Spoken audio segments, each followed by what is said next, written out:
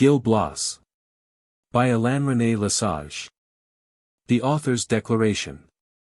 There are some people in the world so mischievous as not to read a work without applying the vicious or ridiculous characters it may happen to contain to eminent or popular individuals. I protest publicly against the pretended discovery of any such likenesses. My purpose was to represent human life historically as it exists. God forbid I should hold myself out as a portrait painter. Let not the reader then take to himself public property, for if he does, he may chance to throw an unlucky light on his own character, as Phaedrus expresses it, stult nidibit animi conscientiam. Certain physicians of Castile, as well as of France, are sometimes a little too fond of trying the bleeding and lowering system on their patients. Vices, their patrons, and their dupes, are of every day's occurrence. To be sure, I have not always adopted Spanish manners with scrupulous exactness. And in the instance of the players at Madrid, those who know their disorderly modes of living may reproach me with softening down their coarser traits, but this I have been induced to do from a sense of delicacy, and in conformity with the manners of my own country. How do you find this book? Any thoughts about the book or the author? Any suggestion for improvement? Please take a moment to share your thoughts in a comment. If you like it, share it with your friends who might enjoy it as well. Subscribe to keep in touch. Visit CompleteAudiobooks.com for more quality content. Gil Blas to the reader. Reader. Hark you, my friend. Do not begin the story of my life till I have told you a short tale. Two students traveled together from Penafiel to Salamanca.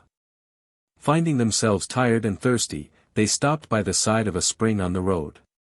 While they were resting there, after having quenched their thirst, by chance they espied on a stone near them, even with the ground, part of an inscription, in some degree effaced by time, and by the tread of flocks in the habit of watering at that spring.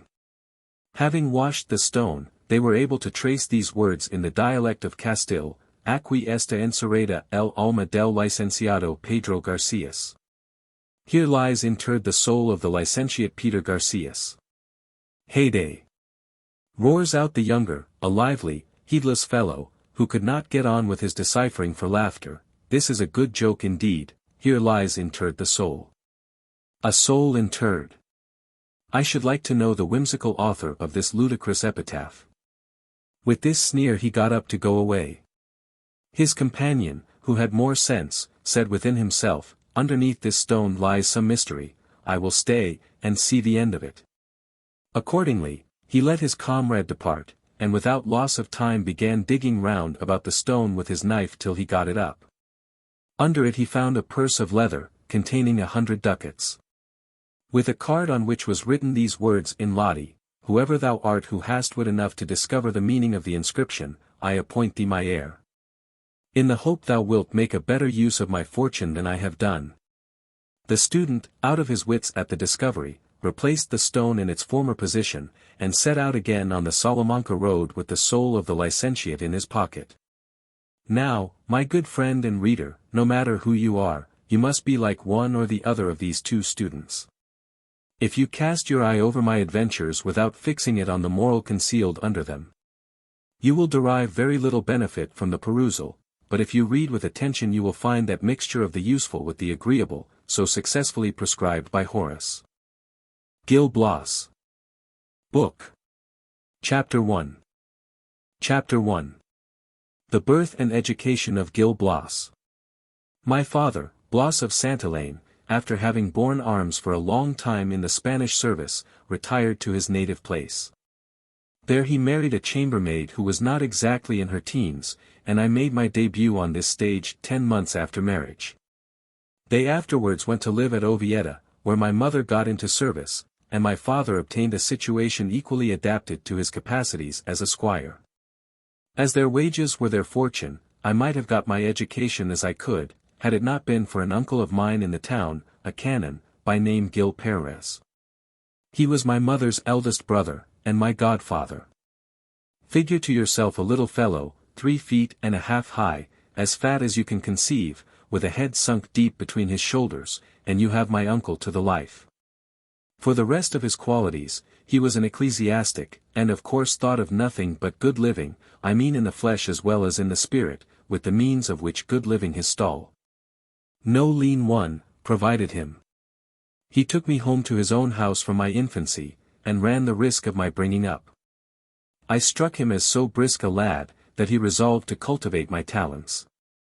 He bought me a primer, and undertook my tuition as far as reading went, which was not amiss for himself as well as for me. Since by teaching me my letters he brushed up his own learning, which had not been pursued in a very scholastic manner. And, by dint of application, he got at last to read his breviary out of hand, which he had never been able to do before. He would have been very glad to have taught me Latin, to save expense, but, alas! Poor Gil Blas! He had never skimmed the first principles of it in the whole course of his life. I should not wonder if he was the most ignorant member of the chapter. Though on a subject involving as many possibilities as there were canons, I presume not to pledge myself for anything like certainty. To be sure, I have heard it suggested that he did not gain his preferment altogether by his learning, but that he owed it exclusively to the gratitude of some good nuns whose discreet factor he had been, and who had credit enough to procure him the order of priesthood without the troublesome ceremony of an examination. He was obliged therefore to place me under the correction of a master, so that I was sent to Dr. Godinez, who had the reputation of being the most accomplished pedant of Oviedo. I profited so well under his instructions, that by the end of 5 or 6 years I could read a Greek author or two, and had no very inadequate conception of the Latin poets. Besides my classical studies, I applied to logic, which enabled me to become an expert arguer. I now fell in love with discussions of all kinds to such an excess, that I stopped His Majesty's subjects on the high road, acquaintance or strangers, no matter, and proposed some knotty point of controversy. Sometimes I fell in with a clan of Irish, and an altercation never comes amiss to them. That was your time, if you are fond of a battle. Such gestures, such grimaces, such contortions, our eyes sparkling, and our mouths foaming. Those who did not take us for what we affected to be, philosophers, must have set us down for madmen. But let that be as it will, I gained the reputation of no small learning in the town. My uncle was delighted, because he prudently considered that I should so much the sooner cease to be chargeable to him. "Come here, Gil Blas," quoth he one day, "you are got to be a fine fellow. You are past 17, and a clever lad, you must bestir yourself, and get forward in the world. I think of sending you to the University of Salamanca, with your wit, you will easily get a good post. I will give you a few ducats for your journey, and my mule, which will fetch 10 or 12 pistoles at Salamanca, and with such a sum at setting out, you will be enabled to hold up your head till you get a situation." He could not have proposed to me anything more agreeable, for I was dying to see a little of life. At the same time, I was not such a fool as to betray my satisfaction. And when it came to the hour of parting, by the sensibility I discovered at taking leave of my dear uncle, to whom I was so much obliged, and by calling in the stage effect of grief, I so softened the good soul, that he put his hand deeper into his pocket than he would have done, could he have pried into all that was passing in the interior of my hypocritical little heart. Before my departure I took a last leave of my papa and mamma, who loaded me with an ample inheritance of good advice. They enjoined me to pray to God for my uncle, to go honestly through the world, not to engage in any ill, and above all, not to lay my hands on other people's property. After they had lectured me for a good while, they made me a present of their blessing, which was all my patrimony and all my expectation. As soon as I had received it, I mounted my mule, and saw the outside of the town. Chapter 2. Gil Blas alarm on his road to Pegnaflor, his adventures on his arrival in that town, and the character of the men with whom he supped. Here I am, then, on the other side of Oviedo, on the road to Pegnaflor, with the world before me, as yet my own master, as well as master of a bad mule and 40 good ducats, without reckoning on a little supplementary cash purloined from my much-honored uncle. The first thing I did was to let my mule go as the beast liked, that is to say, very lazily. I dropped the rein, and taking out my ducats, began to count them backwards and forwards in my hat. I was out of my wits for joy, never having seen such a sum of money before, and could not help looking at it and sifting it through my fingers. I had counted it over about the 20th time, when all at once my mule, with head raised and ears pricked up, stood stock still in the middle of the high road. I thought to be sure something was the matter. Looked about for a cause, and perceiving a hat upon the ground, with a rosary of large beads, at the same time heard a lugubrious voice pronounce these words. "Pray, honored master, have pity on a poor maimed soldier. Please to throw a few small pieces into this hat, you shall be rewarded for it in the other world." I looked immediately on the side whence the voice proceeded, and saw just by a thicket, 20 or 30 paces from me, a sort of a soldier, who had mounted the barrel of a confounded long carbine on 2 cross sticks, and seemed to be taking aim at me. At a sight which made me tremble for the patrimony of the church committed to my care, I stopped short, made sure of my ducats, and taking out a little small change, as I rode by the hat, placed to receive the charity of those quiet subjects who had not the courage to refuse it, dropped in my contribution in detail, to convince the soldier how nobly I dealt by him. He was satisfied with my liberality, and gave me a blessing for every kick I gave my mule in my impatience to get out of his way. But the infernal beast, without partaking in the slightest degree of my impatience, went at the old steady pace. A long custom of jogging on fair and softly under my uncle's weight had obliterated every idea of that motion called a gallop. The prospect of my journey was not much improved by this adventure as a specimen. I considered within myself that I had yet some distance to Salamanca, and might, not improbably, meet with something worse. My uncle seemed to have been very imprudent not to have consigned me to the care of a muleteer. That, to be sure, was what he ought to have done. But his notion was, that by giving me his mule my journey would be cheaper, and that entered more into his calculation than the dangers in which I might be involved on the road. To retrieve his error, therefore, I resolved, if I had the good luck to arrive safe at Pegnaflor, to offer my mule for sale, and take the opportunity of a muleteer going to Astorga, whence I might get to Salamanca by a similar conveyance. Though I had never been out of Oviedo, I was acquainted with the names of the towns through which I was to pass, a species of information I took care to procure before my setting out. I got safe and sound to Pegnaflor, and stopped at the door of a very decent-looking inn. My foot was scarcely out of the stirrup before the landlord was at my side, overwhelming me with public-house civility. He untied my cloak-bag with his own hands, swung it across his shoulders, and ushered my honor into a room, while one of his men led my mule to the stable. This landlord, the most busy prattler of the Asturias, ready to bother you impertinently about his own concerns, and at the same time with a sufficient portion of curiosity to worm himself into the knowledge of yours, was not long in telling me that his name was Andrew Corcuelo, that he had seen some service as a sergeant in the army, which he had quitted 15 months ago, and married a girl of Castropol, who, though a little tawny or so, knew how to make both ends meet as well as the best of them. He told me 1,000 things besides which he might just as well have kept private. Thinking himself entitled, after this voluntary confidence, to an equal share of mine, he asked me in a breath, and without further preface, whence I came, whither I was going, and who I was. To all this I felt myself bound to answer, article by article, because, though rather abrupt in asking them, he accompanied each question with so apologetic a bow, beseeching me with so submissive a grimace not to be offended at his curiosity, that I was drawn in to gratify it, whether I would or no. Thus by degrees did we get into a long conversation, in the course of which I took occasion to hint, that I had some reasons for wishing to get rid of my mule, and travel under convoy of a muleteer. He seemed on the whole to approve of my plan, though he could not prevail with himself to tell me so briefly. For he introduced his remarks by descanting on all the possible and probable mischances to which travelers are liable on the road, not omitting an awkward story now and then. I thought the fellow would never have done.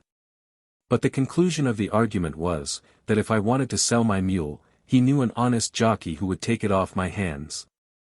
I begged he would do me the favor to fetch him, which was no sooner said than done. On his return he introduced the purchaser, with a high encomium on his integrity. We all three went into the yard, and the mule was brought out to show paces before the jockey, who set himself to examine the beast from head to foot. His report was bad enough. To be sure, it would not have been easy to make a good one. But if it had been the Pope's mule, and this fellow was to cheapen the bargain, it would have been just the same, nay, to speak with all due reverence. If he had been asked to give an opinion of the Pope's great toe, from that disparaging habit of his, he would have pronounced it no better than the toe of any ordinary man. He laid it down therefore, as a principle, that the mule had all the defects a mule could have. Appealing to the landlord for a confirmation of his judgment, who, doubtless, had reasons of his own for not controverting his friend's assertion. "Well," says the jockey, with an air of indifference, "what price have you the conscience to ask for this devil of an animal?" After such a panegyric, and Master Corcuelo's certificate, whom I was fool enough to take for a fair-dealing man and a good judge of horseflesh, they might have had the mule for nothing. I therefore told the dealer that I threw myself on his mercy, he must fix his own sum, and I should expect no more. On this, he began to affect the gentleman, and answered that I had found out the weak side when I left it to his honor. He was right enough in that. His honor was his weak side.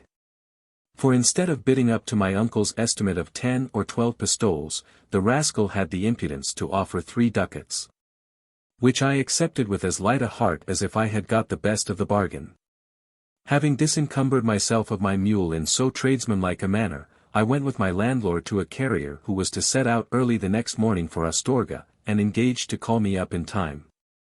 When we had settled the hire of the mule, as well as the expenses on the road, I turned back towards the inn with Corcuelo, who, as we went along, got into the private history of this muleteer.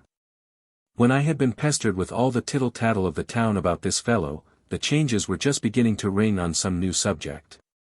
But, by good luck, a pretty-looking sort of a man very civilly interrupted my loquacious friend. I left them together, and sauntered on, without the slightest suspicion of being at all concerned in their discourse. I ordered supper as soon as I got to the inn. It was a fish day, but I thought eggs were better suited to my finances. While they were getting ready I joined in conversation with the landlady, whom I had not seen before. She seemed a pretty piece of goods enough, and such a stirring body, that I should have concluded, if her husband had not told me so, her tavern must have plenty of custom.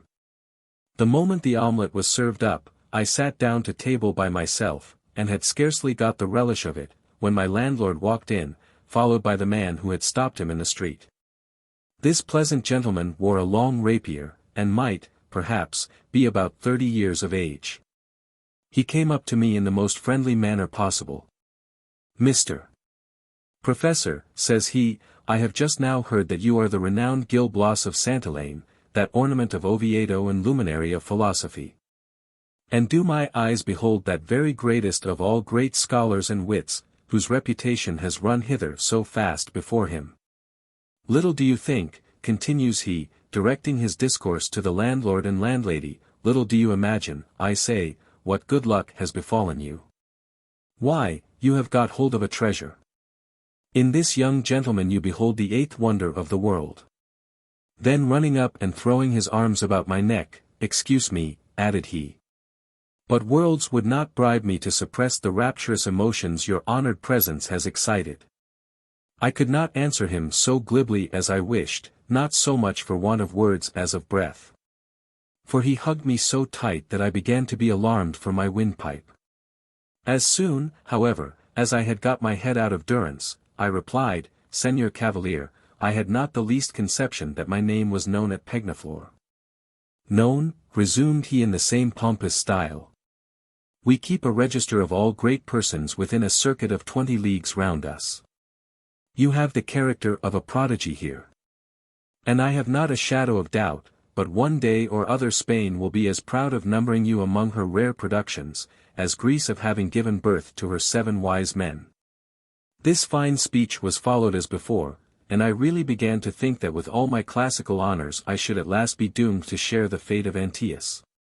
If I had been master of ever so little experience, I should not have been the dupe of his rhodomantade.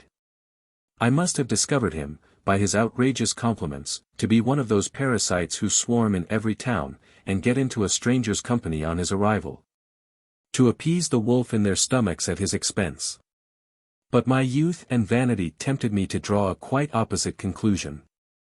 My admirer was very clever in my eyes, and I asked him to supper on the strength of it. "Oh! Most willingly," cried he, "with all my heart and soul. My fortunate star predominates, now that I have the honor of being in company with the illustrious Gil Blas of Santillana, and I shall certainly make the most of my good fortune as long as it lasts. My appetite is rather delicate, but I will just sit down with you by way of being sociable, and if I can swallow a bit. Only just not to look, for we philosophers are careless of the body." These words were no sooner out of his mouth, than my panegyrist took his seat opposite to me. A cover was laid for him in due form and order. First he fell on the omelette with as much perseverance as if he had not tasted food for 3 whole days. By the complacency with which he eyed it I was morally certain the poor pancake was at death's door. I therefore ordered its heir apparent to succeed. And the business was dispatched with such speed, that the second made its appearance on the table, just as I beg pardon, just as he had taken the last lick of its predecessor. He pressed forward the main business, however, with a diligence and activity proportioned to the importance of the object he had in view, so that he contrived to load me with panegyric on panegyric, without losing a single stroke in the progress of mastication. Now all this gave me no slender conceit of my pretty little self. When a man eats, he must drink. The first toast of course was my health. The second, in common civility, was my father and mother, whose happiness in having such an angel of a son, he could not sufficiently envy or admire.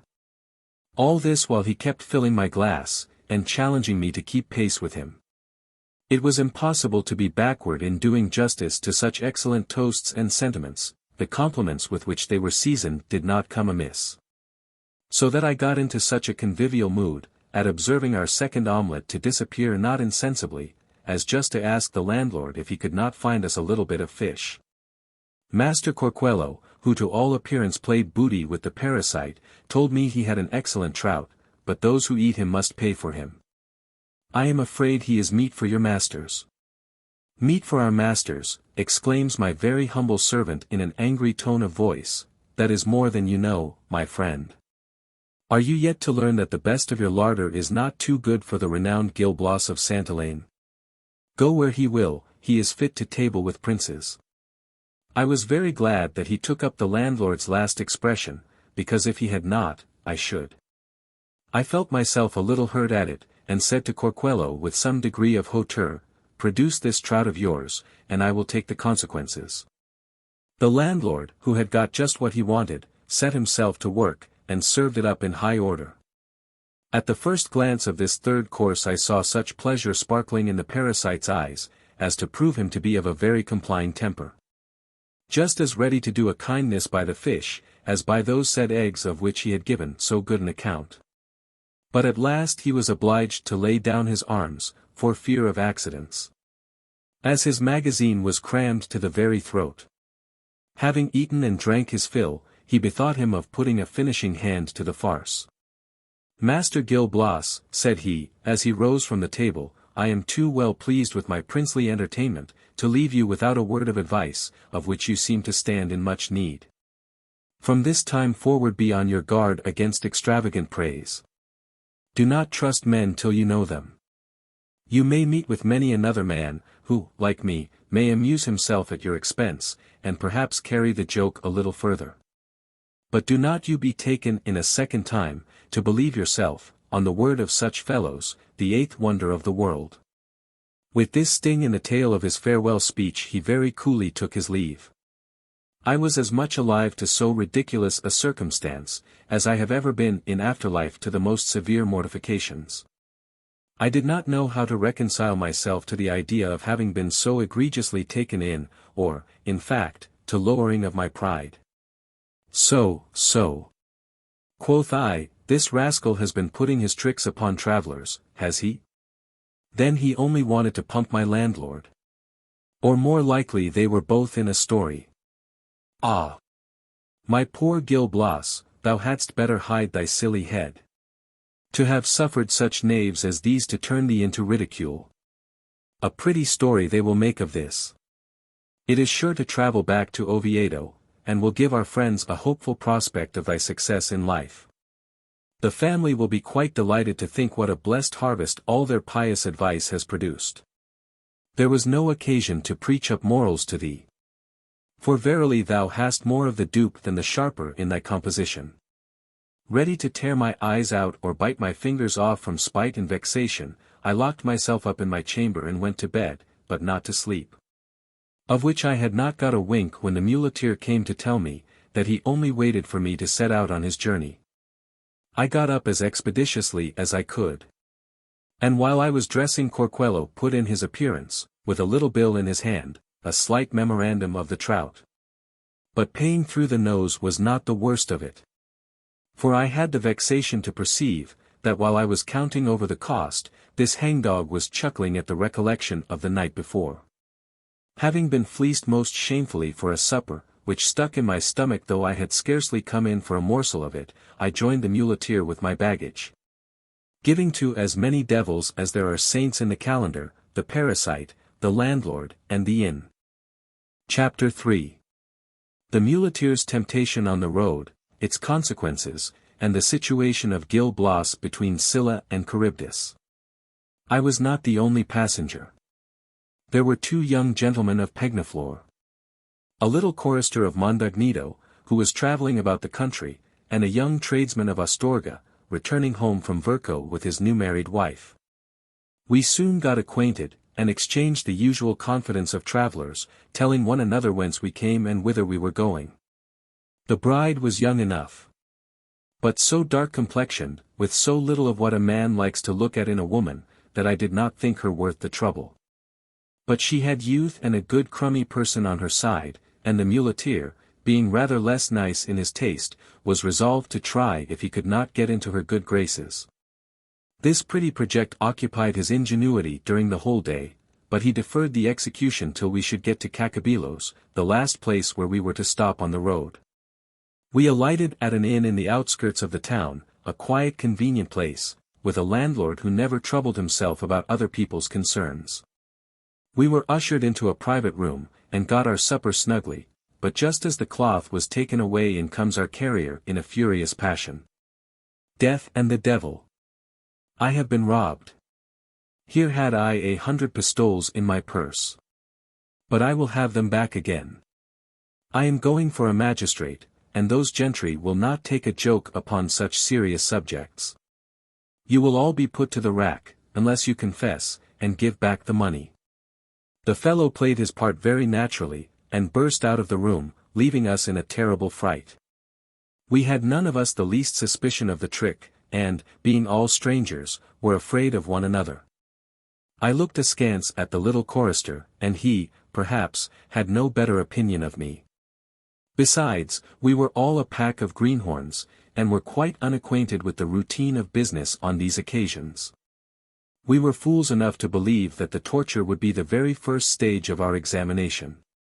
With this dread upon our spirits, we all made for the door. Some effected their escape into the street, others into the garden, but the whole party preferred the discretion of running away to the valor of standing their ground. The young tradesman of Astorga had as great an objection to bone-twisting as the rest of us, so he did as Aeneas, and many another good husband has done before him. Ran away, and left his wife behind. At that critical moment the muleteer, as I was told afterwards, who had not half so much sense of decency as his own mules, delighted at the success of his stratagem. Began moving his motives to the citizen's wife, but this Lucrece of the Asturias, borrowing the chastity of a saint from the ugliness of the devil who tempted her, defended her sweet person tooth and nail, and showed she was in earnest about it by the noise she made. The patrol, who happened to be passing by the inn at the time, and knew that the neighborhood required a little looking after, took the liberty of just asking the cause of the disturbance. The landlord, who was trying if he could not sing in the kitchen louder than she could scream in the parlor, and swore he heard no music but his own, Was at last obliged to introduce the myrmidons of the police to the distressed lady, just in time to rescue her from the necessity of a surrender at discretion. The head officer, a coarse fellow, without an atom of feeling for the tender passion, no sooner saw the game that was playing than he gave the amorous muleteer 5 or 6 blows with the butt end of his halberd, representing to him the indecency of his conduct in terms quite as offensive to modesty as the naughty propensity which had called forth his virtuous indignation. Neither did he stop here, but laid hold of the culprit, and carried plaintiff and defendant before the magistrate. The former, with her charms all heightened by the discomposure of her dress, went eagerly to try their effect in obtaining justice for the outrage they had sustained. His worship heard at least one party, and after solemn deliberation pronounced the offence to be of a most heinous nature. He ordered him to be stripped, and to receive a competent number of lashes in his presence. The conclusion of the sentence was, that if the Endymion of Asturian Diana was not forthcoming the next day, a couple of guards should escort the disconsolate goddess to the town of Astorga, at the expense of this mule-driving action. For my part, being probably more terrified than the rest of the party, I got into the fields, scampering over hedge and ditch, through enclosures and across commons, till I found myself hard by a forest. I was just going for concealment to ensconce myself in the very heart of the thicket, when 2 men on horseback rode across me, crying, "Who goes there?" As my alarm prevented me from giving them an immediate answer, they came to close quarters, and holding each of them a pistol to my throat, required me to give an account of myself. Who I was, whence I came, what business I had in that forest, and above all, not to tell a lie about it. Their rough interrogatives were, according to my notion, little better than the rack with which our friend the muleteer had offered to treat us. I represented myself, however, as a young man on my way from Oviedo to Salamanca. Told the story of our late fright, and faithfully attributed my running away in such a hurry to the dread of a worse exercise under the torture. They burst into an immoderate fit of laughter at my simplicity, and one of them said, "Take heart, my little friend, come along with us, and do not be afraid. We will put you in a place where the devil shall not find you." At these words he took me up behind him, and we darted into the forest. I did not know what to think of this odd meeting. Yet on the whole I could not well be worse off than before.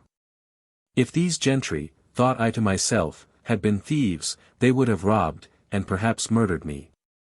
Depend on it, they are a couple of good honest country gentlemen in this neighborhood, who seeing me frightened, have taken compassion on me, and mean to carry me home with them and make me comfortable. But these visions did not last long. After turning and winding backward and forward in deep silence, we found ourselves at the foot of a hill, where we dismounted. "This is our abode," said one of these sequestered gentlemen. I looked about in all directions, but the deuce a bit of either house or cottage, not a vestige of human habitation. The 2 men in the meantime raised a great wooden trap, covered with earth and briars, to conceal the entrance of a long shelving passage underground, to which from habit the poor beasts took very kindly of their own accord. Their masters kept tight hold of me, and let the trap down after them. Thus was the worthy nephew of my uncle Perez caught, just for all the world as you would catch a rat. Chapter 4. Description of the subterraneous dwelling and its contents.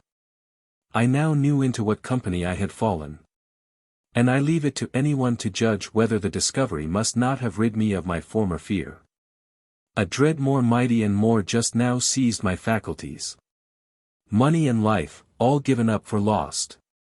With the air of a victim on his passage to the altar, did I walk, more dead than alive, between my 2 conductors, who finding that I trembled, frightened me so much the more by telling me not to be afraid. When we had gone 200 paces, winding down a declivity all the way, we got into a stable lighted by 2 large iron lamps suspended from the vault above. There was a good store of straw, and several casks of hay and corn with room enough for 20 horses, but at that time there were only the 2 which came with us. An old negro, who seemed for his years in pretty good case, was tying them to the rack where they were to feed. We went out of the stable. By the melancholy light of some other lamps, which only served to dress up horror in its native colors, we arrived at a kitchen where an old harridan was broiling some steaks on the coals and getting supper ready. The kitchen furniture was better than might be expected, and the pantry provided in a very plentiful manner. The lady of the larder's picture is worth drawing. Considerably on the wrong side of 60, in her youth, her hair had been of a fiery red, though she would have called it auburn. Time had indeed given it the fairer tint of grey. But a lock of more youthful hue, interspersed at intervals, produced all the variegated effect of the admired autumnal shades. To say nothing of an olive complexion, she had an enormous chin turning up, an immense nose turning down, with a mouth in the middle, modestly retiring inwards, to make room for its encroaching neighbors. Red eyes are no beauty in any animal but a ferret, hers were purple. "Here, Dame Leonarda," said one of the horsemen as he presented me to this angelic imp of darkness, "we have brought you a young lad." Then looking round, and observing me to be miserably pale, "Pluck up your spirits, my friend, you shall come to no harm. We want a scullion, and have met with you. You are a lucky dog. We had a boy who died about a fortnight ago, you shall succeed to the preferment. He was rather too delicate for his place. You seem a good stout fellow, and may live a week or two longer. We find you in bed and board, coal and candle, but as for daylight, you will never see that again. Your leisure hours will pass off very agreeably with Leonarda, who is really a very good creature, and tolerably tender-hearted. You will have all your little comforts about you. I flatter myself you have not got among beggars." At this moment, the thief seized a flambeau, and as I feared, with zeal to destroy, for he ordered me to follow him. He took me into a cellar, where I saw a great number of bottles and earthen pots full of excellent wine. He then made me cross several rooms. In some were pieces of cloth piled up. In others, stuffs and silks. As we passed through I could not help casting a sheep's eye at the gold and silver plate peeping out of the different cupboards. After that, I followed him into a great hall illuminated by 3 copper lustres, and serving as a gallery between the other rooms. Here he put fresh questions to me, asking my name, why I left Oviedo. And when I had satisfied his curiosity, "Well, Gil Blas," said he, "since your only motive for quitting your native place was to get into something snug and eligible. To be sure you must have been born to good luck, or you would not have fallen into our hands. I tell you once for all, you will live here on the fat of the land, and may souse over head and ears in ready money. Besides, you are in a place of perfect safety. The officers of the Holy Brotherhood might pass through the forest 100 times without discovering our subterraneous abode. The entrance is only known to myself and my comrades. You may perhaps ask how it came to be contrived, without being perceived by the inhabitants in the neighborhood. But you are to understand, my friend, that it was made long ago, and is no work of ours. After the Moors had made themselves masters of Granada, of Aragon, and nearly the whole of Spain, the Christians, rather than submit to the tyranny of infidels, betook themselves to flight, and lay concealed in this country, in Biscay, and in the Asturias, whither the brave Don Pelayo had withdrawn himself. They lived in a state of exile, on the mountains, or in the woods dispersed in little knots. Some took up their residences in natural caves, others in artificial dwellings underground, like this we are in.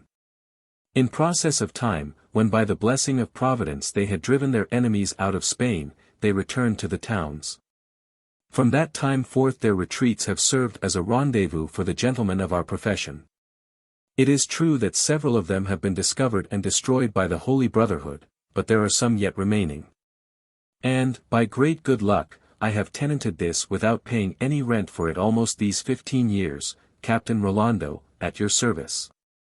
I am the leader of the band. And the man you saw with me is one of my troopers. Chapter 5. The arrival of the banditti in the subterraneous retreat, with an account of their pleasant conversation. Just as Captain Rolando had finished his speech 6 new faces made their appearance in the hall, the lieutenant and 5 privates, returning home with their booty.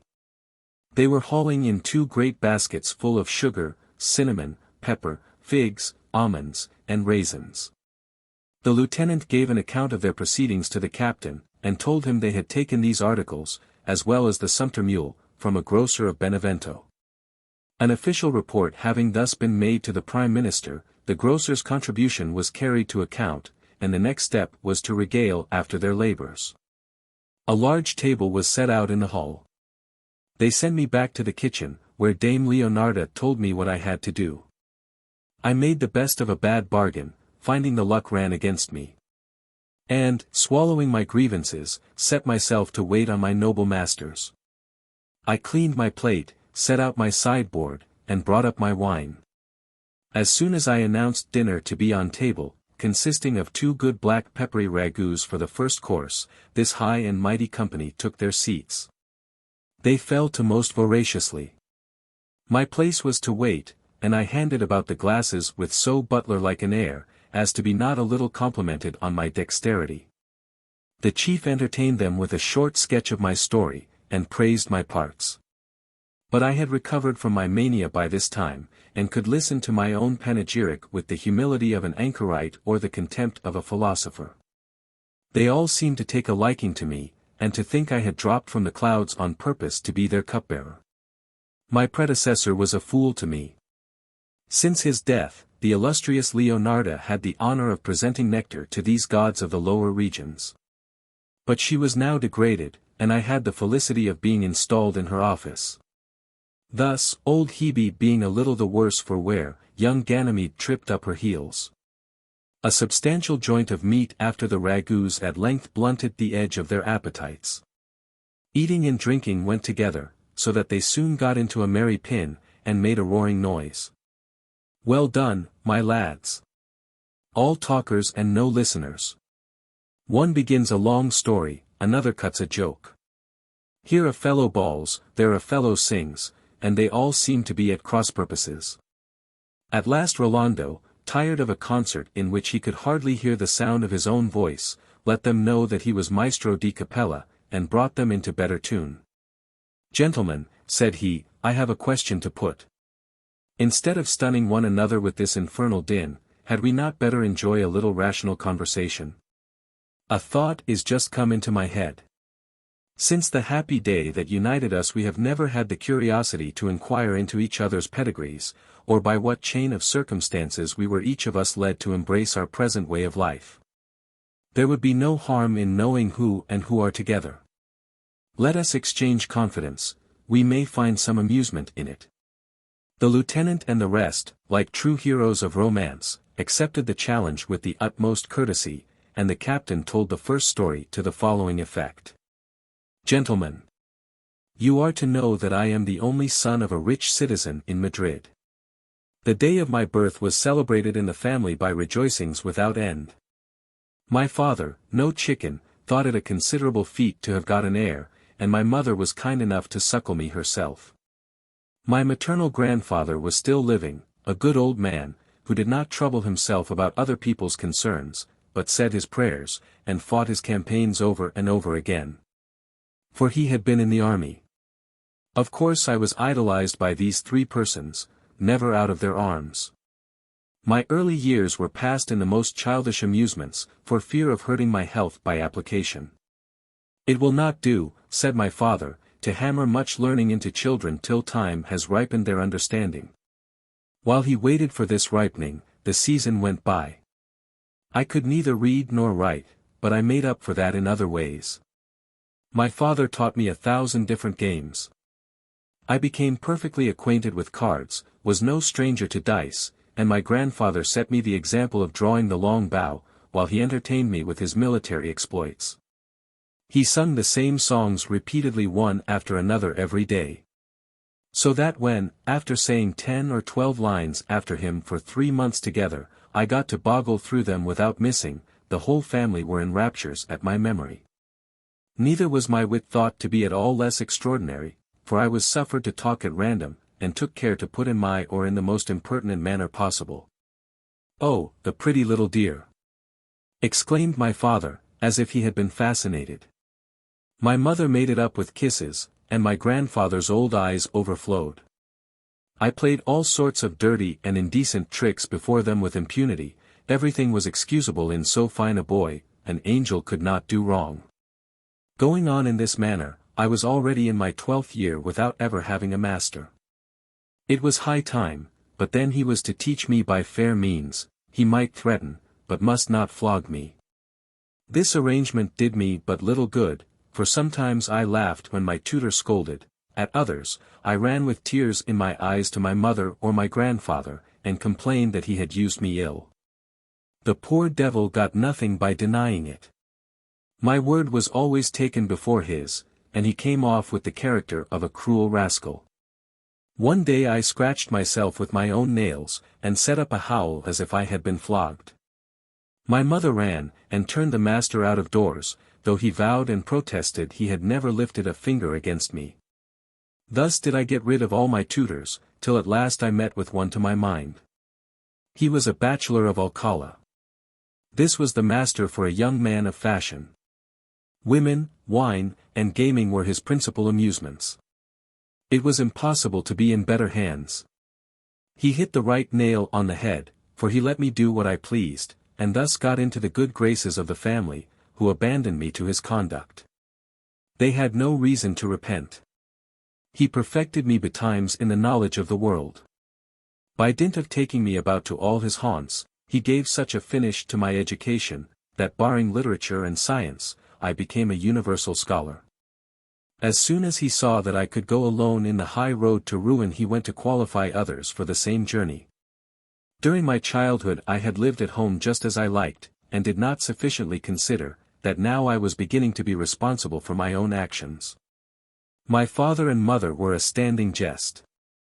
Yet they were themselves thrown into convulsions at my sallies, and the more ridiculous they were made by them, the more waggish they thought me.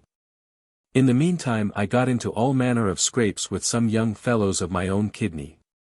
And, as our relations kept us rather too short of cash for the exigencies of so loose a life, we each of us made free with whatever we could lay our hands on in our own families.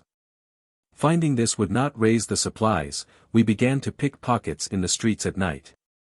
As ill luck would have it, our exploits came to the knowledge of the police. A warrant was out against us. But some good-natured friend, thinking it a pity we should be nipped in the bud, gave us a caution. We took to our heels, and rose in our vocation to the rank of highwaymen. From that time forth, gentlemen, with a blessing on my endeavors, I have gone on till I am almost the father of the profession, in spite of the dangers to which it is exposed. Here the captain ended, and it came to the turn of the lieutenant. Gentlemen, extremes are said to meet, and so it will appear from a comparison of our commander's education and mine. My father was a butcher at Toledo. He passed, with reason, for the greatest brute in the town, and my mother's sweet disposition was not mended by the example. In my childhood, they whipped me in emulation of one another. I came in for 1,000 lashes of a day. The slightest fault was followed up by the severest punishment. In vain did I beg for mercy with tears in my eyes, and protest that I was sorry for what I had done. They never excused me, and 9 times out of 10 flogged me for nothing. When I was under my father's lash, my mother, not thinking his arm stout enough, lent her assistance, instead of begging me off. The favors I received at their hands gave me such a disgust, that I quitted their house before I had completed my 14th year, took the Aragon road, and begged my way to Saragossa. There I associated with vagrants, who led a merry life enough.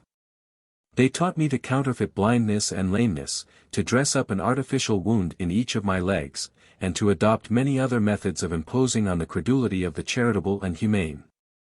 In the morning, like actors at rehearsal, we cast our characters, and settled the business of the comedy. We had each our exits and our entrances. Till in the evening the curtain dropped, and we regaled at the expense of the dupes we had deluded in the day. Wearied however with the company of these wretches, and wishing to live in more worshipful society, I entered into partnership with a gang of sharpers. These fellows taught me some good tricks, but Saragossa soon became too hot to hold us, after we had fallen out with a limb of the law, who had hitherto taken us under his protection. We each of us provided for ourselves, and left the devil to take the hindmost. For my part, I enlisted in a brave and veteran regiment, which had seen abundance of service on the King's highway, and I found myself so comfortable in their quarters that I had no desire to change my berth. So that you see, gentlemen, I was very much obliged to my relations for their bad behavior. For if they had treated me a little more kindly, I might have been a blackguard butcher at this moment, instead of having the honor to be your lieutenant. Gentlemen, interrupted a hopeful young freebooter who sat between the captain and the lieutenant, the stories we have just heard are neither so complicated nor so curious as mine. I peeped into existence by means of a countrywoman in the neighborhood of Seville. 3 weeks after she had set me down in this system, a nurse-child was offered her. You are to understand she was yet in her prime, comely in her person, and had a good breast of milk. The young suckling had noble blood in him, and was an only son. My mother accepted the proposal with all her heart, and went to fetch the child. It was entrusted to her care. She had no sooner brought it home, than, fancying a resemblance, she conceived the idea of substituting me for the brat of high birth. In the hope of drawing a handsome commission at some future time for this motherly office in behalf of her infant. My father, whose morals were on a level with those of clodhoppers in general, lent himself very willingly to the cheat, so that with only a change of clouts, the son of Don Rodrigo de Herrera was packed off in my name to another nurse, and my mother suckled her own and her master's child at once in my little person. They may say what they will of instinct and the force of blood. The little gentleman's parents were very easily taken in. They had not the slightest suspicion of the trick, and were eternally dandling me till I was 7 years old. As it was their intention to make me a finished gentleman, they gave me masters of all kinds. But I had very little taste for their lessons, and above all, I detested the sciences. I had at any time rather play with the servants or the stable boys, and was a complete kitchen genius. But tossing up for heads or tails was not my ruling passion. Before 17 I had an itch for getting drunk. I played the devil among the chambermaids. But my prime favorite was a kitchen girl, who had infinite merit in my eyes. She was a great bloated horse godmother, whose good case and easy morals suited me exactly. I boarded her with so little circumspection that Don Rodrigo took notice of it. He took me to task pretty sharply, twit me with my low taste. And, for fear the presence of my charmer should counteract his sage counsels, showed the goddess of my devotions the outside of the door. This proceeding was rather offensive. And I determined to be even with him. I stole his wife's jewels. And ravishing my Helen from a laundress of her acquaintance, went off with her in open day, that the transaction might lose nothing in point of notoriety. But this was not all. I carried her among her relations, where I married her according to the rites of the Church, as much from the personal motive of mortifying Herrera, as from the patriotic enthusiasm of encouraging our young nobility to mend the breed. 3 months after marriage, I heard that Don Rodrigo had gone the way of all flesh. The intelligence was not lost upon me. I was at Seville in a twinkling, to administer in due form and order to his effects, but the tables were turned. My mother had paid the debt of nature, and in her last agonies had been so much off her guard as to confess the whole affair to the curate of the village and other competent witnesses. Don Rodrigo's son had already taken my place, or rather his own, and his popularity was increased by the deficiency of mine. So that as the trumps were all out in that hand, and I had no particular wish for the present my wife was likely to make me, I joined issue with some desperate blades, with whom I began my trading ventures. The young cutpurse having finished his story, another told us that he was the son of a merchant at Burgos. That, in his youth, prompted more by piety than wit, he had taken the religious habit and professed in a very strict order, and that a few years afterwards he had apostatized. In short, the 8 robbers told their tale one after another, and when I had heard them all, I did not wonder that the destinies had brought them together. The conversation now took a different turn. They brought several schemes upon the carpet for the next campaign, and after having laid down their plan of operations, rose from table and went to bed. They lighted their night candles, and withdrew to their apartments. I attended Captain Rolando to his. While I was fiddling about him as he undressed. Well, Gil Blas, said he, you see how we live. We are always merry, hatred and envy have no footing here, we have not the least difference, but hang together just like monks. You are sure, my good lad, to lead a pleasant life here, for I do not think you are fool enough to make any bones about consorting with gentlemen of the road. In what does ours differ from many a more reputable trade? Depend on it, my friend, all men love two hands in their neighbor's purse, though only one in their own. Men's principles are all alike.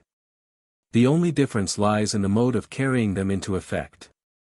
Conquerors, for instance, make free with the territories of their neighbors. People of fashion borrow, and do not pay. Bankers, treasurers, brokers, clerks, and traders of all kinds, wholesale and retail, give ample liberty to their wants to overdraw on their consciences. I shall not mention the hangers-on of the law, we all know how it goes with them. At the same time it must be allowed that they have more humanity than we have. For as it is often our vocation to take away the life of the innocent for plunder, it is sometimes theirs for fee and reward to save the guilty. Chapter 6. The attempt of Gil Blas to escape, and its success. After the captain of the banditti had thus apologized for adopting such a line of life, he went to bed. For my part, I returned to the hall, where I cleared the table, and set everything to rights. Then I went to the kitchen, where Domingo, the old negro, and Dame Leonarda had been expecting me at supper. Though entirely without appetite, I had the good manners to sit down with them. Not a morsel could I eat, and, as I scarcely felt more miserable than I looked, this pair so justly formed to meet by nature, undertook to give me a little comfort. Why do you take on so, my good lad, said the old dowager, you ought rather to bless your stars for your good luck. You are young, and seem a little soft. You would have a fine kettle of fish of it in the busy world. You might have fallen into bad hands, and then your morals would have been corrupted. Whereas here your innocence is insured to its full value. Dame Leonarda is in the right, put in the old negro gravely, the world is but a troublesome place. Be thankful, my friend, for being so early relieved from the dangers, the difficulties, and the afflictions of this miserable life. I bore this prosing very quietly, because I should have got no good by putting myself in a passion about it. At length Domingo, after playing a good knife and fork, and getting gloriously muddled, took himself off to the stable. Leonarda, by the glimmering of a lamp, showed me the way to a vault which served as a last home to those of the corps who died a natural death. Here I stumbled upon something more like a grave than a bed. This is your room, said she. Your predecessor lay here as long as he was among us, and here he lies to this day. He suffered himself to be hurried out of life in his prime, do not you be so foolish as to follow his example. With this kind advice, she left me with the lamp for my companion and returned to the kitchen.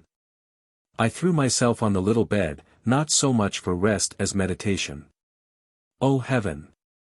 Exclaimed I, was there ever a fate so dreadful as mine? It is determined then that I am to take my leave of daylight.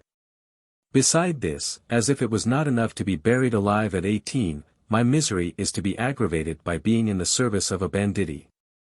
By passing the day with highwaymen, and the night in a charnel house.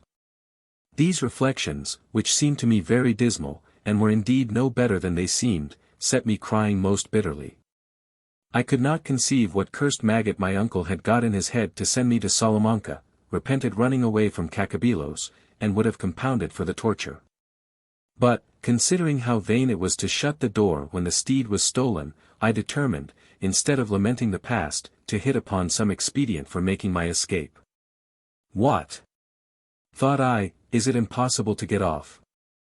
The cutthroats are asleep, Cookie and the Black will be snoring ere long.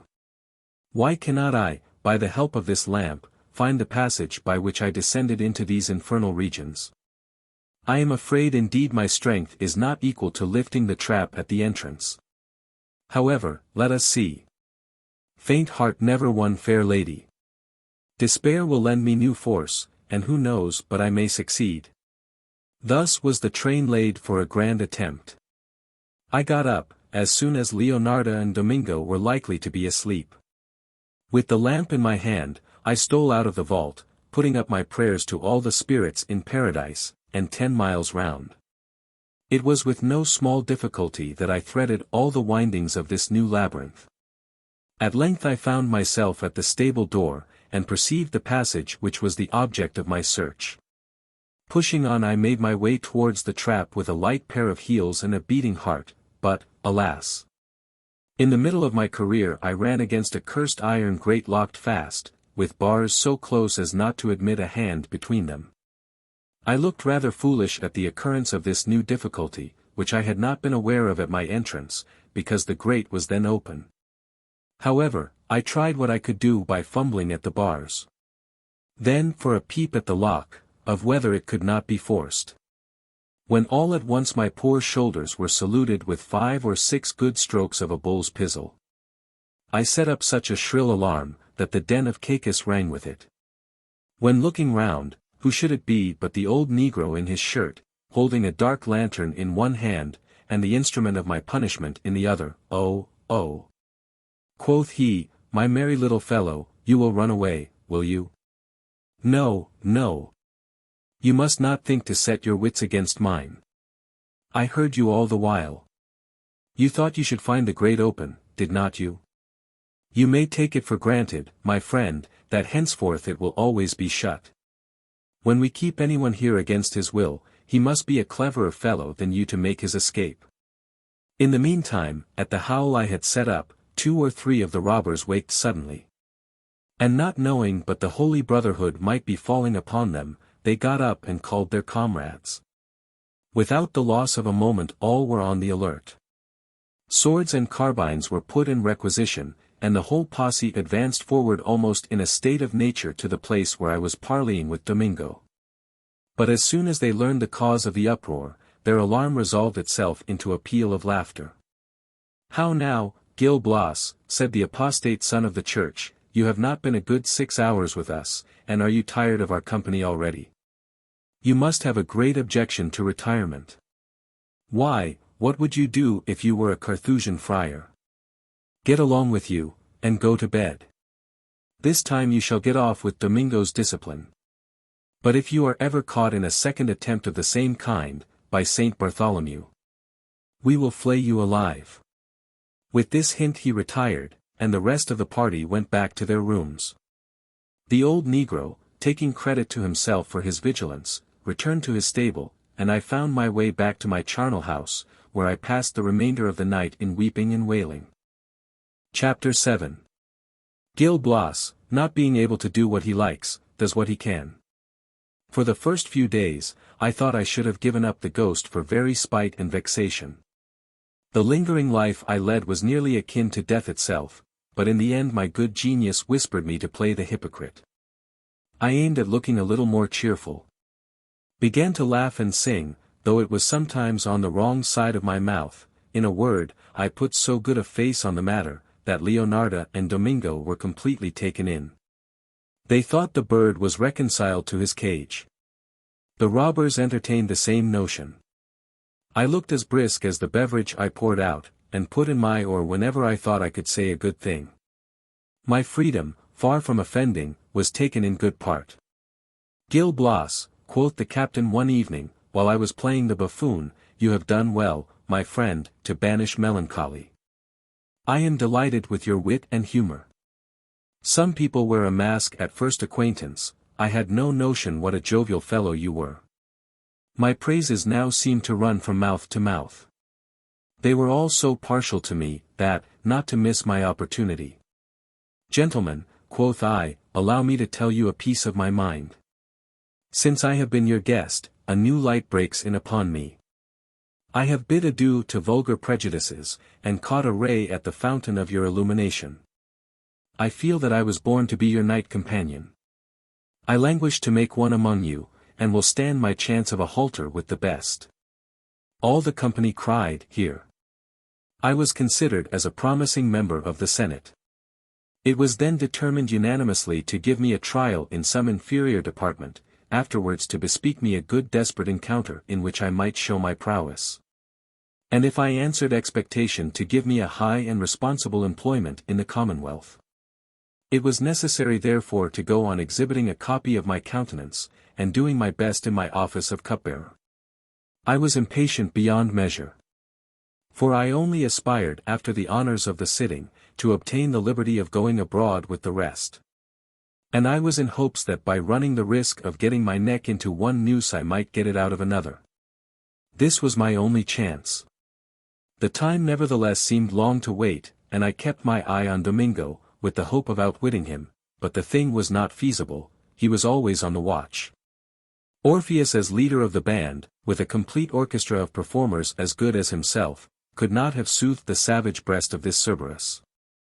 The truth is, by the by, that for fear of exciting his suspicion, I did not set my wits against him so much as I might have done. He was on the lookout, and I was obliged to play the prude, or my virtue might have come into disgrace. I therefore stopped proceedings till the time of my probation should expire, to which I looked forward with impatience, just as if I was waiting for a place under government.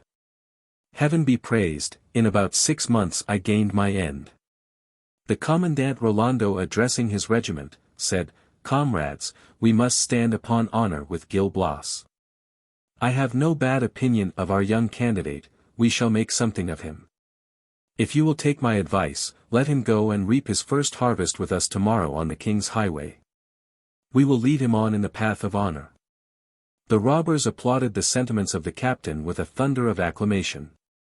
And to show me how much I was considered as one of the gang, from that moment they dispensed with my attendance at the sideboard.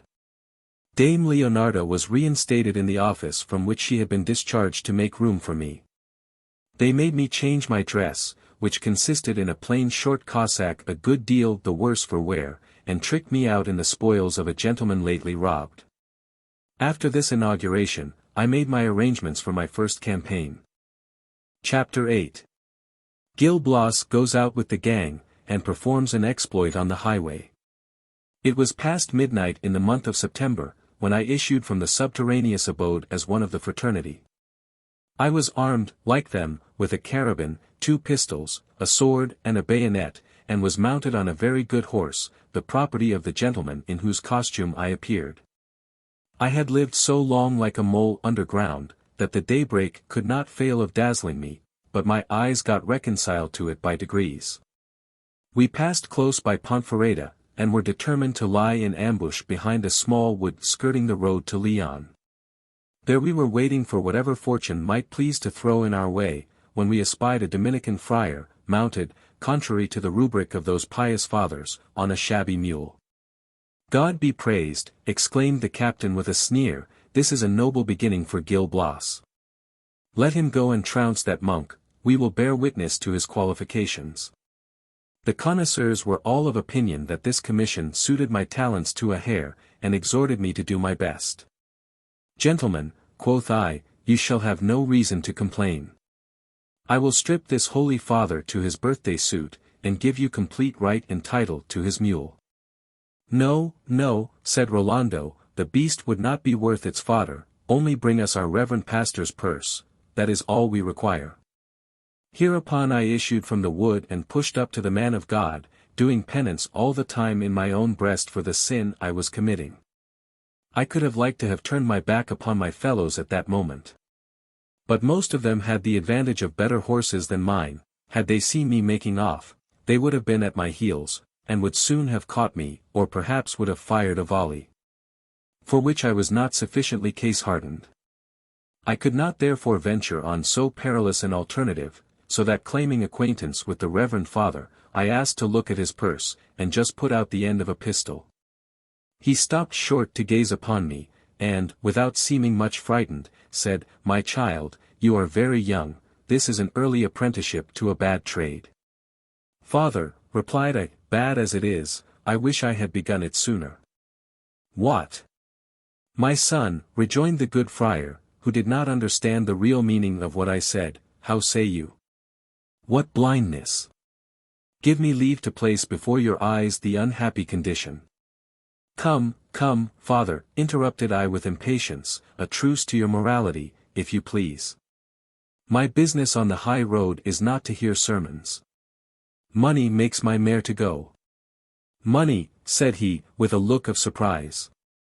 You have a poor opinion of Spanish charity, if you think that people of my stamp have any occasion for such trash upon their travels. Let me undeceive you. We are made welcome wherever we go, and pay for our board and lodgings by our prayers. In short, we carry no cash with us on the road, but draw drafts upon Providence.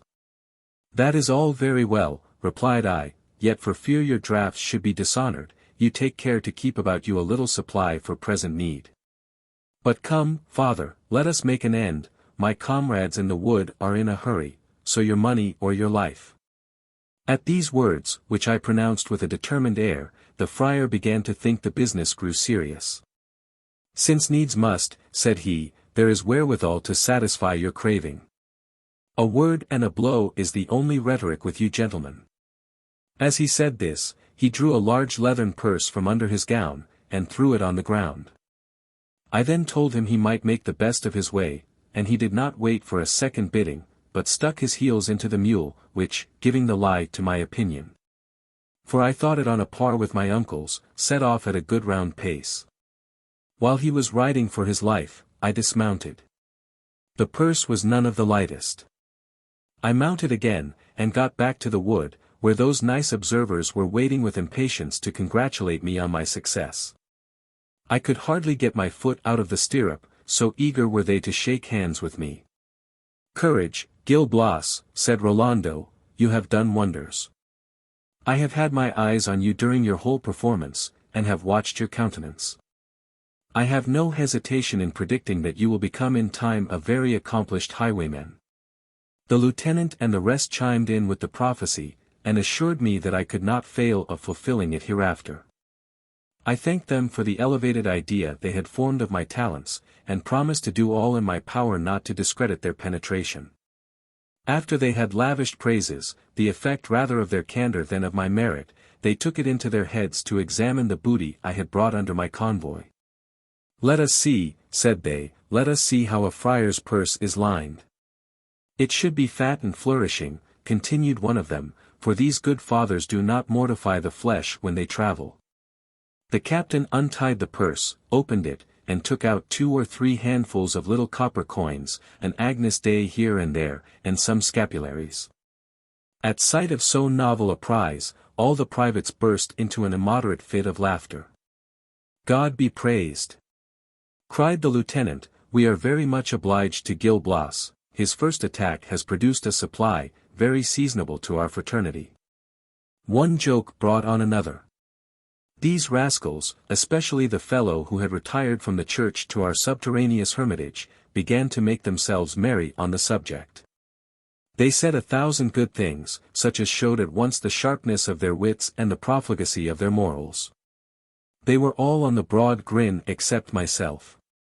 It was impossible to be butt and marksman too. They each of them shot their bolt at me, and the captain said, Faith, Gil Blas, I would advise you as a friend not to set your wit a second time against the church, the biter may be bit. For you must live some time longer among us, before you are a match for them. Chapter 9. A more serious incident. We lounged about the wood for the greater part of the day, without lighting on any traveller to pay toll for the friar.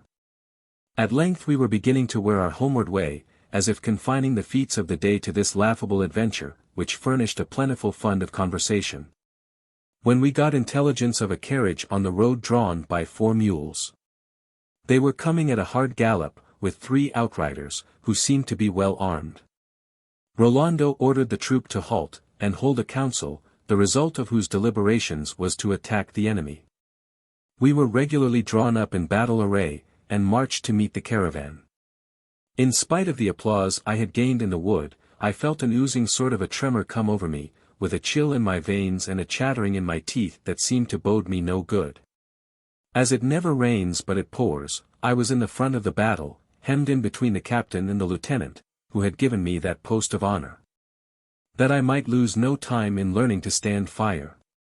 Rolando, observing the low ebb of my animal spirits, looked askew at me, and muttered in a tone more resolute than courtly.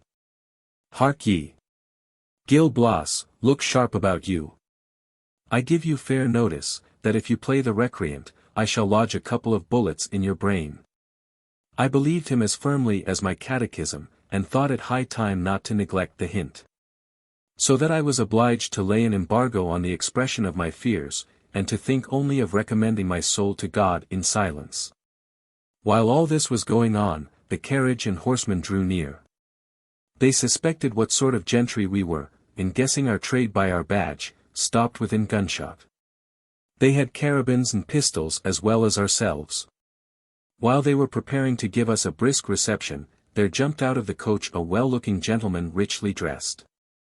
He mounted a led horse, and put himself at the head of his party. Though they were but 4 against 9, for the coachman kept his seat on the box, they advanced towards us with a confidence calculated to redouble my terror.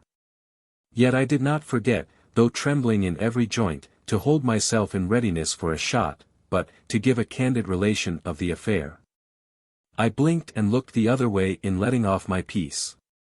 So that from the harmlessness of my fire, I was sure not to have murder to answer for in another world. I shall not give the particulars of the engagement, though present, I was no eyewitness. And my fear, while it laid hold of my imagination, drew a veil over the anticipated horror of the sight. All I know about the matter is, that after a grand discharge of musketry, I heard my companions hallooing, "Victory! Victory!" as if their lungs were made of leather. At this shout the terror which had made a forcible entry on my senses was ejected, and I beheld the 4 horsemen stretched lifeless on the field of battle. On our side, we had only 1 man killed. This was the renegade parson, who had now filled the measure of his apostasy, and paid for jesting with scapularies and such sacred things. The lieutenant received a slight wound in the arm. But the bullet did little more than graze the skin. Master Rolando was the first at the coach door. Within was a lady of from 4 to 5 and 20, beautiful as an angel in his eyes, in spite of her sad condition. She had fainted during the conflict, and her swoon still continued. While he was fixed like a statue on her charms, the rest of us were in profound meditation on the plunder. We began by securing the horses of the defunct. For these animals, frightened at the report of our pieces, had got to a little distance, after the loss of their riders. For the mules, they had not wagged a hair, though the coachman had jumped from his box during the engagement to make his escape. We dismounted for the purpose of unharnessing and loading them with some trunks tied before and behind the carriage. This settled, the captain ordered the lady, who had not yet recovered her faculties, to be set on horseback before the best mounted of the robbers. Then, leaving the carriage and the unkissed carcasses by the roadside, we carried off with us the lady, the mules, and the horses. Chapter 10. The lady's treatment from the robbers, the vent of the great design, conceived by Gil Blas. The night had another hour to run, when we arrived at our subterraneous mansion. The first thing we did was to lead our cavalry to the stable, where we were obliged to groom them ourselves, as the old negro had been confined to his bed for 3 days. With a violent fit of the gout, and a universal rheumatism. He had no member supple but his tongue, and that he employed in testifying his indignation by the most horrible impieties. Leaving this wretch to curse and swear by himself, we went to the kitchen to look after the lady. So successful were our attentions, that we succeeded in recovering her from her fit. But when she had once more the use of her senses, and saw herself encompassed by strangers, she knew the extent of her misfortune, and shuddered at the thought. All that grief and despair together could present, of images the most distressing, appeared depicted in her eyes, which she lifted up to heaven, as if in reproach for the indignities she was threatened with. Then, giving way at once to these dreadful apprehensions, she fell again into a swoon, her eyelids closed once more, and the robbers thought that death was going to snatch from them their prey. The captain, therefore, judging it more to the purpose to leave her to herself than to torment her with any more of their assistance, ordered her to be laid on Leonarda's bed. And at all events to let nature take its course. We went into the hall, where one of the robbers, who had been bred a surgeon, looked at the lieutenant's arm and put a plaster to it. After this scientific operation, it was thought expedient to examine the baggage. Some of the trunks were filled with laces and linen, others with various articles of wearing apparel, but the last contained some bags of coin. A circumstance highly approved by the receivers general of the estate. After this investigation, the cook set out the sideboard, laid the cloth, and served up supper. Our conversation ran first on the great victory we had achieved. On this subject, said Rolando, directing himself to me, confess the truth, Gil Blas, you cannot deny that you were devilishly frightened. I candidly admitted the fact. But promised to fight like a crusader, after my second or third campaign. Hereupon all the company took my part, alleging the sharpness of the action in my excuse, and that it was very well for a novice, not yet accustomed to the smell of powder. We next talked of the mules and horses just added to our subterraneous stud. It was determined to set off the next morning before daybreak, and sell them at Mansilla, before there was any chance of our expedition having got wind. This resolution taken, we finished our supper, and returned to the kitchen to pay our respects to the lady. We found her in the same condition. Nevertheless, though the dregs of life seemed almost exhausted, some of these poachers could not help casting a wicked leer at her, and giving visible signs of emotion within them, which would have broken out into overt act, had not Rolando put a spoke in their wheel, by representing that they ought at least to wait till the lady had got rid of her terrors and squeamishness, and could come in for her share of the amusement. Their respect for the captain operated as a check to the incontinence of their passions. Nothing else could have saved the lady, nor would death itself probably have secured her from violation. Again therefore did we leave this unhappy female to her melancholy fate. Rolando contented himself with charging Leonarda to take care of her, and we all separated for the night. For my part, when I went to bed, instead of courting sleep, my thoughts were wholly taken up with the lady's misfortunes. I had no doubt of her being a woman of quality, and thought her lot on that account so much the more piteous. I could not paint to myself, without shuddering, the horrors which awaited her, and felt myself as sensibly affected by them, as if united to her by the ties of blood or friendship. At length, after having sufficiently bewailed her destiny, I mused on the means of preserving her honor from its present danger, and myself from a longer abode in this dungeon. I considered that the old negro could not stir, and recollected that since his illness the cook had the key of the grate. That thought warmed my fancy, and gave birth to a project not to be hazarded lightly. The stages of its execution were the following. I pretended to have the colic. A lad in the colic cannot help whining and groaning, but I went further, and cried out lustily, as loud as my lungs would let me. This roused my gentle friends, and brought them about me, to know what the deuce was the matter. I informed them that I had a swinging fit of the gripes, and to humor the idea, gnashed my teeth, made all manner of wry faces till I looked like a bedlamite, and twisted my limbs as if I had been going to be delivered of a heathen oracle. Then I became calm all at once, as if my pains had abated. The next minute, I flounced up and down upon my bed, and threw my arms about at random. In a word, I played my part so well, that these more experienced performers, knowing as they were, suffered themselves to be thrown off their guard, and to believe that my malady was real. All at once did they busy themselves for my relief. One brought me a bottle of brandy, and forced me to gulp down half of it. Another, in spite of my remonstrances, applied oil of sweet almonds in a very offensive manner. A third went and made a napkin burning hot, to be clapped upon my stomach. In vain did I cry mercy. They attributed my noise to the violence of my disorder, and went on inflicting positive evil by way of remedy for that which was artificial. At last, able to bear it no longer, I was obliged to swear that I was better, and entreat them to give me quarter. They left off killing me with kindness, and I took care not to complain any more, for fear of experiencing their tender attentions a second time. This scene lasted nearly 3 hours. After which the robbers, calculating it to be near daybreak, prepared for their journey to Mansilla. I was for getting up, as if I had set my heart on being of the party. But that they would not allow. No, no, Gil Blas, said Señor Rolando, stay here, my lad, your colic may return. You shall go with us another time, today you are not in traveling condition. I did not think it prudent to urge my attendance too much, for fear of being taken at my word. But only affected great disappointment, with so natural an air, that they all went off without the slightest misgiving of my design.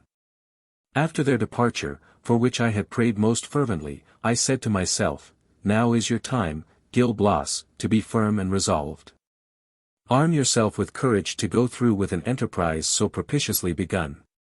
Domingo is tied by the leg, and Leonarda may show her teeth, but she cannot bite. Pounce down upon opportunity while it offers, you may wait long enough for another. Thus did I spirit myself up in soliloquy. Having got out of bed, I laid hold of my sword and pistols. And away I went to the kitchen. But before I made my appearance, I stopped to hear what Leonarda was talking about to the fair incognita who was come to her senses, and on a view of her misfortune in its extremity, took on most desperately. That is right, my girl, said the old hag, cry your eyes out, sob away plentifully, you know the good effect of woman's tears. The sudden shock was too much for you, but the danger is over, now the engines can play. Your grief will abate by little and little, and you will get reconciled to living with our gentlemen, who are very good sort of people. You will be better off than a princess. You do not know how fond they will be of you. Not a day will pass without your being obliged to some of them. Many a woman would give one of her eyes to be in your place. I did not allow Leonarda time to go on any longer with this babbling. In I went, and putting a pistol to her breast, insisted with a menacing air on her delivering up the key of the grate. She did not know what to make of my behavior, and, though almost in the last stage of life, had such a propensity to linger on the road, as not to venture on a refusal. With the key in my hand, I directed the following speech to the distressed object of my compassion. Madam, heaven sends you a deliverer in me. Follow, and I will see you safe whithersoever you wish to be conducted. The lady was not deaf to my proposal, which made such an impression on her grateful heart, that she jumped up with all the strength she had left, threw herself at my feet, and conjured me to save her honor. I raised her from the ground, and assured her she might rely on me. I then took some ropes which were opportunely in the kitchen, and with her assistance tied Leonarda to the legs of a large table, protesting that I would kill her if she only breathed a murmur. After that, lighting a candle, I went with the incognita to the treasury, where I filled my pockets with pistoles, single and double, as full as they could hold. To encourage the lady not to be scrupulous, I begged she would think herself at home, and make free with her own. With our finances thus recruited, we went towards the stable, where I marched in with my pistols cocked. I was of opinion that the old blackamoor, for all his gout and rheumatism, would not let me saddle and bridle my horse peaceably, and my resolution was to put the finishing hand to all his ailments. If he took it into his head to play the churl, but, by good luck, he was at that moment in such pain, that I stole the steed without his perceiving that the door was open. The lady in the meantime was waiting for me. We were not long in threading the passage leading to the outlet, but reached the grate, opened it, and at last got to the trap. Much ado there was to lift it, which we could not have done, but for the new strength we borrowed from the hopes of our escape. Day was beginning to dawn when we emerged from that abyss. Our first object was to get as far from it as possible. I jumped into the saddle, the lady got up behind me, and taking the first path that offered, we soon galloped out of the forest. Coming to some crossroads, we took our chance. I trembled for fear of its leading to Mansilla, and our encountering Rolando and his comrades. Luckily my apprehensions were unfounded. We got to Astorga by 2 o'clock in the afternoon. The people looked at us as if they had never seen such a sight before, as a woman riding behind a man. We alighted at the first inn. I immediately ordered a partridge and a young rabbit to the spit. While my orders were in a train of execution, the lady was shown to a room, where we began to scrape acquaintance with one another. Which we had not done on the road, on account of the speed we made. She expressed a high sense of my services, and told me that after so gentlemanly a conduct, she could not allow herself to think me one of the gang from whom I had rescued her. I told her my story, to confirm her good opinion. By these means, I entitled myself to her confidence, and to the knowledge of her misfortunes, which she recounted to the following effect. Chapter 11. The History of Dona Mencia de Mosquera. I was born at Valladolid, and am called Dona Mencia de Mosquera. My father, Don Martin, after spending most of his family estate in the service, was killed in Portugal at the head of his regiment. He left me so little property, that I was a bad match, though an only daughter. I was not, however, without my admirers, notwithstanding the mediocrity of my fortune. Several of the most considerable cavaliers in Spain sought me in marriage. My favorite was Don Alvar de Mello. It is true he had a prettier person than his rivals. But more solid qualities determined me in his favor. He had wit, discretion, valor, probity, and in addition to all these, an air of fashion. Was an entertainment to be given? His taste was sure to be displayed. If he appeared in the lists, he always fixed the eyes of the beholders on his strength and dexterity. I singled him out from among all the rest, and married him. A few days after our nuptials, he met Don Andrew de Beza, who had been his rival, in a private place. They attacked one another sword in hand, and Don Andrew fell. As he was nephew to the corregidor of Valladolid, a turbulent man, violently incensed against the house of Mello, Don Alvar thought he could not soon enough make his escape. He returned home speedily, and told me what had happened while his horse was getting ready. "My dear Mencia," said he at length, "we must part. You know the corregidor, let us not flatter ourselves. He will hunt me even to death. You are unacquainted with his influence, this empire will be too hot to hold me."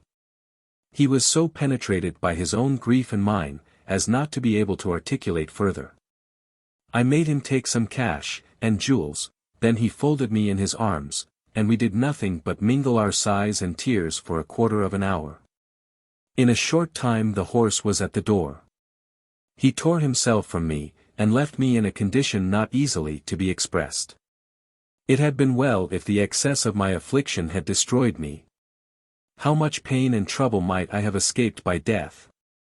Some hours after Don Alvar was gone, the corregidor became acquainted with his flight. He set up a hue and cry after him, sparing no pains to get him into his power. My husband, however, eluded his pursuit, and got into safe quarters. So that the judge, finding himself reduced to confine his vengeance to the poor satisfaction of confiscating, where he meant to execute, labored to good purpose in his vocation. Don Alvar's little property all went to the hammer. I remained in a very comfortless situation, with scarcely the means of subsistence. A retired life was best suited to my circumstances, with a single female servant.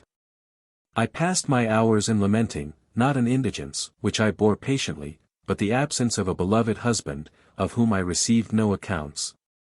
He had indeed pledged himself, in the melancholy moments of our parting, to be punctual in acquainting me with his destiny, to whatever part of the world his evil star might conduct him. And yet 7 years rolled on without my hearing of him. My suspense respecting his fate afflicted me most deeply. At last I heard of his falling in battle, under the Portuguese banner, in the kingdom of Fez. A man newly returned from Africa brought me the account, with the assurance that he had been well acquainted with Don Alvar de Mello, had served with him in the army, and had seen him drop in the action.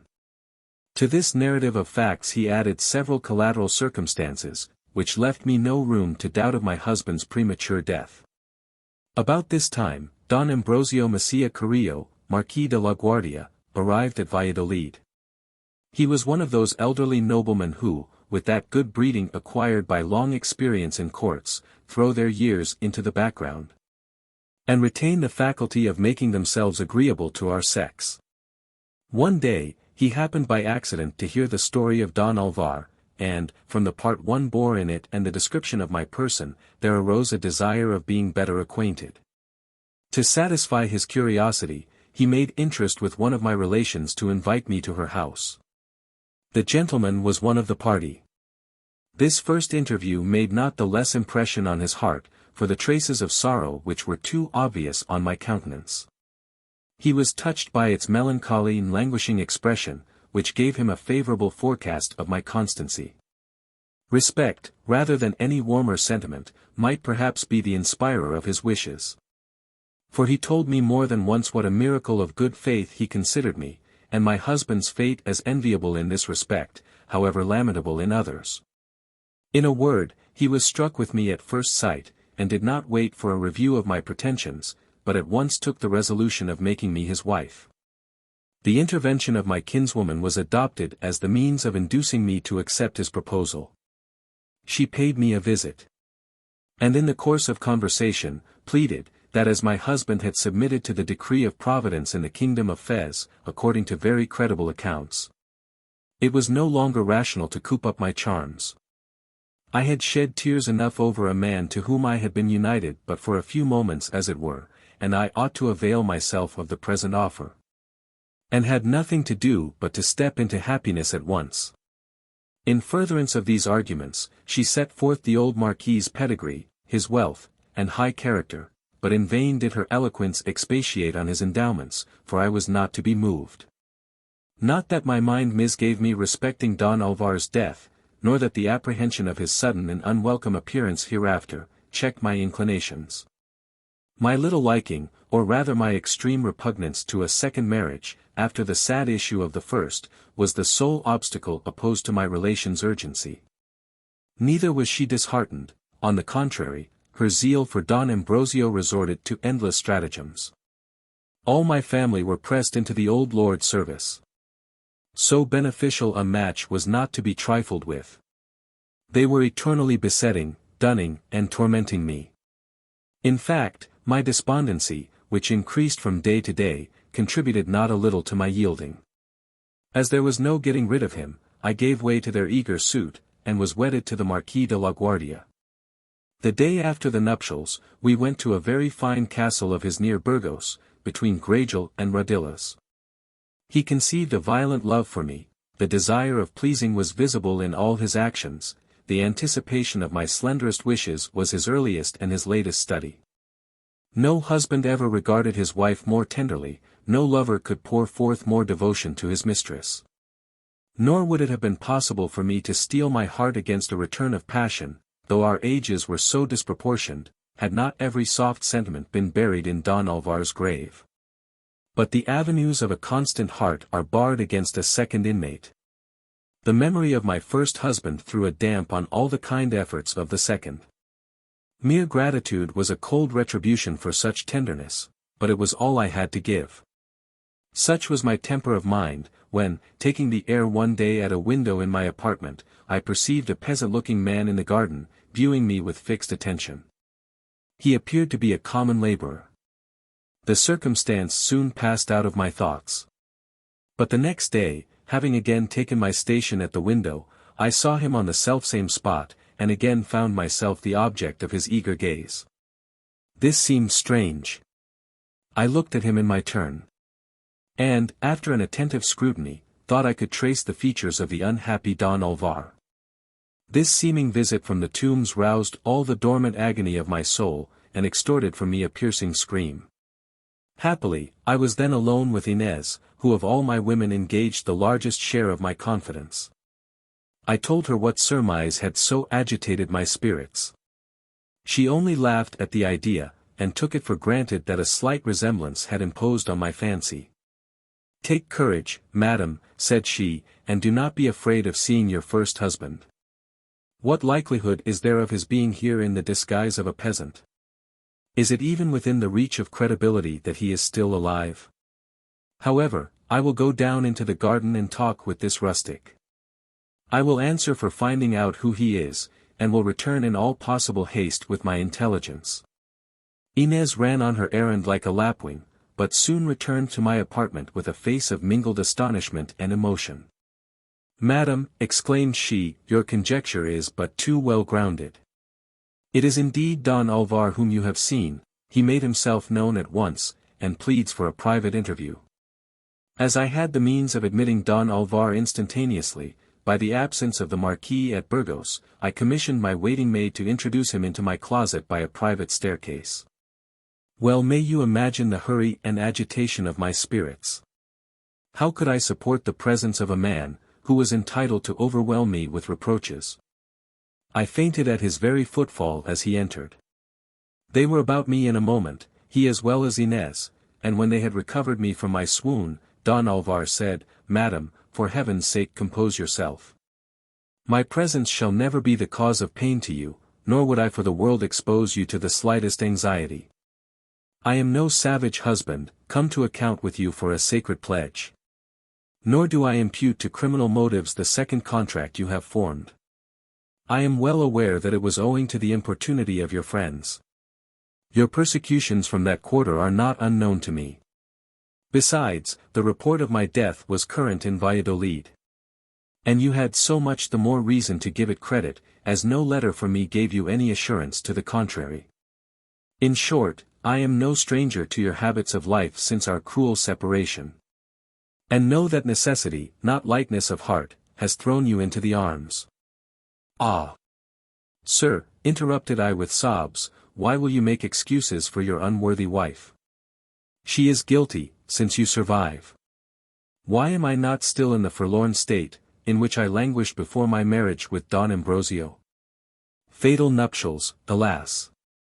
But for these, I should at least have had the consolation in my wretchedness of seeing the object of my first vows again without a blush."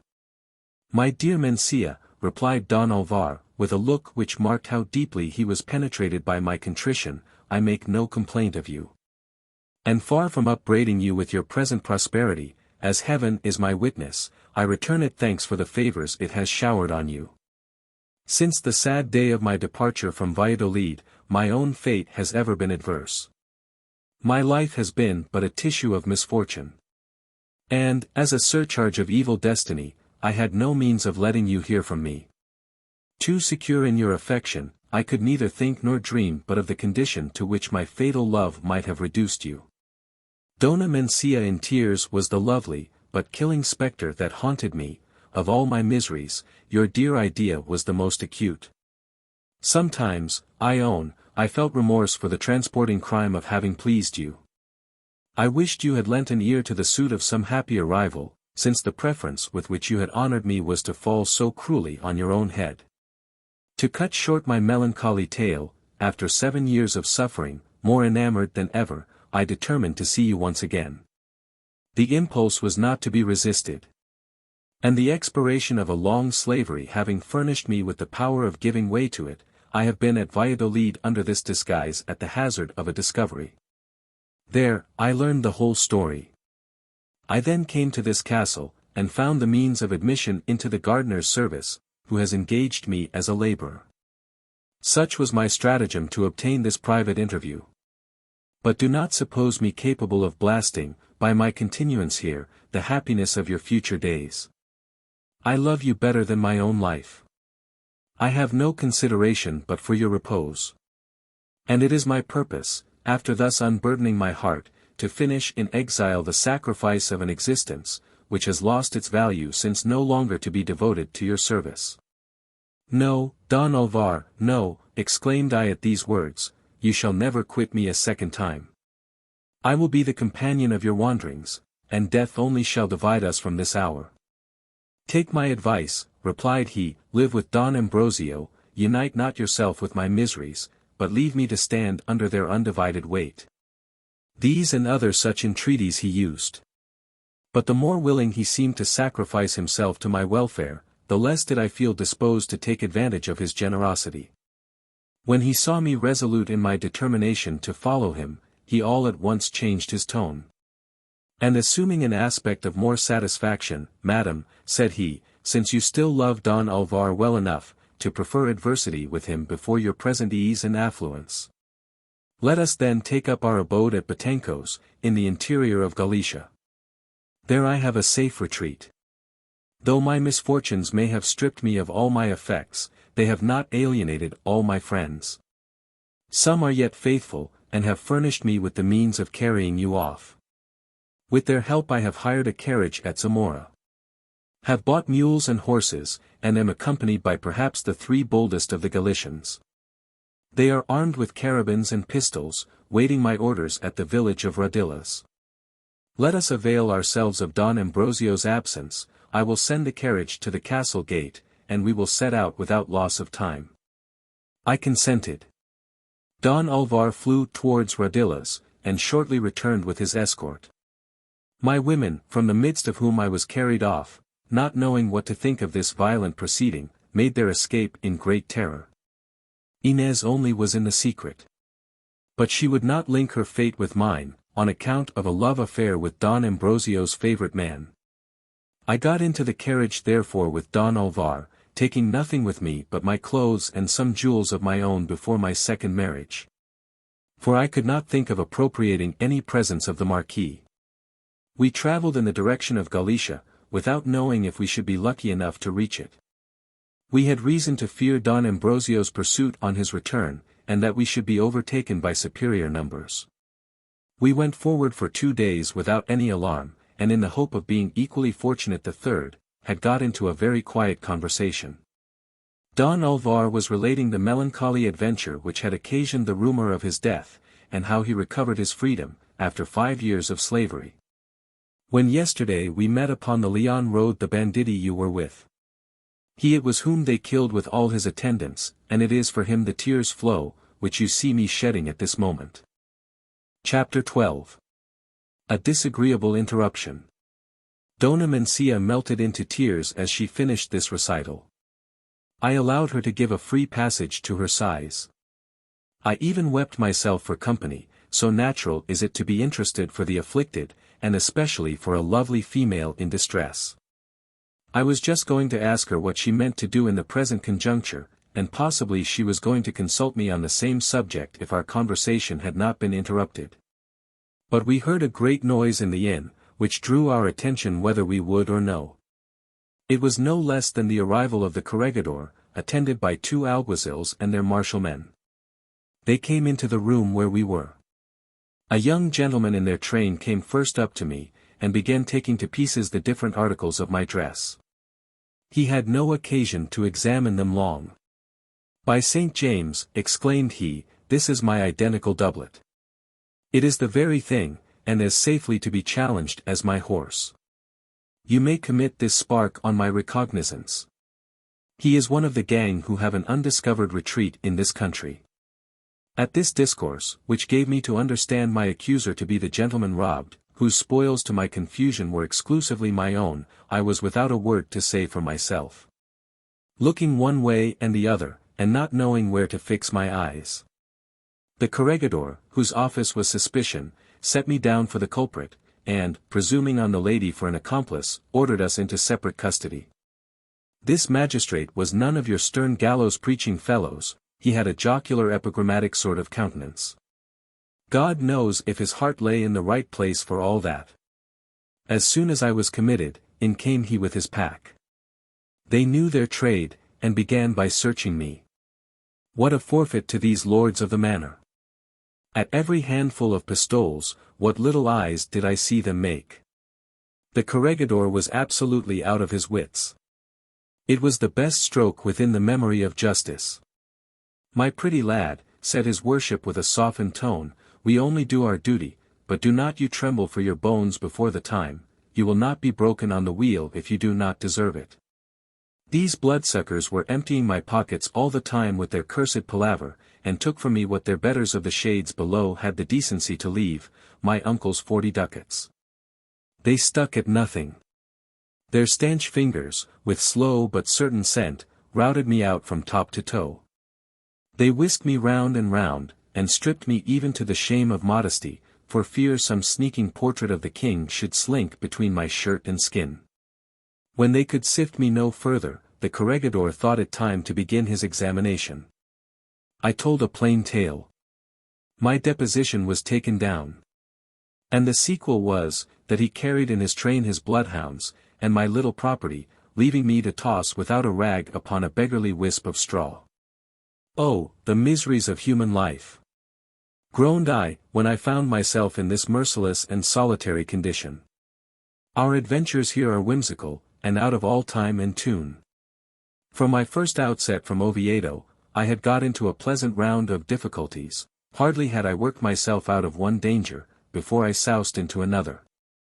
Coming into town here, how could I expect the honor of the corregidor's acquaintance? While thus communing with my own thoughts, I got once more into the cursed doublet and the rest of the paraphernalia which had got me into such a scrape. Then plucking up a little courage, never mind, Gil Blas, thought I, do not be chicken-hearted. What is a prison above ground, after so brimstone a snuffle as thou hast had of the regions below? But, alas! I hullo before I am out of the wood. I am in more experienced hands than those of Leonarda and Domingo. My key will not open this grate. I might well say so, for a prisoner without money is like a bird with its wings clipped, one must be in full feather, to flutter out of distance from these jailbirds.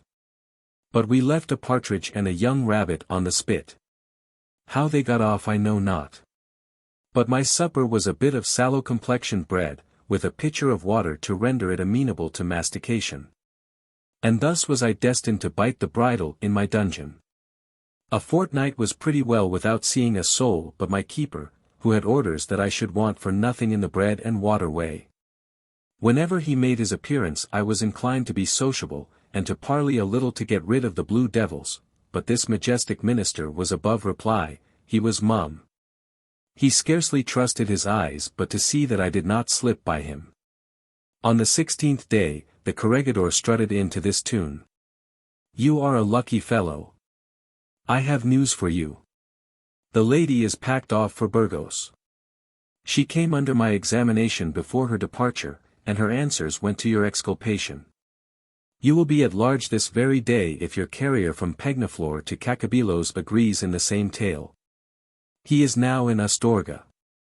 I have sent for him, and expect him here. If he confirms the story of the torture, you are your own master. At these words I was ready to jump out of my skin for joy. The business was settled. I thanked the magistrate for the abridgment of justice with which he had deigned to favour me, and was getting to the fag end of my compliment, when the muleteer arrived. With an attendant before and behind. I knew the fellow's face. But he, having as a matter of course sold my cloak-bag with the contents, from a deep-rooted affection to the money which the sale had brought, swore lustily that he had no acquaintance with me. And had never seen me in the whole course of his life. Oh! You villain, exclaimed I, go down on your knees and own that you have sold my clothes. Prithee, have some regard to truth. Look in my face. Am not I one of those shallow young fellows whom you had the wit to threaten with the rack in the corporate town of Cacabelos? The muleteer turned upon his toe, and protested he had not the honor of my acquaintance. As he persisted in his disavowal, I was recommitted for further examination. Patience once more. It was only reducing feasts and fasts to the level of bread and water, and regaling the only sense I had the means of using with the sight of my tongue-tied warden. But when I reflected how little innocence would avail to extricate me from the clutches of the law, the thought was death, I panted for my subterraneous paradise. Take it for all in all, said I, there were fewer grievances than in this dungeon. I was hail fellow well met with the banditti. I bandied about my jokes with the best of them, and lived on the sweet hope of an escape, whereas my innocence here will only be a passport to the galleys. Chapter 13. The lucky means by which Gil Blas escaped from prison, and his travels afterwards. While I passed the hours in tickling my fancy with my own gay thoughts, my adventures, word for word, as I had set my hand to them, were current about the town. The people wanted to make a show of me. One after another, there they came, peeping in at a little window of my prison, not too capacious of daylight. And when they had looked about them, off they went. This raree show was a novelty. Since my commitment, there had not been a living creature at that window, which looked into a court where silence and horror kept guard.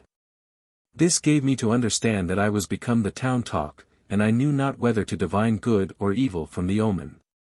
One of my first visitors was the little chorister of Mondognedo, who had a fellow feeling with me for the rack, and an equally light pair of heels. I knew him at once, and he had no qualms about acknowledging me as an acquaintance. We exchanged a kind greeting, then compared notes since our separation. I was obliged to relate my adventures in due form and order. The chorister, on his part, told me what had happened in the inn at Cacabelos, between the muleteer and the bride, after we had taken to our heels in a panic. Then, with a friendly assurance at parting, he promised to leave no stone unturned for my release. His companions, of mere curiosity, testified their pity for any misfortune, assuring me that they would lend a helping hand to the little chorister, and do their utmost to procure my freedom. They were no worse than their word. The corregidor was applied to in my favor, who, no longer doubtful of my innocence, above all when he had heard the chorister's story, came 3 weeks afterwards into my cell. "Gil Blas," said he, "I never stand shilly-shally, begone, you are free, you may take yourself off whenever you please. But, tell me, if you were carried to the forest, could you not discover the subterraneous retreat?" "No, sir," replied I, "as I only entered in the night, and made my escape before daybreak, it would be impossible to fix upon the spot." Thereupon the magistrate withdrew, assuring me that the jailer should be ordered to give me free egress. In fact, the very next moment the turnkey came into my dungeon, followed by one of his outriding establishment, with a bundle of clothes under his arm. They both of them stripped me with the utmost solemnity, and without uttering a single syllable, of my doublet and breeches, which had the honor to be made of a bettermost cloth almost new. Then, having rigged me in an old frock, they shoved me out of their hospitable mansion by the shoulders. The taking I was in to see myself so ill-equipped, acted as a cooler to the usual transport of prisoners at recovering their liberty. I was tempted to escape from the town without delay, that I might withdraw from the gaze of the people, whose prying eyes I could not encounter but with pain. My gratitude however got the better of my diffidence. I went to thank the little chorister, to whom I was so much obliged. He could not help chuckling when he saw me. "That is your trim, is it?" said he. "As far as I see, you cannot complain that your case has not been sifted to the bottom." "I have nothing to say against the laws of my country," replied I, "they are as just as need be. I only wish their officers would take after them. They might have spared me my suit of clothes. I have paid for them over and over again." "I am quite of your mind," rejoined he. "But they would tell you that these are little formalities of old standing, which cannot be dispensed with." "What? You are foolish enough to suppose, for instance, that your horse has been restored to its right owner?" "Not a word of it, if you please, the beast is at this present in the stables of the register, where it has been impounded as a witness to be brought into court. If the poor gentleman comes off with the crupper, he will be so much in pocket. But let us change the subject. What is your plan? What do you mean to do with yourself?" "I have an inclination," said I, "to take the road for Burgos. I may light on my rescued lady. She will give me a little ready cash, I shall then buy a new short cassock, and betake myself to Salamanca, where I shall see what I can make of my Latin. All my trouble is, how to get to Burgos. One must live on the road." "I understand you," replied he. "Take my purse, it is rather thinly lined, to be sure. But you know a chorister's dividends are not like a bishop's." At the same time he drew it from his pouch, and inserted it between my hands with so good a grace, that I could not do otherwise than accept it, for want of a better. I thanked him as though he had made me a present of a gold mine, and tendered him 1,000 promises of recompense, to be duly honored and punctually paid at doomsday. With this I left him, and skulked out of the town, not paying my respects to my other benefactors, but giving them 1,000 blessings from my heart. The little chorister had reason for speaking modestly of his purse, it was not orthodox. By good luck, I had been used for these 2 months to a very slender diet, and had still a little small change left when I reached Ponte de Mula, not far from Burgos. I halted there to inquire after Dona Mencia. The hostess of the inn I put up at was a little withered, spiteful, emaciated bit of mortality. I saw at a glance, by the mouth she made at me aside, that my frock did not hit her fancy, and I thought it a proof of her taste. So I sat myself down at a table, ate bread and cheese, and drank a few glasses of execrable wine, such as innkeepers technically call kasekikin. During this meal, which was of a piece with the outward appearance of the guest, I did my utmost to come to closer quarters with my landlady. Did she know the Marquis de la Guardia? Was his castle far out of town? Above all, what was become of my lady Marchioness? You ask many questions in a breath, replied she, bridling with disdain. But I got out of her, though by hard pumping, that Don Ambrosio's castle was but a short league from Ponte de Mula. After I had done eating and drinking, as it was night, I thought it natural to go to bed, and asked for my room. A room for you! Shrieked my landlady, darting at me a glance of contempt and pride. I have no rooms for fellows who make their supper on a bit of cheese. All my beds are bespoke. There are people of fashion expected, and our accommodations are all kept for them. But I will not be unchristian. You may lie in my barn. I suppose your soft skin will not be incommoded by the feel of straw. She spoke truth without knowing it. I took it all in silence, and slunk to my roosting place, where I fell asleep like a man, the excess of whose labors are his ready passport to the blessings of repose. Chapter 14. Dona Mencia's reception of him at Burgos. I was no sluggard, but got up the next morning betimes. I paid my bill to the landlady, who was already stirring, and seemed a little less lofty and in better humor than the evening before. A circumstance I attributed to the endeavors of 3 kind guardsmen belonging to the Holy Brotherhood. These gentlemen had slept in the inn, they were evidently on a very intimate footing with the hostess, and doubtless it was for guests of such note that all the beds were bespoke. I inquired in the town my way to the castle where I wanted to present myself. By accident I made up to a man not unlike my landlord at Pegnaflor. He was not satisfied with answering my question to the point, but informed me that Don Ambrosio had been dead 3 weeks, and the Marchioness his lady had taken the resolution of retiring to a convent at Burgos, which he named. I proceeded immediately towards that town, instead of taking the road to the castle, as I had first meant to do, and flew at once to the place of Dona Mencia's retreat. I besought the attendant at the turning box to tell that lady that a young man just discharged from prison at Astorga wanted to speak with her. The nun went on the message immediately. On her return, she showed me into a parlor, where I did not wait long before Don Ambrosio's widow appeared at the grate in deep mourning. You are welcome, said the lady. 4 days ago I wrote to a person at Astorga, to pay you a visit as from me, and to tell you to come and see me the moment you were released from prison. I had no doubt of your being discharged shortly. What I told the corregidor in your exculpation was enough for that. An answer was brought that you had been set at liberty, but that no one knew what was become of you. I was afraid of not seeing you any more, and losing the pleasure of expressing my gratitude. Never mind, added she, observing my confusion at making my appearance in so wretched a garb, your dress is of very little consequence. After the important services you have rendered me, I should be the most ungrateful of my sex, if I were to do nothing for you in return. I undertake therefore to better your condition, it is my duty, and the means are in my power. My fortune is large enough to pay my debt of obligation to you, without putting myself to inconvenience. You know, continued she, my story up to the time when we both were committed to prison. I will now tell you what has happened to me since. When the corregidor at Astorga had sent me to Burgos, after having heard from my own lips a faithful recital of my adventures, I presented myself at the castle of Ambrosio.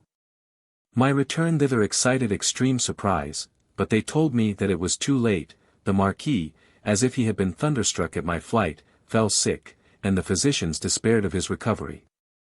Here was a new incident in the melancholy tragedy of my fate. Yet I ordered my arrival to be announced. The next moment I ran into his chamber, and threw myself on my knees by his bedside, with a face running down with tears and a heart oppressed with the most lively sorrow. Who sent for you hither? Said he as soon as he saw me, are you come to contemplate your own contrivance? Was it not enough to have deprived me of life? But was it necessary to satisfy your heart's desire, to be an eyewitness of my death? My lord, replied I, Inez must have told you that I fled with my first husband. And, had it not been for the sad accident which has taken him from me forever, you never would have seen me more. At the same time I acquainted him that Don Alvar had been killed by a banditti, whose captive I had consequently been in a subterraneous dungeon. After relating the particulars of my story to the end, Don Ambrosio held out to me his hand. It is enough, said he affectionately, I will make no more complaints. Alas! Have I in fact any right to reproach you? You were thrown once more in the way of a beloved husband, and gave me up to follow his fortunes. Can I blame such an instance of your affection? No, madam, it would have been vain to resist the will of fate. For that reason I gave orders not to pursue you.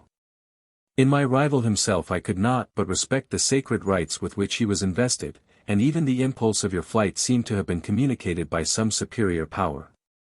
To close all with an act of justice, and in the spirit of reconciliation, your return hither has re-established you completely in my affection. Yes, my dear Mencia, your presence fills me with joy, but, alas! I shall not long be sensible to it. I feel my last hour to be at hand. No sooner are you restored to me, than I must bid you an eternal farewell. At these touching expressions, my tears flowed in torrents. I felt and expressed as much affliction as the human heart is capable of containing. I question whether Don Alvar's death, doting on him as I did, had cost me more bitter lamentations. Don Ambrosio had given way to no mistaken presage of his death, which happened on the following day, and I remained mistress of a considerable jointure, settled on me at our marriage. But I shall take care to make no unworthy use of it. The world shall not see me, young as I still am, wantoning in the arms of a third husband. Besides that such levity seems irreconcilable with the feelings of any but the profligate of our sex, I will frankly own the relish of life to be extinct in me. So that I mean to end my days in this convent, and to become a benefactress to it. Such was Dona Mencia's discourse about her future plans. She then drew a purse from beneath her robe, and put it into my hands, with this address, here are 100 ducats simply to furnish out your wardrobe. That done, come and see me again. I mean not to confine my gratitude within such narrow bounds. I returned her 1,000 thanks, and promised solemnly not to quit Burgos, without taking leave of her. Having given this pledge, which I had every inclination to redeem, I went to look out for some house of entertainment. Entering the first I met with, I asked for a room. To parry the ill opinion my frock might convey of my finances, I told the landlord that, however appearances might be against me, I could pay for my night's lodging as well as a better-dressed gentleman. At this speech, the landlord, whose name was Majolo, a great banterer in a coarse way, running over me with his eyes from top to toe, answered with a cool, sarcastic grin. That there was no need of any such assurance, it was evident I should pay my way liberally, for he discovered something of nobility through my disguise. And had no doubt but I was a gentleman in very easy circumstances. I saw plainly that the rascal was laughing at me, and, to stop his humor before it became too convulsive, gave him a little insight into the state of my purse. I went so far as to count over my ducats on a table before him, and perceived my coin to have inclined him to a more respectful judgment. I begged the favor of him to send for a tailor. A broker would be better, said he will bring all sorts of apparel, and you will be dressed up out of hand. I approved of this advice, and determined to follow it, but, as the day was on the point of closing, I put off my purchase till the morrow, and thought only of getting a good supper. To make me amends for the miserable fare I had taken up with since my escape from the forest. Chapter 15. Gil Blas dresses himself to more advantage, and receives a second present from the lady, his equipage on setting out from Burgos. They served me up a plentiful fricassee of sheep's trotters, almost the whole of which I demolished. My drinking kept pace with my eating, and when I could stuff no longer, I went to bed. I lay comfortably enough, and was in hopes that a sound sleep would have the kindness without delay to commit a friendly invasion on my senses. But I could not close an eye, for ruminating on the dress I should choose. What shall I do? Thought I, shall I follow my first plan? Shall I buy a short cassock, and go to Salamanca to set up for a tutor? Why should I adopt the costume of a licentiate? For the purpose of going into orders. Do I feel an inward call? No. If I have any call, it is quite the contrary way.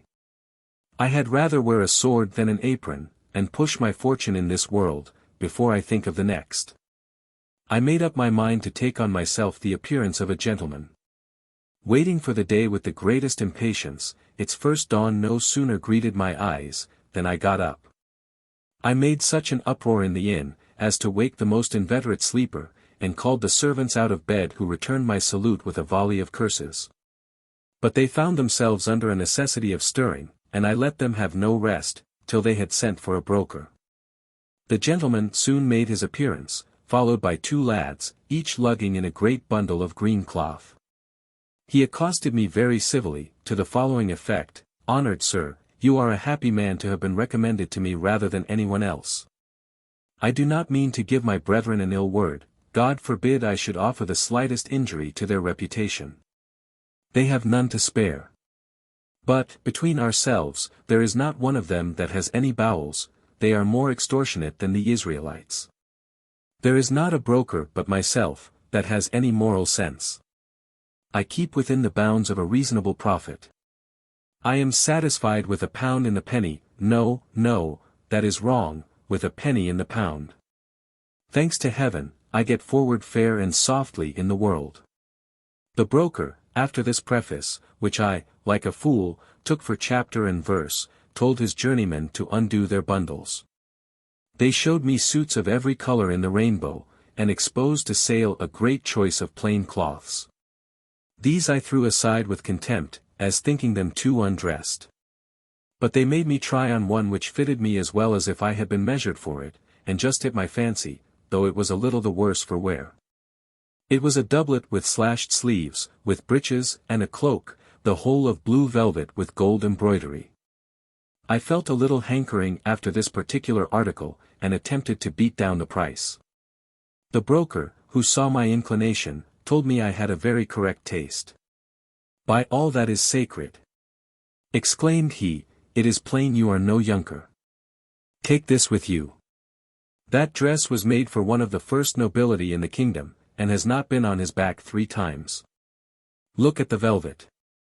Feel it, nothing can be richer or of a better color, and for the embroidery, come, now. Tell truth, did you ever see better workmanship?"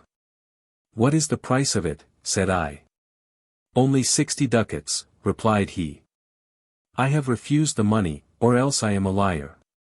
The alternative could not fail in one proposition or the other. I bid 5 and 40, 2 or 3 and 20 would have been nearer the mark." "My worthy master," said the broker coolly, "I never ask too much. I have but one price.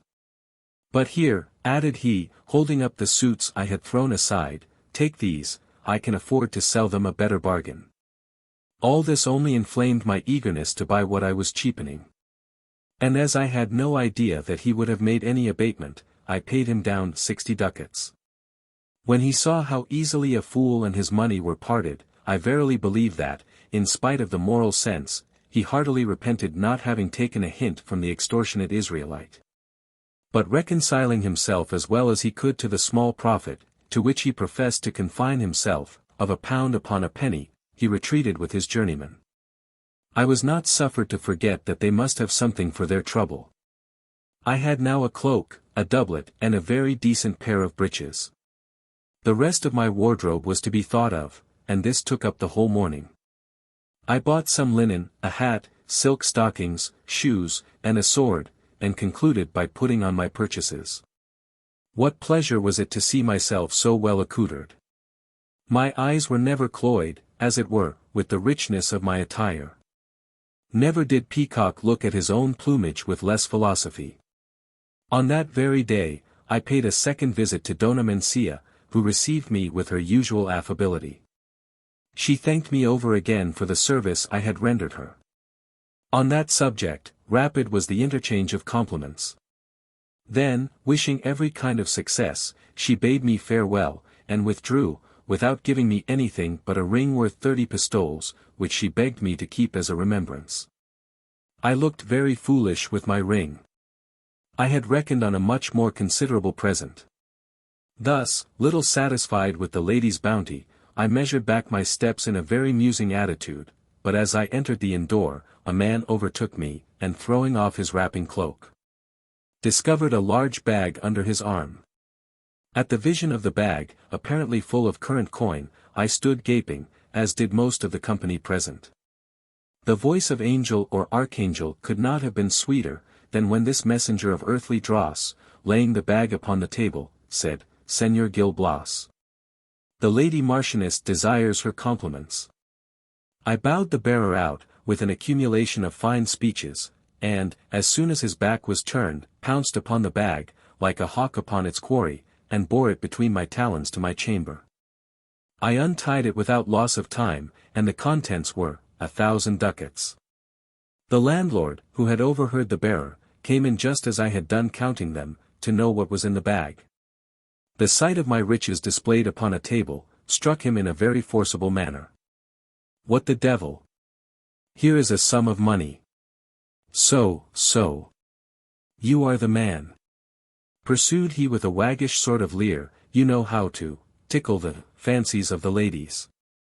For in 20 hours only have you been in Burgos, and marchionesses, I warrant you, have surrendered at the first summons." This discourse was not so much amiss. I was half inclined to leave Majolo in his error, for it flattered my vanity. I do not wonder young fellows are fond of passing for men of gallantry. But as yet the purity of my morals was proof against the suggestions of my pride.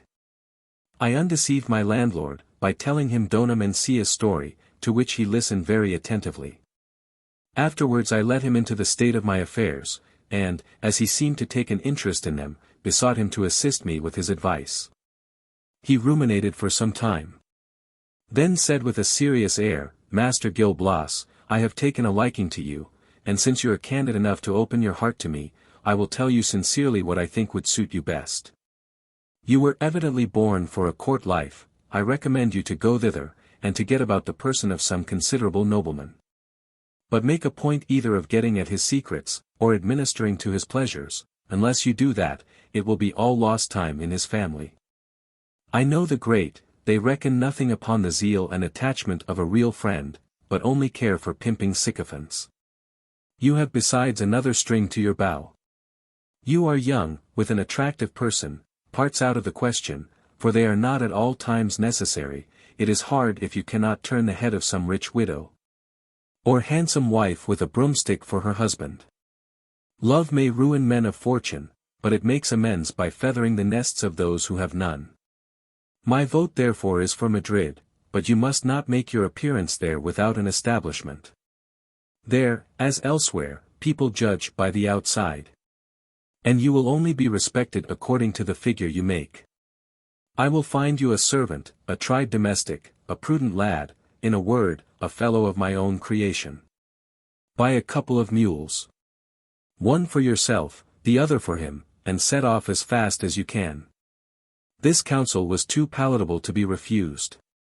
On the day following, I purchased 2 fine mules, and bargained with my new servant. He was a young man of 30, of a very simple and godly appearance. He told me he was a native of Galicia, by name Ambrose de Lamela. Other servants are selfish, and think they never can have wages enough. This fellow assured me he was a man of few wants, and should be contented with whatever I had the goodness to give him. I bought a pair of boots, with a portmanteau to lock up my linen and my money. Having settled with my landlord, I set out from Burgos the next morning before sunrise, on my way to Madrid. Chapter 16. Showing that prosperity will slip through a man's fingers. We slept at Dueñas the first night, and reached Valladolid on the following day, about 4 o'clock in the afternoon. We alighted at the inn of the most respectable appearance in the town. I left the care of the mules to my fellow, and went up to a room whither I ordered my portmanteau to be carried by a waiter. As I felt a little weary, I threw myself on a couch in my boots, and fell asleep involuntarily. It was almost night when I awoke. I called for Ambrose. He was not to be found in the house, but made his appearance in a short time. I asked him where he had been. He answered in his godly way, that he was just come from church, whither he went for the purpose of thanksgiving. By reason that we had been graciously preserved from all perils and dangers between Burgos and Valladolid, I commended his piety, and ordered a chicken to be roasted for supper.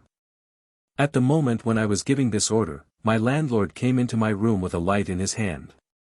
That cursed candle served to introduce a lady, handsome but not young, and very richly attired. She leaned upon an usher, none of the youngest, and a little blackamoor was her train-bearer. I was under no small surprise when this fair incognita, with a profound obeisance, begged to know if my name might happen to be Señor Gil Blas of Santillana. I had no sooner blundered out yes, than she released her sweet hand from the custody of the usher, and embraced me with a transport of joy, of which I knew less and less what to make. "Heaven be praised," cried she, "for all its mercies. You are he, noble sir, the very man of whom I was in quest." By this introduction, I was reminded of my friend the parasite at Pegnaflor, and was on the point of suspecting the lady to be no better than an honest woman should be, but her finale gave me a much higher opinion of her. "I am," continued she, "first cousin to Dona Mencia de Mosquera, whom you have so greatly befriended. It was but this morning I received a letter from her. She writes me word that having learned your intention of going to Madrid, she wished me to receive you hospitably on your journey, if you went this way. For these 2 hours have I been parading the town. From inn to inn have I gone to inform myself what strangers were in the house. And I gathered from the landlord's description, that you were most likely to have been my cousin's deliverer. Since then I have found you out, you shall know by experience my gratitude to the friends of my family, and especially to my dear cousin's hero. You will take up your abode, if you please, at my house. Your accommodations will be better. I wish to excuse myself." And told the lady that I could not be so troublesome, but her importunities were more than a match for my modesty. A carriage was waiting at the door of the inn to convey us.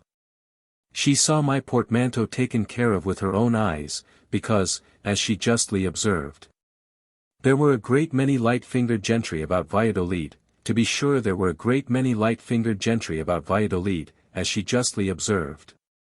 In short, I got into the carriage with her and the old usher, and suffered myself to be carried off bodily from the inn, to the great annoyance of the landlord, who saw himself thus weaned from all the little perquisites he had reckoned on from my abode under his roof. Our carriage, having rolled on some distance, stopped. We alighted at the door of a handsome house, and went upstairs into a well-furnished apartment, illuminated by 20 or 30 wax candles. Several servants were in waiting, of whom the lady inquired whether Don Raphael was come. They answered, no. She then addressed herself to me, "Señor Gil Blas, I am waiting for my brother's return from a country seat of ours, about 2 leagues distant. What an agreeable surprise will it be to him to find a man under his roof to whom our family is so much indebted." At the very moment she had finished this pretty speech, we heard a noise, and were informed at the same time that it was occasioned by the arrival of Don Raphael. This spark soon made his appearance. He was a young man of portly figure and genteel manners.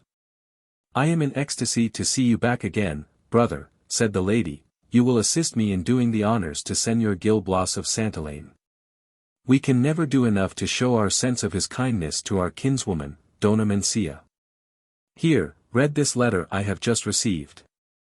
Don Raphael opened the envelope, and read aloud as follows. "My dear Camilla, Señor Gil Blas of Santillana, the savior of my honor and my life, has just set out for court. He will of course pass through Valladolid. I conjure you by our family connection, and still more by our indissoluble friendship, to give him a hospitable reception, and to detain him for some time as your guest. I flatter myself that you will so far oblige me, and that my deliverer will receive every kind of polite attention from yourself, and my cousin Don Raphael. Your affectionate cousin, Dona Mencia. Burgos." "What?" cried Don Raphael, casting his eyes again over the letter, is it to this gentleman my kinswoman owes her honor and her life? Then heaven be praised for this happy meeting. With this sort of language, he advanced towards me. And squeezing me tightly in his arms, what joy to me is it, added he, to have the honor of seeing Senor Gil Blas of Santillana. My cousin the Marchioness had no need to press the hospitality. Had she only told us simply that you were passing through Valladolid, that would have been enough. My sister Camilla and I shall be at no loss how to conduct ourselves towards a young gentleman, who has conferred an obligation, not to be repaid.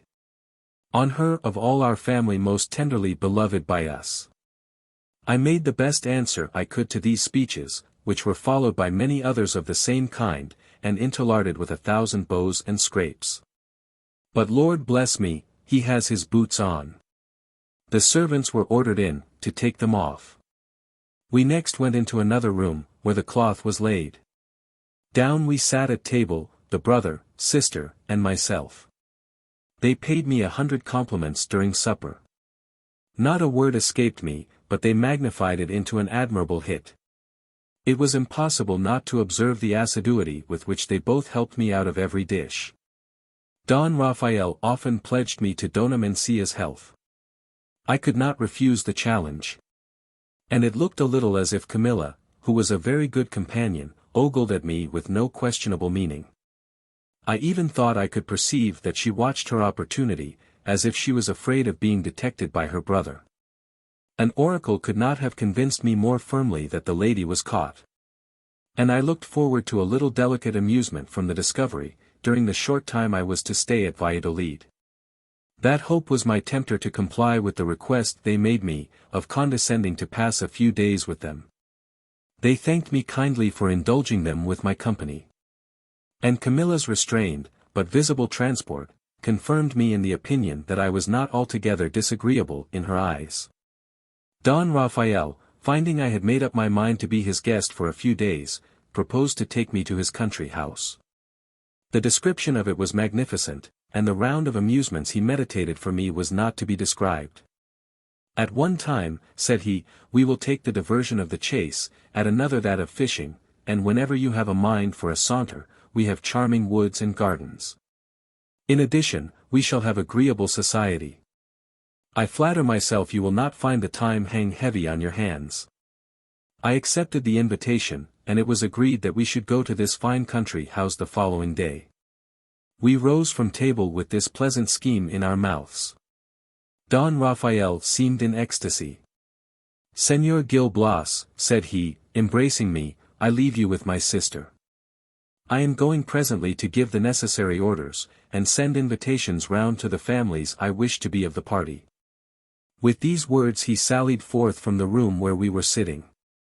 I went on chatting with the lady, whose topics of discourse did not belie the glances of her expressive eyes. She took me by the hand, and playing with my ring, you have a mighty pretty brilliant there, said she, but it is small. Are you a judge of jewelry? I answered, no. I am sorry for that, resumed she, because I was in hopes you could have told me what this is worth. As she uttered these words, she showed me a large ruby on her finger. And, while I was looking at it, said, an uncle of mine, who was governor of the Spanish settlements in the Philippine Isles, gave me this ruby. The jewelers at Valladolid value it at 300 pistoles. It cannot be worth less, said I, for it is evidently a very fine stone. Why then, since you have taken a fancy to it, replied she, an exchange is no robbery. In a twinkling she whisked off my ring, and placed her own on my little finger. After this exchange, a genteel way enough of making a present, Camilla pressed my hand and gazed at me with expressive tenderness. Then, all at once breaking off the conversation, wished me good night, and retired to hide her blushes, as if she had been ready to sink at the indiscreet avowal of her sentiments. No one hitherto had trod less in the paths of gallantry than myself. Yet I could not shut my eyes to the vista vision opened to me by this precipitate retreat. Under these circumstances, a country excursion might have its charms.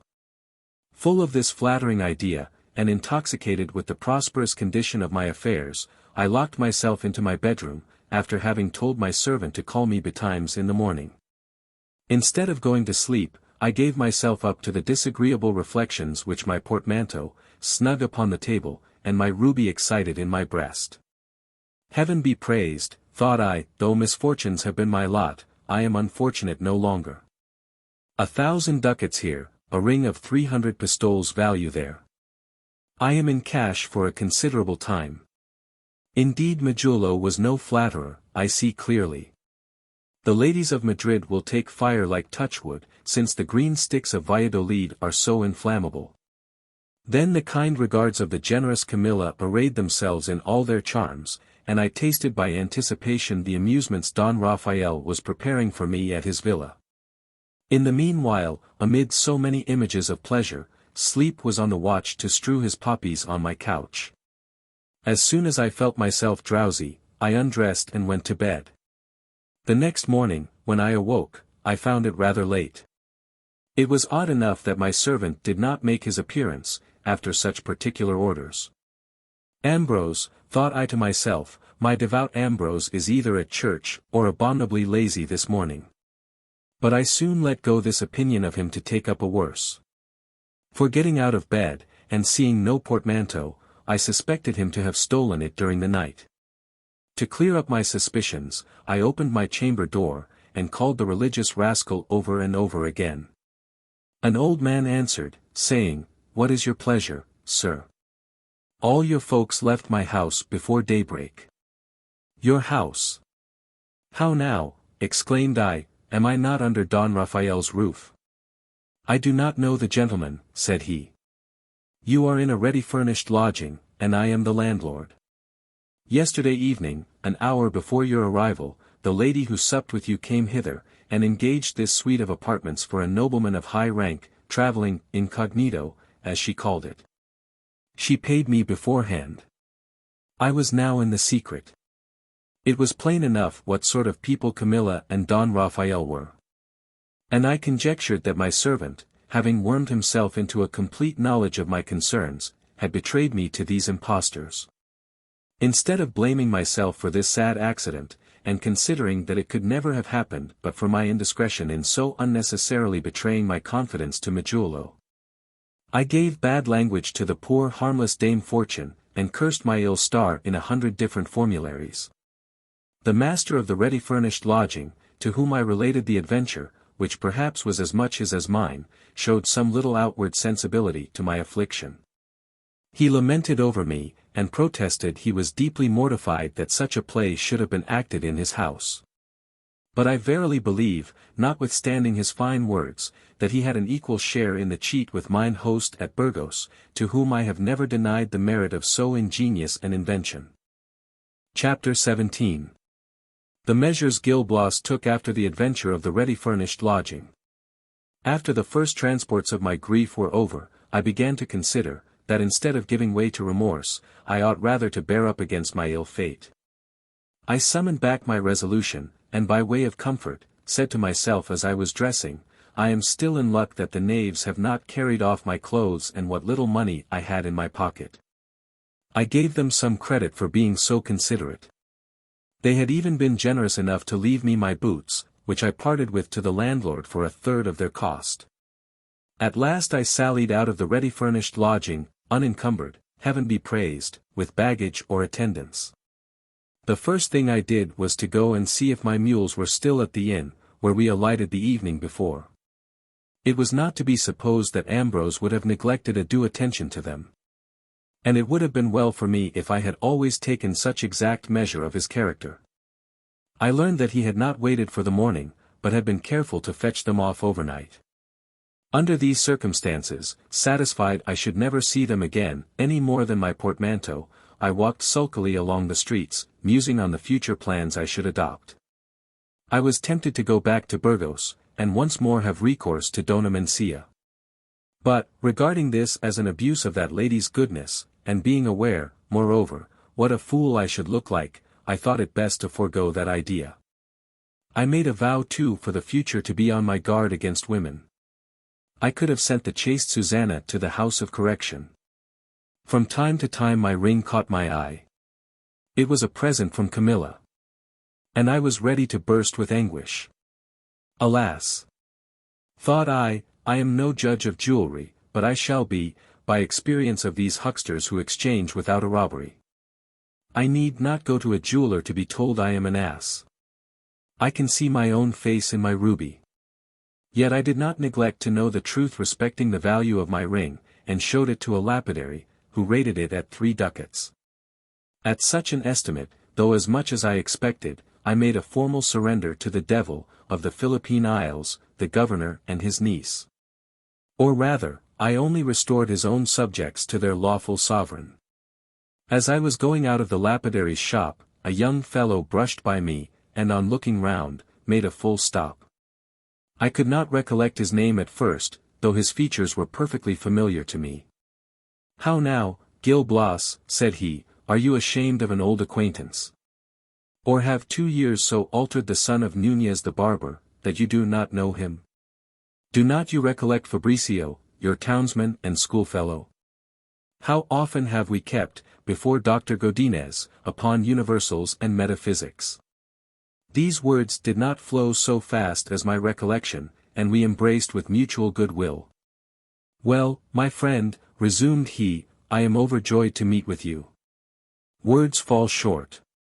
But how is this? Why, you look like, as heaven is my judge, you are dressed like a grandee. A gentleman's sword, silk stockings, a velvet doublet and cloak, embroidered with silver. Plague take it. This is getting on in the world with a vengeance. I will lay a wager you are in with some old moneyed harridan." "You reckon without your host," said I, "my affairs are not so prosperous as you imagine." "That will not do for me," replied he, "I know better things, but you have a mind to be close. And that fine ruby on your finger, Master Gil Blas, whence comes that, if I may be so bold?"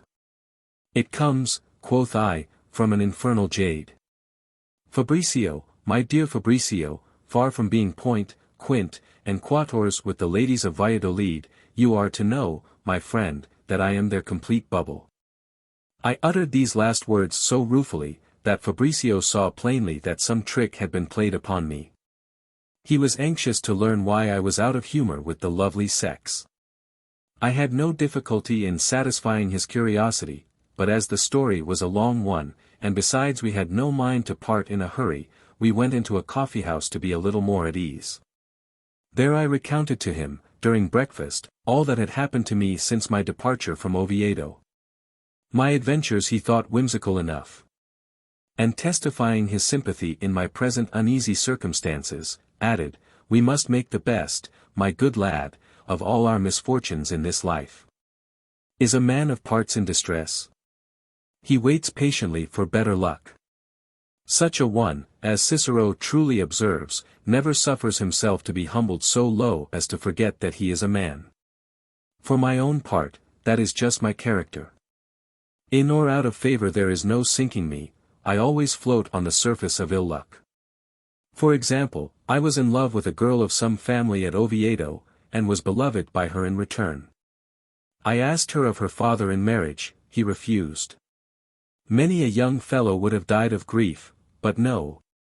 Mark my spirit, I carried off the little baggage. She was lively, heedless, and coquettish, pleasure consequently was always uppermost to the prejudice of duty. I took her with me for 6 months backwards and forwards about Galicia. Thence, adopting my taste for travelling, she had a mind to go to Portugal, but in other company, more food for despair. Yet I did not give in under the weight of this new affliction. But, improving on Menelaus, thought myself much obliged to the Paris who had whispered in the ear of my Helen, for ridding me of a bad bargain. I therefore determined to keep the peace. After that, not finding it convenient to return to the Asturias and balance accounts with justice, I went forward into the kingdom of Leon. Spending between one town and another all the loose cash remaining from the rape of my Indian princess. For we had both of us bird-limed our fingers at our departure from Oviedo. I got to Palencia with a solitary ducat, out of which I was obliged to buy a pair of shoes. The remainder would not go far. My situation became rather perplexing. I began already to be reduced to short allowance, something must be done. I resolved to go out to service. My first place was with a woolen draper in a large way, whose son was a lad of wit and fashion. Here was a complete antidote to fasting, but then there was a little awkwardness. The father ordered me to dog the son begged my assistance in imposing on the father. It was necessary to take one side or other. Entreaties sound more musical than commands, and my taste for music got me turned out of doors. The next service I entered into was with an old painter, who undertook, as a matter of favor, to teach me the principles of his art. But he was so busy in feeding me with knowledge, that he forgot to give me any meat. This neglect of substance for shadow disgusted me with my abode at Palencia.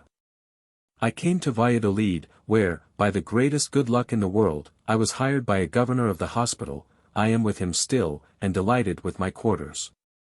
My master, Señor Manuel Ordóñez, is a man of profound piety. He always walks with his eyes cast downwards, and a large rosary in his hand. They say that from his early youth, having been a close inspector of the poor, he has interested himself in their affairs with unwearied zeal. Charity draws down a blessing on the charitable. Everything has prospered with him. What a favorite of heaven! The more he does for the poor, the richer he grows. As Fabricio was going on in this manner, I interrupted him. It is well you are satisfied with your lot, but, between ourselves, surely you might play your part better in the world. Do not you believe it, Gil Blas, replied he. Be assured that for a man of my temper a more agreeable situation could not possibly have been devised. The trade of a lackey is toilsome, to be sure, for a poor creature, but for a lad of spirit it is all enchantment. A superior genius, when he gets a service, does not go about it like a lumpish simpleton. He enters into a family as viceroy over the master, not as an inferior minister.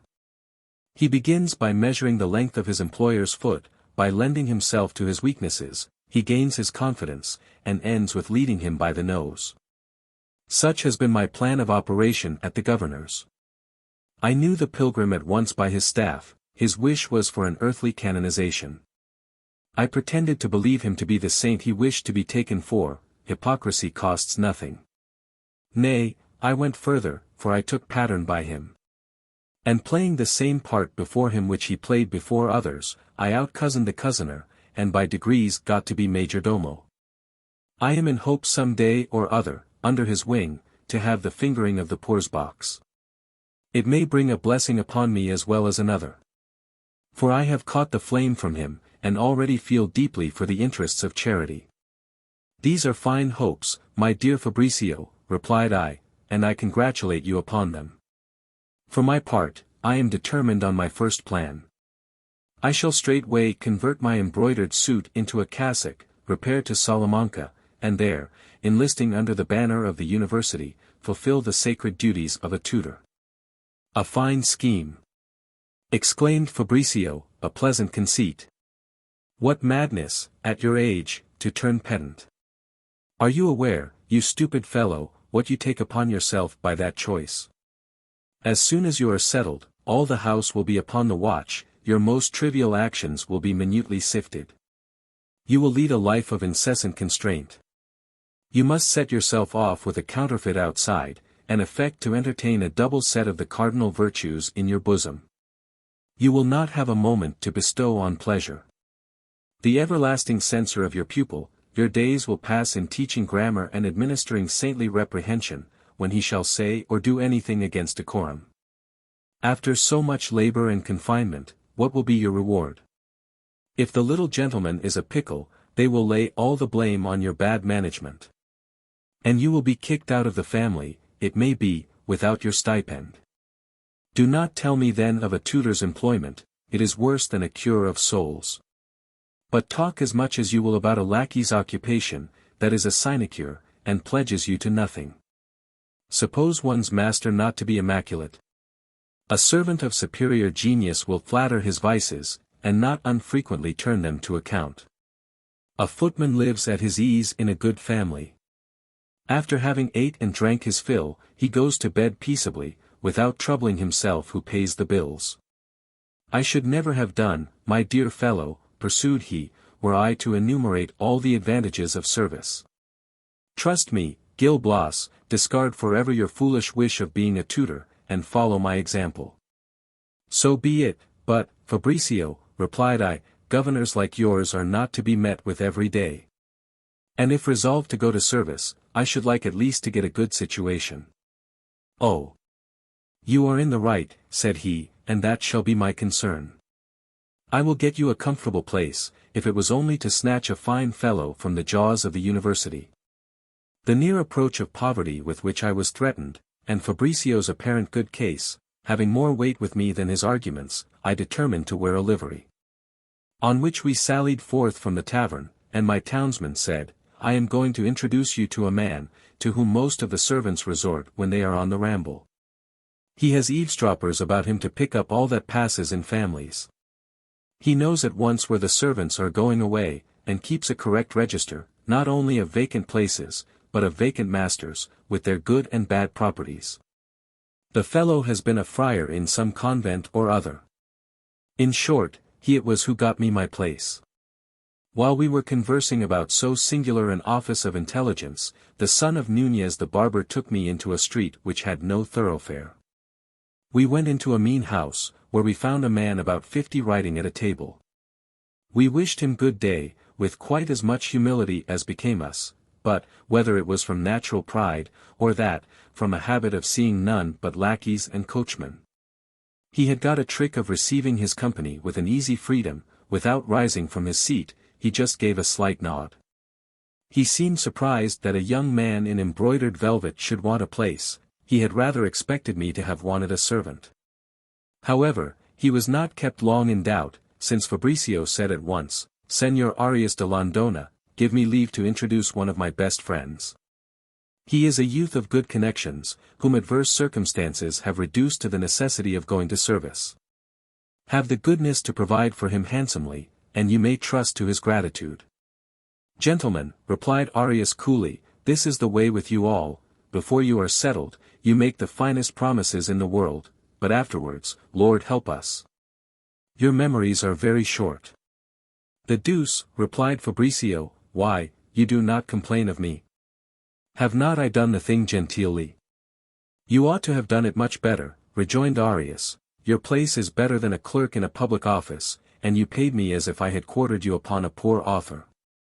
Here I interfered, and told Master Arias, that to convince him I was not a shabby fellow, I would make my acknowledgments beforehand. At the same time taking out 2 ducats, with an assurance of not stopping there if he got me into a good berth. He seemed to like my mode of dealing. There are, said he, some very good places vacant. I will give you a list of them, and you shall take your choice.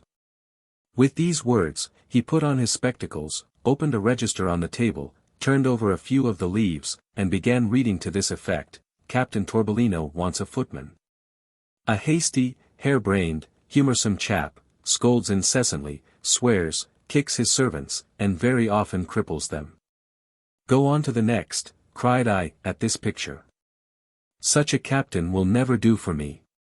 My sprightliness made Arias smile, and he went on with his catalogue thus, Dona Manuela de Sandoval, a superannuated dowager, peevish and fantastical, is in want at this very time. She keeps but one, and him never for 24 hours. There has been a livery in the house for these 10 years, which fits every newcomer, whether tall or short. They only just try it on. So that it is as good as new, though it has had 2,000 owners. Dr. Alvar Fanez wants a journeyman, an eminent member of the faculty. He boards his family very handsomely, has everything comfortable about him, and gives very high wages, but he is a little too fond of experiments. When he gets a parcel of bad drugs, which happens very often, there is a pretty quick succession of new servants. Oh! I do not in the least doubt it, interrupted Fabricio with a horse laugh. Upon my word you give a fine character of your customers. Patience, said Arias de Londona, we have not yet got to the end, there is variety enough. Thereupon he continued to read on, Dona Alfonso de Solis, an old devotee, who lives 2/3 of her time at church, and always keeps her servant at her apron string. Has been in want for these 3 weeks. The licentiate Sedillo, an old prebendary of the chapter here, turned away his servant yesterday evening. "Halt there, Señor Arias de Landona," cried Fabricio at that passage. "We will stick to the church. The licentiate Sedillo is one of my master's friends, and I am very well acquainted with him. I know he has for his housekeeper an old hypocrite, called Dame Jacinta, who is complete mistress of the family. It is one of the best houses in Valladolid. A very idle life, and plenty of excellent meat and drink. Besides, his reverence is an old, gouty, infirm man, likely soon to make his will. There is a legacy to be looked after. That is a delightful prospect for one of our cloth. Gil Blas," added he, turning round to me, "let us lose no time, my friend, but go immediately to the licentiate's house. I will introduce you myself, and give you a character." At these words, for fear of missing such an opportunity, we took a hasty leave of Señor Arias, who assured me, for my money, that if I failed here, he would do something as good for me elsewhere. Book. Chapter 2. Chapter 1. Fabricio introduces Gil Blas to the licentiate Sedillo, and procures him a reception, the domestic economy of that clergyman, picture of his housekeeper. We were so dreadfully afraid of offending against the regular hours of the old licentiate, that we made but a hop, skip, and jump, from the street with one outlet, to the prebendal residence. The gates were barred, but we ventured to announce our arrival. A girl of 10 years old, the housekeeper's professed niece, and slander could not gainsay the relationship, opened the door to us. As we asked to speak with his reverence, Dame Jacinta made her appearance. She was a lady of ripe person and parts, but by no means past her prime. And I was particularly attracted by the clearness of her complexion. She wore a long woolen gown of the most ordinary quality, with a large leathern girdle, whence hung suspended a bunch of keys on one side, and on the other a tremendous string of beads. As soon as we got a glimpse of her, we made our obeisances with all possible reverence. She returned our salutation with similar good breeding, but with an air of modesty, and eyes communing with the ground. "I have been told," said my fellow servant, "that the Reverend the licentiate Sedillo wants an honest lad, and I have one at his service with whom he will be well satisfied." The superintendent of the household turned up her eyes at these words, with a significant side glance at me. And, finding it difficult to reconcile my lace jacket with Fabricio's exordium, asked if it was this fine gentleman who was come after the place. "Yes," said the son of Núñez, "it is this interesting and engaging youth. Just as you see him, the ups and downs of this transitory life have compelled him to wear an epaulet. But fate will have made him ample amends," added he with an affected languish, "if he is so happy as to be an inmate here, and to profit by the society of the virtuous Jacinta." The patriarch of the Indies might have sighed for the virtuous Jacinta at the head of his establishment. At these words, this withered branch of piety withdrew her penetrating regards from me, to contemplate this courteous spokesman. Struck with certain lines which were not new to her, in his face, "I have some floating idea of having seen you before," said she, "but my memory wants a lift." "Holy Jacinta," replied Fabricio, "it is enough for me to have been blessed with your pious notice. Twice have I been under this venerable roof with my master, Señor Manuel Ordóñez, governor of the hospital." "Ah! Just so," answered the lady chamberlain, "I recollect. You are an old acquaintance. Well-a-day now. Your very belonging to Señor Ordóñez is enough to prove you a youth of merit and strict propriety. A servant is known by his place, and this lad could not have a better sponsor. Come along with me, I will introduce you to Señor Sedillo. I am sure he will be glad to engage a lad at your recommendation." We followed Dame Jacinta. The canon lived in the lower part of the house, in a comfortable suite of wainscoted apartments. She begged us to wait a moment in the antechamber, while she went into the licentiate's room. After some private parley with him, merely that he might know what he was about, she came to tell us we might walk in. We kenned the old cripple, immersed in an elbow chair, with a pillow under his head, cushions under his arms, and his legs supported on a large stool, stuffed with down. We were no niggards of our bows as we advanced. And Fabricio, still taking the lead, not only repeated over again what he had said to the housekeeper, but set about extolling my merit. And expatiated in an especial manner on the honors I had gained in the schools under Dr. Grodines on all metaphysical questions, as if it was necessary for a prebendary's footman to be as learned as his master. However that might be, it served as a tub to the whale. Besides, Dame Jacinta did not look forbidding, and my surety received the following answer: "Friend, I receive into my service the lad you recommend. I like him well enough. And as for his morals, they cannot be much amiss, since he presents himself under the wing of a domestic belonging to Señor Ordóñez." As soon as Fabricio saw me safe landed, he made a low bow to the prebendary, a still lower to the lady, and withdrew in high good humor, whispering in my ear that we should meet again. And that I had only to make good my footing. As soon as he had left the room, the licentiate inquired my name, why I had left my native place, and drew me on by his questions to relate my adventures before Dame Jacinta. They were both highly amused, above all by my last rencounter.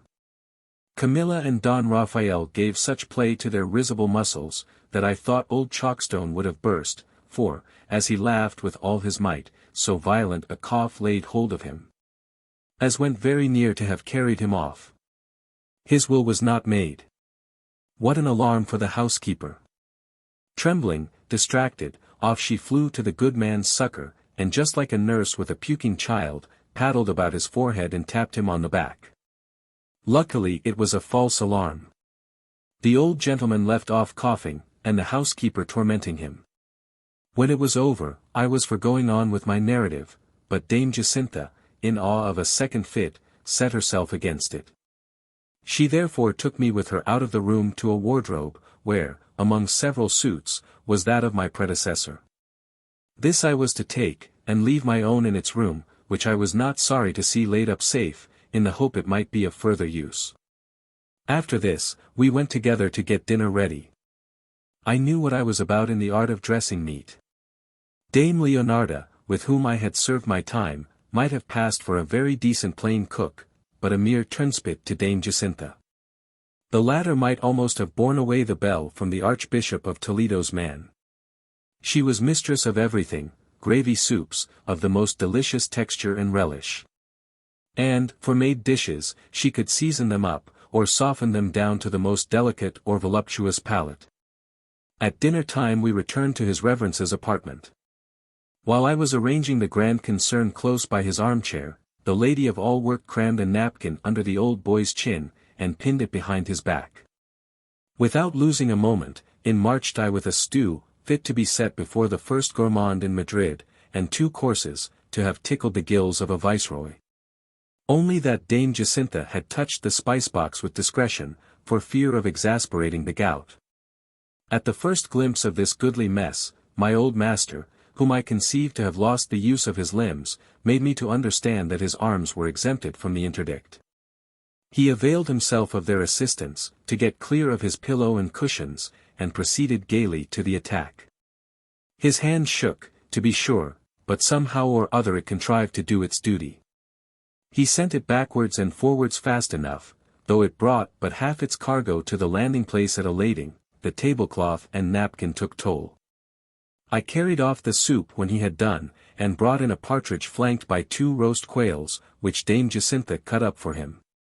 She took care to make him take a good draught of wine, a little lowered at proper intervals, out of a large, deep, silver cup, which she held to his mouth, as if he had been an infant.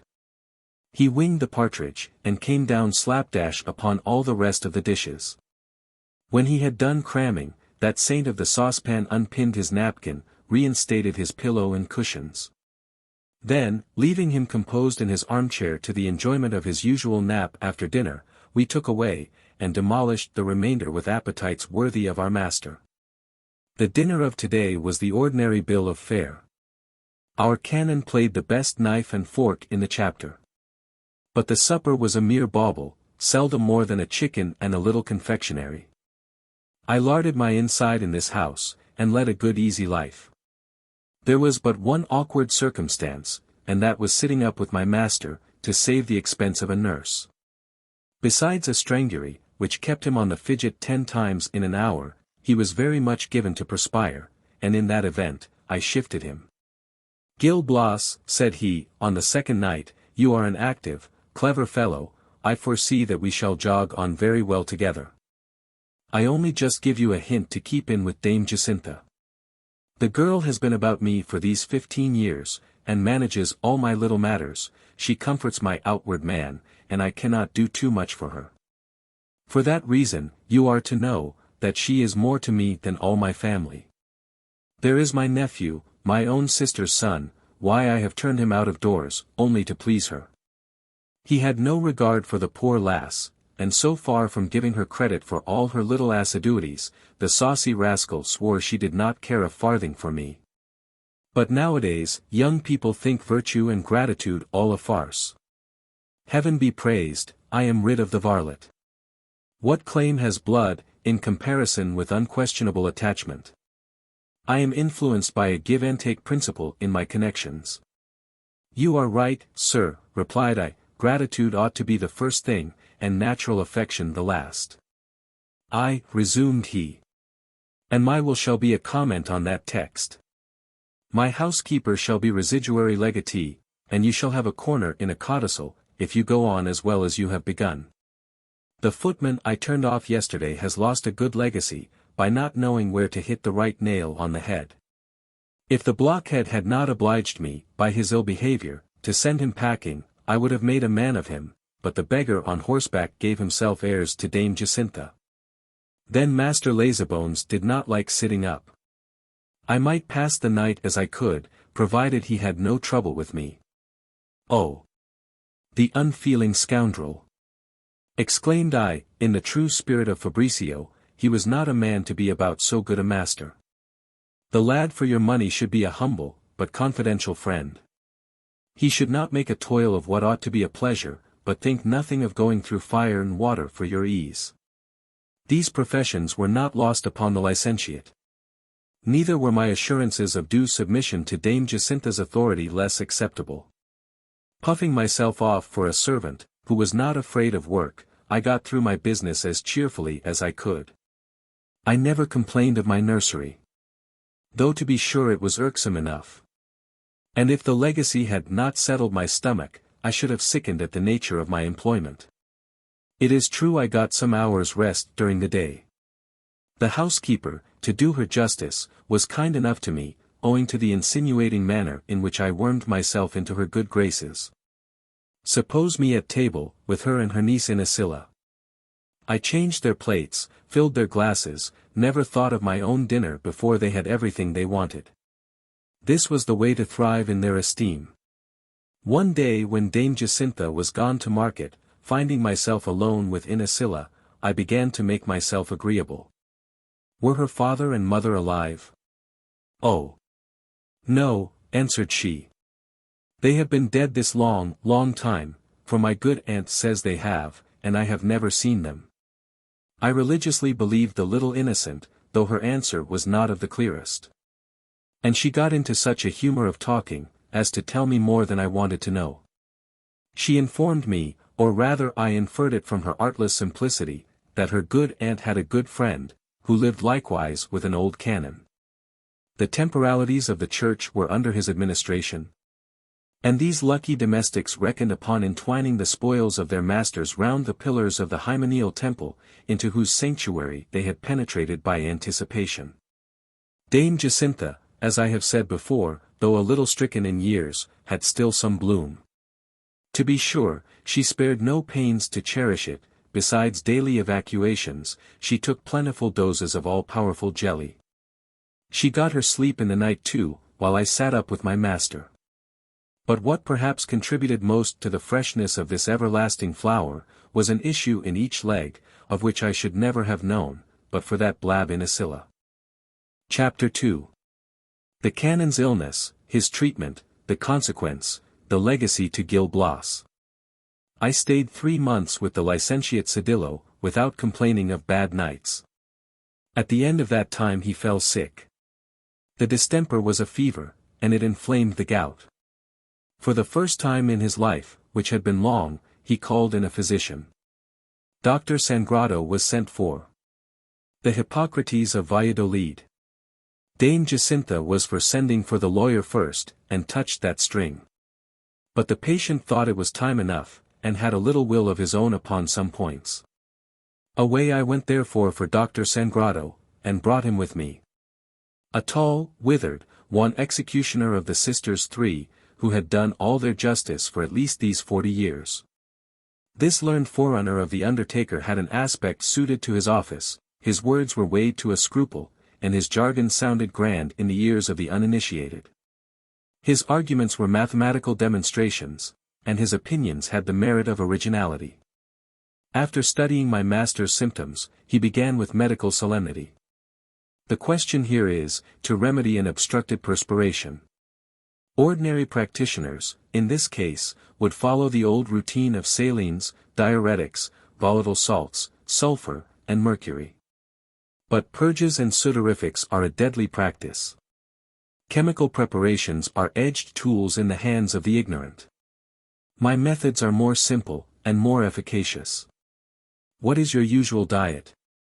I live pretty much upon soups, replied the canon, and eat my meat with a good deal of gravy.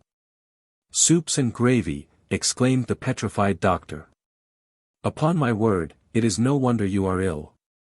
High living is a poisoned bait, a trap set by sensuality, to cut short the days of wretched man. We must have done with pampering our appetites, the more insipid, the more wholesome. The human blood is not a gravy. Why, then, you must give it such a nourishment as will assimilate with the particle of which it is composed. You drink wine, I warrant you. Yes, said the licentiate, but diluted. Oh. Finely diluted, I dare say, rejoined the physician.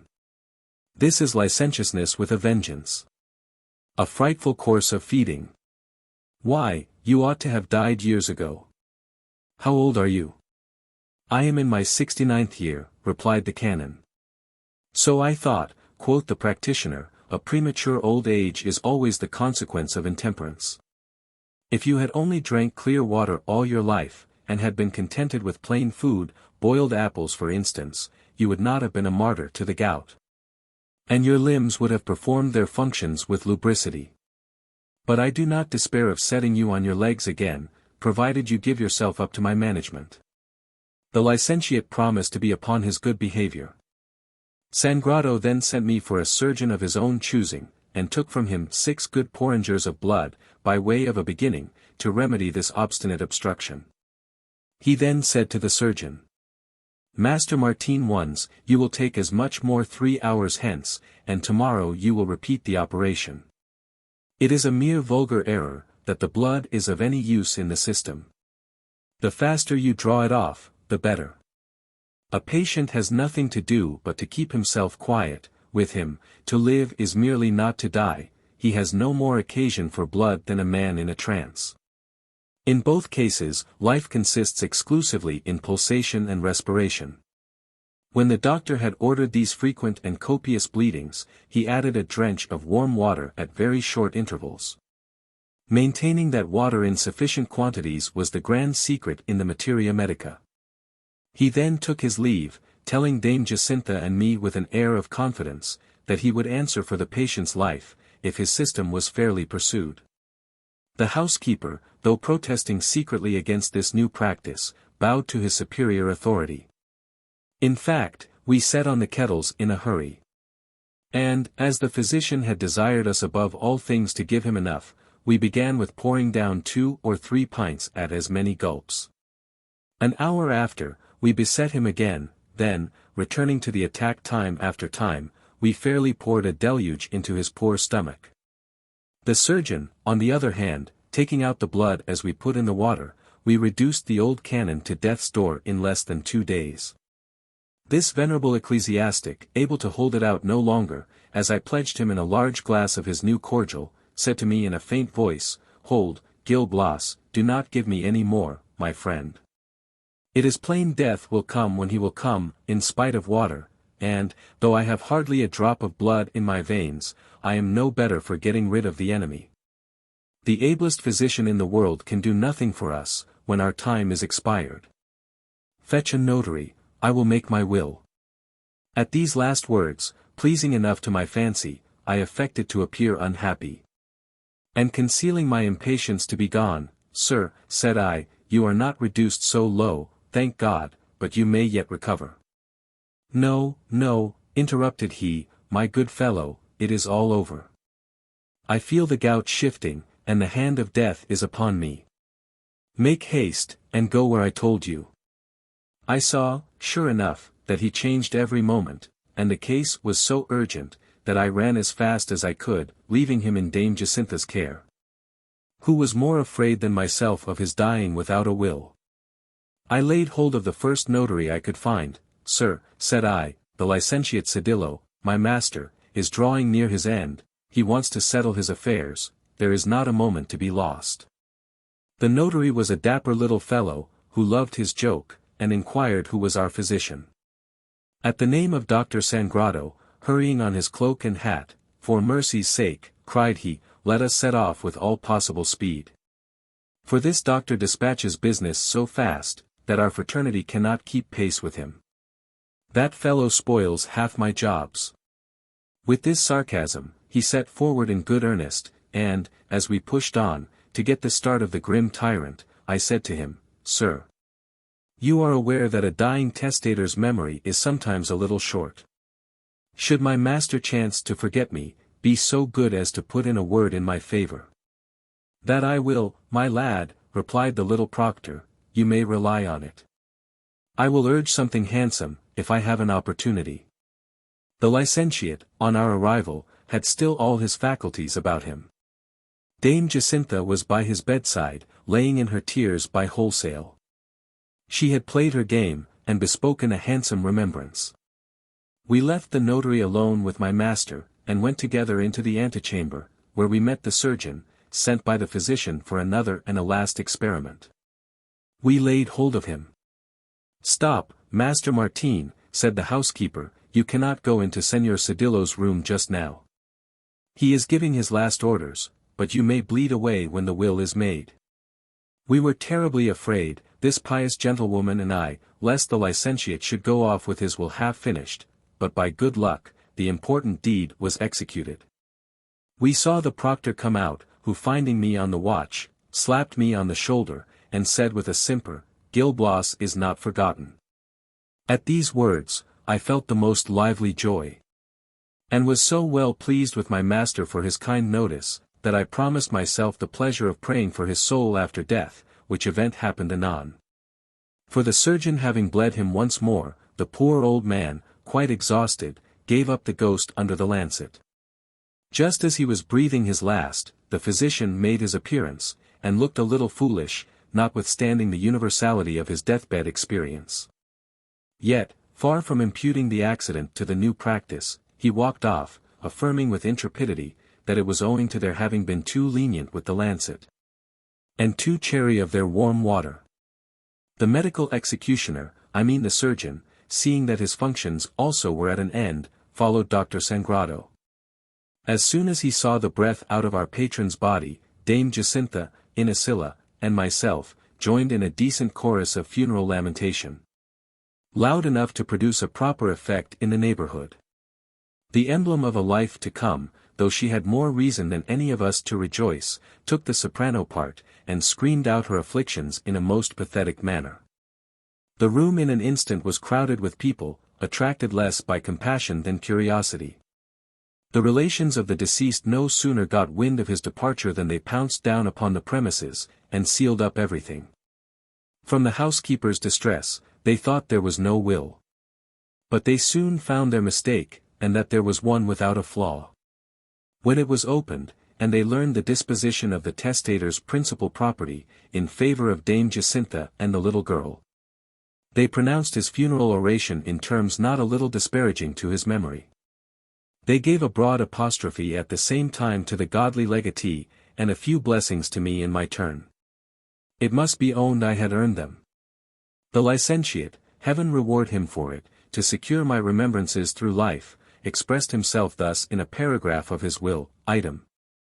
As Gil Blas has already some little smattering of literature, to encourage his studious habits, I give and bequeath to him my library, all my books and my manuscripts. Without any drawback or exception. I could not conceive where this said library might be, I had never seen any. I only knew of some papers, with 5 or 6 bound books, on 2 little deal shelves in my master's closet. And that was my legacy. The books too could be of no great use to me. The title of one was, The Complete Man Cook, another, A Treatise on Indigestion, with the Methods of Cure. The rest were the 4 parts of the breviary, half eaten up by the worms. In the article of manuscripts, the most curious consisted of documents relating to a lawsuit in which the prebendary was once engaged for his stall. After having examined my legacy with more minuteness than it deserved, I made over my right and title to these invidious relations. I even renounced my livery, and took back my own suit, claiming my wages as my only reward. I then went to look out for another place. As for Dame Jacintha, besides her residue under the will, she had some snug little articles, which by the help of her good friend she had appropriated to her own use during the last illness of the licentiate. Chapter 3. Gil Blas enters into Dr. Sangrado's service, and becomes a famous practitioner. I determined to throw myself in the way of Señor Arias de Landona, and to look out for a new berth in his register, but as I was on my way to no thoroughfare, who should come across me but Dr. Sangrado, whom I had not seen since the day of my master's death. I took the liberty of touching my hat. He kenned me in a twinkling, though I had changed my dress, and with as much warmth as his temperament would allow him. "Hey day," said he, "the very lad I wanted to see, you have never been out of my thought. I have occasion for a clever fellow about me, and pitched upon you as the very thing, if you can read and write." "Sir," replied I, "if that is all you require, I am your man." "In that case," rejoined he, "we need look no further. Come home with me. It will be all comfort, I shall behave to you like a brother. You will have no wages, but everything will be found you. You shall eat and drink according to the true faith, and be taught to cure all diseases. In a word, you shall rather be my young Sangrado than my footman." I closed in with the doctor's proposal, in the hope of becoming an Aesculapius under so inspired a master. He carried me home on the spur of the occasion, to install me in my honorable employment. Which honorable employment consisted in writing down the name and residence of the patients who sent for him in his absence. There had indeed been a register for this purpose, kept by an old domestic, but she had not the gift of spelling accurately, and wrote a most perplexing hand. This account I was to keep. It might truly be called a bill of mortality, for my members all went from bad to worse during the short time they continued in this system. I was a sort of bookkeeper for the other world, to take places in the stage, and to see that the first come were the first served. My pen was always in my hand, for Dr. Sangrado had more practice than any physician of his time in Valladolid. He had got into reputation with the public by a certain professional slang, humored by a medical face, and some extraordinary cases, more honored by implicit faith than scrupulous investigation. He was in no want of patience, nor consequently of property. He did not keep the best house in the world, we lived with some little attention to economy. The usual bill of fare consisted of peas, beans, boiled apples or cheese. He considered this food as best suited to the human stomach, that is to say, as most amenable to the grinders, whence it was to encounter the process of digestion. Nevertheless, easy as was their passage, he was not for stopping the way with too much of them, and, to be sure, he was in the right. But though he cautioned the maid and me against repletion in respect of solids, it was made up by free permission to drink as much water as we liked. Far from prescribing us any limits there, he would tell us sometimes, "Drink, my children, health consists in the pliability in moisture of the parts. Drink water by pails full, it is a universal dissolvent, water liquefies all the salts. Is the course of the blood a little sluggish? This grand principle sets it forward, too rapid. Its career is checked." Our doctor was so orthodox on this head, that he drank nothing himself but water, though advanced in years. He defined old age to be a natural consumption which dries us up and wastes us away. On this principle, he deplored the ignorance of those who call wine old men's milk. He maintained that wine wears them out and corrodes them, and pleaded with all the force of eloquence against that liquor, fatal in common both to the young and old. That friend with a serpent in its bosom, that pleasure with a dagger under its girdle. In spite of these fine arguments, at the end of a week, a looseness ensued, with some twinges, which I was blasphemous enough to saddle on the universal dissolvent and the new-fashioned diet. I stated my symptoms to my master, in the hope he would relax the rigor of his regimen, and qualify my meals with a little wine, but his hostility to that liquor was inflexible. If you have not philosophy enough, said he, for pure water, there are innocent infusions to strengthen the stomach against the nausea of aqueous quaffings.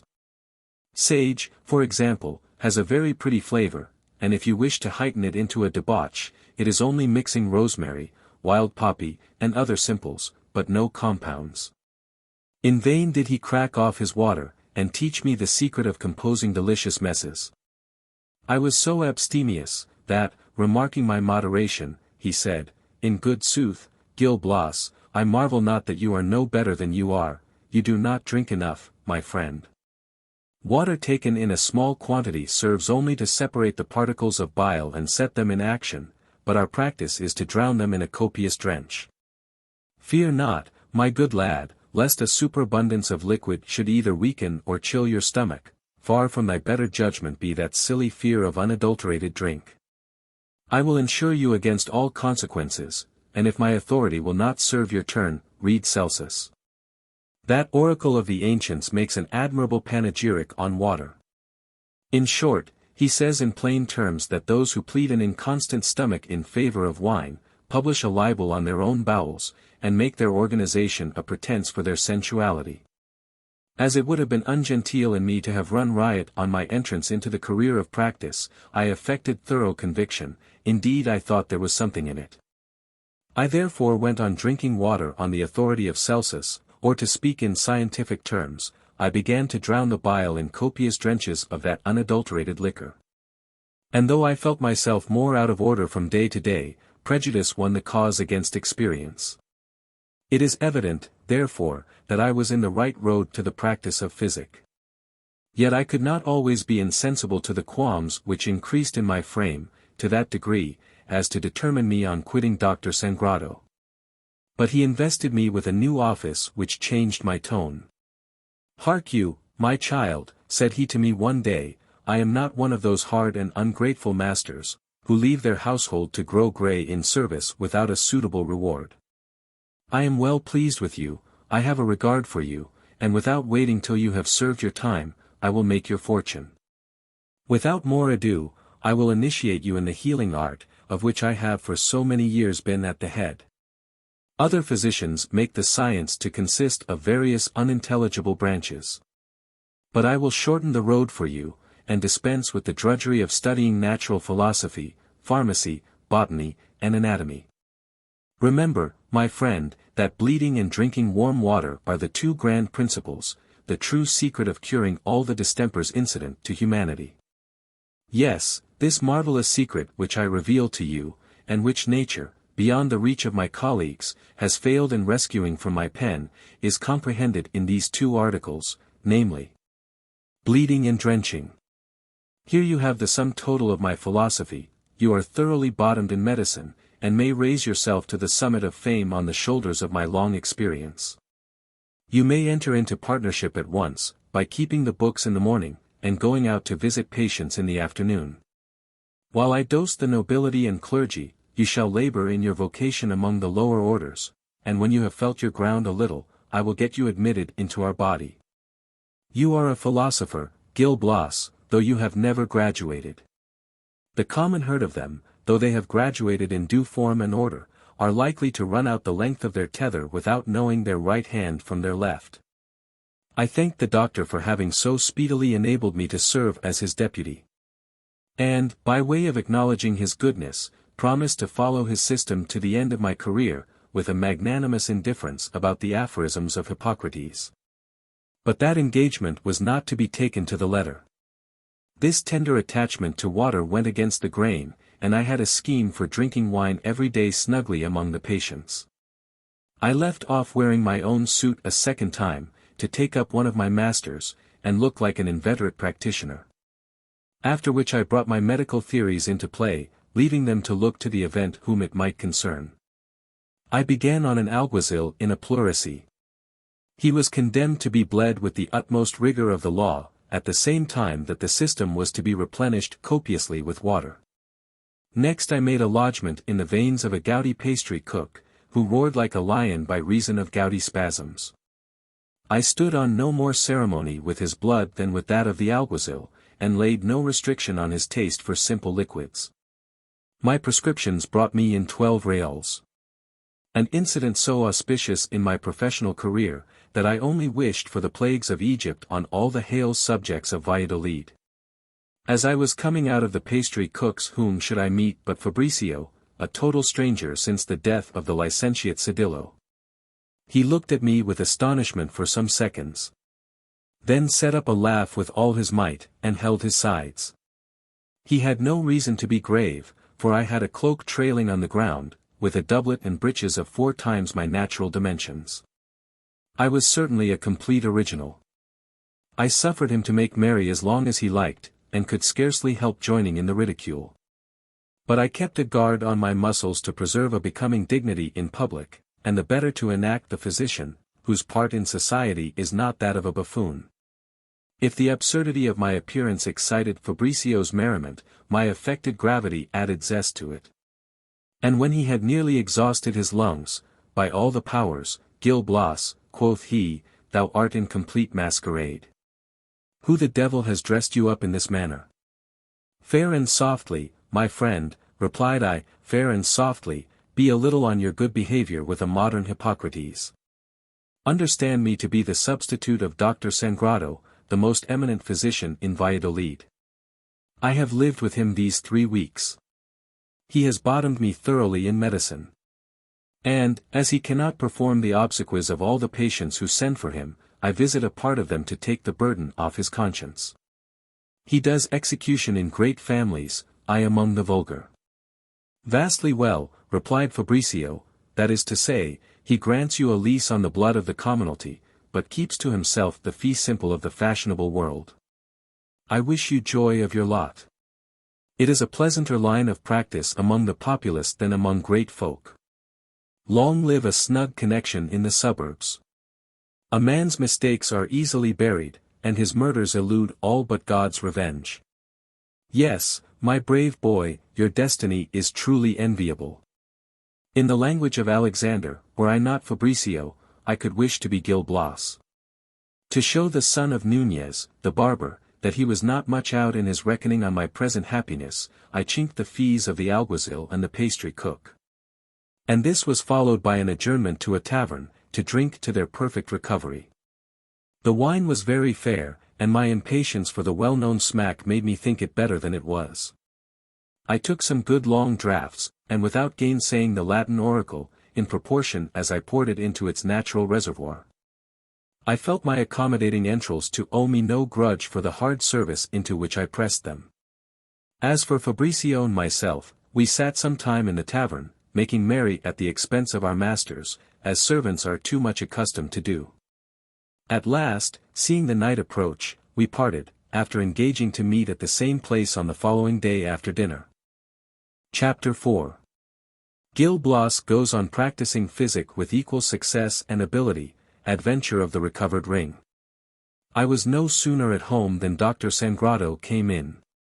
I talked to him about the patients I had seen, and paid into his hands 8 remaining reals of the 12 I had received for my prescriptions.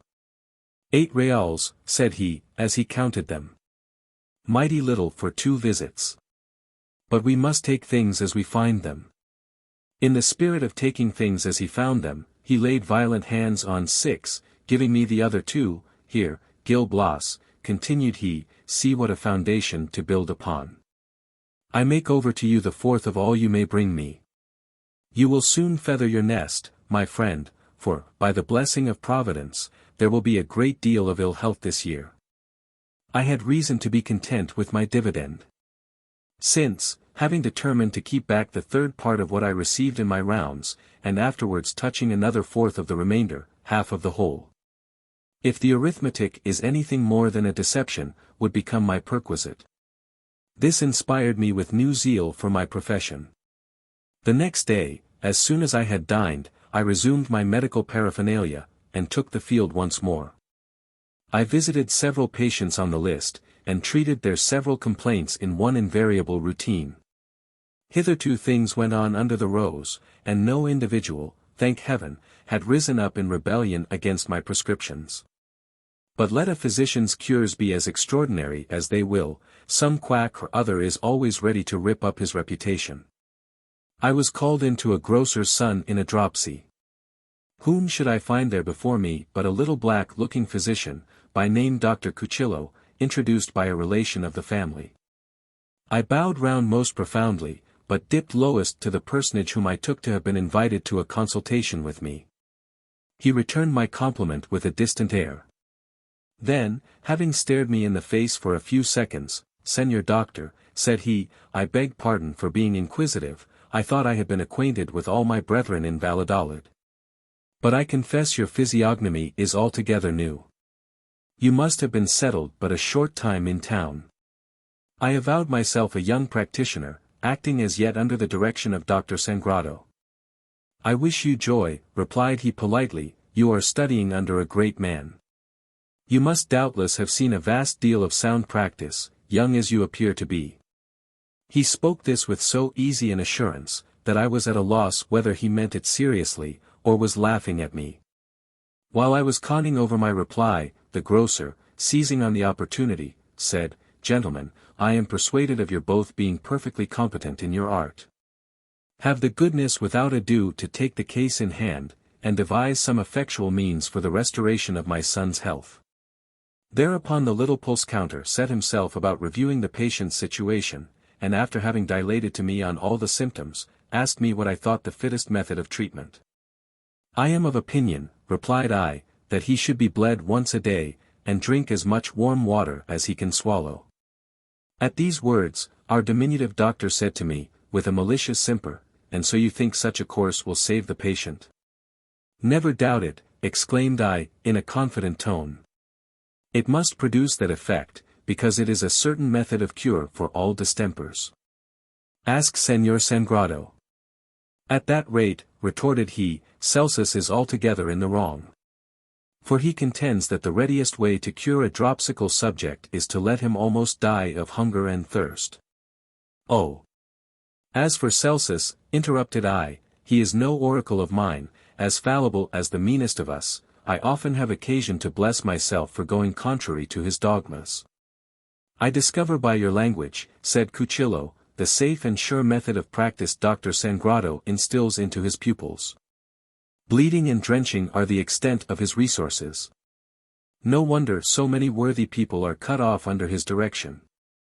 "No defamation," interrupted I, with some acrimony, "a member of the faculty had better not begin throwing stones. Come, come, my learned doctor, patients can get to the other world without bleeding in warm water, and I question whether the most deadly of us has ever signed more passports than yourself. If you have any crow to pluck with Senor Sangrado, write against him, he will answer you, and we shall soon see who will have the best of the battle. By all the saints in the calendar," swore he, in a transport of passion, "you little know whom you are talking to. I have a tongue and a fist, my friend. And am not afraid of Sangrado, who, with all his arrogance and affectation, is but a ninny." The size of the little death-dealer made me hold his anger cheap. I gave him a sharp retort. He sent back as good as I brought, till at last we came to cuffs. We had pulled a few handfuls of hair from each other's heads before the grocer and his kinsman could part us. When they had brought this about, they feed me for my attendance, and retained my antagonist, whom they thought the more skilful of the two. Another adventure succeeded close on the heels of this. I went to see a huge chanter in a fever. As soon as he heard me talk of warm water, he showed himself so averse to this specific, as to fall into a fit of swearing. He abused me in all possible shapes, and threatened to throw me out at window. I was in a greater hurry to get out of his house than to get in. I did not choose to see any more patients that day, and repaired to the inn where I had agreed to meet Fabricio. He was there first. As we found ourselves in a tippling humor, we drank hard, and returned to our employers in a pretty pickle, that is to say, SOSO in the upper story. Señor Sangrado was not aware of my being drunk, because he took the lively gestures which accompanied the relation of my quarrel with the little doctor. For an effect of the agitation not yet subsided after the battle. Besides, he came in for his share in my report. And feeling himself nettled by Cuchillo, "You have done well, Gil Blas," said he, "to defend the character of our practice against this little abortion of the faculty. So he takes upon him to set his face against watery drenches in dropsical cases. An ignorant fellow. I maintain, I do, in my own person, that the use of them may be reconciled to the best theories. Yes, water is a cure for all sorts of dropsies, just as it is good for rheumatisms and the green sickness. It is excellent, too, in those fevers where the effect is at once to parch and to chill, and even miraculous in those disorders ascribed to cold, thin, phlegmatic, and pituitous humors. This opinion may appear strange to young practitioners like Cuchillo.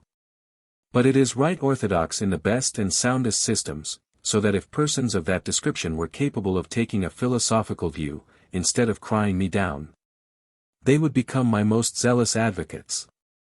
In his rage, he never suspected me of drinking, for, to exasperate him still more against the little doctor, I had thrown into my recital some circumstances of my own addition. Yet, engrossed as he was by what I had told him, he could not help taking notice that I drank more water than usual that evening. In fact, the wine had made me very thirsty. Anyone but Sangrado would have distrusted my being so very dry, as to swallow down glass after glass, but as for him, he took it for granted, in the simplicity of his heart, that I began to acquire a relish for aqueous potations. Apparently, Gil Blas, said he, with a gracious smile, you have no longer such a dislike to water. As heaven is my judge. You quaff it off like nectar. It is no wonder, my friend, I was certain you would take a liking to that liquor. Sir, replied I, there is a tide in the affairs of men, with my present lights, I would give all the wine in Valladolid for a pint of water. This answer delighted the doctor, who would not lose so fine an opportunity of expatiating on the excellence of water. He undertook to ring the changes once more in its praise, not like a hireling pleader, but as an enthusiast in the cause. 1,000 times, exclaimed he, 1,000 and 1,000 times of greater value, as being more innocent than our modern taverns, were those baths of ages past, whither the people went. Not shamefully to squander their fortunes and expose their lives by swilling themselves with wine, but assembled there for the decent and economical amusement of drinking warm water. It is difficult enough to admire the patriotic forecast of those ancient politicians, who established places of public resort, where water was dealt out gratis to all comers. And who confined wine to the shops of the apothecaries, that its use might be prohibited, but under the direction of physicians. What a stroke of wisdom! It is doubtless to preserve the seeds of that antique frugality, emblematic of the golden age, that persons are found to this day, like you and me, who drink nothing but water, and are persuaded they possess a prevention or a cure for every ailment, provided our warm water has never boiled. For I have observed that water, when it has boiled, is heavier, and sits less easily on the stomach. While he was holding forth thus eloquently, I was in danger more than once of splitting my sides with laughing. But I contrived to keep my countenance, nay, more, to chime in with the doctor's theory. I found fault with the use of wine, and pitied mankind for having contracted an untoward relish to so pernicious a beverage. Then, finding my thirst not sufficiently allayed, I filled a large goblet with water, and after having swillied it like a horse, "Come, sir," said I to my master. "Let us drink plentifully of this beneficial liquor. Let us make those early establishments of dilution you so much regret, to live again in your house." He clapped his hands in ecstasy at these words, and preached to me for a whole hour about suffering no liquid but water to pass my lips. To confirm the habit, I promised to drink a large quantity every evening. And, to keep my word with less violence to my private inclinations, I went to bed with a determined purpose of going to the tavern every day. The trouble I had got into at the grocer's did not discourage me from phlebotomizing and prescribing warm water in the usual course. Coming out of a house where I had been visiting a poet in a frenzy, I was accosted in the street by an old woman, who came up and asked me if I was a physician. I said, yes.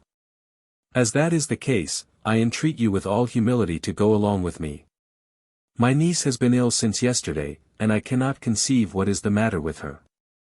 I followed the old lady to her house, where I was shown into a very decent room, occupied by a female who kept her bed. I went near, to consider her case. Her features struck me from the first. And I discovered beyond the possibility of a mistake, after having looked at her some little time, the she-adventurer, who had played the part of Camilla so adroitly. For her part she did not seem to recollect me at all, whether from the oppression of her disorder, or from my dress as a physician rendering me not easy to be known again. I took her by the hand, to feel her pulse, and saw my ring upon her finger. I was all in a twitter at the discovery of a valuable, on which I had a claim both in law and equity. Great was my longing to make a snatch at it. But considering that these fair ones would set up a great scream, and that Don Raphael or some other defender of injured innocence might rush in to their rescue, I laid an embargo on my privateering. I thought it best to come by my own in an honest way, and to consult Fabricio about the means. To this last course I stuck. In the meantime the old woman urged me to inform her with what disease her niece was troubled. I was not fool enough to own my ignorance. On the contrary, I took upon myself as a man of science, and after my master's example, pronounced solemnly that the disorder accrued to the patient from the defect of natural perspiration. That consequently she must lose blood as soon as possible, because if we could not open one pore, we always open another, and I finished my prescription with warm water, to do the thing methodically.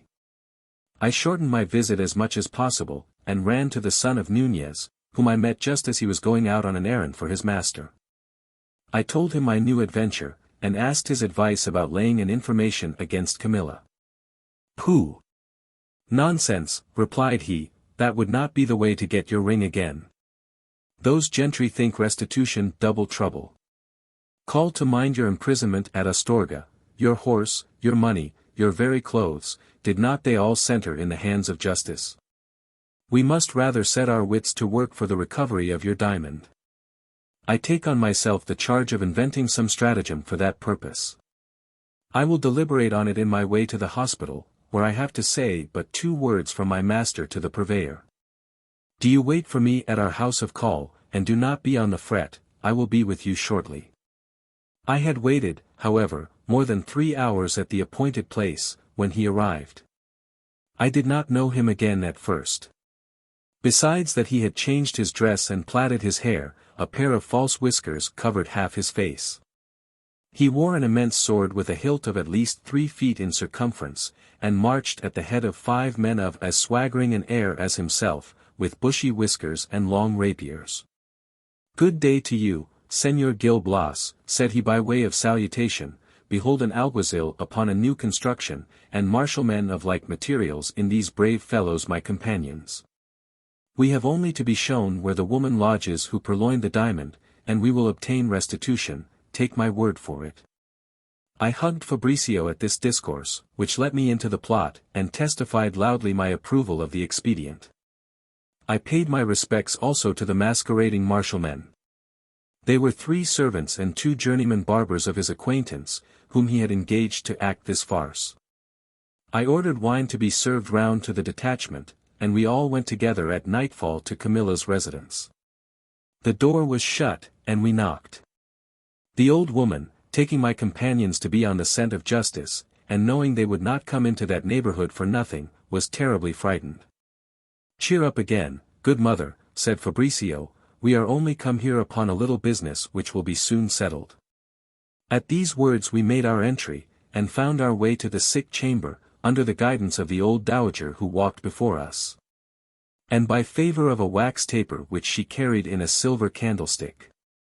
I took the light, went to the bedside, and, making Camilla take particular notice of my features, traitress, said I, call to mind the too credulous Gil Blas whom you have deceived. Ah! Thou wickedness personified, at last I have caught thee. The corregidor has taken down my deposition, and ordered this alguacil to arrest you.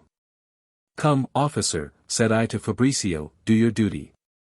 There is no need, replied he, swelling his voice, to inflame my severity. The face of that wretch is not new to me, she has long been marked with red letters in my pocket-book. Get up, my princess, dress your royal person with all possible dispatch. I will be your squire, and lodge you in durance vile, if you have no objection. At these words, Camilla, ill as she was, observing two martial men with large whiskers ready to drag her out of bed by main force, sat up of herself, clasped her hands in an attitude of supplication. And looking at me ruefully, said, Señor Gil Blas, have compassion on me, I call as a witness to my entreaties the chaste mother whose virtues you inherit. Guilty as I am, my misfortunes are greater than my crimes. I will give you back your diamond, so do not be my ruin. Speaking to this effect, she drew my ring from her finger, and gave it me back. But I told her my diamond was not enough, and that she must refund the 1,000 ducats they had embezzled in the ready-furnished lodging. Oh! As for your ducats, replied she, ask me not about them. That false-hearted deceiver, Don Raphael, whom I have not seen from that time to this, carried them off the very same night. Oh, ho! My little darling, said Fabricio in his turn, that will not do, you had a hand in the robbery, whether you went snacks in the profit or no. You will not come off so cheaply. Your having been accessory to Don Raphael's maneuvers is enough to render you liable to an examination. Your past life is very equivocal, and you must have a good deal upon your conscience. You will have the goodness, if you please, just to step into the town jail, and there unburden yourself by a general confession. This good old lady shall keep you company. It is hard if she cannot tell a world of curious stories, such as Mr. Corregidor will be delighted to hear. The two women, at these words, brought every engine of pity into play to soften us. They filled the air with cries, complaints, and lamentations. While the old woman on her knees, sometimes to the alguazil and sometimes to his attendants, endeavored to melt their stubborn hearts, Camilla implored me, in the most touching terms, to save her from the hands of justice. I pretended to relent. Officer, said I to the son of Nunez, since I have got my diamond, I do not much care about anything else. It would be no pleasure to me to be the means of pain to that poor woman, I want not the death of a sinner. Out upon you, answered he, you set up for humanity. You would make a bad tipstaff. I must do my errand. My positive orders are to arrest these virgins of the sun, his honor the corregidor means to make an example of them. Nay.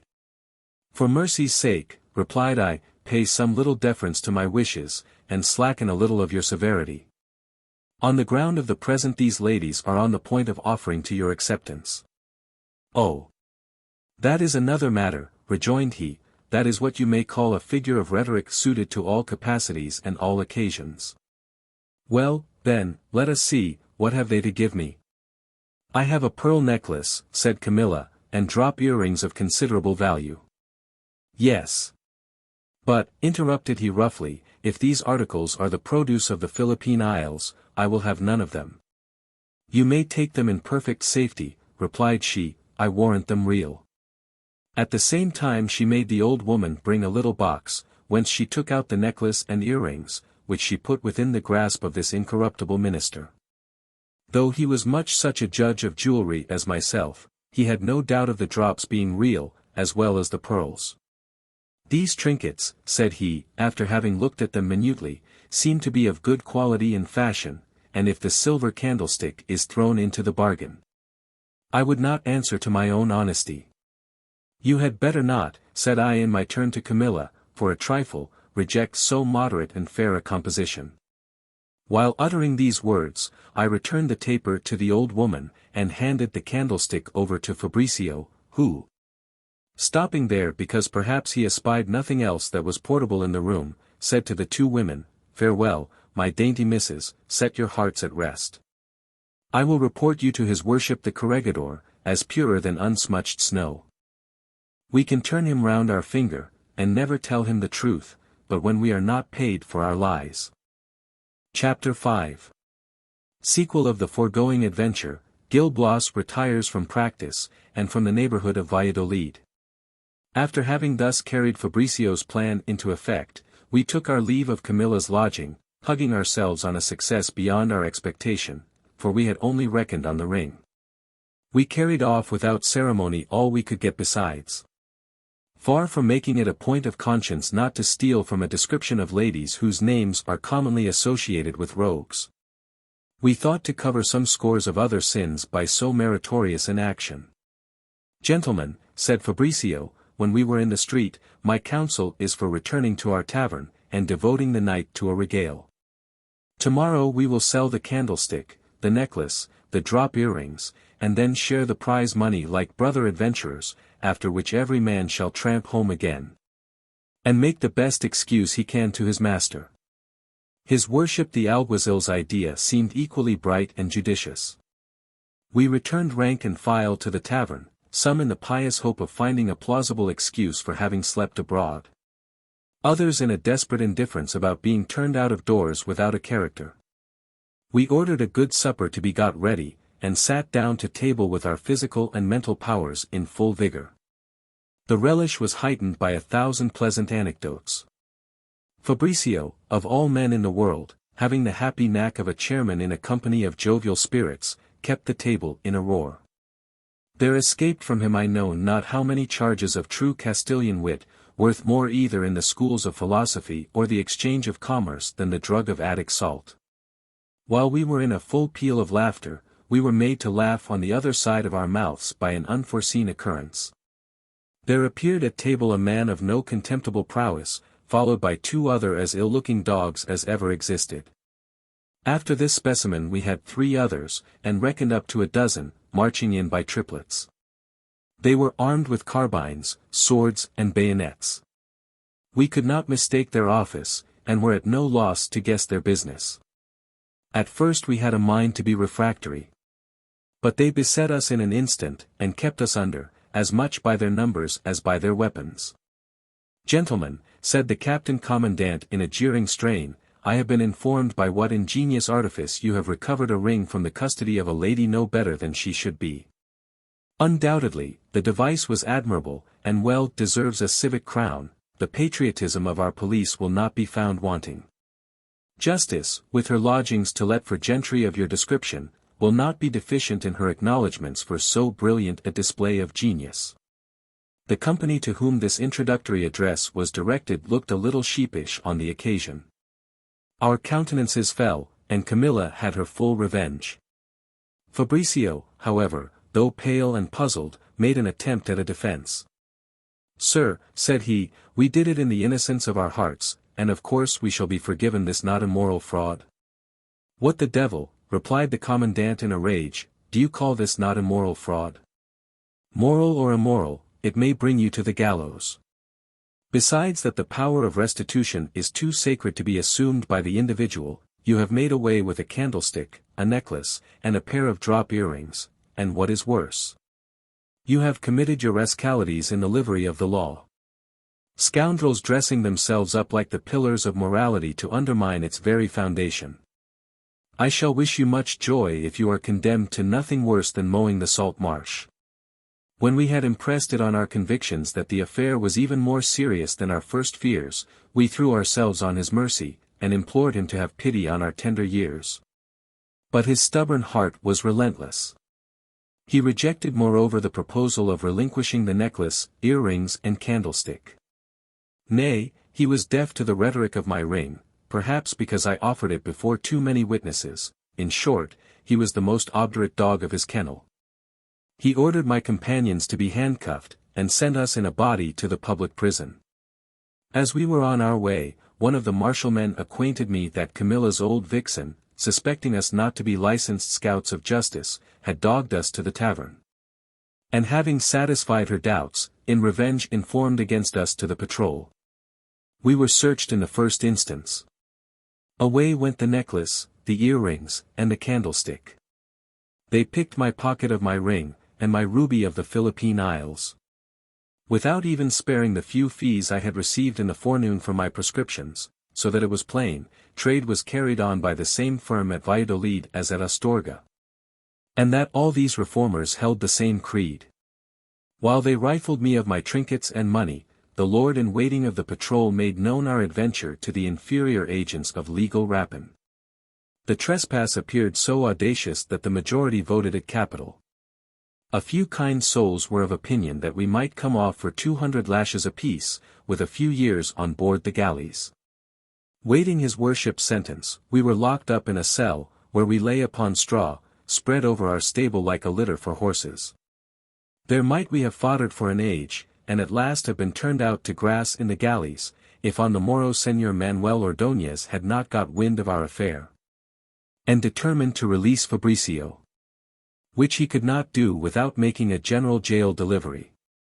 He was a man of the first credit in the town, his interest was exerted for us, and partly by his own influence, and partly by that of his friends. He obtained our enlargement at the end of 3 days. But the period of delivery is always molting time with jail birds, the candlestick, the necklace, the earrings, my ring, and the ruby, all were left behind. One could not help repeating those excellent lines of Virgil, beginning with sic vos non vobis. As soon as we were at liberty, we returned to our masters. Dr. Sangrado received me kindly. My poor Gil Blas, said he, it was but this morning I was acquainted with thy misfortune. I was just setting about an active canvass for thee. We must derive comfort from adversity, my friend, and attach ourselves more than ever to the practice of physic. I affirmed that to be my intention, and, in truth, I laid about me. Far from wanting employment, it happened by a kind providence, as my master had foretold, to be a very sickly season. The smallpox, and a very malignant fever, took alternate possession of the town and the suburbs. All the physicians in Valladolid had their share of business, and we not the least. We saw 8 or 10 patients a day, so that the kettle was kept on the simmer, and the blood in the action of transpiring. But things will happen cross. They died to a man either by our fault or their own. If their case was hopeless, we were not to blame, and if it was not hopeless, they were. 3 visits to a patient was the length of our tether. About the second, we sometimes ran foul of the undertaker, or when we had been more fortunate than usual, the patient had got no further than the point of death.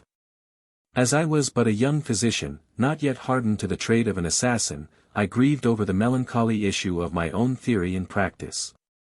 Sir, said I, one evening to Dr. Sangrado, I call heaven to witness on the spot that I have never strayed from your infallible method. And yet I have never saved a patient. One would think they died out of spite, and were on the other side of the great medical question. This very day I came across 2 of them, going into the country to be buried. My good lad, replied he, my experience nearly comes to the same point. It is but seldom I have the pleasure of curing my kind and partial friends. If I had less confidence in my principles, I should think my prescriptions had set their faces against the work they were intended to perform. If you will take a hint, sir, replied I, we had better vary our system. Let us give, by way of experiment, chemical preparations to our patients. The worst they can do is to tread in the steps of our pure dilutions and our phlebotomizing evacuations. I would willingly give it a trial, rejoined he, if it were a matter of indifference.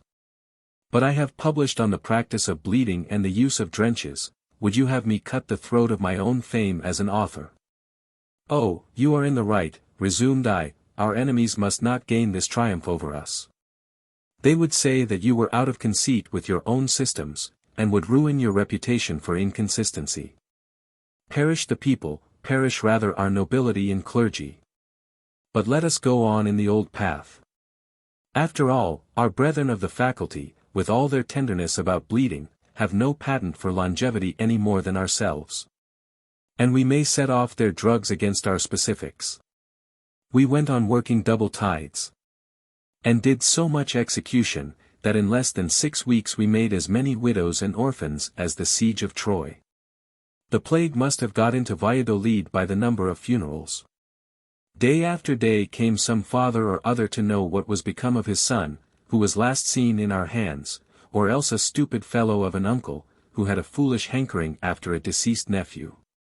With respect to the nephews and sons, on whose uncles and fathers we had equalized our system of destruction, they thought that least said was soonest mended. Husbands were altogether on their good behavior, they would not split a hair about the loss of a wife or two. The real sufferers to whose reproaches we were exposed, were sometimes quite savage in their grief, without being mealy-mouthed in their expressions, they called us blockheads and assassins. I was concerned at their bad language, but my master, who was up to every circumstance, listened to their abuse with the utmost indifference. Yet I might have grown as callous as himself to popular reproach, if heaven, interposing its shield between the invalids of Valladolid and one of their scourges, had not providentially raised up an incident to disgust me with medicine, which from the outset had been disgusted with me. The idle fellows about town assembled every day in our neighborhood for a game at tennis. Among the number was one of those professed bullies who set up for great dons, and are the complete cocks of the tennis court. He was a Biscayan, and assumed the title of Don Roderick de Mondragon. His age might be about 30. His size was somewhat above the common, but he was lean and bony. Besides 2 sparkling little eyes rolling about in his head, and throwing out defiance against all bystanders, a very broad nose came in between a pair of red whiskers, which turned up like a hook as high as the temples. His phraseology was so rough and uncouth that the very sound of his voice would throw a quiet man into an ague. This tyrant over both the rackets and the game was lord paramount in all disputes between the players. And there was no appeal from his decisions, but at the risk of receiving a challenge the next day. Precisely as I have drawn Señor Don Roderick, whom the Don in the foreground of his titles could never make a gentleman, Señor Don Roderick was sweet upon the mistress of the tennis court. She was a woman of 40, in good circumstances, as charming as 40 can well be, just entering on the 2nd year of her widowhood. I know not how he made himself agreeable. Certainly not by his exterior recommendations, but probably by that within which passeth show. However that might be, she took a fancy to him, and began to turn her thoughts towards the holy state of matrimony. But while that great event was in agitation, for the punishment of her sins, she was taken with a malignant fever, and with me for a physician. Had the disorder been ever so slight, my practice would have made a serious job of it. At the expiration of 4 days, there was not a dry eye in the tennis court.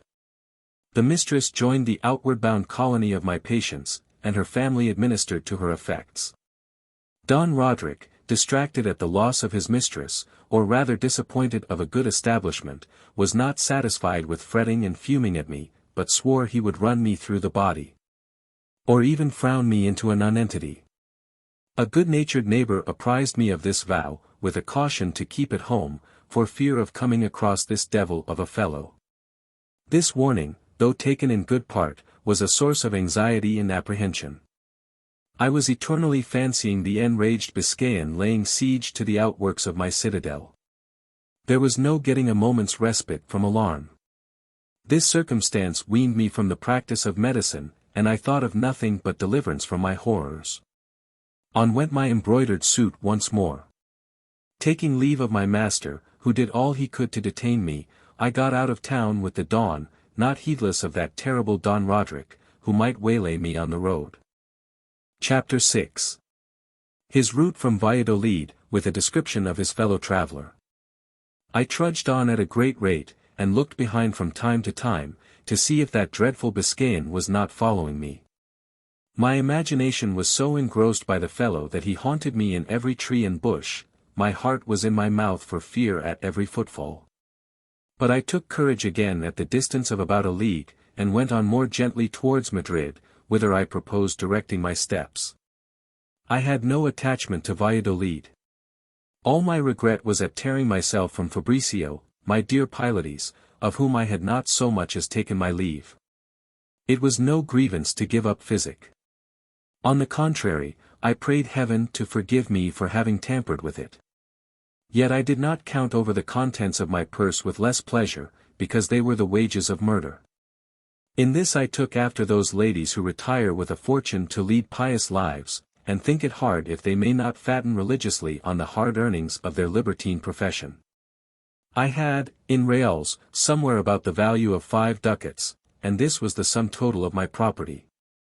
With these I designed repairing to Madrid, where I had no doubt of finding a good service. Besides, I wished above all things to be in that magnificent city, the boasted epitome of the world and all its wonders. While I was recollecting what I had heard of it, and enjoying beforehand the pleasures it affords, I heard the voice of a man coming after me, and singing till he had scraped his throat. He had a wallet on his back, a guitar suspended from his neck, and a long sword by his side. He got on at such a rate, as soon to overtake me. Who should it be but one of the 2 journeyman barbers with whom I had been in jail for the adventure of the ring? We knew one another at once, though we had shifted our dresses, and were in 1,000 marvels at meeting so unexpectedly on the highway. If I testified my delight at having such a fellow-traveler, he seemed on his side to feel an excess of rapture at the renewal of our acquaintance. I told him why I had left Valladolid, and he trusted his own secret to me in return, by stating himself to have had a little brush with his master, on which they had taken an everlasting leave of one another. Had it been my pleasure, continued he, to have taken up my abode longer in Valladolid, 10 shops would take me in for one that would have turned me out. Since, vanity apart, I may safely say there is not a barber in all Spain better qualified to shave all sorts of beards, with the grain or against the grain, and to curl a pair of whiskers. But I could no longer fight against a hankering after my native place, whence I departed full 10 years since. I wished to inhale a little of my own country air, and to learn the present situation of my family. I shall be among them the day after tomorrow, at a place called Oviedo, a populous village on this side of Segovia. I resolved on accompanying this barber home, and going to Segovia for the chance of a cast to Madrid. We began entertaining one another with indifferent subjects as we went along. The young fellow was perfectly good-humored, with a ready wit. After an hour's conversation, he asked me if I was hungry. I referred him to the first house of call for my answer. To stop dilapidations till we get there, said he, we may renew our term by a little breakfast from my wallet. When I am on a journey I am always my own caterer. None of your woolen drapery, nor linen drapery, nor any of your frippery or trumpery. I hate ostentation. My wallet contains nothing but a little exercise for my grinders, my razors, and a washball. I extolled his discretion, and agreed with all my heart to the bargain he proposed. My appetite was keen and sharp set for a comfortable meal. After what he had said, I could expect no less. We drew aside a little from the high road, and sat down upon the grass. There my little journeyman barber laid out his provisions, consisting of 5 or 6 onions, with some scraps of bread and cheese. But the best lot in the auction was a little leathern bottle, full, as he said, of choice, delicate wine. Though the solids were not very relishing, the calls of hunger did not allow either of us to be dainty. And we emptied the bottle too, containing about 2 pints of a wine one could not recommend without some remorse of conscience. We then rose from table, and set out again on the tramp in high glee. The barber, who had heard some little snatches of my story from Fabricio, entreated me to furnish him with the whole from the best authority. It was impossible to refuse so munificent an host. I therefore gave him the satisfaction he required. In my turn I called on him, as an acknowledgment of my frankness, to communicate the leading circumstances of his terrestrial peregrinations. Oh! As for my adventures, exclaimed he, they are scarcely worth recording, a mere catalogue of common occurrences.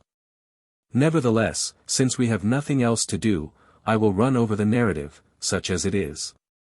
At the same time he entered on the recital, nearly in the following terms.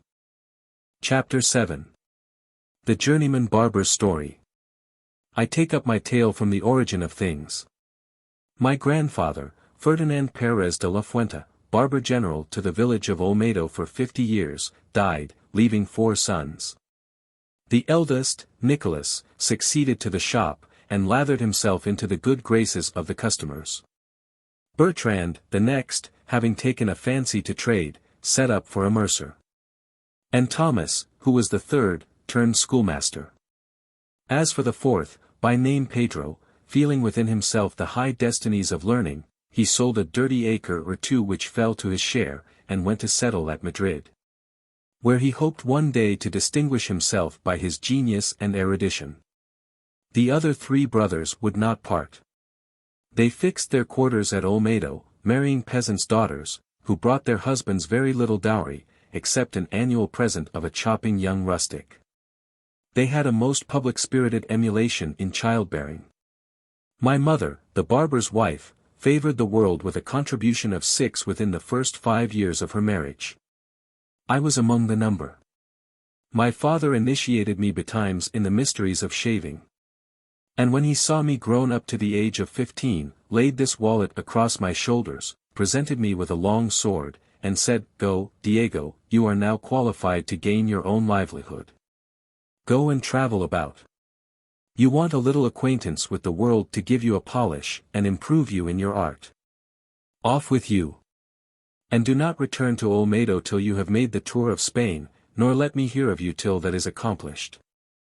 Finishing with this injunction, he embraced me with fatherly affection, and shoved me out of doors by the shoulders. Such were the parting benedictions of my sire. As for my mother, who had more the touch of nature in her manners, she seemed to feel somewhat at my departure. She dropped a few tears, and even slipped a ducat by stealth into my hand. Thus was I sent from Oviedo into the wide world, and took the road of Segovia. I did not go 200 yards without stopping to examine my bag. I had a mind to view its contents, and to know the precise amount of my possessions. There I found a case with 2 razors, which must have traveled post over the chins of 10 generations, by the evidence of their wear and tear, with a strap to set them, and a bit of soap. In addition to this, a coarse shirt quite new, a pair of my father's shoes quite old, and what rejoiced me more than all the rest, a rouleau of 20 reals in a linen bag.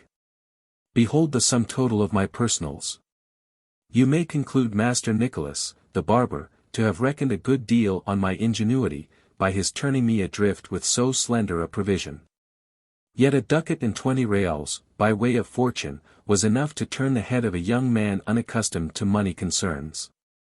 I fancied my stock of cash inexhaustible, and pursued my journey in the sunshine of brilliant anticipation, looking from time to time at the hilt of my rapier, while the blade was striking against the calf of my leg at every step, or tripping up my heels.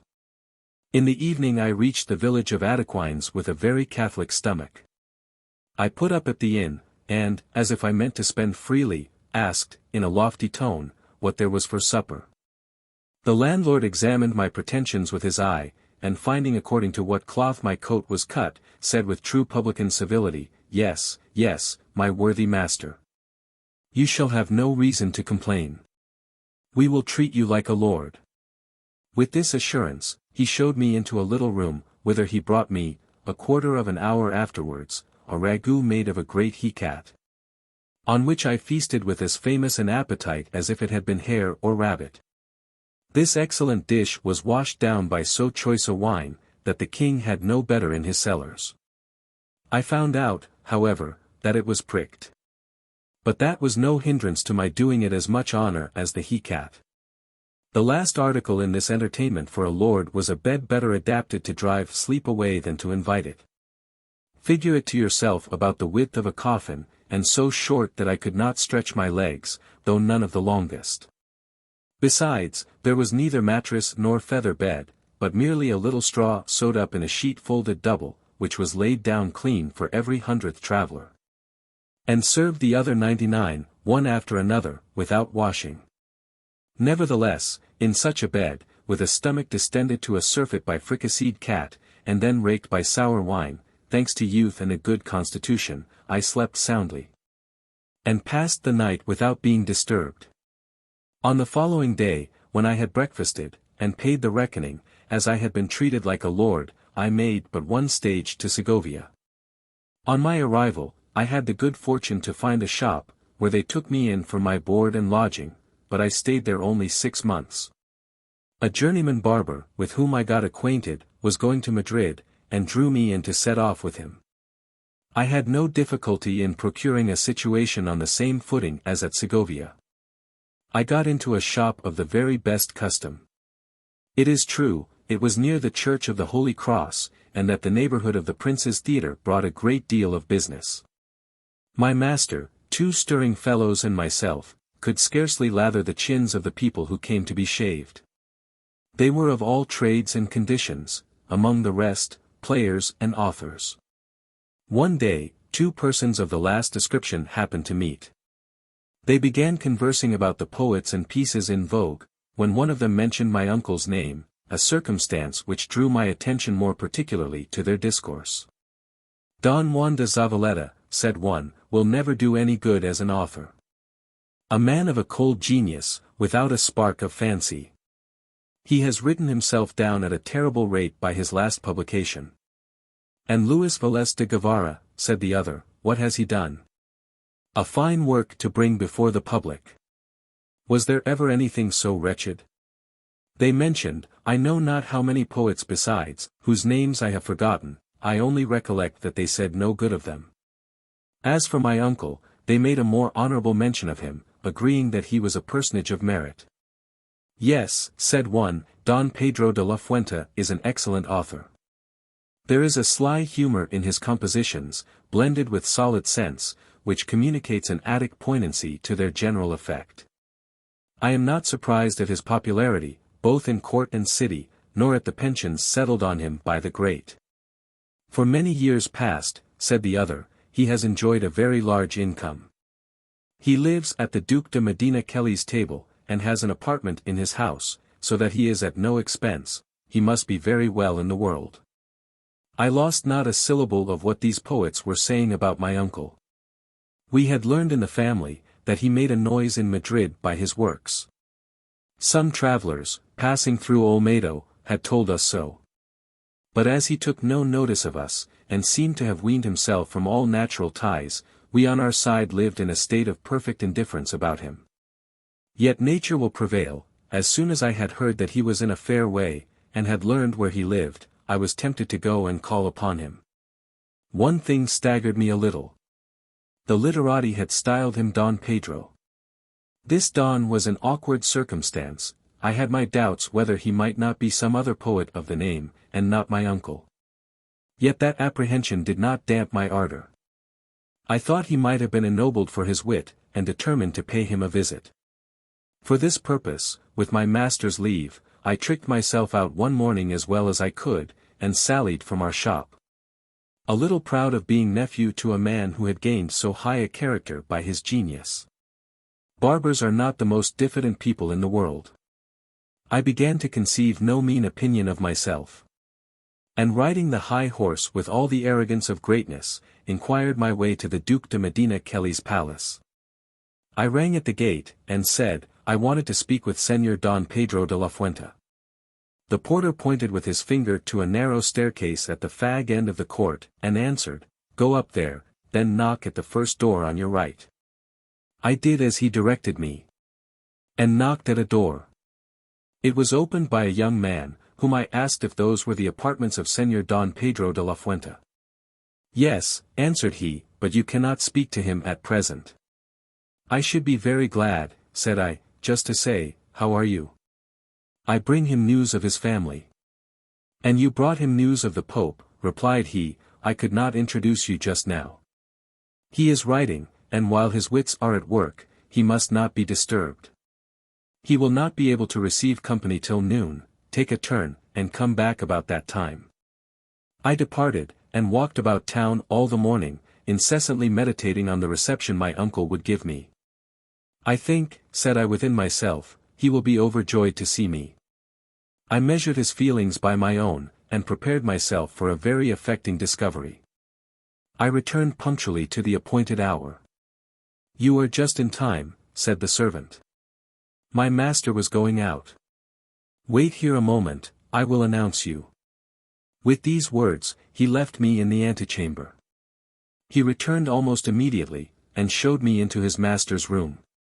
The face struck me all at once as a family likeness. To be sure, he was the very image of my Uncle Thomas. They might have been taken for twins. I bowed down to the ground, and introduced myself as the son of Master Nicholas de la Fuente, the barber of Oviedo. I likewise informed him, that I had been working at my father's trade in Madrid, for these 3 weeks, as a journeyman, and intended making the tour of Spain to complete my education. While I was speaking, my uncle was evidently in a brown study. He seemed to doubt whether he should disown me at once, or get rid of me with some little sacrifice to decency. The latter course he adopted. Affecting the affable, "Well, my good kinsman, how are your father and your uncles? Do they get on in the world?" I began thereupon by laying before him the family knack at propagation. All the children, male and female, called over by their names, with their godfathers and godmothers included in the list. He took no extravagant interest in the particulars of my tale, but, leading to his own purposes, "Diego," replied he, "I am quite of your mind. You should go from place to place, and see a variety of practice. I would not have you tarry longer at Madrid. It is a very dangerous residence for youth. You may get into bad habits, my sweet fellow. Other towns will suit you better. The state of society in the provinces is more patriarchal and philosophical. Determine on emigration. And when your departure is fixed, come and take your leave. I will contribute a pistole to the tour of Spain." With this kind assurance, he handed me out of the room, and sent me packing. I had not worldly wisdom enough to find out that he wanted to get quit of me. I went back to our shop, and gave my master an account of the visit I had paid. He looked no deeper than myself into Señor Don Pedro's motives, and observed, "I cannot help differing from your worthy uncle, so far from advising you to travel the provinces. The real thing would be, in my opinion, to give you a comfortable settlement in this city. He is hand and glove with the first people. It is an easy matter for him to establish you in a great family, and that is a fortune at once." Struck with this lucky discovery, which seemed to settle the point without difficulty, I called on my uncle again 2 days afterwards, and made a modest proposal to him for a situation about some leading character at court. But the hint was not taken kindly. A proud man, living at free quarters among the great, and dining with them in a family party, did not exactly wish that, while he was sitting at my lord's table, his nephew should be a guest in the servants' hall. Little Diego might bring a scandal on Señor Don Pedro. He had no hesitation, therefore, in fairly turning me out of doors, and that with a flea in my ear. "What, you little rascal?" said he, in a fit of extravagance, "do you mean to relinquish your calling? Begone, I consign you to the reptile whose pernicious counsels will be your ruin.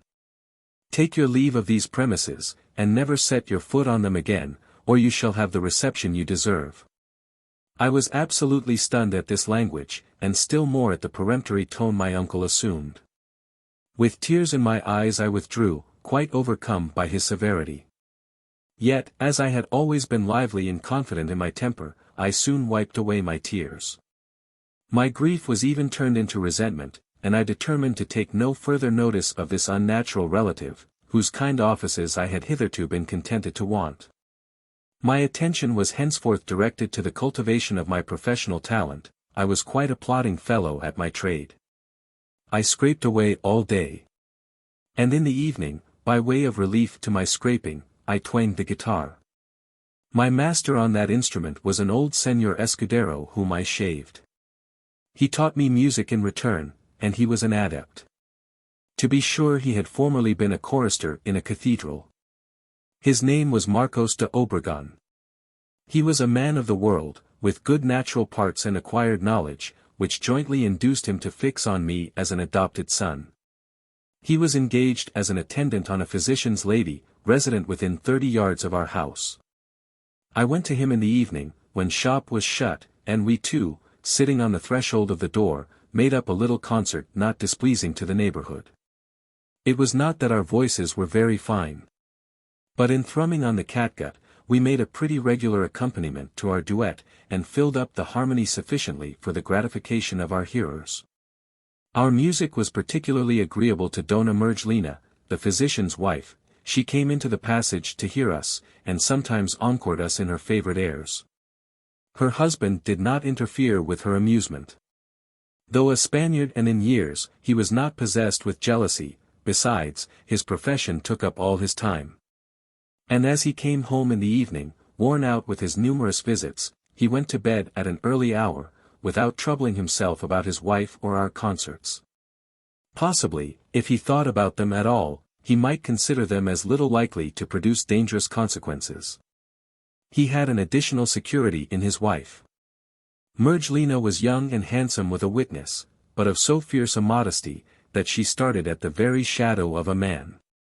How could he take umbrage at an amusement of so harmless and decorous a nature? He gave us leave to sing our hearts out. One evening, as I came to the physician's door, intending to take my usual recreation, I found the old squire waiting for me. He took me by the hand, saying that he wished to take a little walk with me, before we struck up our little concert. At the same time he drew me aside into a by-street, where, finding an opportunity of opening his mind, "Diego, my good lad," said he with a melancholy air, "I want to give you a hint in private. I much fear, my good and amiable youth, that we shall both have reason to repent of beguiling our evenings with little musical parties at my master's door. Rely on my sincere friendship, I do not grudge your lessons in singing and on the guitar. But if I could have foreseen the storm now brewing, in the name of charity, I would have selected some other spot to communicate my instructions." This address alarmed me. I entreated the gentle squire to be more explicit, and to tell me what we had to fear, for I was no Hector, and the tour of Spain was not yet finished. "I will relate to you," replied he, "what it concerns you to know, that you may take proper measure of our present danger. When I got into the service of the physician, about a year ago, he said one morning, after having introduced me to his wife, 'There, Marcos, you see your mistress. That is the lady you are to accompany in all her peregrinations.' I was smitten with Dona Mergelina. She was lovely in the extreme, a model for an artist, and her principal attraction was the pleasantness of her deportment. 'Honored sir,' replied I to the physician, 'it is too great a happiness to be in the train of so charming a lady.' My answer was taken amiss by Mergelina, who said rather crustily, 'A pleasant gentleman this. He is perfectly free and easy. Believe me, his fine speeches may go a begging for me.' These words, dropped from such lovely lips, seemed rather inconsistent, the manners and ideas of bumpkins and dairymaids coupled with all the graces of the most lovely woman in the world. As for her husband, he was used to her ways, and, hugging himself on the unrivaled character of his rib, 'Marcos,' said he, 'my wife is a miracle of chastity.' Then, observing her put on her veil, and make herself ready to go to mass, he told me to attend on her at church. We were no sooner in the street than we met, and it was no wonder, Blades who, struck with Dona Mergelina's genteel carriage, told her 1,000 flattering tales as they passed by. She was not backward in her answers, but silly and ill-timed, beyond what you can conceive. They were all in amaze, and could not imagine how a woman should take it amiss to be complimented. "Why really, madam," said I to her at first, "you had better be silent, or shut your ears to their addresses, than reply with asperity." "No, no," replied she, "I will teach these coxcombs that I am not a woman to put up with impertinence." In short, her absurdity went so far, that I could not help telling her my mind, at the hazard of her displeasure. I gave her to understand, yet with the greatest possible caution, that she was unjust to nature, whose handiwork she marred by her preposterous ferocity. That a woman of mild and polished manners might inspire love without the aid of beauty, whereas the loveliest of the sex, divested of female softness, was in danger of becoming the public scorn. To this ratiocination, I added collateral arguments, always directed to the amendment of her manners. After having moralized to no purpose, I was afraid my freedom might exasperate my mistress, and draw upon me some taunting repartee. Nevertheless, she did not mutiny against my advice, but silently rendered it of no avail, and thus we went on from day to day. I was weary of pointing out her errors to no purpose, and gave her up to the ferocious temperament of her nature. Yet, could you think it? The savage humor of that proud woman is entirely changed within these 2 months. She has a kind word for all the world, and manners the most accommodating. It is no longer the same Mergelina who gave such homely answers to the compliments of her swains, she is become assailable by flattery. Loves to be told she is handsome, that a man cannot look at her without paying for it, her ears itch for fine speeches, and she is become a very woman. Such a change is almost inconceivable, and the best of the joke is, that you are the worker of this unparalleled miracle. Yes, my dear Diego, it is you who have transformed Dona Mergelina. You have softened down the tigress into a domestic animal, in a word, you have made her feel. I have observed it more than once. And never trust my knowledge of the sex, if she is not desperately in love with you. Such, my dear boy, is the melancholy news I have to communicate, the awkward predicament in which we stand.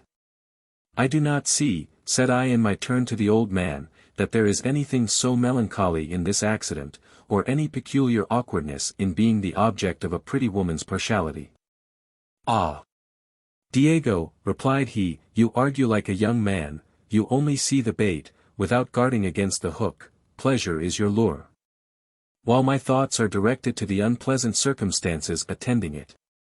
Murder will out.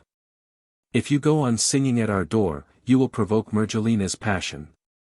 And she, probably, losing all command over herself, will betray her weakness to her husband, Dr. Oloroso. That wretched husband, so complying now that he thinks there is no ground for jealousy, will run wild, take signal vengeance upon her, and perhaps play some dog's trick or other to you and me. Well, then, rejoined I, your reasons shall be conclusive with me, and your sage counsels my rule. Lay down the line of conduct I am to adopt, for the prevention of any left-handed catastrophe. We will have no more concerts, was his peremptory decree. Do not show yourself any more to my mistress, when the sight of you does not inflame her, she will recover her composure. Stay within doors, I will call in upon you, and we will torture the guitar with impunity. With all my heart, said I, and I will never set my foot again in your premises. In good truth, I was determined to serenade no longer before the physician's door, but henceforth to keep within the precincts of my shop, since my attractions as a man were so formidable. In the meantime, good Squire Marcos, with all his prudence, experienced in the course of a few days that the plan he had devised to quench Dona Mergelina's flame produced a directly opposite effect. The lady on the second night not hearing me sing, asked why we had discontinued our concerts, and the reason of my absence. He told her I was so busy as not to have a moment to spare for relaxation. She seemed satisfied with that excuse, and for 3 days longer bore the disappointment of all her hopes like a heroine. But at the end of that period, my martyr to the tender passion lost all patience, and said to her conductor, "You are playing false with me, Marcos. Diego has not discontinued his visits without a cause. This mystery must be unravelled. Speak, I command you, conceal nothing from me." "Madam," answered he, making use of another subterfuge, "since the truth must be told, it has often happened to him to find the cloth taken away at home after the concert. He cannot run the risk any longer of going to bed without his supper." "What, without his supper?" exclaimed she in an agony, "why did not you tell me so sooner? Go to bed without his supper. Oh! The poor little sufferer. Go to him this instant, and let him come again this evening. He shall not go home starving any more, there shall always be a luncheon for him." "What do I hear?"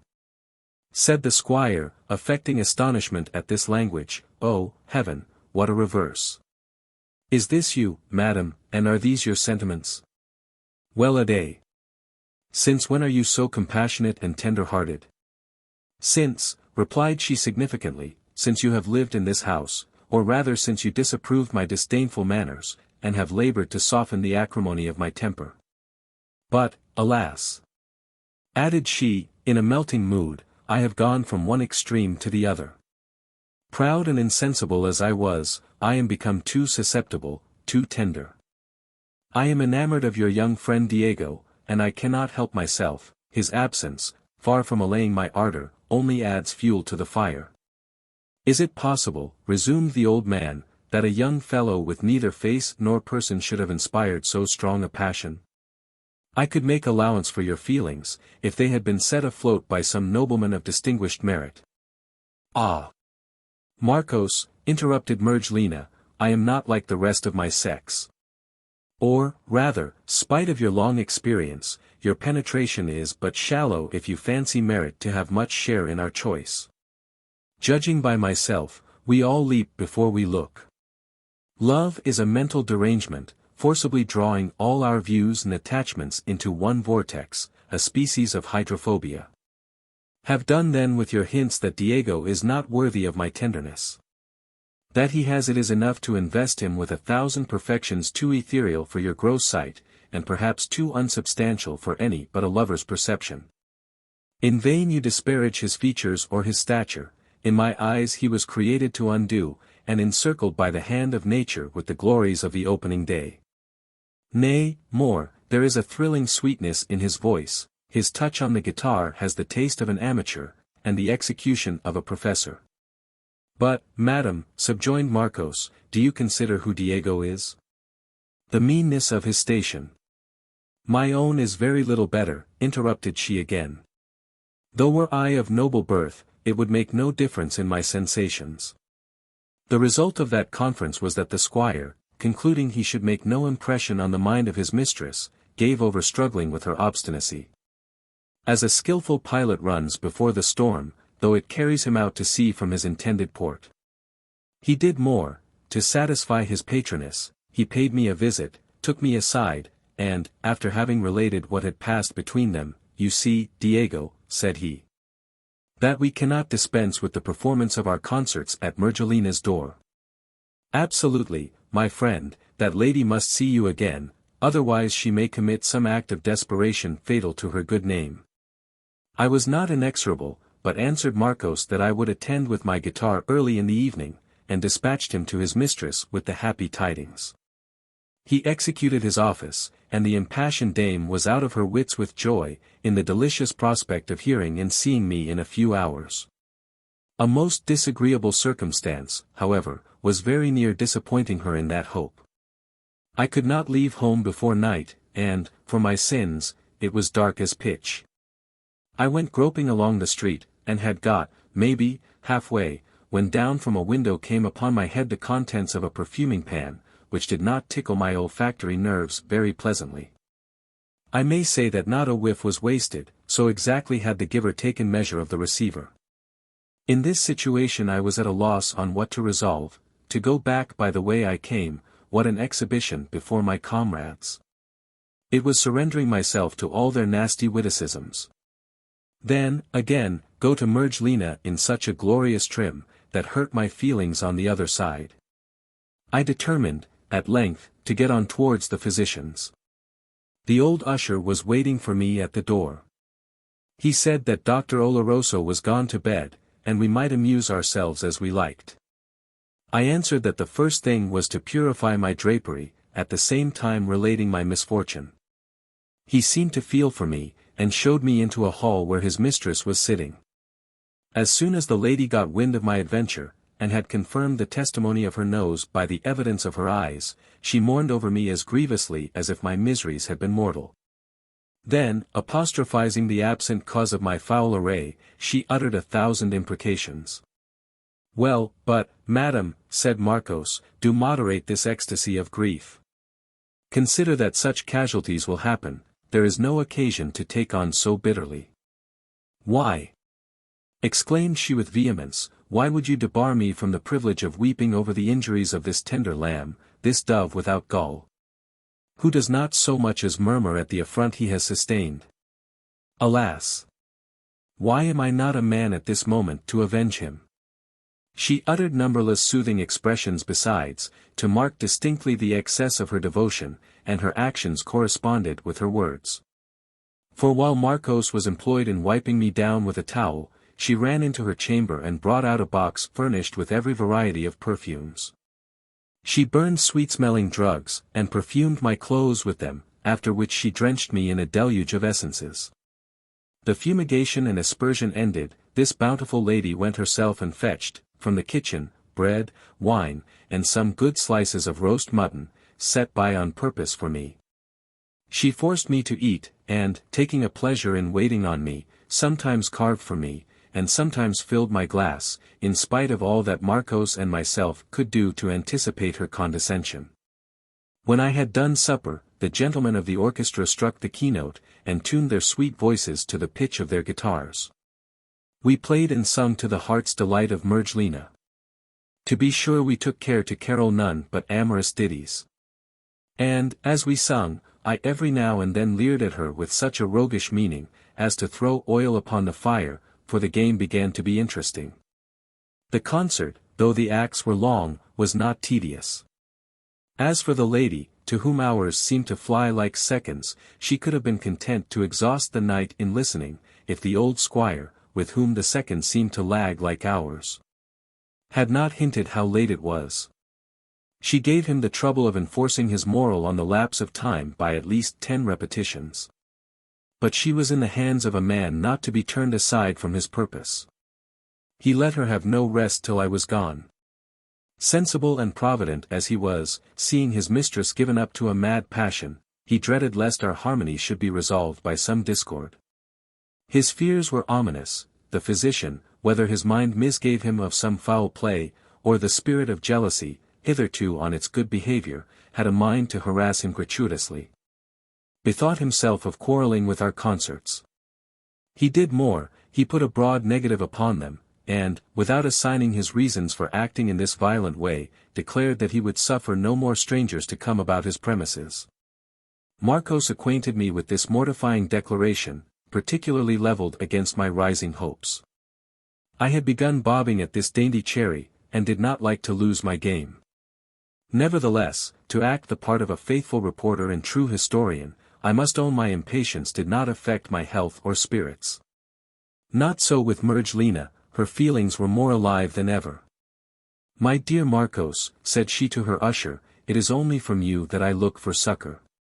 Contrive, I beseech you, that I may see Diego in private." "What do you require?" asked the old man, with a reproachful accent. "I have been but too indulgent to you.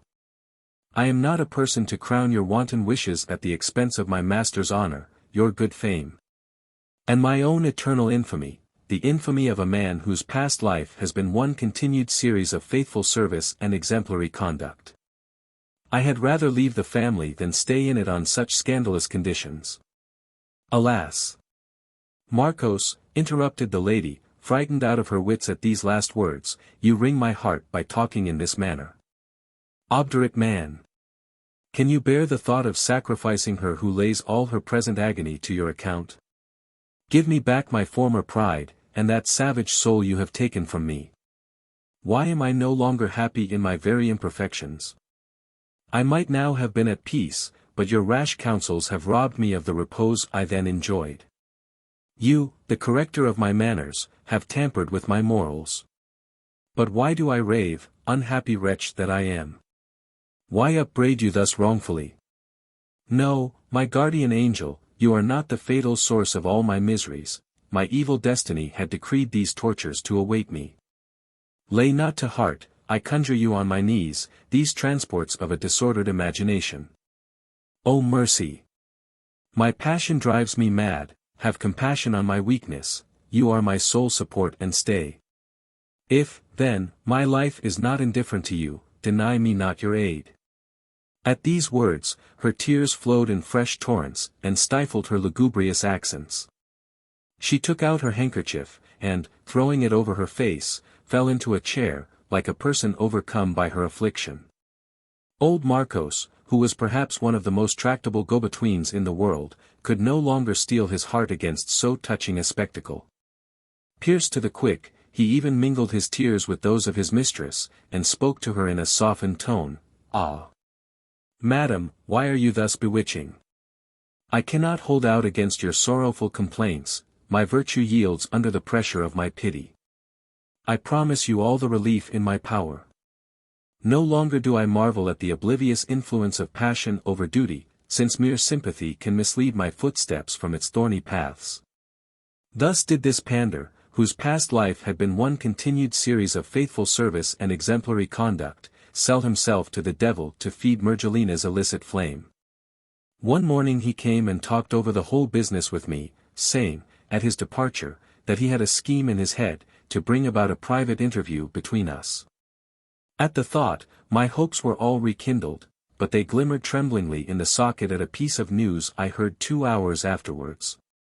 A journeyman apothecary in the neighborhood, one of our customers, came in to be shaved. While I was making ready to trim his bushy honors, he said, "Master Diego, do you know anything about your friend, the old usher, Marcos de Obregon? Is not he going to leave Dr. Oloroso?" I said, "No. But he is, though," replied he will get his dismission this very day. His master and mine were talking about it just now in my hearing, and their conversation was to the following effect. "Señor Apuntador," said the physician, "I have a favor to beg of you. I am not easy about an old usher of mine, and should like to place my wife under the eye of a trusty, strict, and vigilant duenna." "I understand you," interrupted my master. "You want Dame Melancia, my wife's directress, and indeed mine for the last 6 weeks, since I have been a widower. Though she would be very useful to me in housewifery, I give her up to you, from a paramount regard to your honor. You may rely upon her for the security of your brow.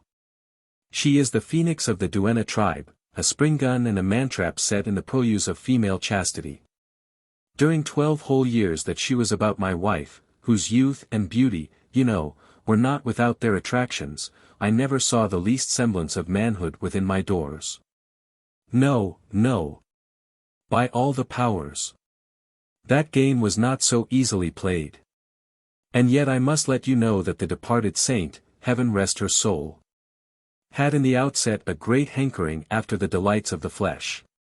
But Dame Melancia cast her in a new mold, and regenerated her to virtue and self-denial. In short, such a guardian of the weaker sex is a treasure, and you will never have done thanking me for my precious gift." Hereupon the doctor expressed his rapture at the issue of the conference. And they agreed, Señor Apuntador and he, on the duenna succeeding the old usher on this very day. This news, which I thought probable, and turned out to be true, disturbed the pleasurable ideas, just beginning to flow afresh, and renovate my soul. After dinner, Marcos completed the convulsion, by confirming the young drug-pounder's story. "My dear Diego," said the good squire, "I am heartily glad that Dr. Oloroso has turned me off. It spares me a world of trouble. Besides that it hurt my feelings to be invested with the office of a spy, endless must have been the shifts and subterfuges to bring you and Mergelina together in private. We should have been rarely gravelled. Thanks to heaven, I am set free from all such perplexing cares, to say nothing of their attendant danger.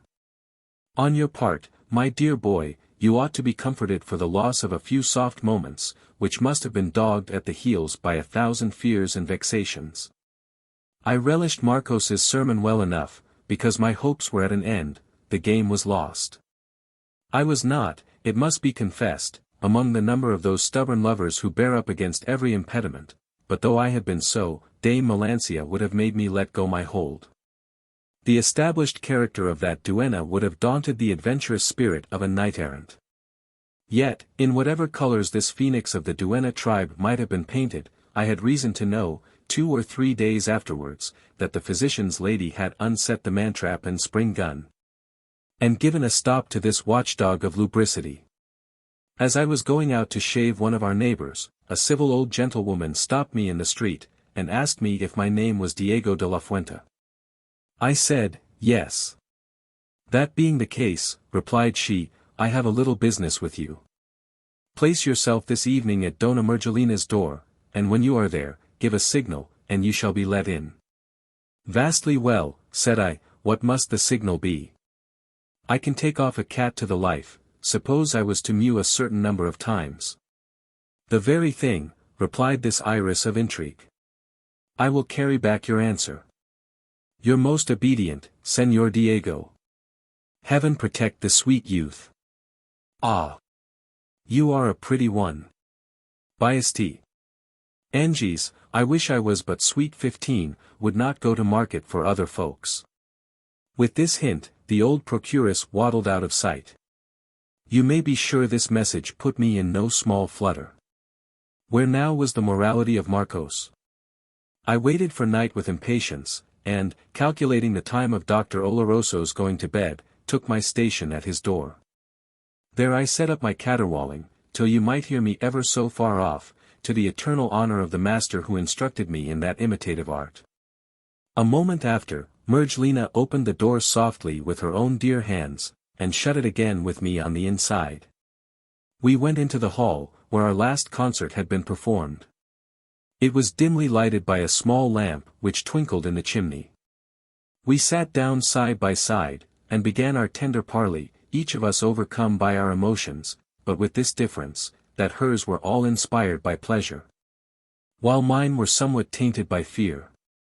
In vain did the divinity of my adorations assure me that we had nothing to fear from her husband.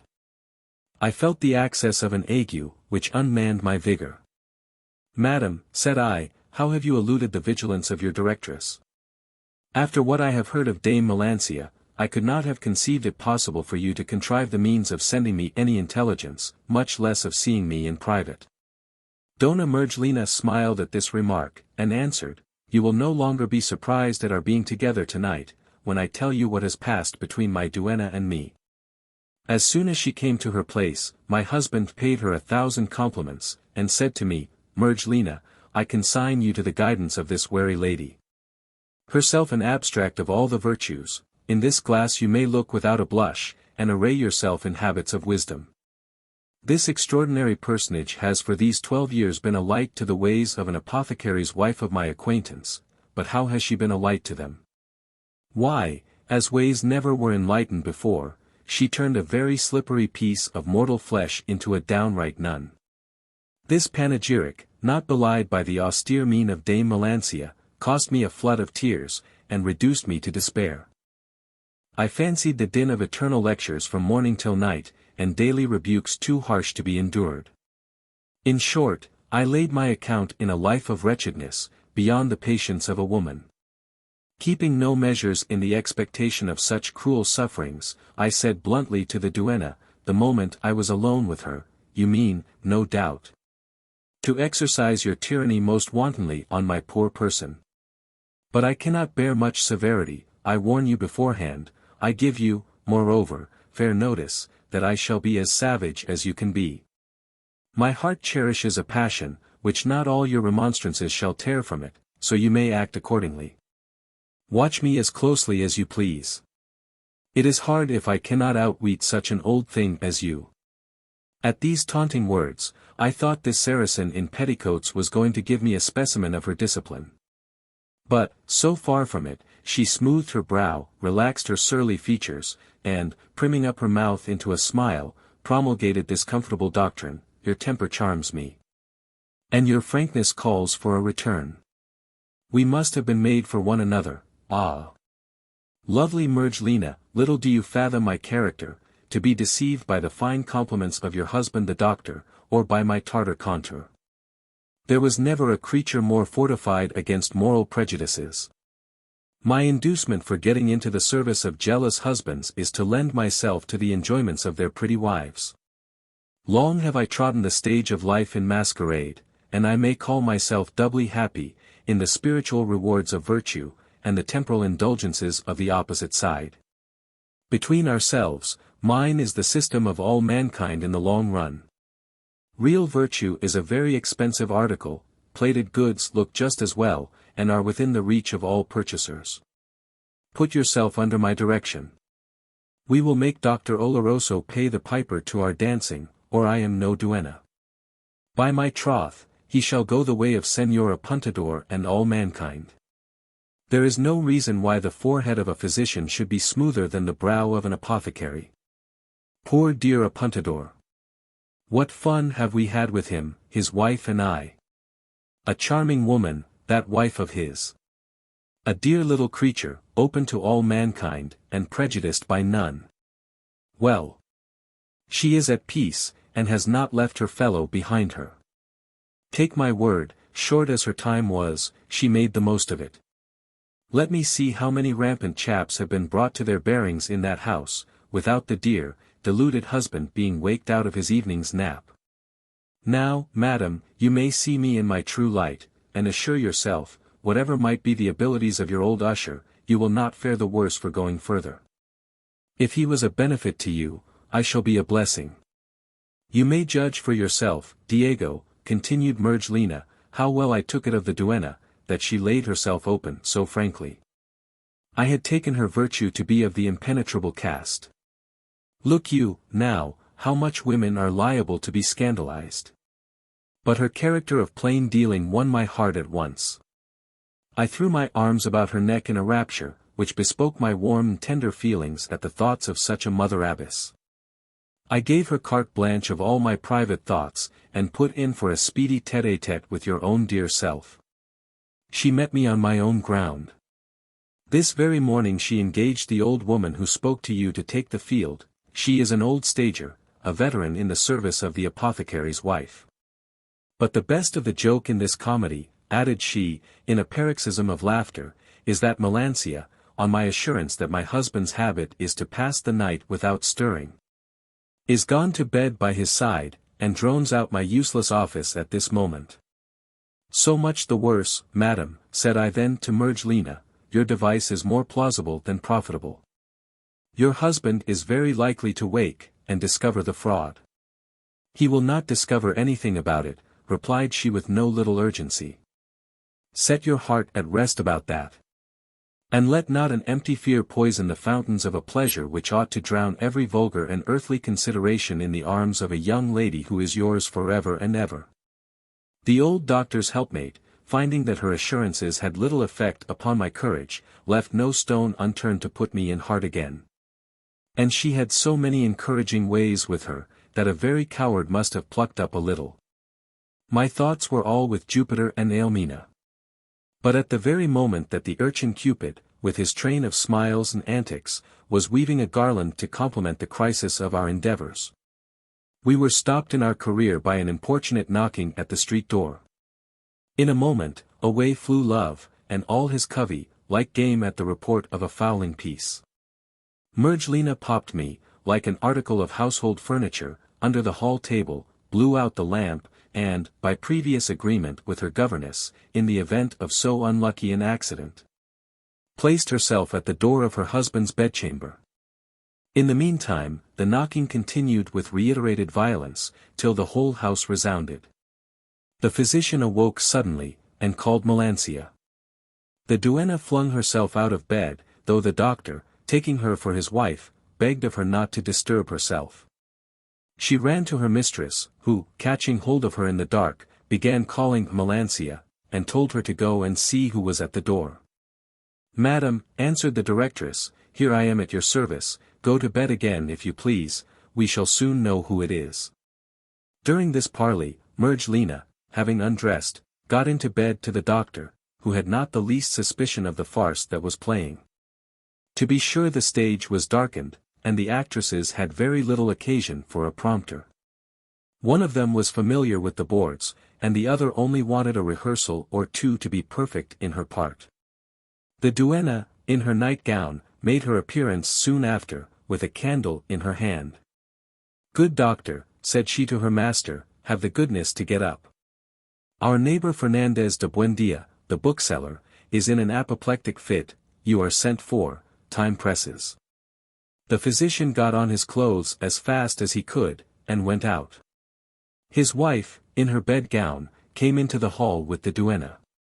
They dragged me from under the table more dead than alive. You have nothing to fear, Diego, said Mergelina. Put yourself in proper order. At the same time she told me how things were in 2 words.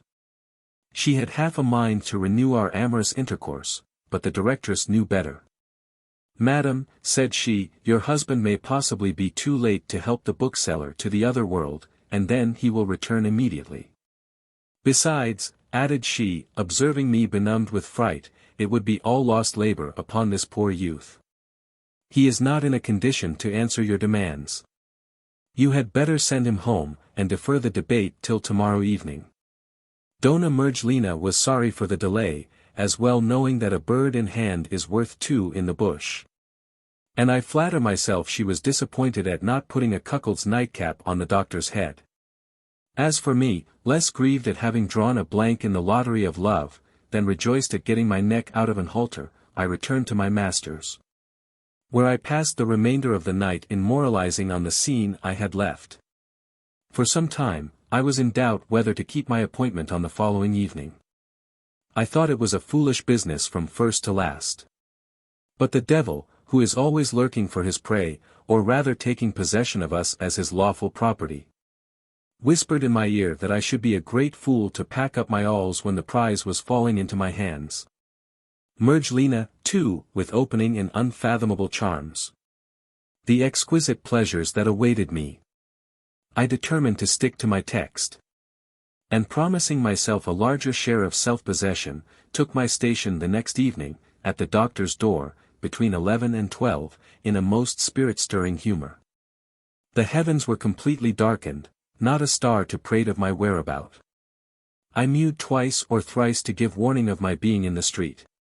And, as no one answered my signal, I was not satisfied with going over the old ground, but ran up and down the cat's gamut from bass to treble, and from treble to bass. Just as I used to solfège with a shepherd of Olmedo. I tuned my fundamental bass so musically, that a neighbor on his return home, taking me for one of those animals whose mewings I counterfeited, picked up an unlucky flint lying at his feet, and threw it at me with all his force, saying, "The devil fetched that tom cat." I received the blow on my head, and was so stunned for the moment, that I was very near falling backwards. I found the skin was broken. This was enough in all conscience to give me a surfeit of gallantry. So that, my passion oozing out with my blood, I made the best of my way homewards, where I rendered night hideous by my howling, and knocked all the family up. My master probed my wound, and played the true surgeon on it. He pronounced the consequences to be uncertain.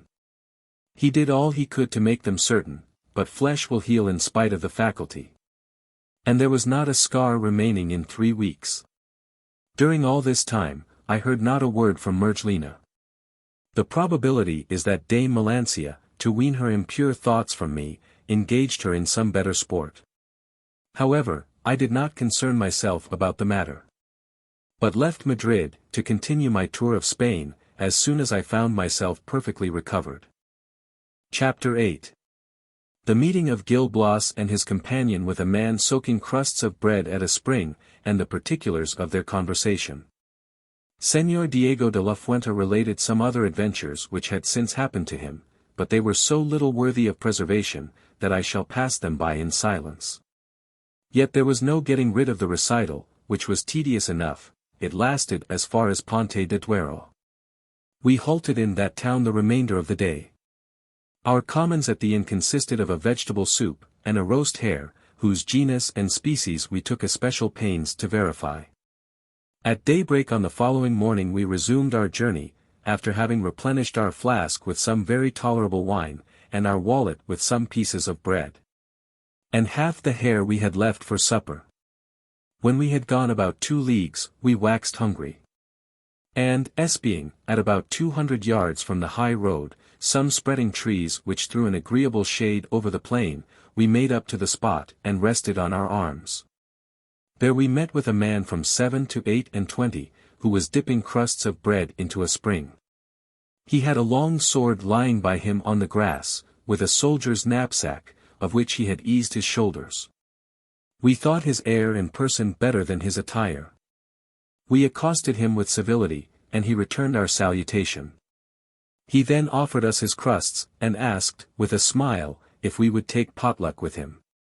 We answered in the affirmative, provided he had no objection to our clubbing our own breakfast, by way of making the meal more substantial. He agreed to it with the utmost readiness, and we immediately produced our provisions, which were not unacceptable to the stranger. "What is all this, gentlemen?" exclaimed he, in a transport of joy. "Here is ammunition for an army." By your forecast, you must be commissaries or quartermasters. I do not travel with so much contrivance, for my part. But depend a good deal on the chances of the road. At the same time, though appearances may be against me, I can pay, without vanity, that I sometimes make a very brilliant figure in the world. Would you believe that princely honors are commonly bestowed on me, and that I have guards in attendance? I comprehend you, said Diego, you mean to tell us, you are a player. You guess right, replied the other, I have been an actor for these 15 years at least. From my very infancy, I was sent on the boards in children's parts. To deal freely, rejoined the barber, shaking his head, I do not believe a word of it. I know the players, those gentry do not travel on foot, like you, nor do they mess with Saint Anthony. I doubt whether you are anything better than a candle snuffer. You may, quoth the son of Thespis, think of me as you please. But my parts, for all that, are in the first line, I play the lovers. If that be the case, said my companion, I wish you much joy, and am delighted that Senor Gil Blas and myself have the honor of breakfasting with so eminent a character. We then began to pick up our crumbs, and to gnaw the precious relics of the hare, bestowing such hearty smacks upon the bottle, as to empty it very shortly. We were all three so deeply engaged in the great affair of eating, that we said very little till we had finished, when we resumed our conversation. I wonder, said the barber to the player, that you should be so much out at elbows. For a theatrical hero, you have but a needy exterior. I beg pardon if I speak rather freely. Rather freely, exclaimed the actor, ah! By my troth, you are not yet acquainted with Melchior Zapata. Heaven be praised! I have no mind to see things in a wrong light. You do me a pleasure by speaking so confidently, for I love to unbosom myself without reserve. I honestly own I am not rich. Here, pursued he, showing us his doublet lined with playbills, this is the common stuff which serves me for linings, and if you are curious to see my wardrobe, you shall not be disappointed. At the same time he took out of his knapsack a dress, laced with tarnished frippery, a shabby headdress for a hero, with an old plume of feathers, silk stockings full of holes, and red morocco shoes, a great deal the worse for wear. You see, said he again, that I am very little better than a beggar. That is astonishing, replied Diego. Then you have neither wife nor daughter. I have a very handsome young wife, rejoined Zapata, and yet I might just as well be without her. Look with awe on the lowering aspect of my horoscope. I married a personable actress, in the hope that she would not let me die of hunger, and, to my cost, she is cursed with incorruptible chastity. Who the devil would not have been taken in as well as myself? There was but one virtuous princess in a whole strolling company, and she, plague take her, fell into my hands. It was throwing with bad luck most undoubtedly, said the barber. But then, why did not you look out for an actress in the regular theatre at Madrid? You would have been sure of your mark. You are perfectly in the right, replied the stroller, but the mischief is, we underlings dare not raise our thoughts to those illustrious heroines. It is as much as an actor of the prince's company can venture on, nay, some of them are obliged to match with citizens' daughters. Happily for our fraternity, citizens' daughters, nowadays, contract theatrical notions, and you may often meet with characters among them, to the full as eccentric as any bona roba of the greenroom. Well. But have you never thought, said my fellow traveller, of getting an engagement in that company? Is it necessary to be a Rochus for that purpose? That is very well of you, replied Melchior, you are a wag, with your Rochus. There are 20 performers. Ask the town what it thinks of them, and you will hear a pretty character of their acting. More than half of them deserve to carry a porter's knot. Yet, for all that, it is no easy matter to get upon the boards. Bribery or interest must make up for the defect of talent. I ought to know what I say, since my debut at Madrid, where I was hissed and catcalled as if the devil had got among the grimalkins, though I ought to have been received with thunders of applause. For I whined, ranted, and offered all sorts of violence to nature's modesty, nay, I went so far as to clench my fist at the heroine of the piece. In a word, I adopted the conceptions of all the great performers, and yet that same audience condemned, by bell, book, and candle, in me, what was thought to be the first style of playing in them. Such is the force of prejudice. So that, being no favourite with the pit, and not having wherewithal to insinuate myself into the good graces of the manager, I am on my return to Zamora. There we shall all huddle together again, my wife and my fellow comedians, who are making but little of the business. I wish we may not be obliged to beg our way out of town, a catastrophe of too frequent occurrence. At these words, up rose the stage-struck hero, slung across him his knapsack and his sword, and made his exit with due theatric pomp. Farewell, gentlemen. May all the gods shower all their bounties on your heads. And you, answered Diego with corresponding emphasis, may you find your wife at Zamora, softened down in her relentless virtue, and in comfortable keeping. No sooner had Señor Zapata turned upon his heel, than he began gesticulating and spouting as he went along. The barber and myself immediately began hissing, to remind him of his first appearance at Madrid. The goose grated harsh upon his tympanum. He took it for a repetition of signals from his old friends. But, looking behind him, and seeing that we were diverting ourselves at his expense, far from taking offence at this merry conceit of ours, he joined with good humour in the joke, and went his way, laughing as hard as he could. On our part, we returned the compliment in kind. After this, we got again into the high road, and pursued our journey. Chapter 9. The meeting of Diego with his family, their circumstances in life, great rejoicing on the occasion, the parting scene between him and Gil Blas. We stopped for the night at a little village between Moyados and Valpuesta, I have forgotten the name, and the next morning, about 11, we reached the plain of Oviedo. Señor Gil Blas, said my companion, behold my native place. So natural are these local attachments, that I can hardly contain myself at the sight of it. Señor Diego, answered I, a man of so patriotic a soul as you profess to be, might, methinks, have been a little more florid in his descriptions. Oviedo looks like a city at this distance, and you called it a village, it cannot be anything less than a corporate town. I beg its township's pardon, replied the barber. But you are to know that after Madrid, Toledo, Saragossa, and all the other large cities I have passed through in my tour of Spain, these little ones are mere villages to me. As we got further on the plain, there appeared to be a great concourse of people about Oviedo, so that, when we were near enough to distinguish objects, we were in no want of food for speculation. There were 3 tents pitched at some distance from each other. And, hard by, a bevy of cooks and scullions preparing an entertainment. Here, a party was laying covers on long tables set out under the tents. There, a detachment was crowning the pitchers of Tellus with the gifts of Bacchus. The right wing was making the pots boil, the left was turning the spits and basting the meat. But what caught my attention more than all the rest, was a temporary stage of respectable dimensions.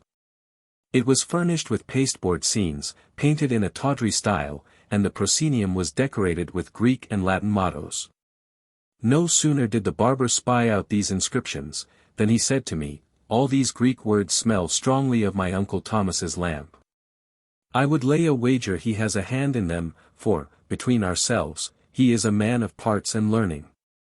He knows all the classics by heart. If he would keep them to himself it would be very well, but he is always quoting them in company, and that people do not like.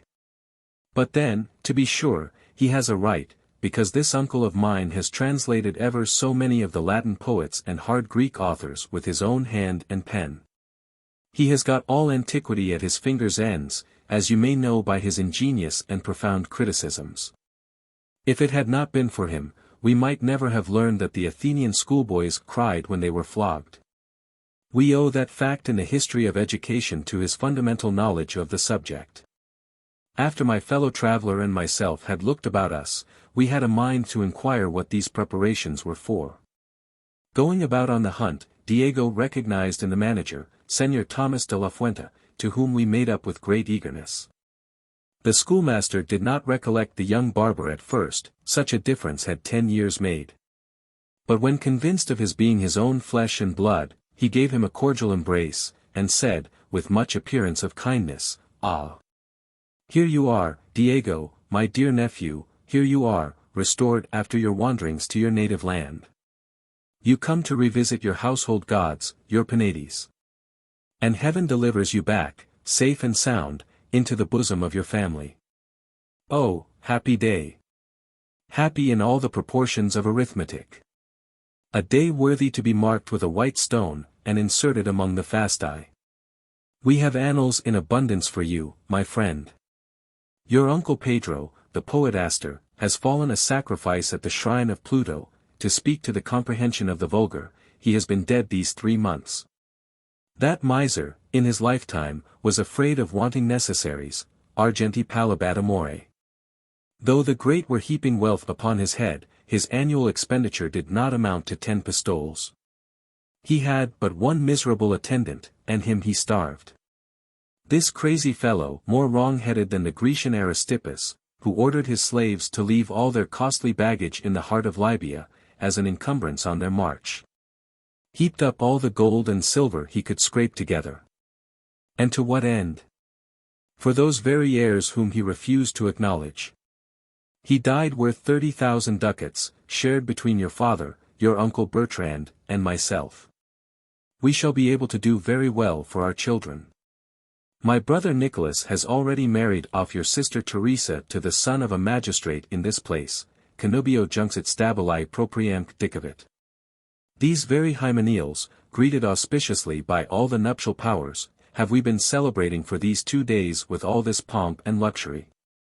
These tents in the plain are of our pitching. Pedro's 3 heirs have each a booth of his own, and we defray the expenses of the day alternately. I wish you had come sooner, you might have seen the whole progress of our festivities. The day before yesterday, the wedding day, your father gave his treat. It was a superb entertainment, succeeded by running at the ring. Your uncle, the mercer, regaled us, yesterday, with a fete champetre, and paid the piper handsomely.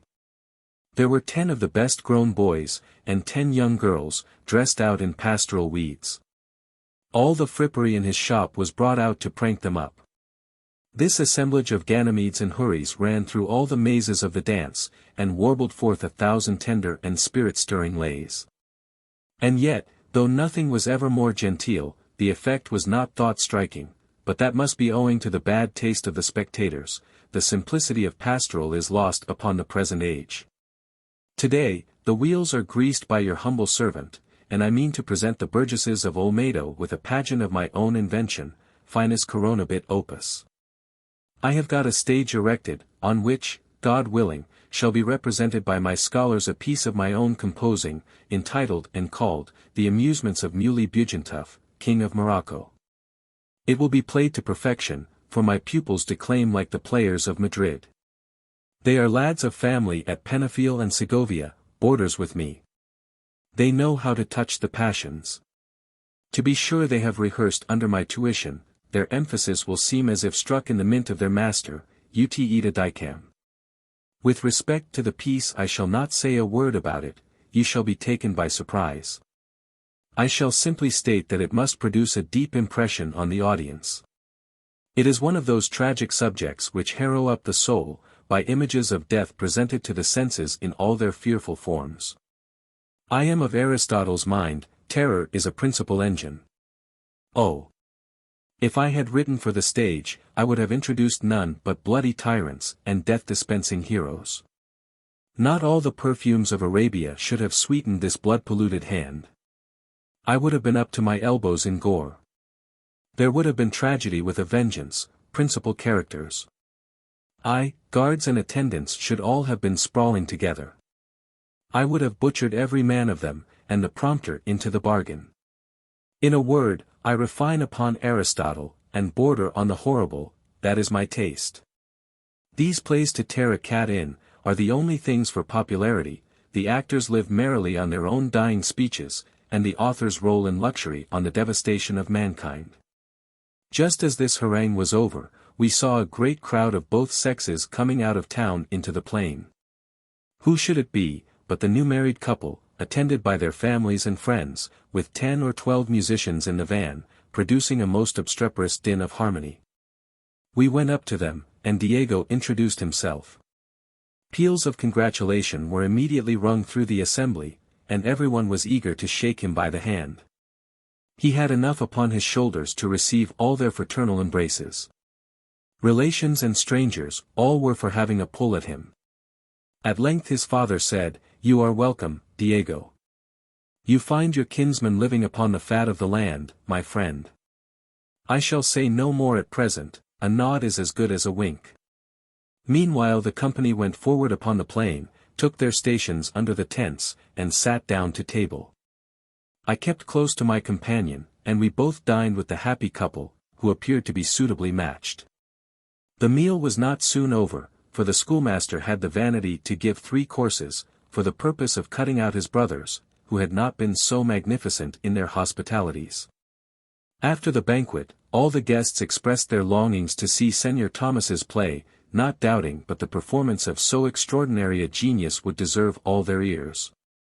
We came in front of the stage, the musicians had taken possession of the orchestra, for the overture and act tunes. While everyone was waiting in profound silence for the rising of the curtain, the actors appeared on the boards. And the author, with the piece in his hand, sat down at the wing, in the prompter's place. Well might he call it a tragedy. For, in the first act, the King of Morocco, by way of diversion, shot 100 Moorish slaves with arrows. In the second, he beheaded 30 Portuguese officers, taken prisoners by one of his captains. And, in the third and last, this monarch, surfeited with long-indulged libertinism, set fire with his own hands to the seraglio where his wives were confined, and reduced it to ashes with its inhabitants. The Moorish slaves, as well as the Portuguese officers, were puppets on a very curious construction. And the palace, built of pasteboard, looked very naturally in flames by means of an artificial firework. This conflagration, accompanied by 1,000 piercing cries, issuing from the ruins, concluded the piece, and the curtain dropped upon this amiable entertainment. The whole plain resounded with the applause of this fine tragedy, which spoke for the good taste of the poet, and proved that he knew where to look out for a subject. I did not suppose there was anything more to be seen after the amusements of Muley Bugentuf, but I was mistaken.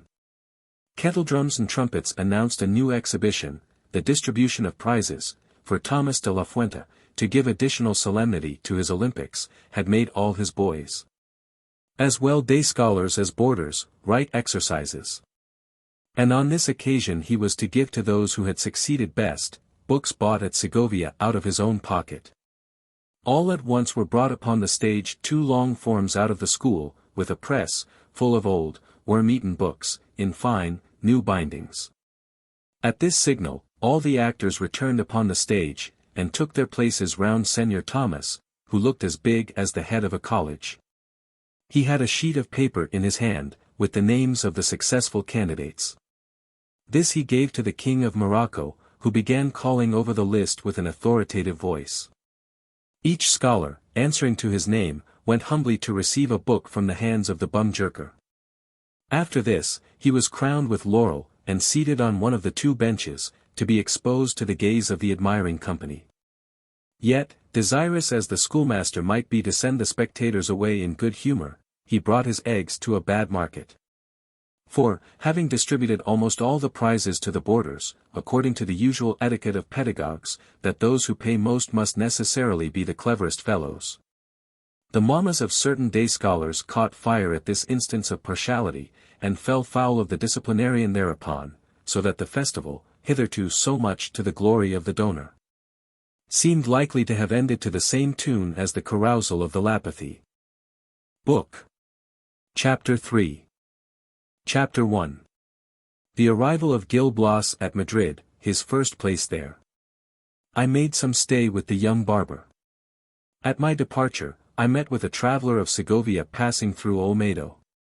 He was returning with 4 mules from a trading expedition to Valladolid, and took me by way of back carriage. We got acquainted on the road, and he took such a fancy to me that nothing would serve him but I must be his guest at Segovia. He gave me free quarters for 2 days, and, when he found me determined to leave him for Madrid under convoy of a muleteer, he troubled me with a letter, begging me to deliver it in person according to the superscription, without hinting that it was a letter of recommendation. I was punctual in calling on Señor Mateo Melendez. He was a woolen draper, living at the Gate of the Sun, at the corner of Trunkmaker Street. No sooner had he broken the cover and read the contents, than he said, with an air of complacency, "Señor Gil Blas, my correspondent, Pedro Palacio, has written to me so pressingly in your favor, that I cannot do otherwise than offer you a bed at my house. Moreover, he desires me to find you a good master, and I undertake the commission with pleasure. I have no doubt of suiting you to a hair." I embraced the offer of Melendez the more gratefully because my funds were getting much below par, but I was not long a burden on his hospitality. At the week's end, he told me that he had mentioned my name to a gentleman of his acquaintance, who wanted a valet de chamber, and, according to present appearances, the place would not be long vacant. In fact, this gentleman happened to make his appearance in the very nick. "Sir," said Melendez, pushing me forward, "you see before you the young man as by former advice. He is a pupil of honor and integrity. I can answer for him as if he was one of my own family." The gentleman looked at me with attention, said that my face was in my favor, and hired me at once. "He has nothing to do but to follow me," added he, "I will put him into the routine of his employment." At these words, he wished the tradesman good morning, and took me into the High Street, directly over against St. Philip's Church. We went into a very handsome house, of which he occupied one wing. Then going up 5 or 6 steps, he took me into a room secured by strong double doors, with an iron grate between. From this room we went into another, with a bed and other furniture, rather neat than gaudy. If my new master had examined me closely, I had all my wits about me as well as he. He was a man on the wrong side of 50, with a saturnine and serious air. His temper seemed to be even, and I thought no harm of him. He asked me several questions about my family. And, liking my answers, "Gil Blas," said he, "I take you to be a very sensible lad, and am well pleased to have you in my service. On your part you shall have no reason to complain. I will give you 6 reals a day board wages, besides vails. Then I require no great attendance, for I keep no table, but always dine out. You will only have to brush my clothes, and be your own master for the rest of the day. Only take care to be at home early in the evening, and to be in waiting at the door, that is your chief duty." After this lecture, he took 6 reals out of his purse, and gave them to me as earnest. We then went out, he locked the doors after him, and, taking care of the keys, "My friend," said he, "you need not go with me, follow the devices of your own heart. But on my return this evening, let me find you on that staircase." With this injunction, he left me to dispose of myself as seemed best in my own eyes. "In good sooth, Gil Blas," said I in a soliloquy, "you have got a jewel of a master. What? Fall in with an employer to give you 6 reals a day for wiping off the dust from his clothes, and putting his room to rights in the morning. With the liberty of walking about and taking your pleasure like a schoolboy in the holidays. By my troth! It is a place of 10,000. No wonder I was in a hurry to get to Madrid, it was doubtless some mysterious boding of good fortune prepared for me. I spent the day in the streets, diverting myself with gaping at novelties, a busy occupation. In the evening, after supping at an ordinary not far from our house, I squatted myself down in the corner pointed out by my master. He came 3/4 of an hour after me, and seemed pleased with my punctuality. "Very well," said he, "this is right, I like attentive servants." At these words, he opened the doors of his apartment, and closed them upon us again as soon as we got in. As we had no candle, he took his tinderbox, and struck a light. I then helped him to undress. When he was in bed, I lighted, by his order, a lamp in his chimney, and carried the wax light into the antechamber, where I lay in a press bed without curtains. He got up the next day between 9 and 10 o'clock, I brushed his clothes. He paid me my 6 reals, and sent me packing till the evening. My mysterious master went out himself, too, not without great caution in fastening the doors, and we parted for the remainder of the day. Such was the course of life, very agreeable to me. The best of the joke was, that I did not know my master's name. Melendez did not know it himself. The gentleman came to his shop now and then, and bought a piece of cloth. My neighbors were as much at a loss as myself. They all assured me that my master was a perfect stranger, though he had lived 2 years in the ward. He visited no soul in the neighborhood, and some of them, a little given to scandal, concluded him to be no better than he should be. Suspicions got to be more rife. He was suspected of being a spy of Portugal, and it was thought but fair play to give a hint for my own good. This intimation troubled me. Thought I to myself, should this turn out to be a fact, I stand a chance for seeing the inside of a prison at Madrid. My innocence will be no security. My past ill usage makes me look on justice with antipathy. Twice have I experienced that if the innocent are not condemned in a lump with the guilty, at least the rights of hospitality are too little regarded in their persons to make it pleasant to pass a summer in the purlieus of the law. I consulted Melendez in so delicate a conjuncture. He was at a loss how to advise me. Though he could not bring himself to believe that my master was a spy, he had no reason to be confident on the other side of the question. I determined to watch my employer, and to leave him if he turned out to be an enemy of the state, but then prudence and personal comfort required me to be certain of my fact. I began, therefore, to pry into his actions, and, to sound him, "Sir," said I one evening while he was undressing, "I do not know how one ought to live so as to be secure from reflections. The world is very scurrilous. We, among others, have neighbors not worth a curse. Sad dogs. You have no notion how they talk of us." "Do they indeed, Gil Blas?" quoth he. "Be it so. But what can they say of us, my friend?" "Ah! Truly," replied I, "evil tongues never want a whet. Virtue herself furnishes weapons for her own martyrdom. Our neighbors say that we are dangerous people, that we ought to be looked after by government. In a word, you are taken for a spy of Portugal." In throwing out this hint, I looked hard at my master, just as Alexander squinted at his physician, and pursed up all my penetration to remark upon the effect of my intelligence. There seemed to be a hitch in the muscles of my mysterious lord, altogether in unison with the suspicions of the neighborhood, and he fell into a brown study, which bore no very auspicious interpretation. However, he put a better face on the matter, and said, with sufficient composure, "Gil Blas, leave our neighbors to discourse as they please, but let not our repose depend on their judgments. Never mind what they think of us, provided our own consciences do not wince." Hereupon he went to bed, and I did the like, without knowing what course to take.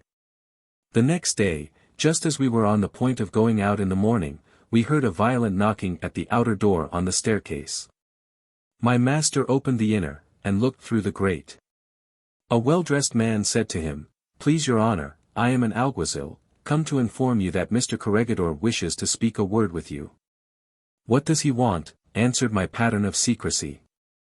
"That is more than I know, sir," replied the alguazil, "but you have only to go and wait on him, you will soon be informed." "I am his most obedient," quoth my master. "I have no business with him."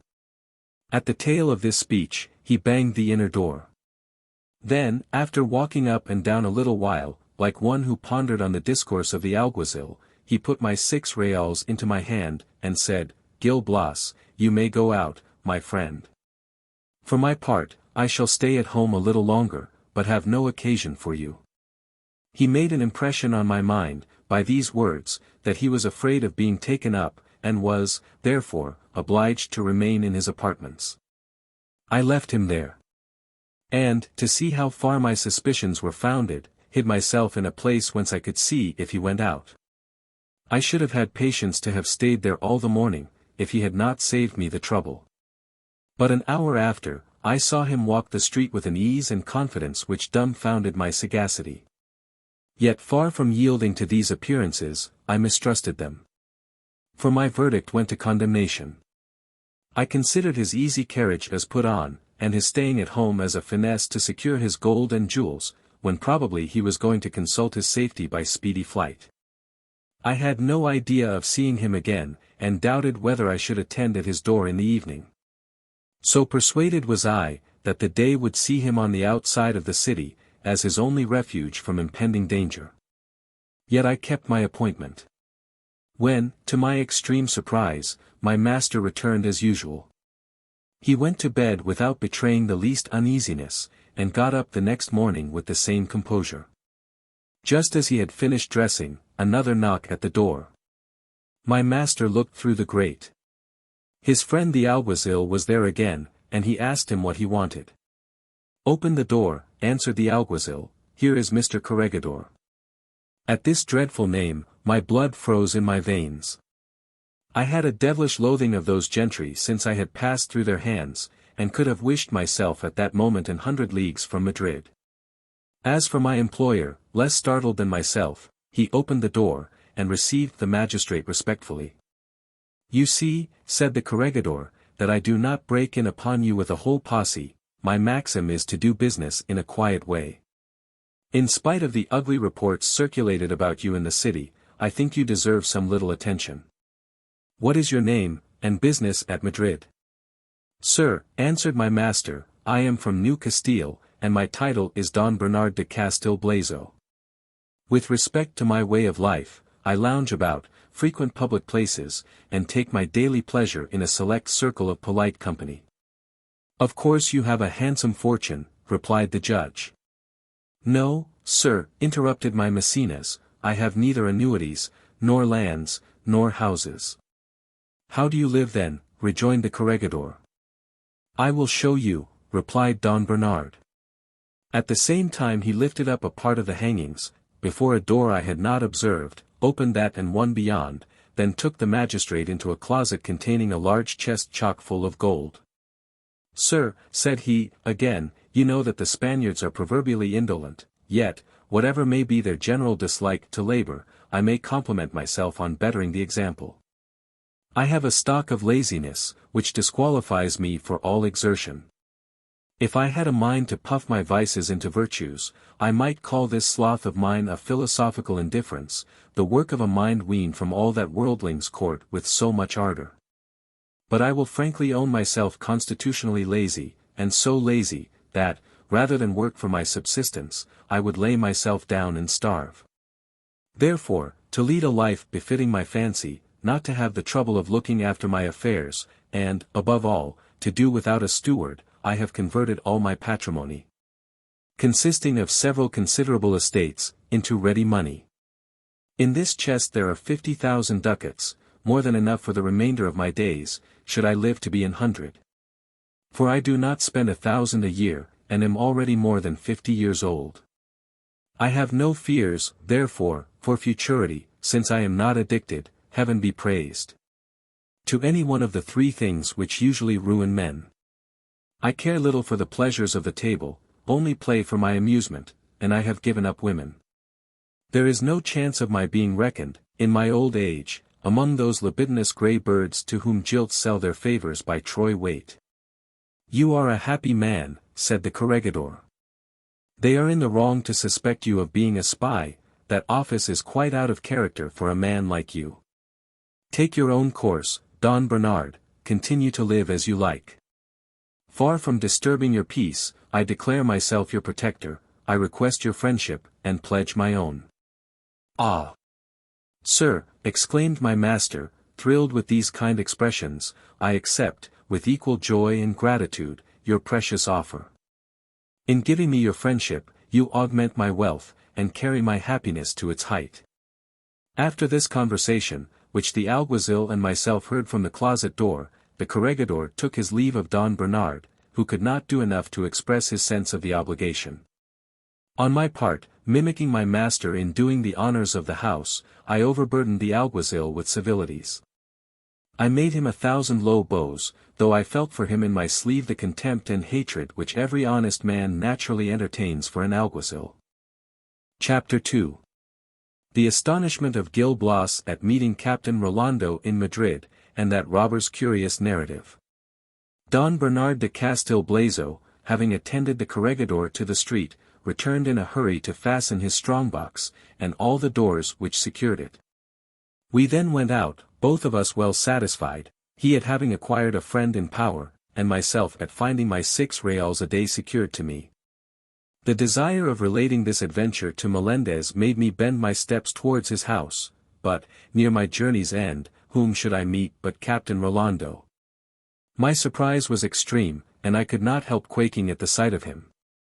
He recollected me at once, accosted me gravely, and, still keeping up his tone of superiority, ordered me to follow him. I tremblingly obeyed, saying inwardly, alas! He means, doubtless, to make me pay my debts. Whither will he lead me? There may perhaps be some subterraneous retreat in this city. Plague take it. If I thought so, I would soon show him I have not got the gout.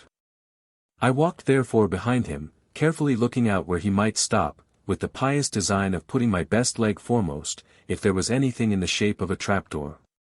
Rolando soon dispersed my alarms. He went into a well-frequented tavern, I followed him. He called for the best wine, and ordered dinner.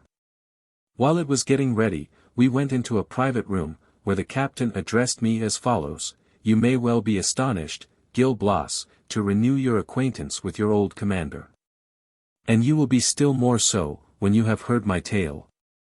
The day I left you in the cave, and went with my troop to Mansilla, for the purpose of selling the mules and horses we had taken the evening before, we met the son of the corregidor of Leon. Attended by 4 men on horseback, well armed, following his carriage. 2 of his people we made to bite the dust, and the other 2 ran away. On this, the coachman, alarmed for his master, cried out to us in a tone of supplication, Alas! My dear gentlemen, in God's name, do not kill the only son of his worship, the corregidor of Leon." These words were far from softening my comrades, on the contrary, their fury knew no bounds. "Good folks," said one of them, "let not the son of a mortal enemy to men like us escape our vengeance. How many ornaments of our profession has his father cut off in their prime? Let us repay his cruelty with interest, and sacrifice this victim to their offended ghosts." The whole troop applauded the fineness of this feeling, and my lieutenant himself was preparing to act as high priest at this unhallowed altar, when I interdicted the rites. "Stop," said I. "Why shed blood without occasion? Let us rest contented with the youth's purse. As he makes no resistance, it would be against the laws of war to cut his throat. Besides, he is not answerable for his father's misdeeds, nay, his father only does his duty in condemning us to death, as we do ours in rifling travelers." Thus did I plead for the corregidor's son, and my intercession was not unavailing. We only took every farthing of his money, and carried off with us the horses of the 2 men whom we had slain. These we sold with the rest at Mansilla. Thence we returned to the cavern, where we arrived the following morning, a little before daybreak. We were not a little surprised to find the trap open, and still more so, when we found Leonarda handcuffed in the kitchen. She unraveled the mystery in 2 words. "We wondered how you could have overreached us, no one could have thought you capable of serving us such a trick, and we forgave the effect for the merit of the invention." As soon as we had released our kitchen wench, I gave orders for a good luncheon. In the meantime we went to look after our horses in the stable, where the old negro, who had been left to himself for 24 hours, was at the last gasp. We did all we could for his relief, but he was too far gone, indeed, so much reduced, that, in spite of our endeavors, we left the poor devil on the threshold of another world. It was very sad. But it did not spoil our appetites, and, after an abundant breakfast, we retired to our chambers, and slept away the whole day. On our awaking, Leonarda apprised us that Domingo had paid the debt of nature. We carried him to the charnel house, where you may recollect to have lodged, and there performed his obsequies, just as if he had been one of our own order. 5 or 6 days afterwards, it fell out that, one morning on a sally, we encountered 3 companies of the Holy Brotherhood, on the outskirts of the wood. They seemed waiting to attack us. We perceived but one troop at first. These we despised, though superior in number to our party, and rushed forward to the onset. But, while we were at loggerheads with the first, the 2 others in ambuscade came thundering down upon us, so that our valor was of no use. There was no withstanding such a host of enemies. Our lieutenant and 2 of our gang gave up the ghost on this occasion. As for the 2 others and myself, we were so pressed and hemmed in, as to be taken prisoners. And, while 2 detachments convoyed us to Leon, the 3rd went to destroy our retreat. How it was discovered, I will briefly tell you. A peasant of Lucino, crossing the forest, on his way home, by chance espied the trapdoor of our subterraneous residence, which a certain young runaway had not shut down after him. For it was precisely the day when you took yourself off with the lady. He had a violent suspicion of its being our abode, without having the courage to go in. It was enough to mark the adjacent parts, by lightly peeling, with his knife, bark from the nearest trees, and so on from distance to distance, till he was quite out of the wood.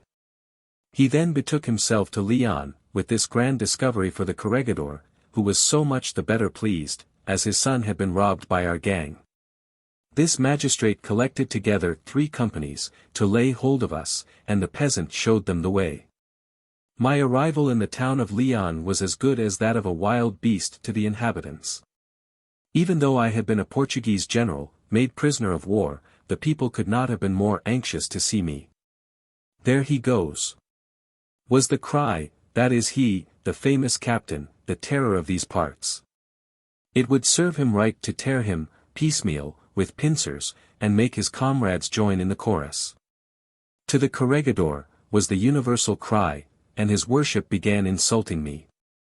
So, said he, "scoundrel as you are, the powers of justice, worn to a thread with your past irregularities, hand over the task of punishment to me, as their delegate." "Sir," answered I, "great as my crimes may have been, at least, the death of your only son is not to be laid at my door. His life was saved by me, you owe me some acknowledgment on that score." "Oh, wretch," exclaimed he, "there are no measures to be kept with people of your description. And, though it were my wish to save you, my sacred office would not allow me to indulge my feelings." Having spoken to this effect, he committed us to a dungeon, where my companions had no time to lament their hard fate. They got out of confinement, at the end of 3 days, to expatiate, with tragic energy, at the place of execution. For my part, I took up my quarters in limbo, for 3 complete weeks. My punishment, seemingly, was deferred, only to render it more terrible.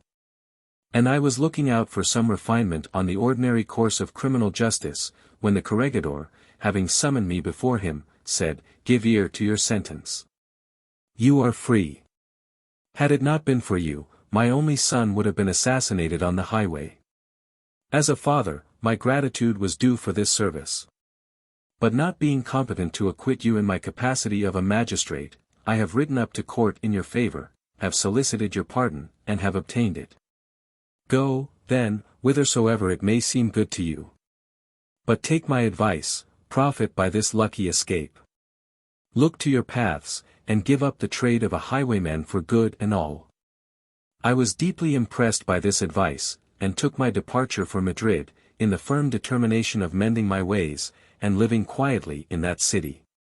There I found my father and mother dead, and what they left behind them in the hands of an old kinsman, who administered duly and truly, as all trustees of course do. I saved 3,000 ducats out of the fire, scarcely a quarter of what I was entitled to. But where was the remedy? There was no standing to the quirks and evasions of the law. Just to be doing something, I have purchased an alguazil's place. My colleagues would have set their faces against my admission, for the honor of the cloth, had they known my history. Luckily they did not, or at least affected not to know it, which was just as good as the reality, for, in that illustrious body, it is the bounden duty and interest of every member to wear a mask. The pot cannot call the kettle hard names, thank heaven. The devil would have no great catch in the best of us. And yet, my friend, I could willingly unbosom myself to you without disguise. My present occupation is much against the grain, it requires too circumspect and too mysterious a conduct, there is nothing to be done but by underhand dealings, gravity, and cunning. Oh! For my first trade! The new one is safer, to be sure, but there is more fun in the other, and liberty is my motto. I feel disposed to get rid of my office, and to set out, some sunshiny morning, for the mountains at the source of the Tagus. I know of a retreat thereabouts, inhabited by a numerous gang, composed chiefly of Catalonians. When I have said that, I need say no more. If you will go along with me, we will swell the number of those heroes. I shall be second in command. To make your footing respectable at once, I will swear that you have fought 10 times by my side. Your valor shall mount to the very skies. I will tell more good of you than a commander-in-chief of a favorite officer. I will not say a word about the runaway trick. That would render you suspected of turning, nose therefore, mum is the word. What say you to it? Are you ready to set off? I am impatient to know your mind. Everyone to his own fancy, said I, then, to Rolando, you were born for bold exploits, and your friend for a serene and quiet life. I understand you, interrupted he. The lady whom love induced you to carry off, still preserves her influence over your heart, and you doubtless lead with her that serene life of which you are enamored. Own the truth, Master Gil Blas, she has become a thing of your own, and you are both living on the pistoles carried off from the subterraneous retreat. I told him he was mistaken. And, to set him right, related the lady's adventures and my own, while we sat at dinner. When our meal was finished, he led back to the subject of the Catalonians, and attempted once more to engage me in his project. But finding me inflexible, he looked at me with a terrific frown, and said seriously, "Since you are dastard enough to prefer your servile condition to the honor of enlisting in a troop of brave fellows, I turn you adrift to your own groveling inclinations. But mark me well, a lapse may be fatal. Forget our meeting of today, and never prate about me to any living soul. For if I catch you bandying about my name in your idle talk, you know my ways, I need say no more." With these words, he called for the landlord, paid the reckoning, and we rose from the table to go away. Chapter 3.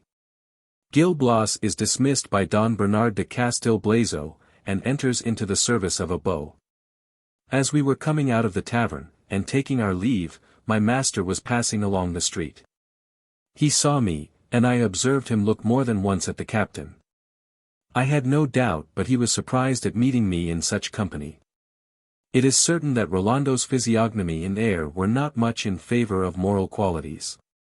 He was a gigantic fellow, with a long face, a parrot's beak, and a very rascally contour, without being absolutely ugly. I was not mistaken in my guess. In the evening, I found Don Bernard harping on the captain's figure, and charmingly disposed to believe all the fine things I could have said of him, if my tongue had not been tied. "Gil Blas," said he, "who is that great shark I saw with you a while ago?"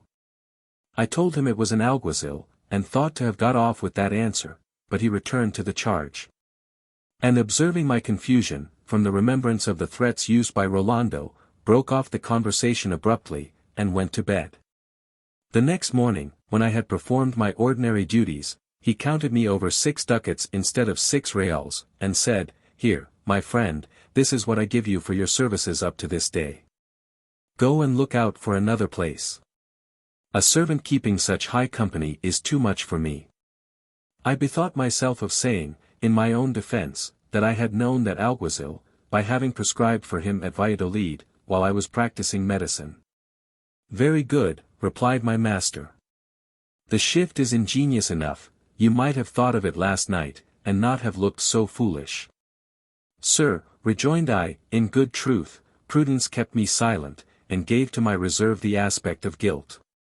"Undoubtedly," resumed he, tapping me softly on the shoulder, "it was carrying prudence very far, even to the confines of cunning. Go, lad, I have no farther occasion for your services. I went immediately to acquaint Melendez with the bad news, who told me, for my comfort, that he would engage to procure me a better berth. Indeed, some days after, he said, Gil Blas, my friend, you have no notion of the good luck in store for you. You will have the most agreeable post in the world. I am going to settle you with Don Matthias da Silva. He is a man of the first fashion, one of those young noblemen commonly distinguished by the appellation of beaux. I have the honor of his custom. He takes up goods of me, on tick, indeed, but these great men are good pay in the long run, they often marry rich heiresses and then old scores are wiped off. Or, should that fail, a tradesman who understands his business, puts such a price upon his articles, that if 3/4 of his debts are bad, he is no loser. Don Matthias's steward is my intimate friend. Let us go and look for him. It will be for him to present you to his master. And you may rely upon it, that, for my sake, he will treat you with high consideration. As we were on our way to Don Matthias's house, this honest shopkeeper said, It is fit, methinks, that you should be let into the steward's character. His name is Gregorio Rodriguez. Between ourselves, he is a man of low birth, with a talent for intrigue, in which vocation he has labored, till a stewardship in 2 distressed families completed their ruin, and made his fortune. I give you notice, that his vanity is excessive, he loves to see the underservants creeping and crawling at his feet. It is with him they must make interest, if they have any favor to beg of their master. For, should they happen to obtain it without his interference, he has always some shift or other at hand to get the boon revoked, or, at least, render it of no avail. Regulate your conduct on this hint, Gil Blas, pay court to Señor Rodriguez in preference to your master himself, and leave no stone unturned to get into his good graces. His friendship will be of material service to you. He will pay your wages to the day. And, if you have management enough to worm yourself into his confidence, you may chance to pick up some of the fragments which fall from his table. There are enough for a hungrier dog than you. Don Matthias is a young nobleman, with no thought to throw away but on his pleasures, nor the slightest suspicion how his own affairs are going on. What a house for a steward who knows how to be a steward! When we get to our journey's end, we asked to speak with Señor Rodriguez. We were told that we should find him in his own apartment. There he was, sure enough, and with him a clownish sort of fellow, holding a blue bag, full of money. The steward, looking more wan and yellow than a girl in a hurry for a husband, ran up to Melendez with open arms. The draper was not behindhand with him, and they each hugged the other, with a show of friendship, at least, as much indebted to art, as to nature, for its plausible effect. After this, the next question was about me. Rodriguez examined me from top to toe, saying, very civilly at the same time, that I was just such an one as Don Matthias wanted, and that he would with pleasure, take upon himself to present me to that nobleman. Thereupon, Melendez gave him to understand how deeply he was interested in my behalf. He begged the steward to take me under his protection. And, leaving me with him, after plenty of compliments, withdrew. As soon as he was gone out, Rodriguez said, I will introduce you to my master the moment I have dispatched this honest husbandman. He called the countryman to him forthwith, and, taking his bag, Taligo, said he, let us see if the 500 pistoles are all right. He counted over the money himself. As the sum was found to be exact, the countryman took a receipt, and went away.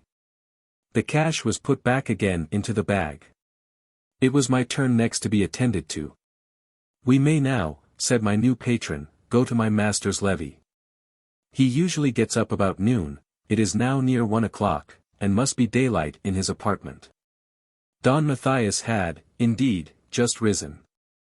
He was still in his morning gown, kicking his heels in a great chair, with a leg tossed over one of the elbows, swinging backwards and forwards, and manufacturing his own snuff. His conversation was addressed to a footman in waiting, who officiated as a temporary valet de chamber.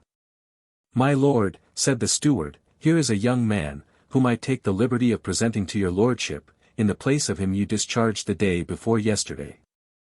Your draper, Melendez, has given him a character, he undertakes for his qualifications, and I believe you will be very well pleased with him. That is enough, answered the young nobleman, since he has your recommendation. I adopt him blindfold into my retinue. He is my valet de chamber at once, that business is settled. Let us talk of other matters, Rodriguez. You are come just in time. I was going to send for you. I have a budget of bad news, my dear Rodriguez. I played with ill luck last night, 100 pistoles in my pocket lost, and 200 more on credit. You know how indispensable it is for persons of high rank to pay their debts of honor. As for any other, it is no matter when they are paid. Punctuality is all very well between one tradesman and another, but they cannot expect it from one of us. These 200 pistoles must be raised forthwith, and sent to the Countess de Pedrosa. Sir, quoth the steward, that is sooner said than done. Where, prithee, am I to get such a sum? Threaten as I will, I never touch a maravedi from your tenants. And yet your establishment is to be kept up in style, and I am wearing myself to a thread, in furnishing the ways and means.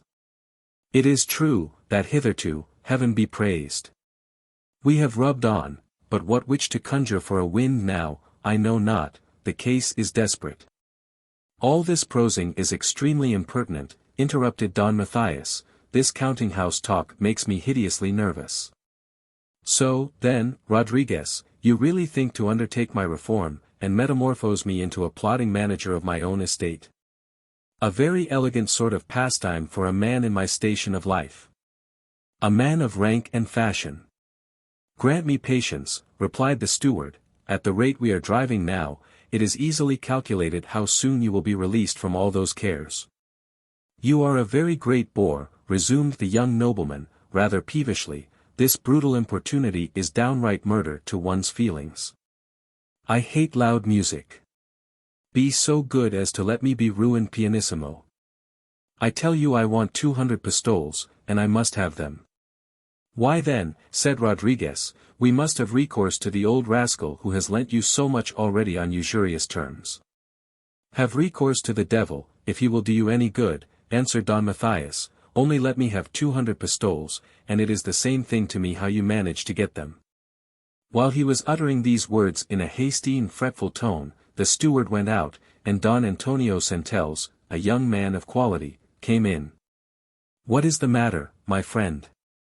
Said this last to my master, your atmosphere is overcast, I trace passion in the lines of your countenance. Who can have ruffled that sweet temper? I would lay a wager, it was that booby just gone out. Yes, answered Don Matthias, he is my steward. Every time he comes to speak to me, I am in an agony for a quarter of an hour or 20 minutes. He rings the changes on the state of my affairs, and tells me that I am spending principal and interest. A beast. He will say next, that I have ruined him into the bargain. My dear fellow, replied Don Antonio, I am exactly in the same situation. My man of business is just such another scarecrow as your steward. When the sneaking scoundrel, after repeated demands, brings me some niggardly supply, it is just as if he was lending me his own. He expostulates most barbarously.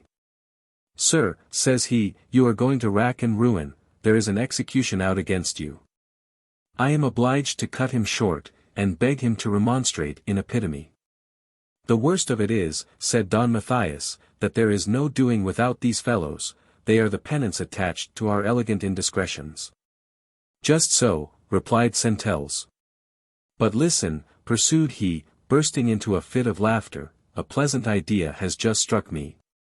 Nothing was ever more farcically fancied. We may introduce a buffo caricato into our serious opera, and relieve the knell of our departed goods and chattels with a humorous divertisement.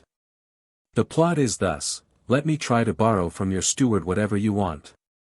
You shall do the same with my man of business. Then let them both preach as they please. We shall hearken with the utmost composure. Your steward will come and open his case to me, my man of business will plead the poverty of the land to you. I shall hear of nothing but your extravagance, and you will see your own in mine as in a glass. It will be vastly entertaining. 1,000 brilliant conceits followed this flight of genius, and put the young patricians into high spirits, so that they kept up the ball with vivacity, if not with wit. Their conversation was interrupted by Gregorio Rodriguez, who brought back with him a little, old man, with a bald head. Don Antonio was for moving off. "Farewell, Don Matthias," said he, "we shall meet again anon. I leave you with these gentlemen. You have, doubtless, some state affairs to discuss in council." "Oh. No, no," answered my master, "you had better stop, you will not interrupt us. This warm old gentleman has the moderation to lend me money at 20%. "What, at 20%? exclaimed Centers, in a tone of astonishment. "In good truth, I wish you joy on being in such hands.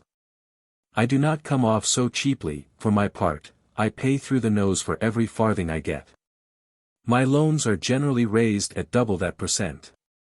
There is usury," said the father of the usurious tribe, "unconscionable dogs. Where do they expect to go when they die? I do not wonder there is so strong a prejudice against moneylenders.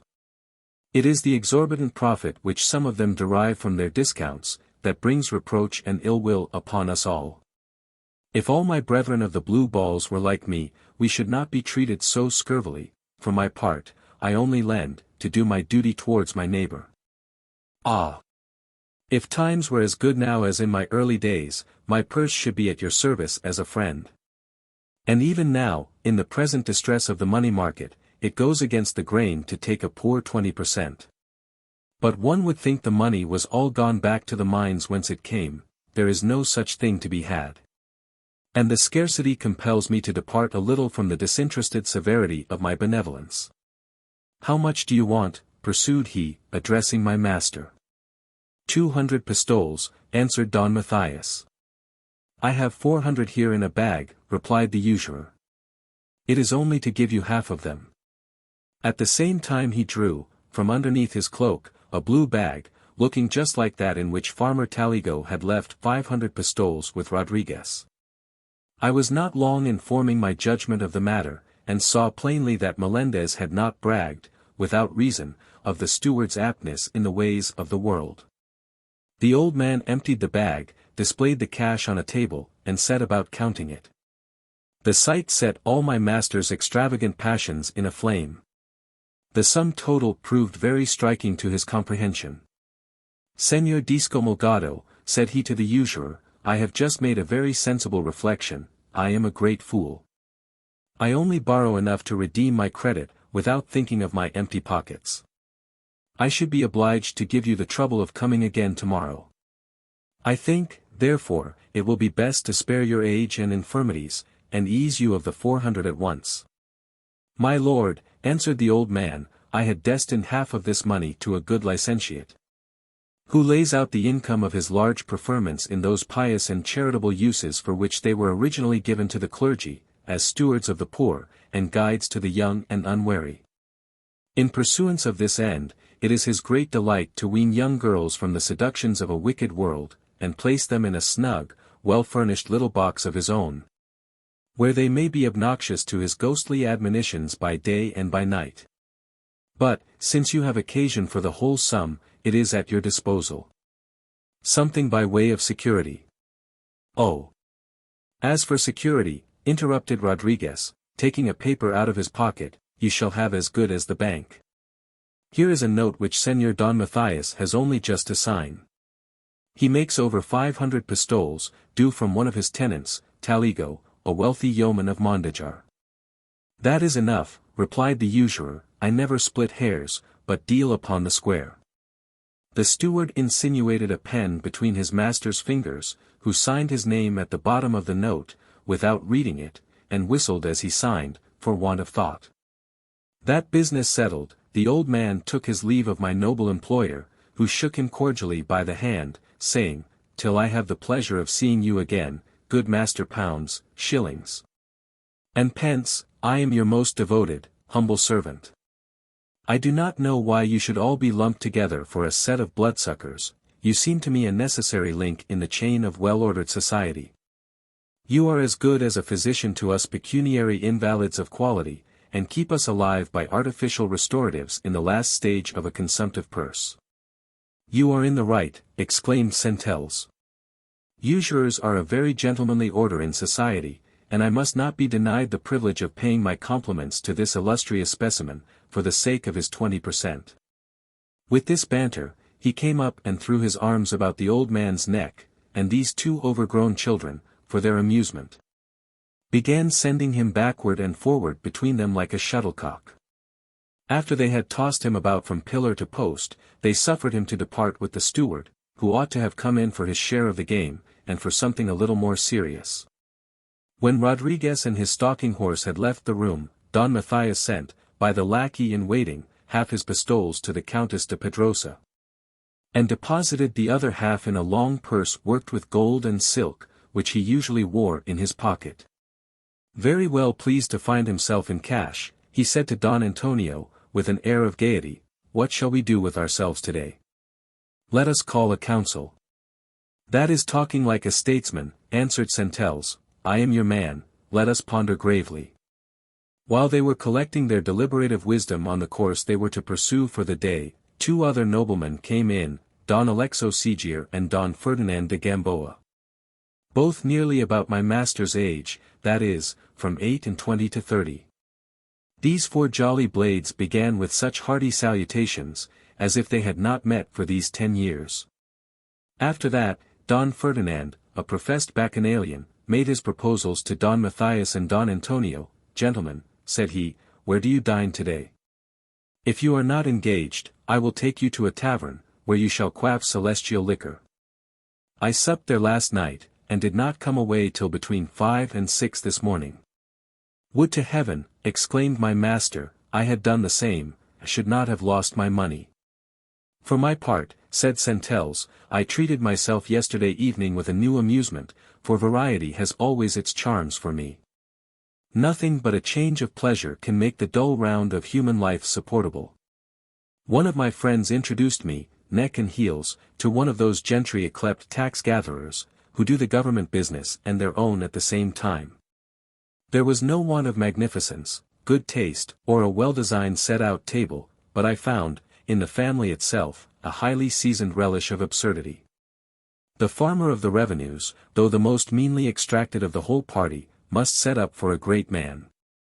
And his wife, though hideously ugly, was a goddess in her own estimation, and made 1,000 silly speeches, the zest of which was heightened by a Biscayan accent. Add to this, that there were 4 or 5 children with their tutor at table. Judge if it must not have been an amusing family party. As for me, gentlemen, said Don Alexo Segier, I supped with Arsenia the actress. We were 6 at table, Arsenia, Florimond, a coquette of her acquaintance, the Marquis de Zanet, Don Juan de Moncade, and your humble servant. We passed the night in drinking and talking bawdy. What a flow of soul! To be sure, Arsenia and Florimond are not strong in their upper works, but then they have a facility in their vocation which is more than all the wit in the world. They are the dearest madcaps, gay, romping, and rampant. They are 100 times better than your modest women of sense and discretion. Chapter 4. Gil Blas gets into company with his fellows, they show him a ready road to the reputation of wit, and impose on him a singular oath. Those noblemen pursued this strain of conversation, till Don Matthias, about whose person I was fiddling all the while, was ready to go out. He then told me to follow him. And this bevy of fashionables set sail together for the tavern, whither Don Ferdinand de Gamboa proposed to conduct them. I began my march in the rear rank with 3 other valets. For each of the gentlemen had his own. I remarked, with astonishment, that these 3 servants copied their masters, and assumed the same follies. I introduced myself as a newcomer. They returned my salute in form, and one of them, after having taken measure of me very accurately, said, Brother, I perceive, by your gait, that you have never yet lived with a young nobleman. Alas! No, answered I, neither have I been long in Madrid. So it appears, replied he, you smell strong of the country. You seem timid and embarrassed, there is a hitch in your deportment. But no matter, we will soon wear off all stiffness, take my word for it. Perhaps you think better of me than I deserve, said I. No, resumed he, no. There is no such cub as we cannot lick into shape, assure yourself of that. This specimen was enough to convince me that I had hardy fellows for my comrades, and that I could not be in better hands to initiate me into high life below stairs. On our arrival at the tavern, we found an entertainment ready, which Señor Don Ferdinand had been so provident as to order in the morning. Our masters sat down to table, and we arranged ourselves behind their chairs. The conversation was spirited and lively. My ears tingled to hear them. Their humor, their way of thinking, their mode of expression, diverted me. What fire! What sallies of imagination! They appeared like a new order of beings. With the dessert, we sat before them a great choice of the best wines in Spain, and left the room, to go to dinner in a little parlour, where our cloth was laid. I was not long in discovering that the combatants in our lists had more to recommend them than appeared at first sight. They were not satisfied with aping the manners of their masters, but even copied their phrases. And these varlets gave such a facsimile, that, bating a little vulgarity, they might have passed themselves off very well. I admired their free and easy carriage. Still more was I charmed with their wit, but despaired of ever coming up to them in my own person. Don Ferdinand's servant, on the score of his master treating ours, did the honors. And, determined to do the thing genteelly, he called the landlord, and said to him, Master Tapster, give us 10 bottles of your very best wine. And, as you have a happy knack of doing, make the gentlemen upstairs believe that they have drank them. With all my heart, answered the landlord. But, Master Gaspard, you know that Señor Don Ferdinand owes me for a good many dinners already. If through your kind intervention I could get some little matter on account. Oh, interrupted the valet, do not be at all uneasy about your debt, I will take it upon myself, put it down to me. It is true, that some unmannerly creditors have preferred legal measures to a reliance on our honor. But we shall take the first opportunity of obtaining a rep levy, and will pay you without looking at your bill. To have my master on your books is like so many ingots of gold. The landlord brought us the wine, in spite of unmanly creditors, and we drank to a speedy rep levy. It was as good as a comedy to see us drinking each other's healths every minute, under our master's titles. Don Antonio's servant called Don Ferdinand's plain Gamboa, and Don Ferdinand's servant called Don Antonio Centelles, they dubbed me Silva. And we kept pace in drunkenness, under these borrowed names, with the noblemen to whom they properly belonged. Though my wit was less conspicuous than that of the other guests, they lost no opportunity of testifying their pleasure in my acquaintance. Silva, said one of our merriest soakers, we shall make something of you, my friend. I perceive that you have wit at will, if you did but know how to draw upon it. The fear of talking absurdly prevents you from throwing out at all, and yet it is only by a told push, that 1,000 people nowadays set themselves up for good companions. Do you wish to be bright? You have only to give the reins to your loquacity, and to venture indiscriminately on whatever comes uppermost, your blunders will pass for the eccentricities of genius. Though you should utter 100 extravagances, let but a single good joke be packed up in the bundle, the nonsense shall be all forgotten, the witticism bandied about. And your talent be puffed into high repute. This is the happy method our masters have devised, and it ought to be adopted by all new candidates. Besides that, I had but too strong a wish to pass for a clever fellow, the trick they taught me appeared so easy in the performance, that it ought not to be buried in obscurity. I tried it at once, and the fumes of the wine contributed to my success. That is to say, I talked at random, and had the good luck to strike out of much absurdity some flashes of merriment, very acceptable to my audience.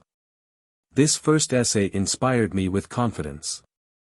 I redoubled my sprightliness, to sparkle in repartee, and chance gave a successful issue to my endeavors. Well done, said my fellow servant who had addressed me in the street, do not you begin to shake off your rustic manners. You have not been 2 hours in our company, and you are quite another creature, your improvement will be visible every day. This it is to wait on people of quality. It causes an elevation, which the mind can never attain under a plebeian roof.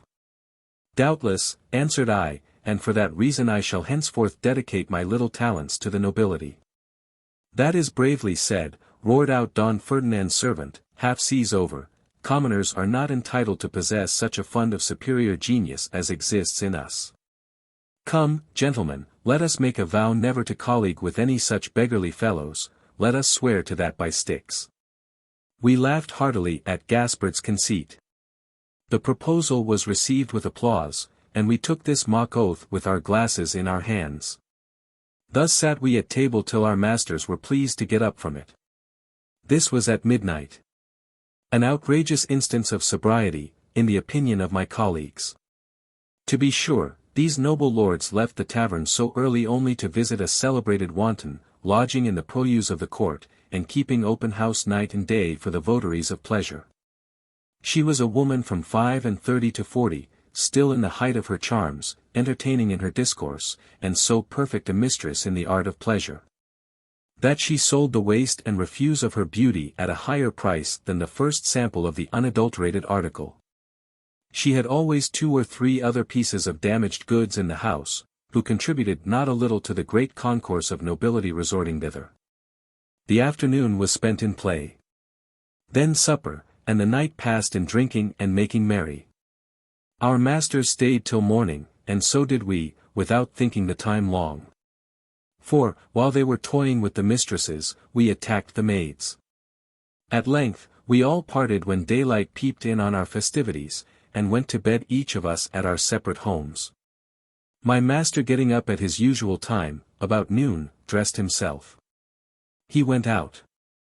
I followed him, and we paid a visit to Don Antonio Centelles, with whom we found one Don Alvaro de Acuña.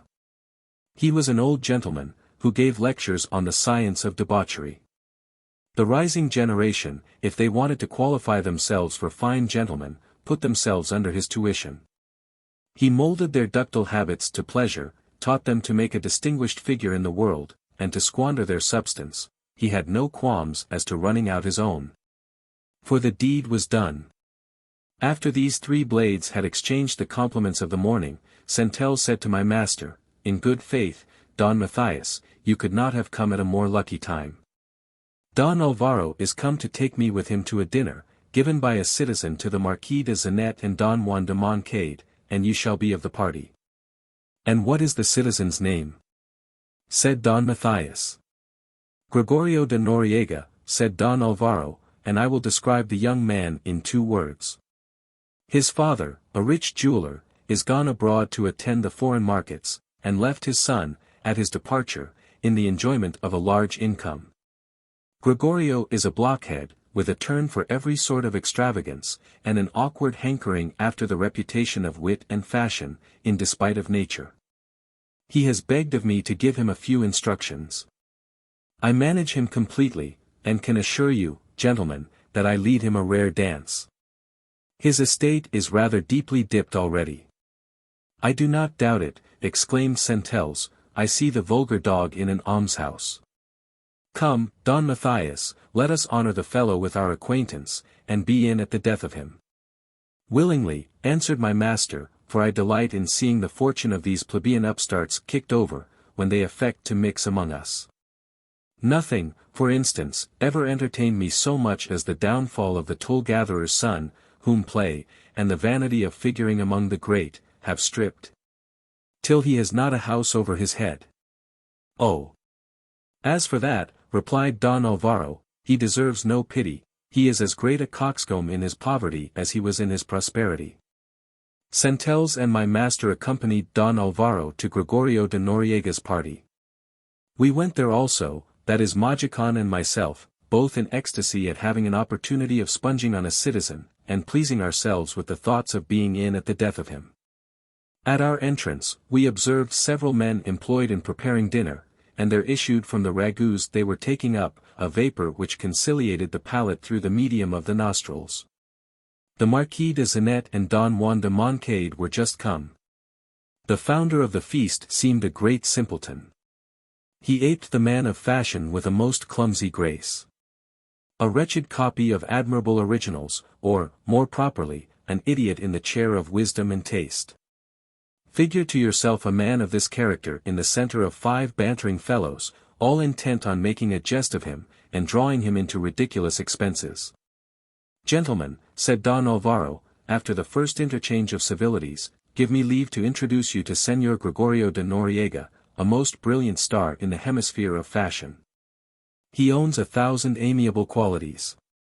Do you know that he has a highly cultivated understanding?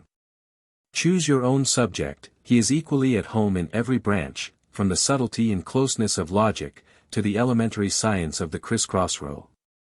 "Oh! This is really too flattering," interrupted the Scotlandlot gentleman with a very uncouth laugh. "I might, Señor Alvaro, put you to the blush as you have put me. For you may truly be termed a reservoir as it were, a common sewer of erudition." "I had no intention," replied Don Alvaro, "to draw upon myself so savory an encomium. But truly, gentlemen, Señor Gregorio cannot fail of establishing a name in the world." "As for me," said Don Antonio, "what is so delightful in my eyes, far above the honors of logic or the criss-cross row, is the tasteful selection of his company. Instead of demeaning himself to the level of tradesmen, he associates only with the young nobility, and sets the expense at naught. There is an elevation of sentiment in this conduct which enchants me, and this is what you may truly call disbursing with taste and judgment." These ironical speeches were only the preludes to a continual strain of banter. Poor Gregorio was attacked on all hands. The wits shot their bolts by turns, but they made no impression on the fool. On the contrary, he took all they said literally, and seemed highly pleased with his guests, as if they did him a favor by making him their laughingstock. In short, he served them for a butt while they sat at table, which they did not quit during the afternoon, nor till late at night. We, as well as our masters, drank as we liked, so that the servants' hall and the dining room were in equally high order when we took our leave of the young jeweler. Chapter 5. Gil Blas becomes the darling of the fair sex, and makes an interesting acquaintance. After some hours' sleep, I got up in fine spirits. And calling the advice of Melendez to mind, went, till my master was stirring, to pay my court to our steward, whose vanity was rather flattered by this attention. He received me with a gracious air, and inquired how I was reconciled to the habits and manners of the young nobility. I answered, that they were strange to me as yet, but that use and good example might work wonders in the end. Use and good example did work wonders, and that right soon. My temper and conduct were quite altered. From a discreet, sober lad, I got to be a lively, heedless Merry Andrew. Don Antonio's servant paid me a compliment on my transformation, and told me that there wanted nothing but a tender interest in the lovely part of the creation to shine like a new star dropped from the heavens. He pointed out to me that it was an indispensable requisite in the character of a pretty fellow, that all our set were well with some fine woman or other. And that he himself, to his own share, engrossed the favors of 2 beauties in high life. I was of opinion that the rascal lied. "Master Majicon," said I, "you are doubtless a very dapper, lively little fellow, with a modest assurance. But still I do not comprehend how women of quality, not having your sweet person on their own private establishments, should run the risk of being detected in an intrigue with a footman out of doors." "Oh! As for that," answered he, "they do not know my condition. To my master's wardrobe, and even to his name, am I indebted for these conquests. I will tell you how it is. I dress myself up as a young nobleman, and assume the manners of one. I go to public places, and tip the wink first to one woman and then to another, till I meet with one who returns the signal. Her I follow, and find means to speak with her. I take the name of Don Antonio Centelles. I plead for an assignation, the lady is squeamish about it, I am pressing, she is kind, etc. Thus it is, my fine fellow, that I contrive to carry on my intrigues, and I would have you profit by the hint. I was too ambitious of shining like a new star dropped from the heavens, to turn a deaf ear to such counsel. Besides, there was about me no aversion to an amour. I therefore laid a plan to disguise myself as a young nobleman, and look out for adventures of gallantry. There was a risk in assuming my masquerade dress at home, lest it might be observed. I took a complete suit from my master's wardrobe, and made it up into a bundle, which I carried to a barber's, where I thought I could dress and undress conveniently. There I tricked myself out to the best advantage. The barber, too, lent a helping hand to my attire. When we thought it adjusted to a nicety, I sauntered towards St. Jerome's meadow, whence I felt morally certain that I should not return without making an impression. But I could not even get thither, without a proof of my own attractions. As I was crossing a by-street, a lady of genteel figure, elegantly dressed, came out of a small house, and got into a hired carriage standing at the door. I stopped short to look at her, and bowed significantly, so as to convey an intimation that my heart was not insensible. On her part, to show me that her face was not less lovely than her person, she lifted up her veil for a moment. In the meantime the coach set off, and I stood stock still in the street, not a little stiffened at this vision. A vastly pretty woman, said I to myself, bless us. This is just what is wanting to make me perfectly accomplished. If the two ladies who share Majicon between them are equally handsome, the scoundrel is in luck. I should be delighted with her for a mistress. Ruminating on whence that lovely creature had glided, and saw, at a window on the ground floor, an old woman beckoning me to come in. I flew like lightning into the house, and found, in a very neat parlour, this venerable and wary matron, who, taking me for a marquis at least, dropped a low courtesy, and said, I doubt not. My lord, but you must have a bad opinion of a woman who, without the slightest acquaintance, beckons you out of the street. But you will, perhaps, judge more favourably of me, when you shall know that I do not pay that compliment promiscuously.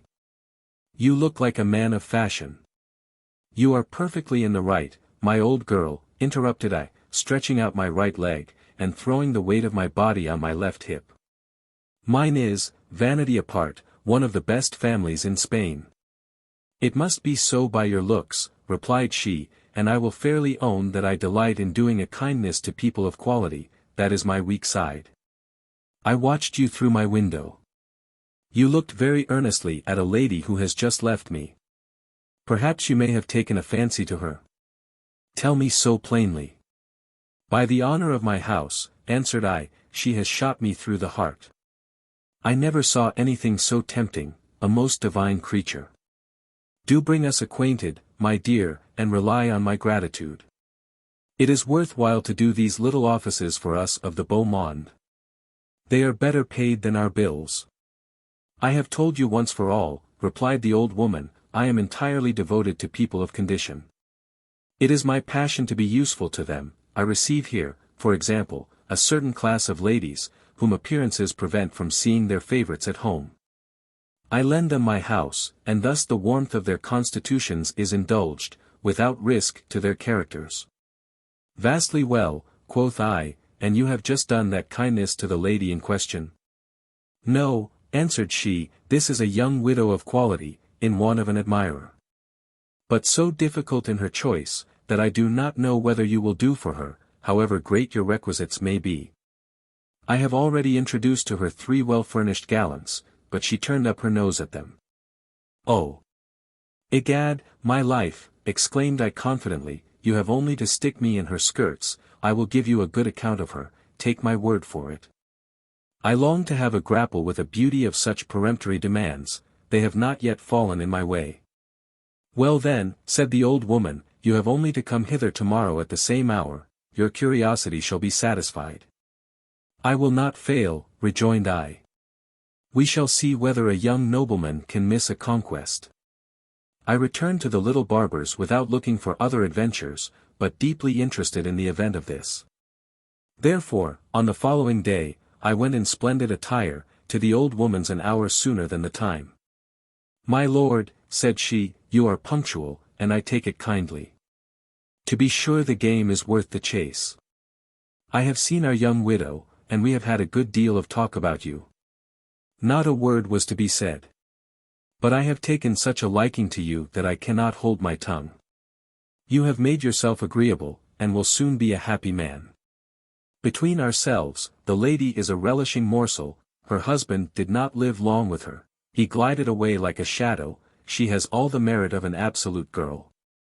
The good old lady, no doubt, meant one of those clever girls who contrive not to live single, though they live unmarried.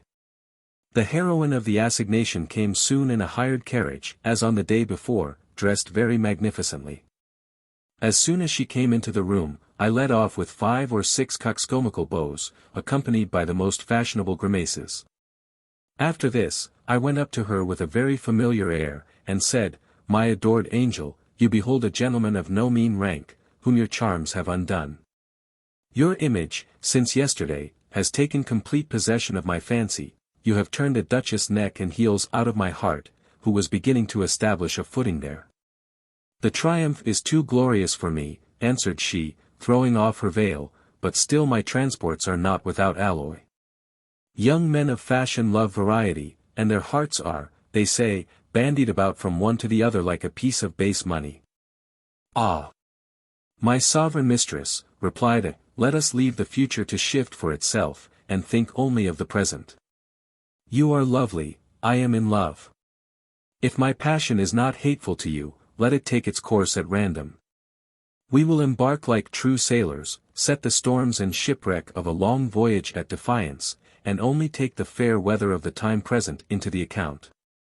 In flashing this speech, I threw myself in raptures at the feet of my nymph, and the better to hit off my assumed character, pressed her with some little peevishness not to delay my bliss. She seemed a little touched by my remonstrances, but thought it too soon to yield, and, giving me a gentle rebuff, "Hold," said she, "you are too importunate, this is like a rake. I fear you are but a loose young fellow." "For shame, madam," exclaimed I, "can you set your face against what women of the first taste and condition encourage? A prejudice against what is vulgarly called vice may be all very well for citizens' wives." "That is decisive," replied she, "there is no resisting so forcible a plea. I see plainly that with men of your order dissimulation is to no purpose, a woman must meet you halfway. Learn then your victory," added she with an appearance of disorder, as if her modesty suffered by the avowal. "You have inspired me with sentiments such as are new to my heart, and I only wait to know who you are, that I may take you for my acknowledged lover. I believe you a young lord and a gentleman, yet there is no trusting to appearances, and, however prepossessed I may be in your favor, I would not give away my affections to a stranger." I recollected at the moment how Don Antonio's servant had got out of a similar perplexity, and determining, after his example, to pass for my master, "Madam," said I to my dainty widow, "I will not excuse myself from telling you my name. It is one that will not disparage its owner. Have you ever heard of Don Matthias da Silva?" "Yes," replied she, "indeed I have seen him with a lady of my acquaintance." Though considerably improved in impudence, I was a little troubled by this discovery. Yet I rallied my forces in an instant, and extricated myself with a happy presence of mind. "Well then, my fair one," retorted I, "the lady of your acquaintance, knows a lord, of my acquaintance, and I am of his acquaintance, of his own family, since you must know it. His grandfather married the sister-in-law of my father's uncle. You see we are very near relations. My name is Don Caesar. I am the only son of the great Don Ferdinand de Ribera, slain 15 years ago, in a battle on the frontiers of Portugal. I could give you all the particulars of the action. It was a devilish sharp one, but to fight it over again would be losing the precious moments of mutual love." After this discourse I got to be importunate and impassioned, but without bringing matters at all forwarder. The favors which my goddess winked at my snatching, tended only to make me languish for which she was more chary of. The tyrant got back to her coach, which was waiting at the door. Nevertheless, I withdrew, well enough pleased with my success, though it still fell short of the only perfect issue. "If," said I to myself, "I have obtained indulgences but by halves, it is because this lady, forsooth, is a high-born dame, and thinks it beneath her quality to play the very woman at the first interview. The pride of pedigree stands in the way of my advancement just now, but in a few days we shall be better acquainted. To be sure, it did not once come into my head that she might be one of those cunning gypsies always on the catch. Yet I liked better to look at things on the right side than on the wrong, and thus maintained a favorable opinion of my widow. We had agreed at parting to meet again on the day after the morrow. And the hope of arriving at the summit of my wishes gave me a foretaste of the pleasures with which I tickled my fancy. With my brain full of joyous traces, I returned to my barber. Having changed my dress, I went to attend my master at the tennis court. I found him at play, and saw that he won.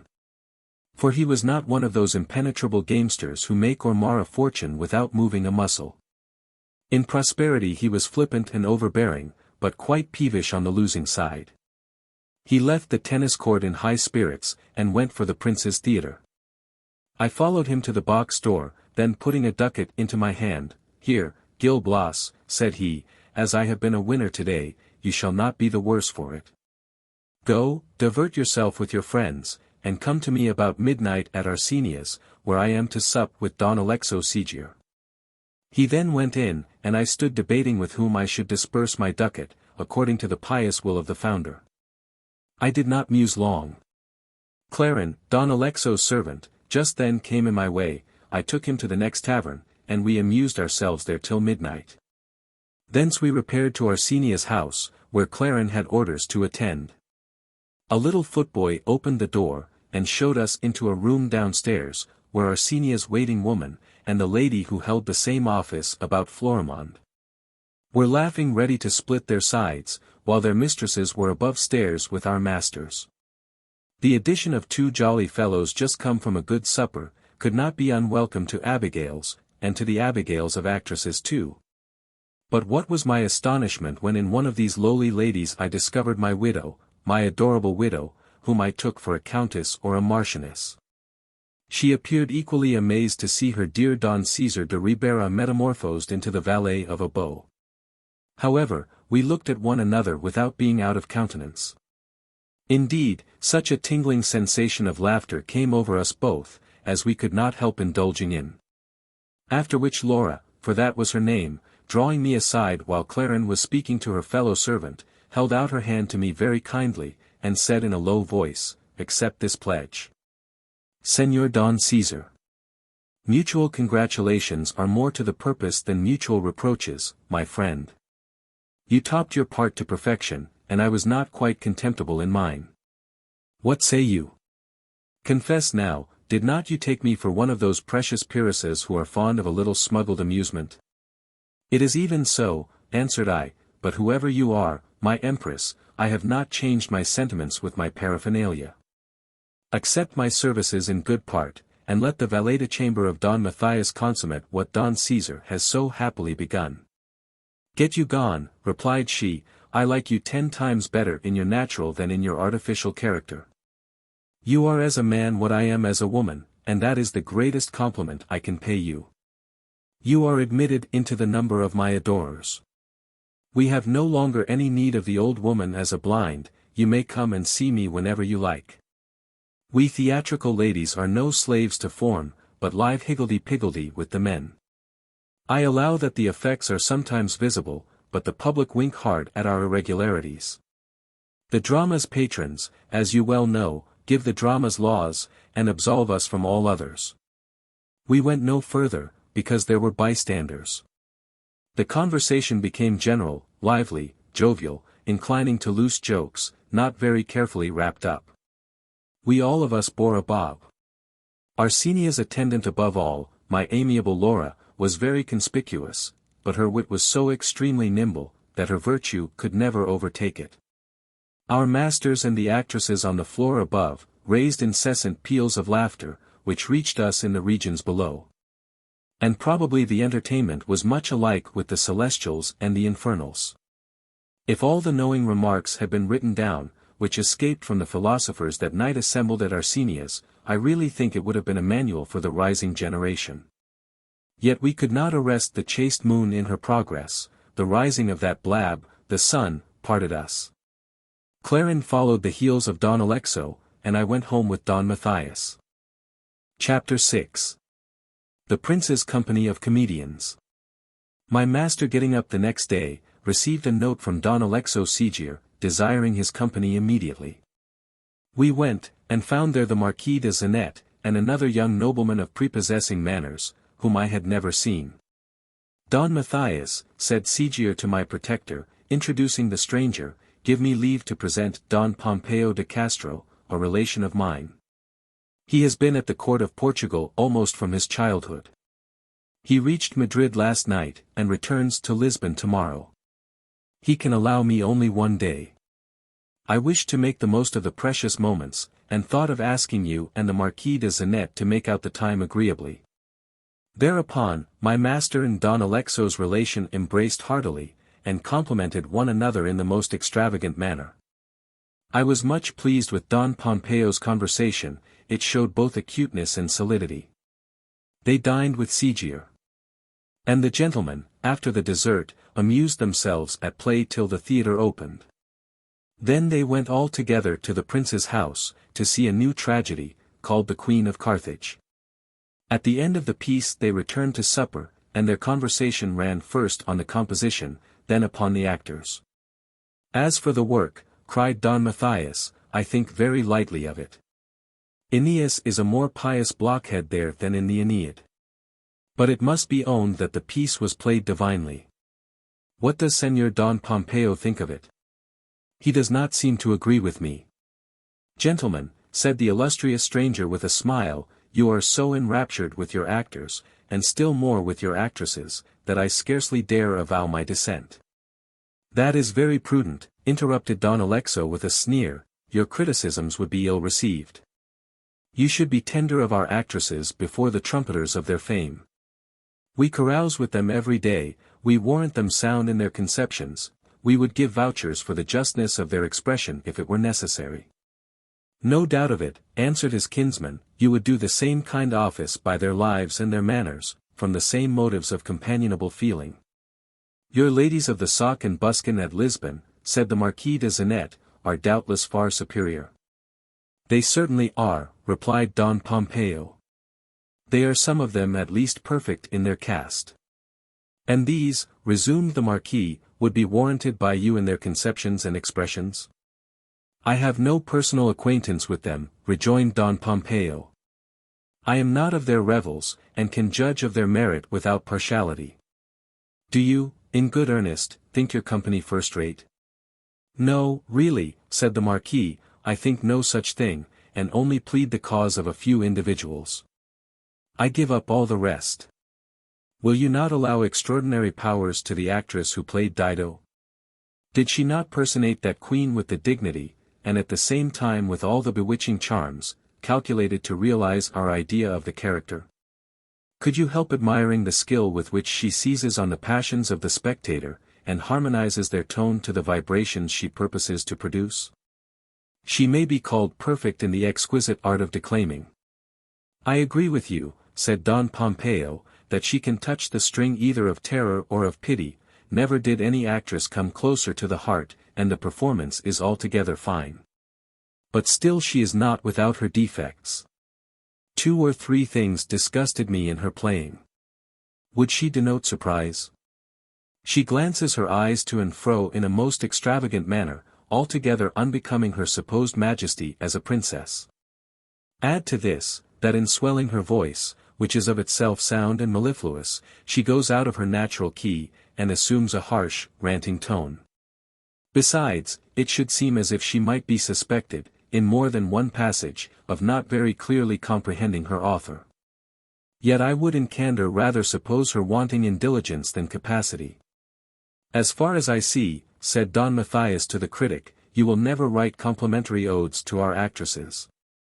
Pardon me, answered Don Pompeo.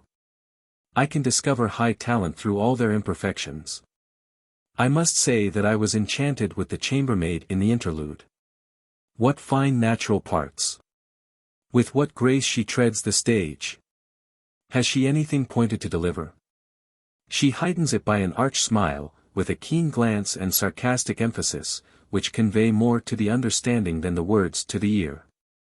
It might be objected that she sometimes gives too much scope to her animal spirits, and exceeds the limits of allowable freedom, but that would be hypercritical. There is one bad habit I should strongly advise her to correct.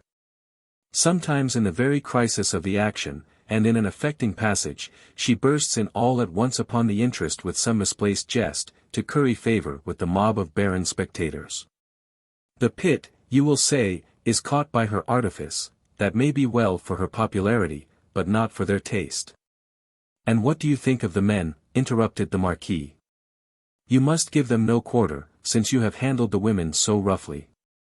Not so, said Don Pompeo. There are some promising young actors, and I am particularly well pleased with that corpulent performer who played the part of Dido's prime minister. His recitation is unaffected, and he declaims just as they do in Portugal. If you can bear such a fellow as that, said Sigier, you must be charmed with the representative of Aeneas. Did not you think him a great, an original performer? Very original, indeed, answered the critic. His inflections are quite his own, they are as shrill as a hautboy. Almost always out of nature, he rattles the impressive words of the sentence off his tongue, while he labors and lingers on the expletives. The poor conjunctions are frightened at their own report as they go off. He entertained me excessively, and especially when he was expressing in confidence his distress at abandoning the princess. Never was grief more ludicrously depicted. Fair and softly, cousin, replied Don Alexo, you will make us believe at last that good taste is not greatly cultivated at the court of Portugal. Do you know that the actor of whom we are speaking is esteemed a phenomenon? Did you not observe what thunders of applause he called down? He cannot therefore be contemptible. That therefore does not prove the proposition, replied Don Pompeo. But, gentlemen, let us lay aside, I beseech you, the injudicious suffrages of the pit. They are often given to performers very unseasonably. Indeed, their boisterous tokens of approbation are more frequently bestowed on paltry copies than an original merit, as Phaedrus teaches us by an ingenious fable. Allow me to repeat it as follows. The whole population of a city was assembled in a large square to see a pantomime played. Among the performers there was one whose feats were applauded every instant. This buffoon, at the end of the entertainment, wished to close the scene with a new device. He came alone upon the stage, stooping down, covering his head with his mantle, and began counterfeiting the squeak of a pig. He acquitted himself so naturally as to be suspected of having the animal itself concealed within the folds of his drapery. He stripped, but there was no pig. The assembly rang with more furious applause than ever. A peasant, among the spectators, was disgusted at this misplaced admiration. Gentlemen, exclaimed he, you are in the wrong to be so delighted with this buffoon, he is not so good a mimic as you take him for. I can enact the pig better. If you doubt it, only attend here this time tomorrow. The people, prejudiced in the cause of their favourite, collected in greater numbers on the next day, rather to hiss the countryman than to see what he could do. The rivals appeared on the stage. The buffoon began, and was more applauded than the day before. Then the farmer, stooping down in his turn, with his head wrapped up in his cloak, pulled the ear of a real pig under his arm, and made it squeal most horribly. Yet this enlightened audience persisted in giving the preference to their favourite, and hooted the countryman off the boards. Who, producing the pig before he went, said, Gentlemen, you are not hissing me, but the original pig. So much for your judgment. Cousin, said Don Alexo, your fable is rather satirical. Nevertheless, in spite of your pig, we will not bate an inch of our opinion. But let us change the subject, this is grown threadbare. Then you set off tomorrow, do what we can to keep you with us longer. I should like, answered his kinsman, to protract my stay with you, but it is not in my power. I have told you already that I am come to the court of Spain on an affair of state. Yesterday, on my arrival, I had a conference with the Prime Minister. I am to see him tomorrow morning, and shall set out immediately afterwards on my return to Lisbon. You are become quite a Portuguese, observed Sigier, and to all appearance, we shall lose you entirely from Madrid. I think otherwise, replied Don Pompeo. I have the honour to stand well with the King of Portugal, and have many motives of attachment to that court. Yet with all the kindness that sovereign has testified towards me, would you believe that I have been on the point of quitting his dominions forever? Indeed. By what strange accident? Said the Marquis. Give us the history, I beseech you. Very readily, answered Don Pompeo, and at the same time my own, for it is closely interwoven with the recital for which you have called. Chapter 7. History of Don Pompeo de Castro. Don Alexo knows, that from my boyish days, my passion was for a military life. Our own country being at peace, I went into Portugal. Thence to Africa with the Duke of Braganza, who gave me a commission. I was a younger brother, with as slender a provision as most in Spain. So that my only chance was in attracting the notice of the commander-in-chief by my bravery. I was so far from deficient in my duty, that the Duke promoted me, step by step, to one of the most honorable posts in the service. After a long war, of which you all know the issue, I devoted myself to the court, and the king, on strong testimonials from the general officers, rewarded me with a considerable pension. Alive to that sovereign's generosity, I lost no opportunity of proving my gratitude by my diligence. I was in attendance as often as etiquette would allow me to offer myself to his notice. By this conduct I gained insensibly the love of that prince, and received new favors from his hands. One day, when I distinguished myself in running at the ring, and in a bullfight preceding it, all the court extolled my strength and dexterity. On my return home, with my honors thick upon me, I found there a note, informing me that a lady, my conquest over whom ought to flatter me more than all the glory I had gained that day, wished to have the pleasure of my company. And that I had only to attend in the evening, at a place marked out in the letter. This was more than all my public triumphs, and I concluded the writer to be a woman of the first quality. You may guess that I did not loiter by the way. An old woman in waiting, as my guide, conducted me by a little garden gate into a large house, and left me in an elegant closet, saying, "Stay here, I will acquaint my mistress with your arrival." I observed a great many articles of value in the closet, which was magnificently illuminated. But this splendor only caught my attention as confirming me in my previous opinion of the lady's high rank. If appearances strengthened that conjecture, her noble and majestic air on her entrance left no doubt on my mind. Yet I was a little out in my calculation. "Noble sir," said she, "after the step I have taken in your favor it were impertinent to disown my partiality. Your brilliant actions of today, in presence of the court, were not the inspirers of my sentiments, they only urge forward this avowal. I have seen you more than once, have inquired into your character, and the result has determined me to follow the impulse of my heart.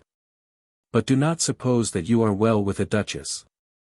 I am but the widow of a captain in the King's Guards, yet there is something to throw a radiance round your victory, the preference you have gained over one of the first noblemen in the kingdom. The Duke d'Almeida loves me, and presses his suit with ardor, yet without success. My vanity only induces me to bear his importunities. Though I saw plainly, by this address, that I had got in with a coquette, my presiding star was not a whit out of my good graces for involving me in this adventure. Dona Hortensia, for that was the lady's name, was just in the ripeness and luxuriance of youth and dazzling beauty. Nay, more, she had refused the possession of her heart to the earnest entreaties of a duke, and offered it unsolicited to me. What a feather in the cap of a Spanish cavalier! I prostrated myself at Hortensia's feet, to thank her for her favors. I talked just as a man of gallantry always does talk, and she had reason to be satisfied with the extravagance of my acknowledgments.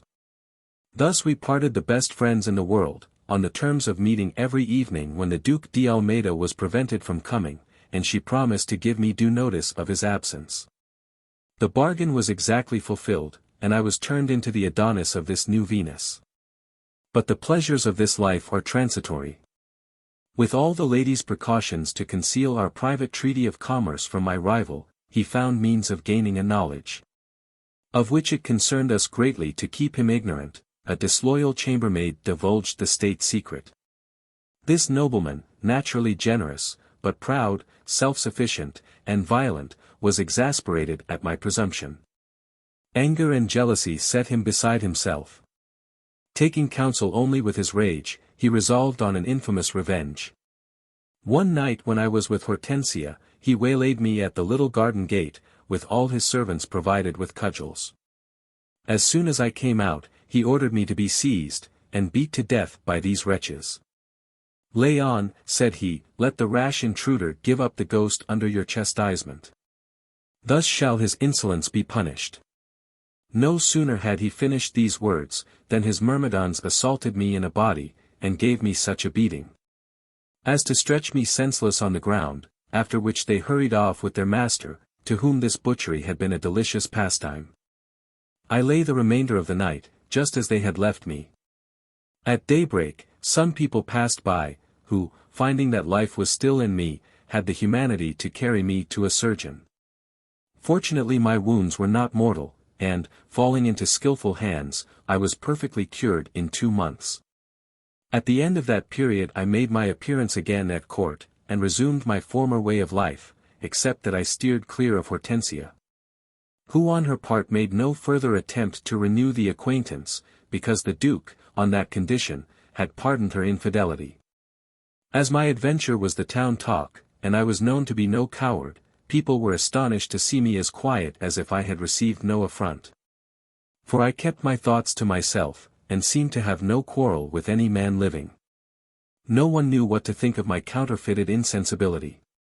Some imagined that, in spite of my courage, the rank of the aggressor overawed me, and occasioned my tacit submission. Others, with more reason, mistrusted my silence, and considered my offensive demeanor as a cover to my revenge. The king was of opinion with these last, that I was not a man to put up with an insult, and that I should not be wanting to myself at a convenient opportunity. To discover my real intentions, he sent for me one day into his closet, where he said, "Don Pompeo, I know what accident has befallen you, and am surprised, I own, at your forbearance. You are certainly acting a part." "Sire," answered I, "how can I know whom to challenge? I was attacked in the night by persons unknown, it is a misfortune of which I must make the best." "No, no," replied the king, "I am not to be duped by these evasive answers. The whole story has reached my ears. The Duke d'Almeida has touched your honor to the quick. You are nobly born, and a Castilian, I know what that double character requires. You cherish hostile designs. Admit me a party to your purposes, it must be so. Never fear the consequences of making me your confidant. Since your majesty commands it, resumed I, my sentiments shall be laid open without reserve. Yes, sir, I meditate a severe retribution. Every man, wearing such a name as mine, must account for its untarnished luster with his family. You know the unworthy treatment I have experienced. And I purpose assassinating the Duke d'Almeida, as a mode of revenge corresponding to the injury. I shall plunge a dagger in his bosom, or shoot him through the head, and escape, if I can, into Spain. This is my design. It is violent, said the king, and yet I have little to say against it, after the provocation which the Duke d'Almeida has given you. He is worthy of the punishment you destine for him. But do not be in a hurry with your project. Leave me to devise a method of bringing you together again as friends. Oh! Sir, exclaimed I with vexation, why did you extort my secret from me? What expedient can? If mine is not to your satisfaction, interrupted he, you may execute your first intention. I do not mean to abuse your confidence. I shall not implicate your honor. So rest contented on that head. I was greatly puzzled to guess by what means the king designed to terminate this affair amicably, but thus it was. He sent to speak with the Duke d'Almeida in private. Duke, said he, you have insulted Don Pompeo de Castro. You are not ignorant that he is a man of noble birth, a soldier who has served with credit, and stands high in my favor. You owe him reparation. I am not of a temper to refuse it, answered the Duke. If he complains of my outrageous behavior, I am ready to justify it by the law of arms. Something very different must be done, replied the king. A Spanish gentleman understands the point of honor too well, to fight on equal terms with a cowardly assassin. I can use no milder term. And you can only atone for the heinousness of your conduct, by presenting a cane in person to your antagonist, and offering to submit yourself to its discipline. "O heaven!" exclaimed the Duke, "what? Sir, would you have a man of my rank degrade, debase, himself before a simple gentleman, and submit to be caned?" "No," replied the monarch, "I will oblige Don Pompeo to promise not to touch you. Only offer him the cane, and ask his pardon, that is all I require from you." "And that is too much, sir," interrupted the Duke d'Almeida warmly. "I had rather remain exposed to all the secret machinations of his resentment." "Your life is dear to me," said the king. "And I should wish this affair to have no bad consequences. To terminate it with less disgust to yourself, I will be the only witness of the satisfaction which I order you to offer to the Spaniard." The king was obliged to stretch his influence over the duke to the utmost, before he could induce him to so mortifying a step. However, the peremptory monarch effected his purpose, and then sent for me. He related the particulars of his conversation with my enemy, and inquired if I should be content with the stipulated reparation. I answered, yes. And gave my word that, far from striking the offender, I would not even accept the cane when he presented it. With this understanding, the Duke and myself at a certain hour attended the king, who took us into his closet.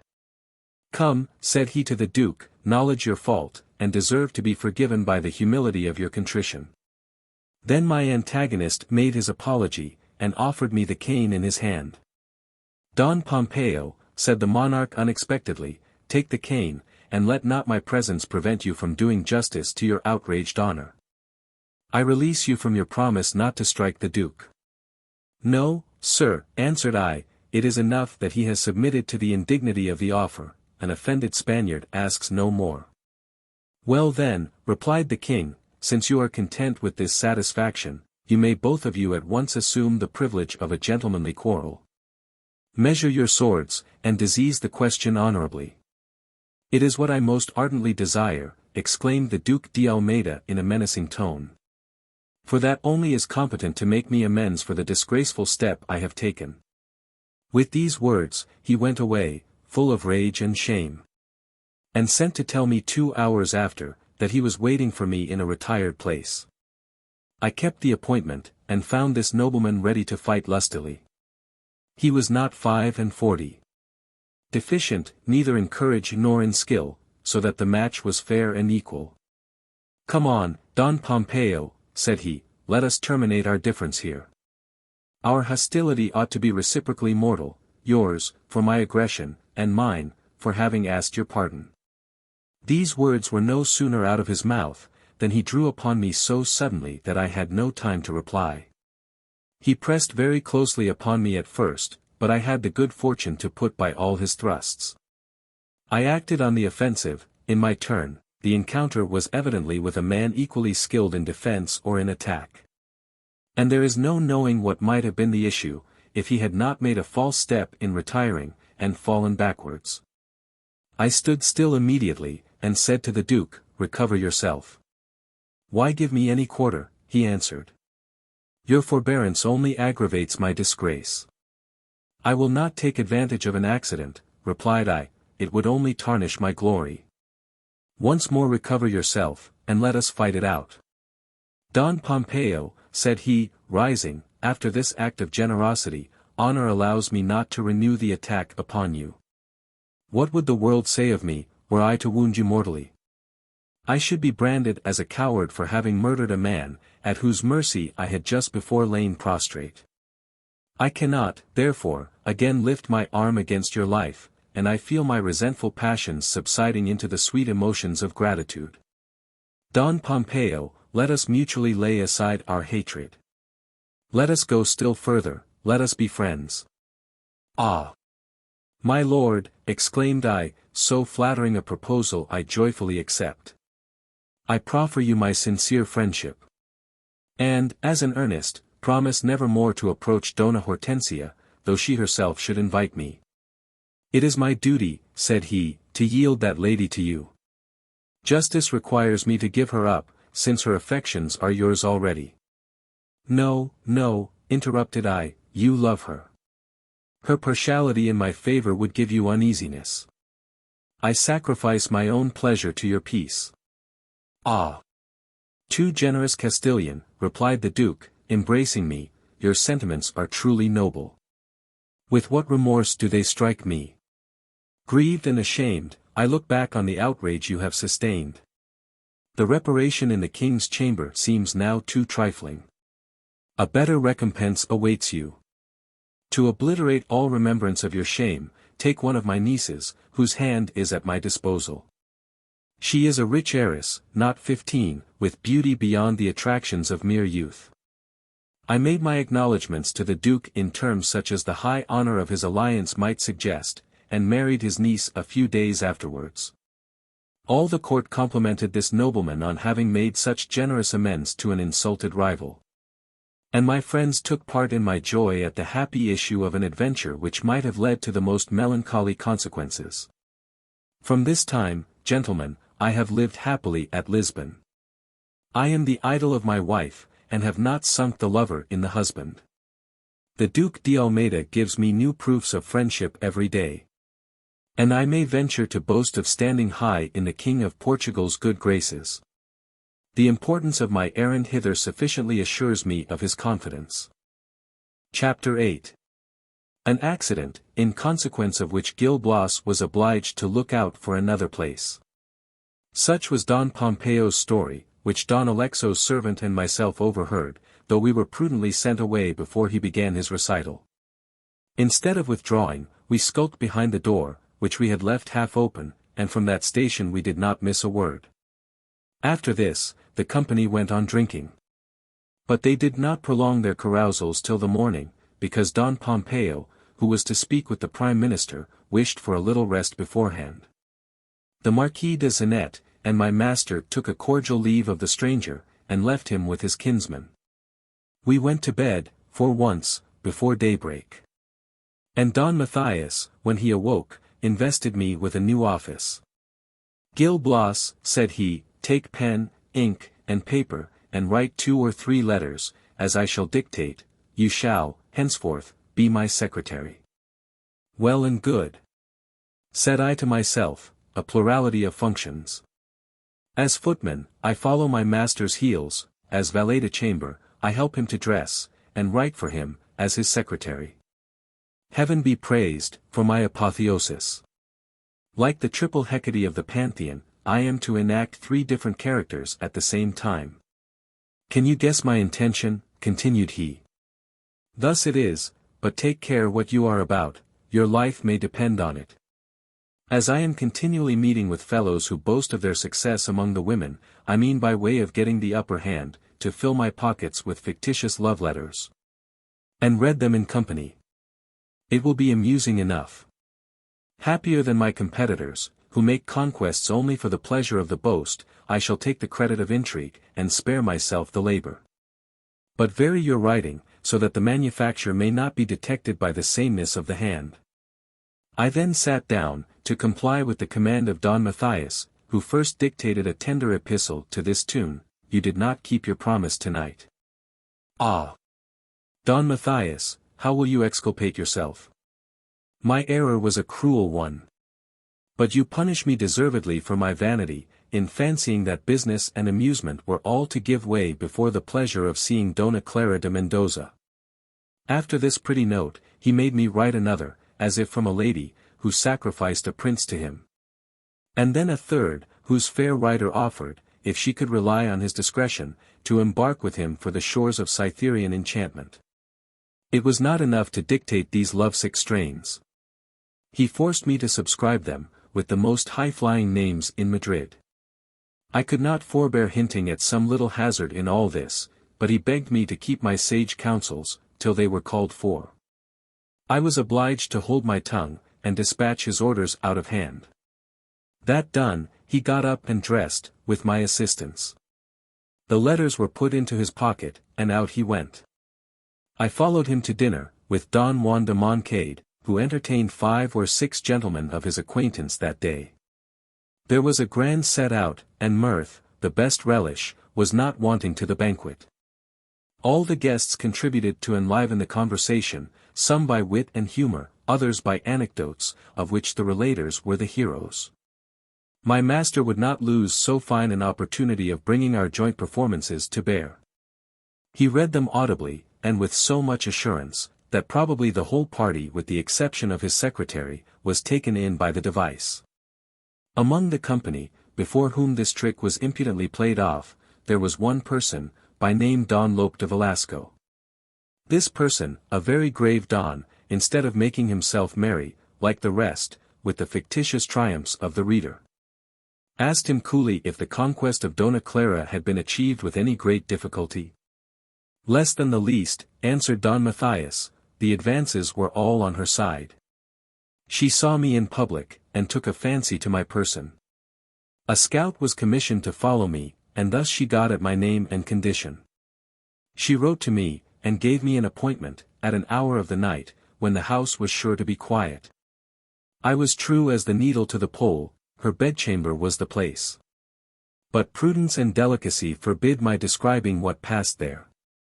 At this instance of tender regard for the lady's character, Señor de Velasco betrayed some very passionate workings, in his countenance. It was easy to see the interest he took in the subject.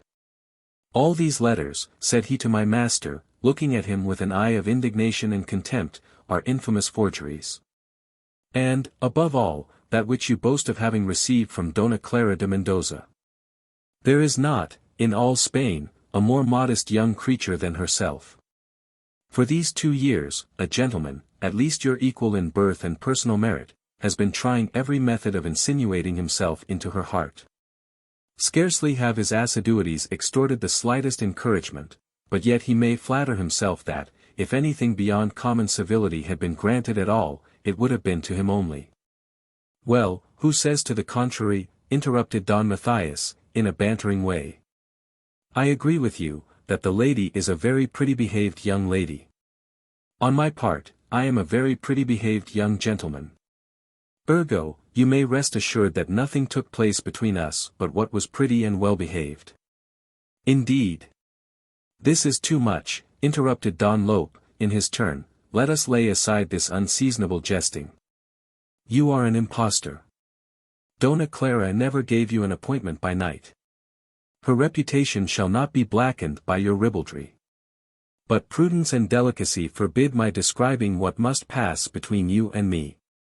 With this retort on his lips, he looked contemptuously round, and withdrew with a menacing aspect, which anticipated serious consequences, to my judgment. My master, whose courage was better than his cause, held the threats of Don Lope in derision. A blockhead, exclaimed he, bursting into a loud fit of laughter. Our knights-errant used to tilt for the beauty of their mistresses, this fellow would engage in the lists, for the forlorn hope of virtue in his, he is more ridiculous than his prototypes. Velasco's retiring, in vain opposed by Moncade, occasioned no interruption to the merriment. The party, without thinking further about it, kept the ball up briskly, and did not part till they had made free with the next day. We went to bed, that is, my master and myself, about 5 o'clock in the morning. Sleep sat heavy on my eyelids, and, as I thought, was taking permanent possession thereof. But I reckoned without my host, or rather without our porter, who came and waked me in an hour, to say that there was a lad inquiring for me at the door. Oh, thou infernal porter! Muttered I, indistinctly, through the interstices of a long yawn, do you consider that I have but now got to bed? Tell the little rascal that I am just asleep, he must come again, by and by. He insists, replied Cerberus, on speaking with you instantly, his business cannot wait. As that was the case, I got up, put on nothing but my breeches and doublet, and went downstairs, swearing and gaping. My friend, said I, be so good as to let me know what urgent affair procures me the honor of seeing you so early. I have a letter, answered he, to deliver personally into the hands of Señor Don Matthias, to be read by him without loss of time. It is of the last consequence to him. Pray, show me into his room. As I thought the matter looked serious, I took the liberty of disturbing my master. Excuse me, said I, for waking you, but the pressing nature. "What do you want?" interrupted he, just in my style, with the porter. "Sir," said the lad, who was at my elbow, "here is a letter from Don Lope de Velasco." Don Matthias looked at the cover, broke it, and, after reading the contents, said to the messenger of Don Lope, "My good fellow, I never get up before noon, let the party be ever so agreeable. Judge whether I can be expected to be stirring by 6 in the morning for a small sword recreation. You may tell your master, that, if he chooses to kick his heels at the spot till 12:30, we will come and see how he looks there, carry him that answer." With this flippant speech, he plunged down snugly under the bedclothes, and fell fast asleep again, as if nothing had happened. Between 11 and 12, he got up and dressed himself, with the utmost composure, and went out, telling me that there was no occasion for my attendance. But I was too much on the tenterhooks about the result to mind his orders. I sneaked after him, to St. Jerome's meadow, where I saw Don Lope de Velasco waiting for him. I took my station to watch them, and was an eyewitness to all the circumstances of their rencounter. They saluted, and began their fierce debate without delay. The engagement lasted long. They exchanged thrusts alternately, with equal skill and mettle. The victory, however, was on the side of Don Lope. He ran my master through, laid him helpless on the ground, and made his escape, with apparent satisfaction at the severe reprisal. I ran up to the unfortunate Don Matthias, and found him in a most desperate situation. The sight melted me. I could not help weeping at a catastrophe to which I had been an involuntary contributor. Nevertheless, with all sympathy, I had still my little wits about me. Home went I, in a hurry, without saying a word.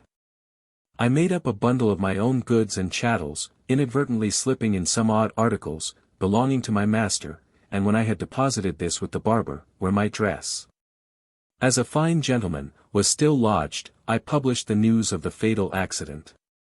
Any gaper might have it for the trouble of listening, and, above all, I took care to make Rodriguez acquainted with it. He would have been extremely afflicted, but that his own proceedings in this delicate case required all his attention. He called the servants together, ordered them to follow him, and we went all together, to St. Jerome's meadow. Don Matthias was taken up alive, but he died 3 hours after he was brought home. Thus ended the life of Señor Don Matthias de Silva, only for having taken a fancy to reading supposititious love letters unseasonably. Chapter 9. A new service after the death of Don Matthias de Silva. Some days after the funeral, the establishment was paid up and discharged. I fixed my headquarters with the little barber, in a very close connection, with whom I began to live. It seemed to promise more pleasure than with Melendez. As I was in no want of money, it was time enough to think of another place. Besides, I had got to be rather nice on that head. I would not go into service any more, but in families above the vulgar. In short, I was determined to inquire, very strictly, into the character of a new place.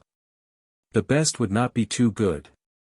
Such high pretensions did the late valet of a young nobleman think himself entitled to assume above the common herd of servants. Waiting till fortune should throw a situation in my way, worthy to be honored by my acceptance, I thought I could not do better than to devote my leisure to my charming Laura, whom I had not seen since the pleasant occurrence of our double discovery. I could not venture on dressing as Don Cesar de Ribera. It would have been an act of madness to have assumed that style but as a disguise. Besides that, my own suit was not much out of condition. All smaller articles had propagated miraculously in the aforesaid bundle. I made myself up, therefore, with the barber's aid, as a sort of middleman, between Don Cesar and Gil Blas. In this demi-character, I knocked at Arsenia's door.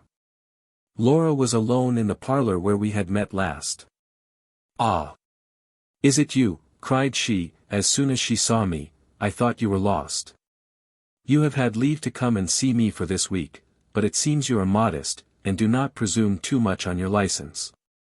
I made my apology on the score of my master's death, with my own engagements consequent thereupon. And I added, in the spirit of gallantry, that in my greatest perplexities my lovely Laura had always been foremost in my thoughts. "That being so," said she, I have no more reproaches to make. And I will frankly own that I have thought of you.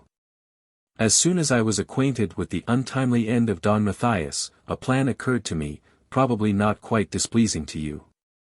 I have heard my mistress say, some time ago, that she wanted a sort of man of business, a good arithmetician, to keep an exact account of our outgoings.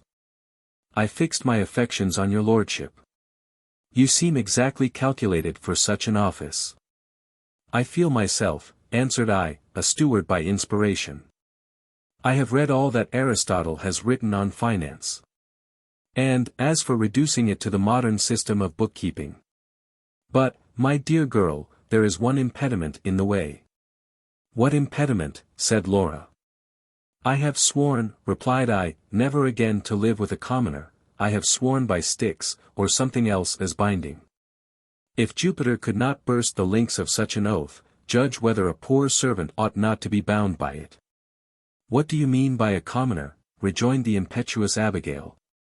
For what do you take us actresses? Do you take us for the ribs of the limbs of the law? For attorneys' wives? I would have you to know, my friend, that actresses rank with the first nobility. Being only common to the uncommon, and, therefore, though common, uncommonly illustrious. On that footing, my uncommon commoner, said I, the post you have destined for me is mine. I shall not lower my dignity by accepting it. No, to be sure, said she, backwards and forwards between a puppy of fashion, and a she-wolf of the stage. Why, it is exactly preserving an equilibrium of rank in the creation. We are sympathetic animals, just on a level with the people of quality. We have our equipages in the same style. We give our little suppers on the same scale, and, on the broad ground, we are just of as much use in civil society. In fact, to draw a parallel between a marquis and a player through the space of 24 hours, they are just on a par. The marquis, for 3/4 of the time, ranks above the player by political courtesy and sufferance. The player, during his hour on the stage, overtops the marquis in the part of an emperor or a king, which he better knows how to enact. Thus, there seems to be a balance between natural and political nobility, which places us at least on a level with the live lumber of the court. Yes, truly, replied I, you are a match for one another, there is no gainsaying it. Bless their dear hearts. The players are not men of straw, as I foolishly believed, and you have made my mouth water to serve such a worshipful fraternity. Well, then, resumed she, you have only to come back again in 2 days. That time will be sufficient to incline my mistress in your favor, I will speak up for you. She is a little under my influence, I do not fear bringing you under this roof. I thanked Laura for her good dispositions. My gratitude took the readiest way to prove itself to her comprehension. And my tender thrillings expressed more than words. We had a pretty long conversation together, and it might have lasted till this time, if a little skipping fellow had not come to tell my nymph of the side scenes, that Arsenia was inquiring for her. We parted.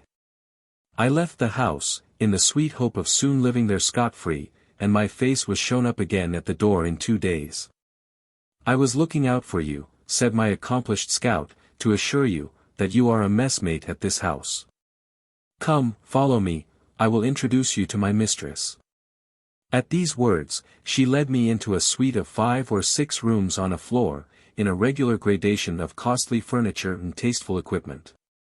What luxury! What magnificence! I thought myself in presence of a vice-queen, or, to mend the poverty of the comparison, in a fairy palace, where all the riches of the earth were collected.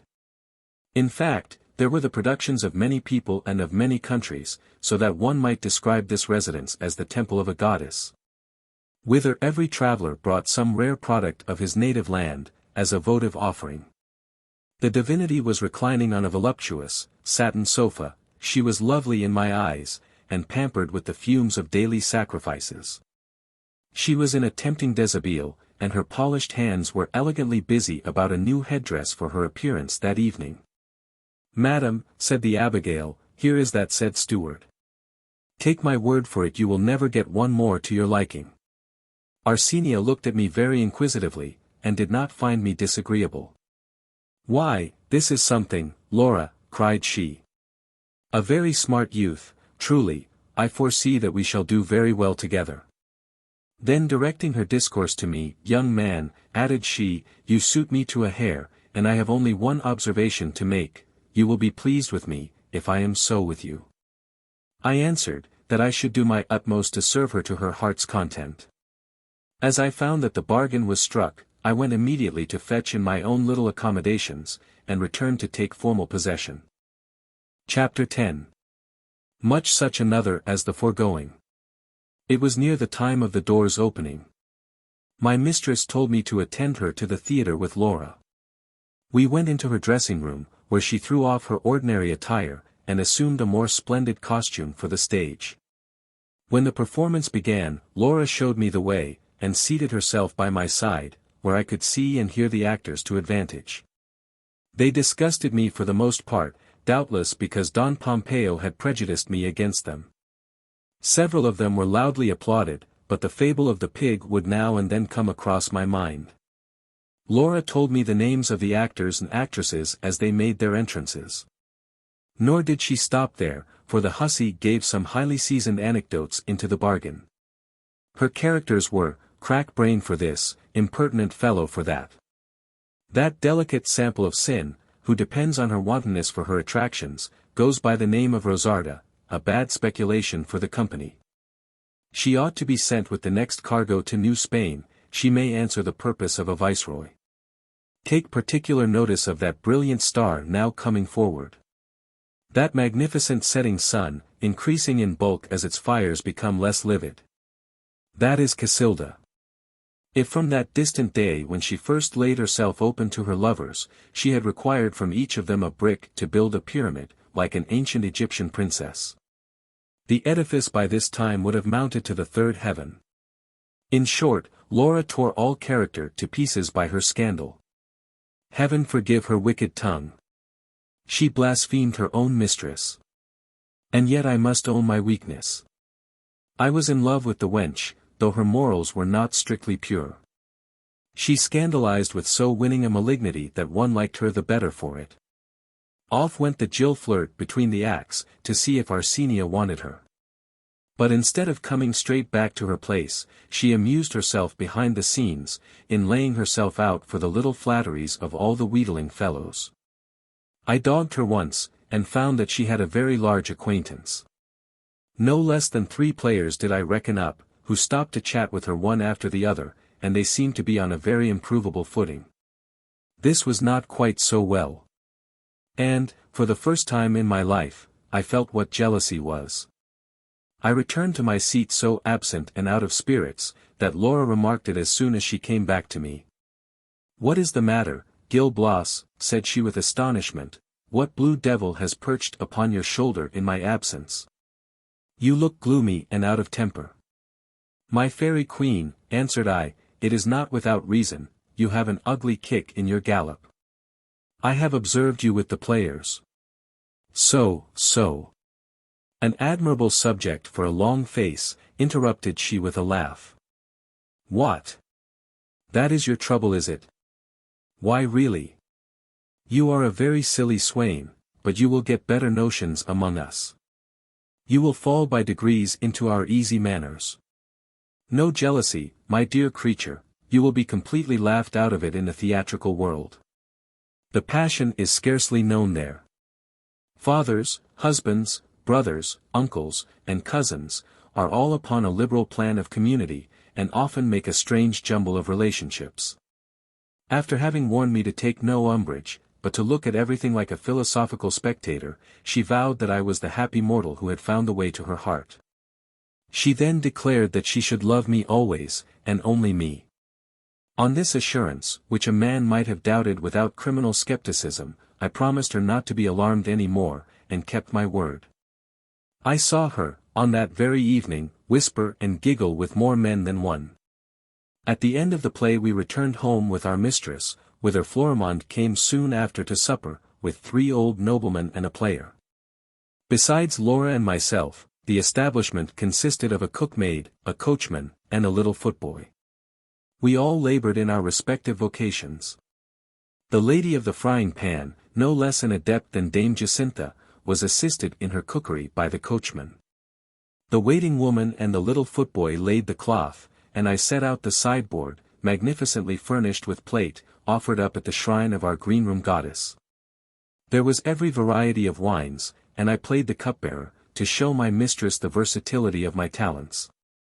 I sweated at the impudence of the actresses during supper. They gave themselves quality airs, and affected the tone of high life. Far from giving their guests all their style and titles, they did not even vouchsafe a simple, your lordship, but called them familiarly by their proper names. To be sure, the old fools encouraged their vanity by forgetting their own distance.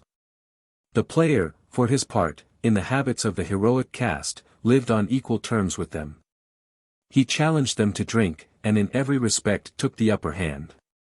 In good truth, said I to myself, while Laura was demonstrating the equality of the Marquis in the comedian during the day, she might have drawn a still stronger inference for the night. Since they pass it so merrily in drinking together. Arsenia and Florimond were naturally frolicsome. 1,000 broad hints escaped them, intermingled with small favors, and then a coquettish revolt at their own freedom, which were all seasoned exactly to the taste of these old sinners. While my mistress was entertaining one of them with a little harmless toying, her friend, between the other elders, had not taken the cue of Susanna. While I was contemplating this picture, which had but too many attractions for a knowing youth like me, the dessert was brought in. Then I set the bottles and glasses on the table, and made my escape to sup with Laura, who was waiting for me. "How now, Gil Blas," said she, "what do you think of those noblemen above stairs?" "Doubtless," answered I, "they are deeply smitten with Arsenia and Florimond." "No," replied she, "they are old sensualists, who hang about our sex without any particular attachment. All they ask is some little frivolous compliance, and they are generous enough to pay well for the least trifle of amorous endearment. Heaven be praised! Florimond and my mistress are at present without any serious engagements.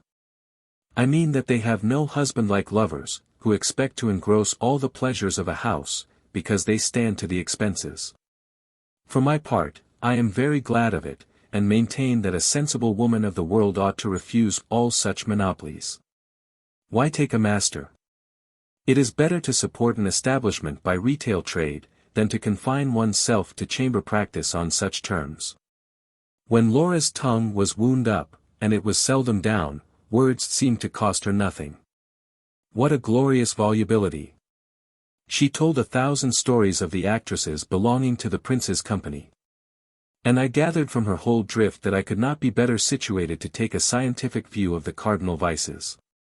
Unfortunately, I was at an age when they inspire but little horror.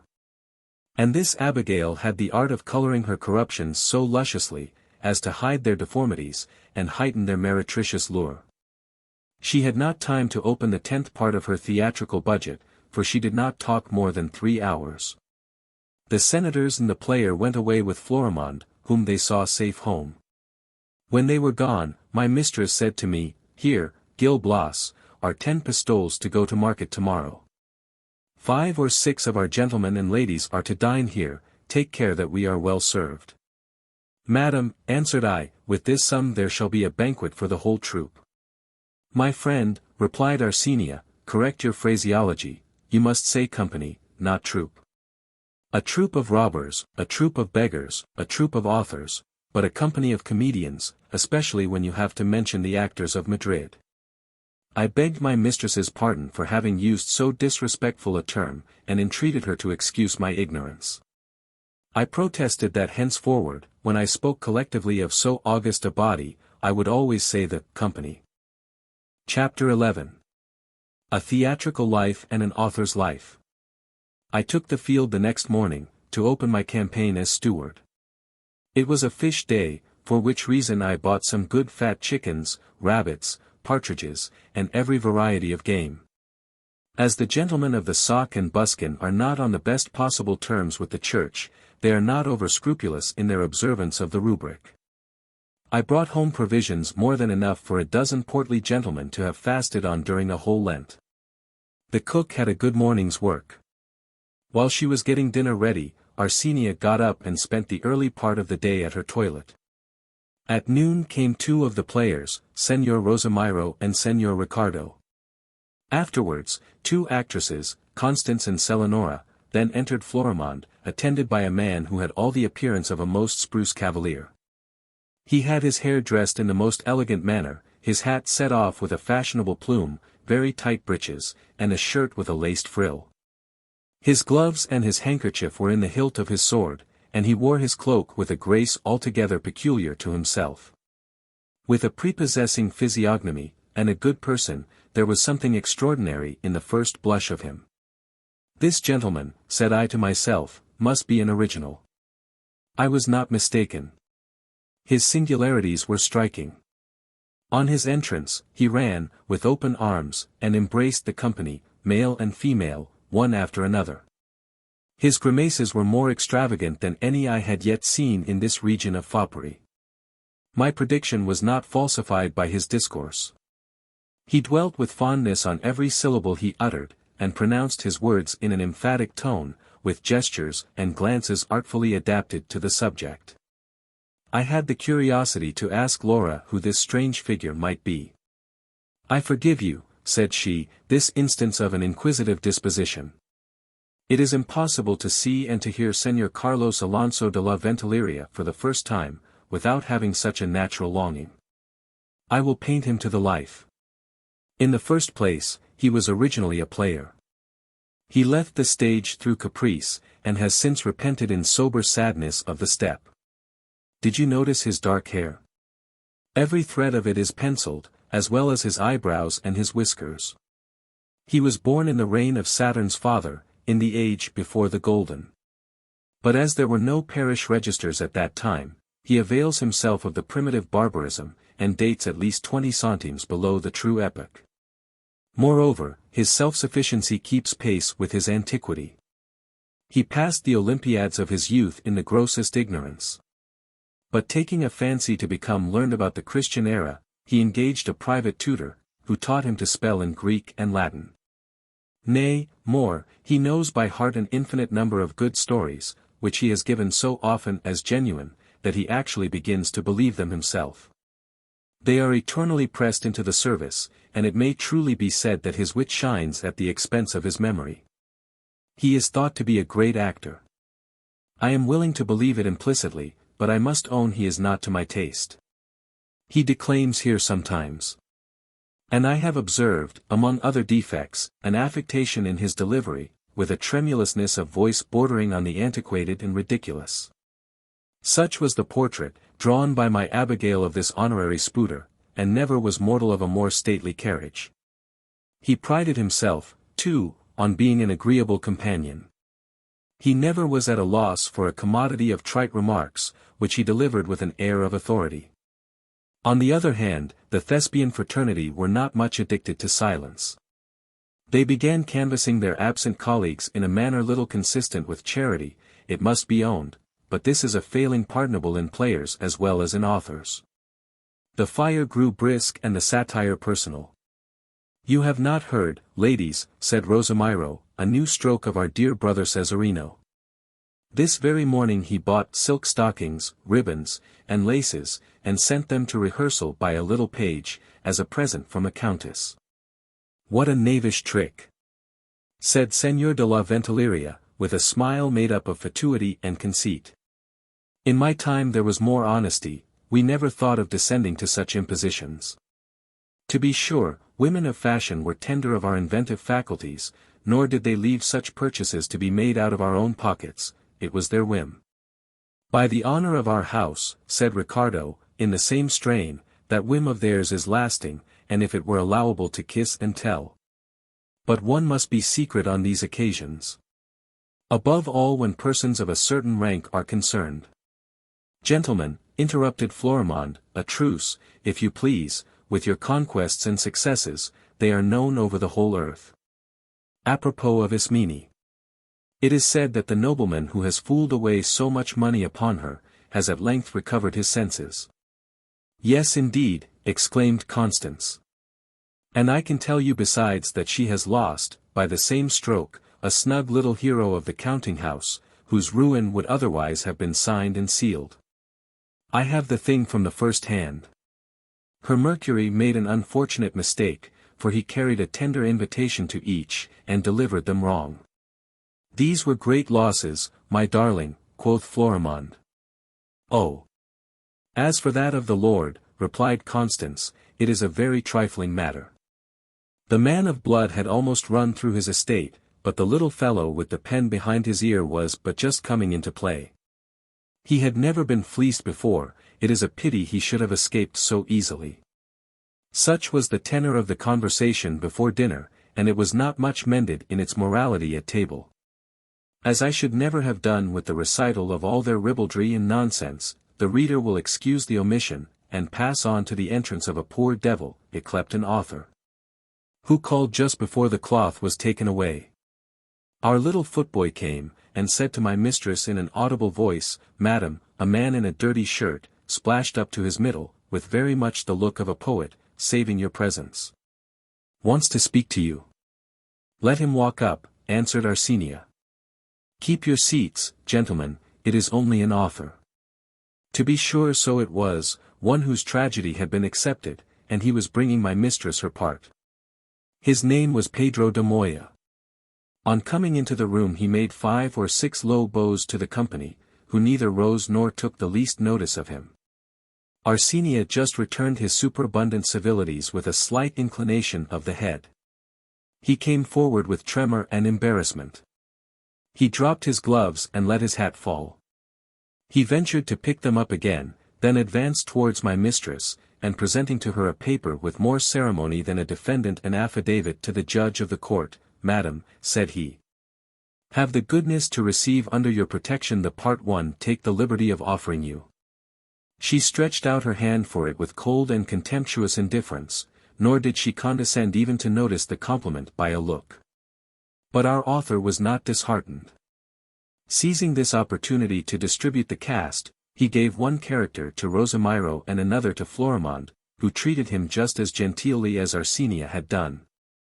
On the contrary, the low comedian, a very pleasant fellow, as those gentlemen for the most part affect to be, insulted him with the most cutting sarcasms. Pedro de Moya was not made of stone. Yet he dared not take up the aggressor, lest his peace should suffer for it. He withdrew without saying a word, but stung to the quick, as it seemed to me, by his reception. He could not fail, in the transports of his anger, mentally to apostrophize the players as they deserved, and the players, when he was gone, began to talk of authors in return with infinite deference and kindness. It should seem, said Florimond, as if Seigneur de Moya did not go away very well pleased. Well, Madam, cried Rosamiro, and why should you trouble yourself about that? Are we to study the feelings of authors? If we were to admit them upon equal terms, it would only be the way to spoil them. I know that contemptible squad. I know them of old, they would soon forget their distance. There is no dealing with them but as slaves, and as for tiring their patience, never fear that. Though they may take themselves off in a pet sometimes, the itch of writing brings them back again, and they are raised to the 3rd heaven, if we will but condescend to support their pieces. You are right, said Arsenia, we never lose an author till we have made his fortune. When that is done, as soon as we have provided for the ungrateful devils, they get to be in good case, and then they run restive. Luckily, the manager does not break his heart after them, and one is just as good as another to the public. These liberal and sagacious remarks met with their full share of approbation. It was carried unanimously that authors, though treated rather too scurvily behind the scenes, were on the whole the obliged persons. These fretters of an hour upon the stage ranked the inhabitant of Parnassus below themselves, and malice could not degrade him lower. Chapter 12. Gil Blas acquires a relish for the theatre, and takes a full swing of its pleasures, but soon becomes disgusted. The party sat at the table till it was time to go to the theatre. I went after them, and saw the play again that evening. I took such delight in it, that I was for attending every day. I never missed, and by degrees got accustomed to the actors. Such is the force of habit. I was particularly delighted with those who were most artificial and unnatural, nor was I singular in my taste. The beauties of composition affected me much on the same principle as the excellence of representation. There were some pieces with which I was enraptured. I liked, among others, those which brought all the cardinals or the 12 peers of France upon the stage. I got hold of striking passages in these incomparable performances. I recollect that in 2 days I learned by heart a whole play, called The Queen of Flowers. The Rose, who was the queen, had the violet for her maid of honor, and the jessamine for her prime minister. I could conceive nothing more elegant or refined. Such productions seemed to be the triumph of our Spanish wit and invention. I was not content to store my memory and discipline my mind with the choicest selections from these dramatic masterpieces, but I was bent on polishing my taste to the highest perfection. To secure this grand object, I listened with greedy ears to every word which fell from the lips of the players. If they commended a piece, I was ravished by it, but suppose they pronounced it bad? Why then I maintained that it was infernal stuff. I conceived that they must determine the merits of a play, as a jeweler the water of a diamond. And yet the tragedy by Pedro de Moya was eminently successful, though they had predicted its entire miscarriage. This, however, was no disparagement of their critical skill in my estimation. And I had rather believe the audience to be divested of common sense, than doubt the infallibility of the company. But they assured me on all hands, that their judgments were usually confirmed by the rule of contraries. It seemed to be a maxim with them, to set their faces point blank against the taste of the public, and as a proof of this, there were 1,000 cases in point of unexpected successes and failures. All these testimonies were scarcely sufficient to undeceive me. I shall never forget what happened one day at the first representation of a new comedy. The performers had pronounced it uninteresting and tedious, they had even prophesied that it would not be heard to the end. Under this impression, they got through the first act, which was loudly applauded. This was very astonishing. They played the second act, the audience liked it still better than the first. The actors were confounded. "What the devil," said Rosamiro, "this comedy succeeds." At last they went on in the third act, which rose as a third act ought to rise. "I am quite thrown upon my back," said Ricardo, "we thought this piece would not be relished, and all the world are mad after it." "Gentlemen," said one of the players archly, "it is because we happened accidentally to overlook all the wit." From this time I held my opinion no longer of the players as competent judges, and began to appreciate their merit more truly than they had estimated that of the authors. All the lampoons which were current about them were fully justified. The actors and actresses ran riot on the applause of the town, and stood so high in their own conceit, as to think that they conferred a favor by appearing on the boards. I was shocked at their public misconduct, but unfortunately reconciled myself too easily to their private manners, and plunged into debauchery. How could I do otherwise? Every word they uttered was poison in the ears of youth, and every scene that was presented, an alluring picture of corruption. Had I been a stranger to what passed with Casilda, with Constance, and with the other actresses, Arsenia's house alone would have been sufficient for my ruin. Besides the old nobleman of whom I have spoken, there came thither young debauches of fashion, who forestalled their inheritances by the disinterested mediation of moneylenders, and sometimes we had officers under government, who were so far from receiving fees, as at their public boards, that they paid most exorbitant ones for the privilege of mixing with such worshipful society. Florimond, who lived at next door, dined and supped with Arsenia every day. Their long intimacy surprised everyone. Coquettes were not thought usually to maintain so good an understanding with each other. It was concluded that they would quarrel, sooner or later, about some paramour. But such reasoners could not see into the hearts of these exemplary friends. They were united in the bonds of indissoluble love. Instead of harboring jealousy, like other women, they had everything in common. They had rather divide the plunder of mankind, than childishly fall out, and contend for trumpery, as hearts and affections. Laura, after the example of these two illustrious partners, turned the fresh season of youth to the best advantage. She had told me that I should see strange doings. And yet I did not take up the jealous part. I had promised to adopt the principles of the company on that score. For some days I kept my thoughts to myself. I only just took the liberty of asking her the names of the men whom she favored with her private ear. She always told me that they were uncles or cousins. From what a prolific family was she sprung! King Priam had no luck in propagation, compared with her ancestors. Nor did this precious Abigail confine herself to her uncles and cousins, she went now and then to lay a trap for unwary aliens. And personate the widow of quality under the auspices of the discreet old dowager above mentioned. In short, Laura, to hit off her character exactly, was just as young, just as pretty, and just as loose as her mistress. Who had no other advantage over her than that of figuring in a more public capacity. I was borne down by the torrent for 3 weeks, and ran the career of dissipation in my turn. But I must at the same time say for myself, that in the midst of pleasure I frequently felt the still small voice of conscience, arising from the impression of a serious education, which mixed gall in the Circean cup. Riot could not altogether get the better of remorse, on the contrary, the pangs of the last grew keener with the more shameful indulgence of the first. And, by a happy effect of my temperament, the disorders of a theatrical life began to make me shudder. Ah! Wretch, said I to myself, is it thus that you make good the hopes of your family?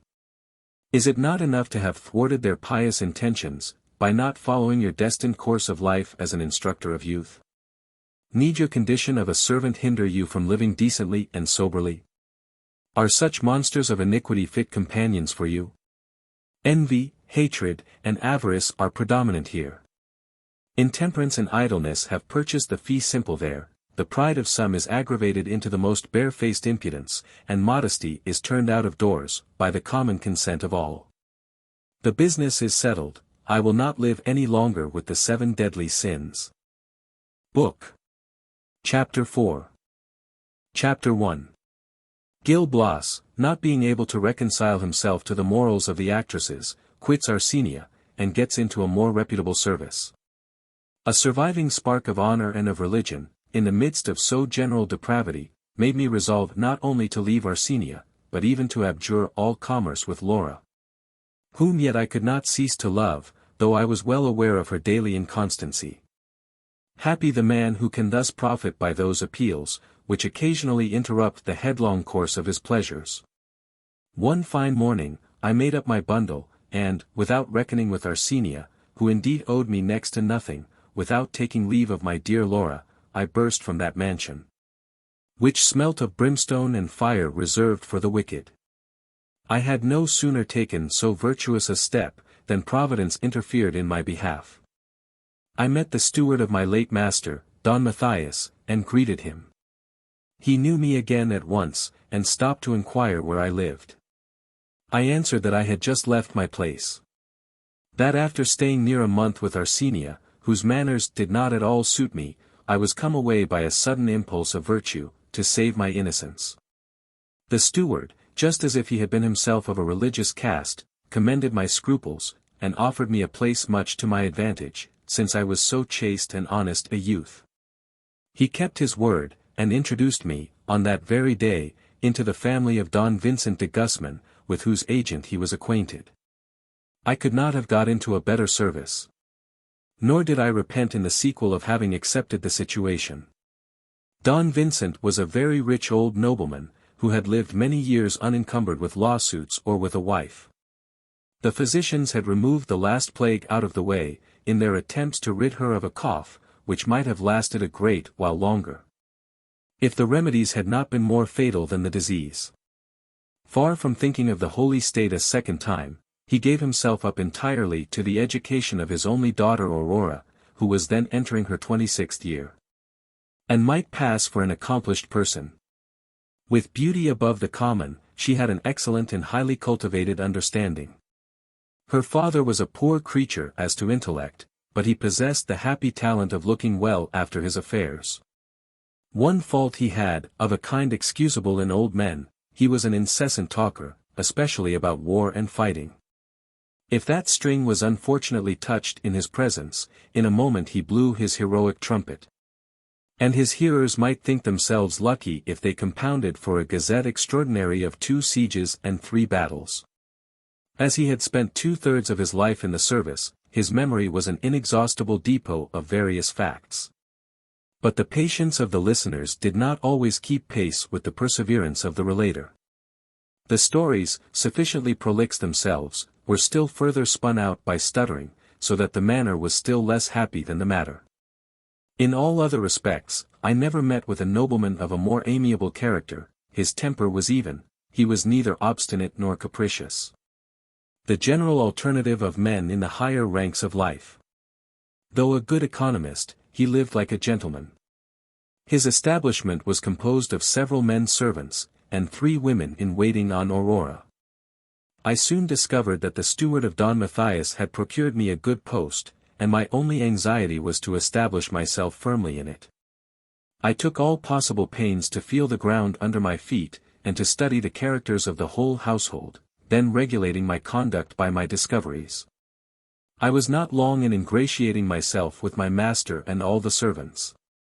I had been with Don Vincent above a month, when it struck me that his daughter was very particular in her notice of me above all the servants in the family.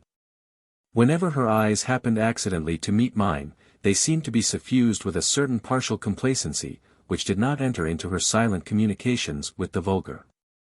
Had it not been for my haunts among the coxcombs of the theatrical tribe and their hangers-on, it would never have entered into my head that Aurora should throw away a thought on me, but my brain had been a little turned among those gentry, from whose libertine suspicions of ladies of the noblest birth are not always held sacred.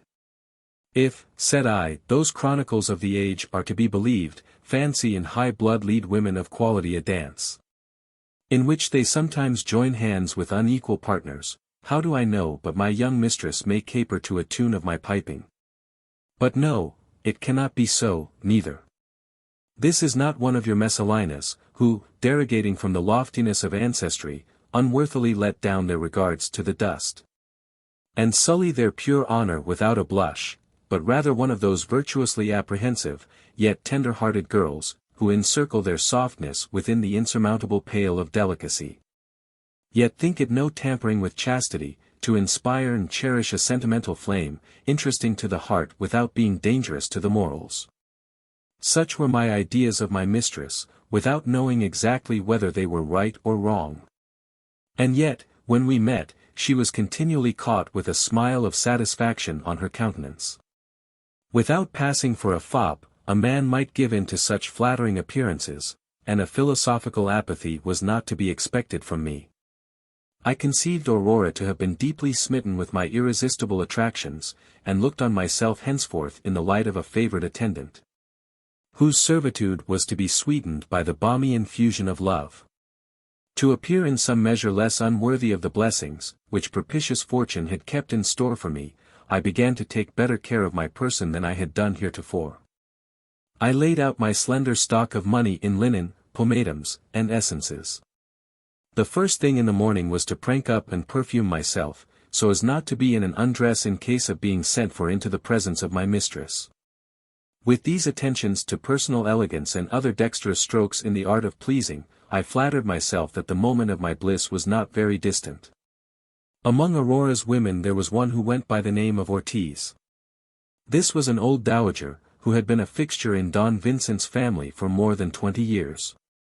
She had been about his daughter from her childhood, and still held the office of duenna, but she no longer performed the invidious part of the duty. On the contrary, instead of blazoning, as formerly, Aurora's little indiscretions, her skill was now employed in throwing them into shade. One evening, Dame Ortiz, having watched her opportunity of speaking to me without observation, said, in a low voice, that if I was close and trustworthy, I had only to be in the garden at midnight, when a scene would be laid open in which I should not be sorry to be an actor.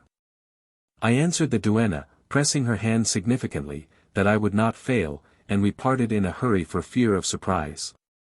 How the hours lagged from this moment till supper time, though, we supped very early. Then again, from supper to my master's bed time. It should seem as if the march of the whole family was timed to a largo movement. By way of helping forward the fidgets, when Don Vincent withdrew to his chamber, the army was put on the war establishment, and we were obliged to fight the campaigns in Portugal over again. Though my ears had not recovered from the din of the last cannonade. But a favor from which I had hitherto made my escape, was reserved for this eventful evening. He repeated the army list from beginning to end, with copious digressions on the exploits of those officers who had distinguished themselves in his time. Oh, my poor tympanum! It was almost cracked before we got to the end. Time, however, will wear out even an old man's story, and he went to bed. I immediately went to my own little chamber, whence there was a way into the garden by a private staircase. I depended on my purchase of perfumery for overcoming the effluvia of the day's drudgery, and put on a clean shirt highly scented. When every invention had been pressed into the service to render my person worthy of its destiny, and cherish the fondness of my mistress, I went to the appointment. Ortiz was not there. I concluded that, tired of waiting for me, she had gone back to her chamber, and that the happy moments of philandering was over. I laid all the blame on Don Vincent. But just as I was singing Te Deum backwards for his campaigns, I heard the clock strike 10. To be sure it must be wrong. It could not be less than 1 o'clock. Yet I was so egregiously out in my reckoning, that full a quarter of an hour afterwards, I counted 10 upon my fingers by the clock at next door. Vastly well, thought I to myself, I have only 2 complete hours to ventilate my passion here al fresco. At least they shall not complain of me for want of punctuality. What shall I do with myself till 12? Suppose we take a turn about this garden and settle our cues in the delicious drama just going to be brought on the stage. It is my first appearance in so principal a character. I am not yet sufficiently well read in the crotchets of your quality dames. I know how to tickle a girl in a stuff gown, or an actress. You swagger up to them with an easy, impudent assurance, and pop the question without making any bones of it. But one must take a female of condition on a very different tack. It seems to me, that in this case the happy swain must be well-bred, attentive, tender, respectful, without degenerating into bashfulness. Instead of taking his happiness by storm, he must plant his amorous desires in ambuscade, and wait till the garrison is asleep, and the outworks defenseless. Thus it was that I argued, and such were the preconcerted plans of my campaign with Aurora.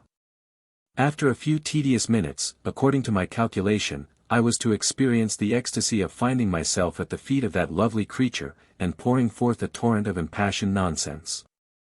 I scraped together in my memory all the claptraps in our stock plays, which were most successful with the audience, and might best set off my pretensions to spirit and gallantry. I trusted to my own adroitness for the application, and hoped, after the example of some players in the list of my acquaintance, bringing only a stock of memory into the trade, to deal upon credit for my wit.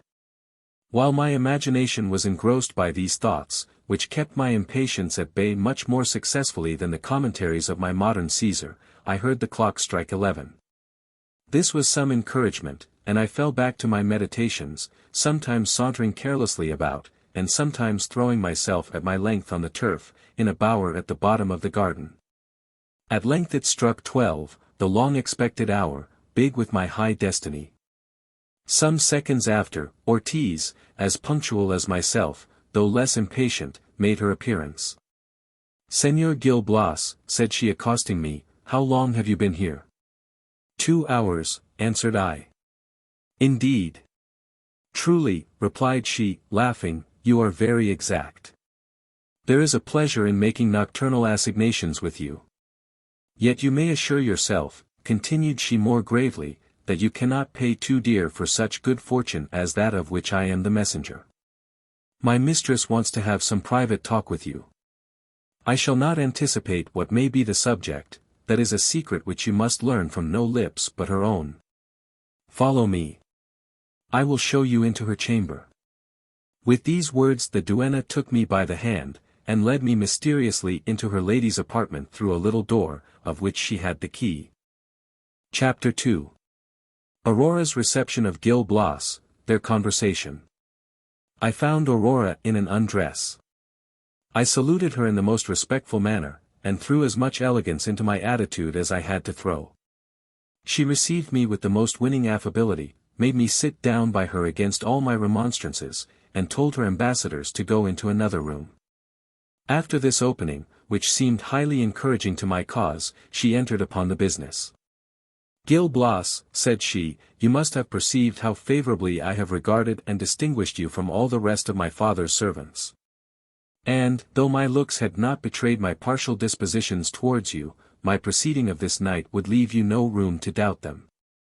I did not give her time to say a word more. It struck me that, as a man of feeling, I ought to spare her trembling diffidence the cruel necessity of explaining her sentiments in more direct terms. I rose from my chair in a transport, and, throwing myself at Aurora's feet, like a tragedy hero of the Grecian stage, when he supplicates the heroine, by her knees, exclaimed in a declamatory tone. Ah! Madam, could it be possible that Gil Blas, hitherto the whirligig of fortune, and football of embattled nature, should have called down upon his head the exquisite felicity of inspiring sentiments? Do not speak so loud, interrupted my mistress with a laugh of mingled apprehension and ridicule, you will wake my women who sleep in the adjoining chamber.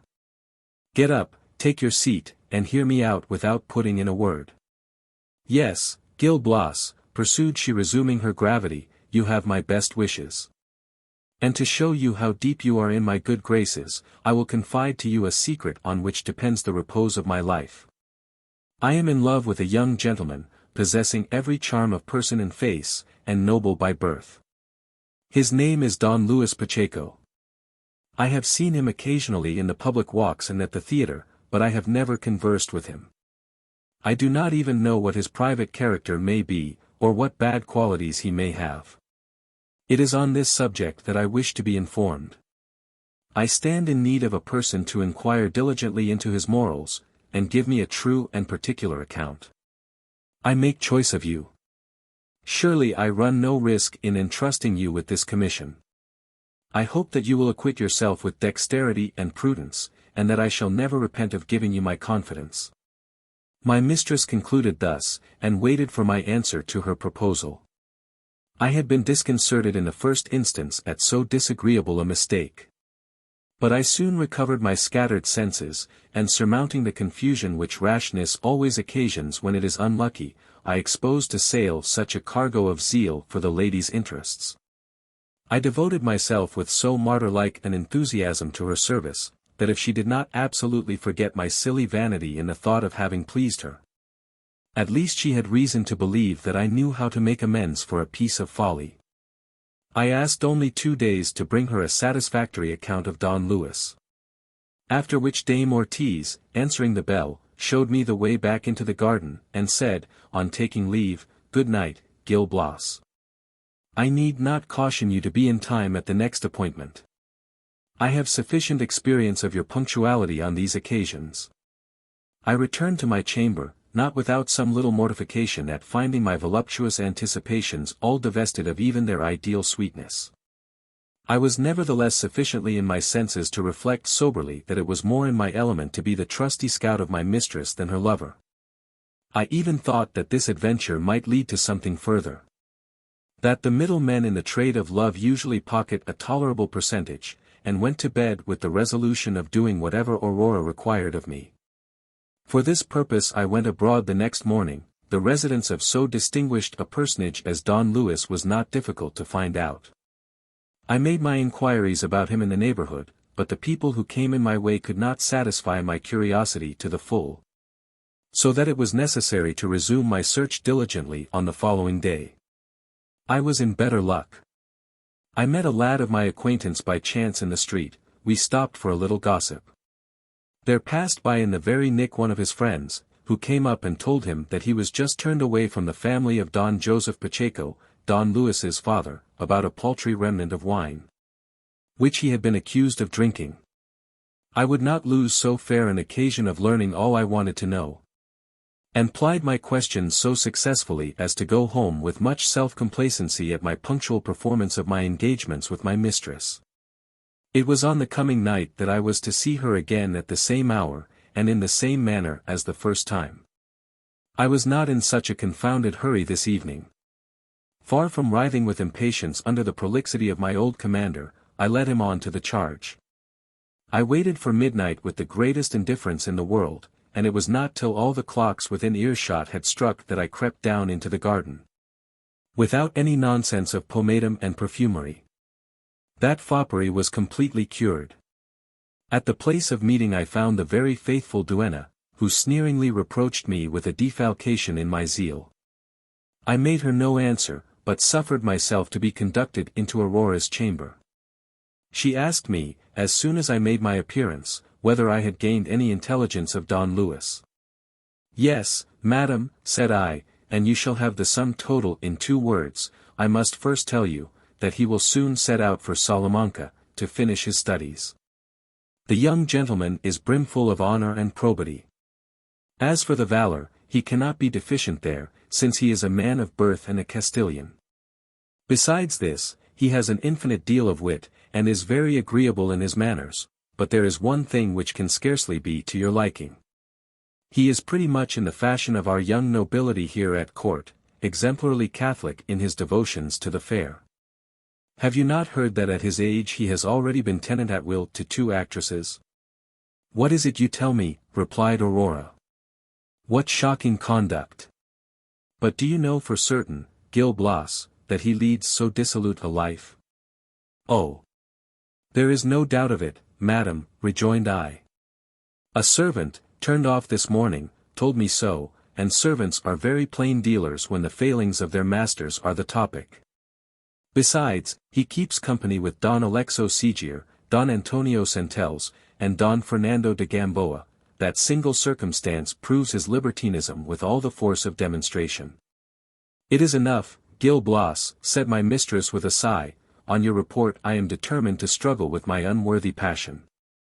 Though it has already struck deep root in my heart, I do not despair of tearing it forcibly from its bed. Go, added she, putting into my hands a small purse, none of the lightest, take this for your pains. Beware of betraying my secret. Consider it as entrusted to your silence. I assured my mistress that she might be perfectly easy on that score, for I was the Harpocrates of confidential servants. After this compliment to myself, I withdrew with no small eagerness to investigate the contents of the purse. There were 20 pistoles. It struck me all at once that Aurora would surely have given me more had I been the bearer of pleasant tidings, since she paid so handsomely for a blank in the lottery. I was sorry not to have adopted the policy of the pleaders in the courts, who sometimes paint the cheek of truth when her natural complexion is inclined to be cadaverous. It was a pity to have stifled an amour in the birth which might in its growth have been so profitable. Yet I had the comfort of finding myself reimbursed the expense so unseasonably incurred in perfumery and washes. Chapter 3. A great change at Don Vincent's, Aurora's strange resolution. It happened soon after this adventure that Señor Don Vincent fell sick. Independent of his very advanced age, the symptoms of his disorder appeared in so formidable a shape that a fatal termination was but too probable. From the beginning of his illness he was attended by 2 of the most eminent physicians in Madrid. One was Dr. Andres, and the other Dr. Oquitos. They considered the case with due solemnity. And both agreed, after a strict investigation, that the humors were in a state of mutiny, but this was the only thing about which they did agree.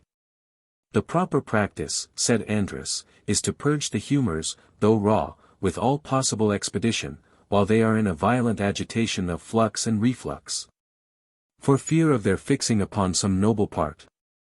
Oquitos maintained, on the contrary, that we must wait till the humors were ripened before it would be safe to go upon purgatives.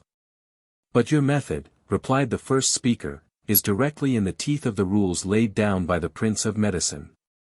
Hippocrates recommends purging in the most burning fever from the very first attack, and says in plain terms that no time is to be lost in purging when the humors are in Omicron Rho Gamma Alpha Sigma Mu Omicron, that is to say, in a state of fermentation. There is your mistake, replied Oquitos. Hippocrates by the word omicron rho gamma alpha sigma mu omicron does not mean the fermentation, he means rather the concoction of the humors.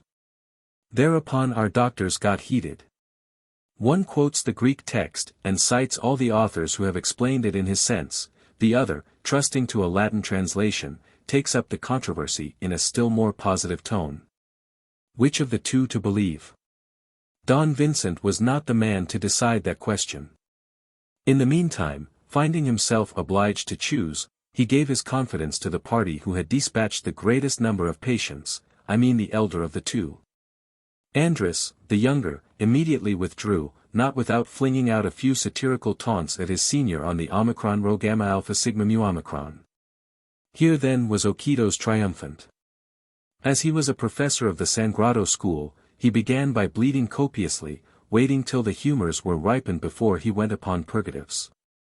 But death, fearing, no doubt, lest this reserve of purgatives should turn the fortunes of the day, got the start of the concoction, and secured his victory over my master by a coup de main. Such was the final close of Señor Don Vincent, who lost his life because his physician did not know Greek. Aurora, having buried her father with a pomp suited to the dignity of his birth, administered to his effects. Having the whole arrangement of everything in her own breast, she discharged some of the servants with rewards proportioned to their services, and soon retired to her castle on the Tagus, between Seistan and Buendia. I was among the number of those whom she kept, and who made part of her country establishment. I had even the good fortune to become a principal agent in the plot. In spite of my faithful report on the subject of Don Luis, she still harbored a partiality for that bewitching young fellow. Or rather, for want of spirit to combat her passion in the first instance, she surrendered at discretion. There was no longer any need of taking precautions to speak with me in private. Gil Blas, said she, with a sigh, I can never forget Don Luis. Let me make what effort I will to banish him from my thoughts, he is present to them without intermission, not as you have described him, plunged in every variety of licentious riot. But just what my fancy would paint him, tender, loving, constant. She betrayed considerable emotion in uttering these words, and could not help shedding tears. My fountains were very near playing from mere sympathy. There was no better way of paying my court than by appearing sensibly touched at her distress. My friend, continued she, after having wiped her loving eyes, your nature is evidently cast in a benevolent mold, and I am so well satisfied with your zeal that it shall not go unrewarded. Your assistance, my dear Gil Blas, is more necessary to me than ever. You must be made acquainted with a plan which engrosses all my thoughts, though it will appear strangely eccentric. You are to know that I mean to set out for Salamanca as soon as possible. There, my design is to assume the disguise of a fashionable young fellow, and to make acquaintance with Pacheco under the name of Don Felix. I shall endeavor to gain his confidence and friendship, and lead the conversation incidentally to the subject of Aurora de Guzman, for whose cousin I shall pass. He may perhaps express a wish to see her, and there is the point on which I expect the interest to turn. We will have 2 apartments in Salamanca. In one I shall be Don Felix, in the other, Aurora. And I flatter myself that by presenting my person before Don Luis, sometimes under the semblance of a man, sometimes in all the natural and artificial attractions of my own sex, I may bring him by little and little to the proposed end of my stratagem. I am perfectly aware that my project is extravagant in the highest degree, but my passion drives me headlong. And the innocence of my intentions renders me insensible to all compunctious feelings of virgin apprehension respecting so hazardous a step. I was exactly in the same mind with Aurora respecting the extravagance of her scheme. Yet, unreasonable as it might seem to reflecting persons like myself, there was no occasion for me to play the schoolmaster. On the contrary, I began to practice all the arts of a thoroughbred special pleader, and undertook to magnify this hair-brained pursuit into a piece of incomparable wit and spirit, without the least tincture of imprudence. This was highly gratifying to my mistress. Lovers like to have their rampant fancies tickled. We no longer considered this rash enterprise in any other light than as a play, of which the characters were to be properly cast, and the business dramatically arranged. The actors were chosen out of our own domestic establishment, and the parts distributed without secret jealousy or open rupture, but then we were not players by profession. It was determined that Dame Ortiz should personate Aurora's aunt, under the name of Dona Camina de Guzman, with a valet and waiting maid by way of attendants. And that Aurora, with the swashing outside of a gay spark, was to take me for her valet de chamber, with one of her women disguised as a page, to be more immediately about her person. The drama thus filled up, we returned to Madrid, where we understood Don Luis still to be, though it was not likely to be long till his departure for Salamanca. We got up with all possible haste the dresses and decorations of our wild comedy. When they were in complete order, my mistress had them packed up carefully, that they might come out in all their gloss and newness on the rising of the curtain. Then, leaving the care of her family to her steward, she began her journey in a coach, drawn by 4 mules. And travelled towards the kingdom of Leon with those of her household who had some part to play in the piece. We had already crossed Old Castile, when the axle-tree of the coach gave way. The accident happened between Avila and Villaflor, at the distance of 300 or 400 yards from a castle near the foot of a mountain. Night was coming on, and the measure of our troubles seemed to be heaped up and overflowing. But there passed accidentally by us a countryman, by whose assistance we were relieved from our difficulties. He acquainted us that the castle yonder belonged to Dona Elvira, widow of Don Pedro de Penares. At the same time giving so favourable a character of that lady, that my mistress sent me to the castle with a request of a night's lodging. Elvira did not disgrace the good word of the countryman. She received me with an air of hospitality, and returned such an answer to my compliment as I wished to carry back. We all went to the castle, whither the mules dragged the carriage with considerable difficulty. At the gate we met the widow of Don Pedro, who came out to meet my mistress. I shall pass over in silence the reciprocal civilities which were exchanged on this occasion, in compliance with the usage of the polite world. I shall only say that Elvira was a lady rather advanced in years, but remarkably well-bred, with an address superior to that of most women in doing the honours of her house. She led Aurora into a sumptuous apartment, where, leaving her to rest herself for a short time, she looked after everything herself, and left nothing undone which could in the least contribute to our comfort. Afterwards, when supper was ready, she ordered it to be served up in Aurora's chamber, where they sat down to table together. Don Pedro's widow was not of a description to cast a slur on her own hospitalities, by assuming an air of abstraction or sullenness. Her temper was gay, and her conversation lively without levity. For her ideas were dignified, and her expression select. Nothing could exceed her wit, accompanied by a peculiarly fine turn of thought. Aurora appeared as much to be delighted as myself. They became sworn friends, and mutually engaged in a regular correspondence. As our carriage could not be repaired till the following day, and we should have encountered some perils by setting out late at night, it was determined that we should take up our abode at the castle till the damage was made good. All the arrangements were in the first style of elegance, and our lodgings were correspondent to the magnificence of the establishment in other respects. The day after, my mistress discovered new charms in Elvira's conversation. They dined in a large hall, where there were several pictures. One among the rest was distinguished for its admirable execution, but the subject was highly tragic. A principal figure was a man of superior mien, lying lifeless on his back, and bathed in his own blood, yet in the very embraces of death he wore a menacing aspect. At a little distance from him you might see a young lady in different posture, though stretched likewise on the ground. She had a sword plunged in her bosom, and was giving up her last sighs, at the same time casting her dying glances at a young man who seemed to suffer a mortal pang at losing her. The painter had besides charged his picture with a figure which did not escape my notice. It was an old man of a venerable physiognomy, sensibly touched with the objects which struck his sight, and equally alive with the young man to the impressions of the melancholy scene. It might be said that these images of blood and desolation affected both the spectators with the same astonishment and grief, but that the outward demonstrations of their inward sentiments were different. The old man, sunk in a profound melancholy, looked as if he was bowed down to the ground, while the youth mingled something like the extravagance of despair with the tears of affliction. All these circumstances were depicted with touches so characteristic and affecting, that we could not take our eyes off the performance. My mistress desired to know the subject of the piece. "Madam," said Elvira, "it is a faithful delineation of the misfortunes sustained by my family." This answer excited Aurora's curiosity, and she testified so strong a desire to learn the particulars, that the widow of Don Pedro could do no otherwise than promise her the satisfaction she desired.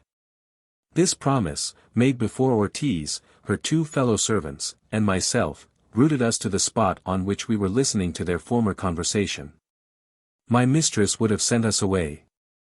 But Elvira, who saw plainly that we were dying with eagerness to be present at the explanation of the picture, had the goodness to desire us to stay, alleging at the same time that the story she had to relate was not of a nature to enjoin secrecy.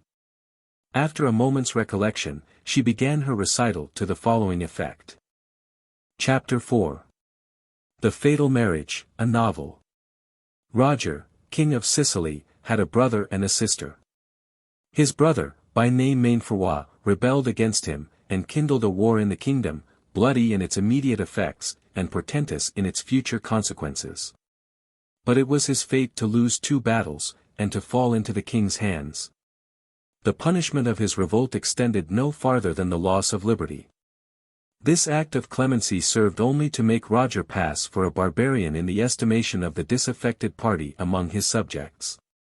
They contended that he had saved his brother's life only to wreak his vengeance on him by tortures the more merciless because protracted.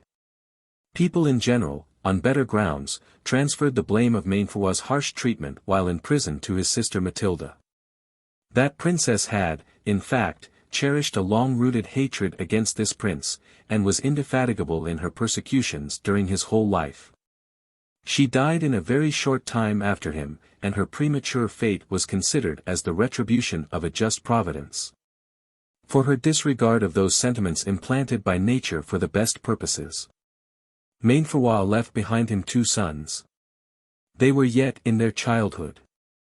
Roger had a kind of lurking desire to get rid of them, under the apprehension lest, when arrived at a more advanced age, the wish of avenging their father might hurry them to the revival of a faction which was not so entirely overthrown as to be incapable of originating new intrigues in the state.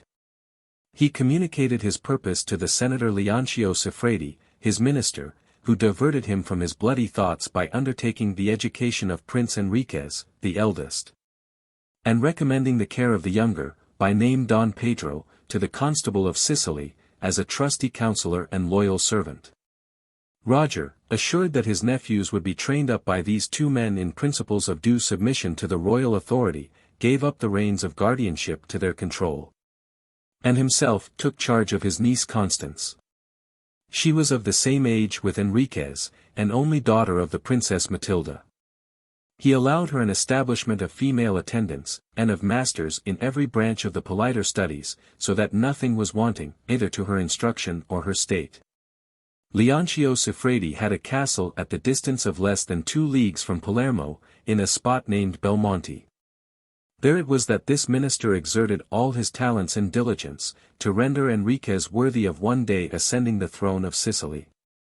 From the first, he discovered dispositions so amiable in that prince, that his attachment became as strong as if he had no child of his own. He had, however, 2 daughters. Blanche, the firstborn, 1 year younger than the prince, was armed at all points with the weapons of a most perfect beauty. Her sister Portia was still in her cradle. The mother had died in childbed of this youngest. Blanche and Prince Enriquez conceived a reciprocal affection as soon as they were alive to the influence of love, but they were not allowed to improve their acquaintance into familiar intercourse. The prince, nevertheless, found the means of occasionally eluding the prudential vigilance of his guardian. He knew sufficiently well how to avail himself of those precious moments, and prevailed so far with Siffredi's daughter, as to gain her consent to the execution of a project which he meditated. It happened precisely at this time that Leoncio was obliged by the king's order to take a journey into one of the most remote provinces in the island. During his absence, Enriquez got an opening made in the wall of his apartment, which led into Blanche's chamber. This opening was concealed by a sliding shutter, so exactly corresponding with the wainscot, and so closely fitting in with the ceiling and the floor, that the most suspicious eye could not have detected the contrivance. A skillful workman, whom the prince had gained over to his interests, helped him to this private communication with equal speed and secrecy. The enamored Enriquez, having obtained this inlet into his mistress's chamber, sometimes availed himself of his privilege, but he never took advantage of her partiality. Imprudent as it may well be thought, to admit of a secret entrance into her apartment. It was only on the express and reiterated assurance that none but the most innocent favors should be requested at her hands. One night he found her in a state of unusual perturbation. She had been informed that Roger was drawing near his end, and had sent for Siffredi as Lord High Chancellor of the kingdom, and the legal depositary of his last will and testament. Already did she figure to herself her dear Enriquez elevated to royal honors. She was afraid of losing her lover in her sovereign, and that fear had strangely affected her spirits. The tears were standing in her eyes, when the unconscious cause of them appeared before her. "You weep, madam," said he, "what am I to think of this overwhelming grief?" "My lord," answered Blanche, "it were vain for me to hide my apprehensions. The king, your uncle, is at the point of death, and you will soon be called to supply his place. When I measure the distance placed between us by your approaching greatness, I will own to you that my mind misgives me. The monarch and the lover estimate objects through a far different medium. What constituted the fondest wish of the individual, while his aspiring thoughts were checked by the control of a superior, fades into insignificance before the tumultuous cares or brilliant destinies of royalty. Be it the misgiving of an anxious heart, or the whisper of a well-founded opinion, I feel distracting emotions succeed one another in my breast, which not all my just confidence in your goodness can allay. The source of my mistrust is not in the suspected steadiness of your attachment, but in a diffidence of my own happy fate." "Lovely and beloved Blanche," replied the prince, "your fears but bind me the more firmly in your fetters, and warrant my devotion to your charms. Yet this excessive indulgence of a fond jealousy borders on disloyalty to love, and, if I may venture to say so, trenches on the esteem to which my constancy has hitherto entitled me. No, no, never entertain a doubt that my destiny can ever be sundered from yours, but rather indulge the pleasing anticipation, that you, and you alone, will be the arbitress of my fate, and the source of all my bliss. Away then with these vain alarms. Why must they disturb an intercourse so charming?" "Ah! My lord," rejoined the daughter of Leoncio, "your subjects, when they place the crown upon your head, may ask of you a princess queen, descended from a long line of kings, whose glittering alliance shall join new realms to your hereditary estates. Perhaps, alas, you will meet their ambitious aims, even at the expense of your softest vows."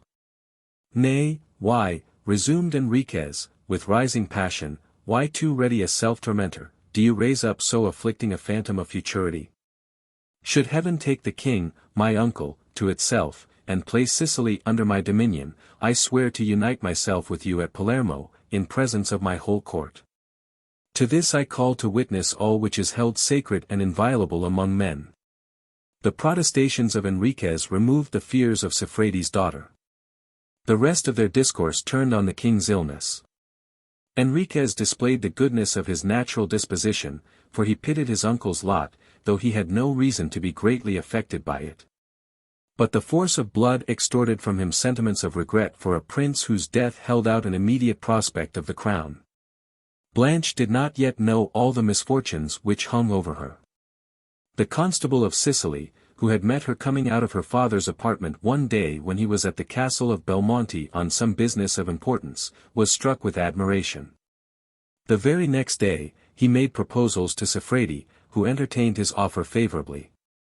But the illness of Roger taking place unexpectedly about that time, the marriage was put off for the present, and the subject had not been hinted at in the most distant manner to Blanche. One morning, as Enriquez had just finished dressing, he was surprised to see Leoncio enter his apartment, followed by Blanche. Sir, said this minister, the news I have to announce will in some degree afflict your excellent heart, but it is counteracted by consoling circumstances which ought to moderate your grief. The king, your uncle, has departed this life, and by his death, left you the heir of his scepter. Sicily is at your feet. The nobility of the kingdom wait your orders at Palermo. They have commissioned me to receive them in person, and I come, my liege, with my daughter, to pay you the earliest and sincerest homage of your new subjects. The prince, who was well aware that Roger had been for 2 months sinking under a complaint gradual in its progress, but fatal in its nature, was not astonished at this news. And yet, struck with his sudden exaltation, he felt 1,000 confused emotions rising up by turns in his heart. He mused for some time, then breaking silence, addressed these words to Leoncio. Wise Siffredi, I have always considered you as my father. I shall make it my glory to be governed by your counsels, and you shall reign in Sicily with a sway paramount to my own. With these words, advancing to the standish and taking a blank sheet of paper, he wrote his name at the bottom. What are you doing, sir? Said Siffredi. Proving my gratitude and my esteem, answered Enriquez. Then the prince presented the paper to Blanche, and said, Accept, madam, this pledge of my faith, and of the empire with which I invest you over my thoughts and actions. Blanche received it with a blush, and made this answer to the prince, I acknowledge, with all humility, the condescensions of my sovereign, but my destiny is in the hands of a father. And you must not consider me as ungrateful if I deposit this flattering token in his custody, to be used according to the dictates of his sage discretion. In compliance with these sentiments of filial duty, she gave the sign manual of Enriquez to her father. Then Siffredi saw at once what, till that moment, had eluded his penetration. He entered clearly into the prince's sentiments, and said, Your Majesty shall have no reproaches to make me. I shall not act unworthily of the confidence. My dear Leoncio, interrupted Enriquez, you and unworthiness never can be allied. Make what use you please of my signature. I shall confirm your determination. But go, return to Palermo, prescribe the ceremonies for my coronation there, and tell my subjects that I shall follow you in person immediately, to receive their oaths of allegiance.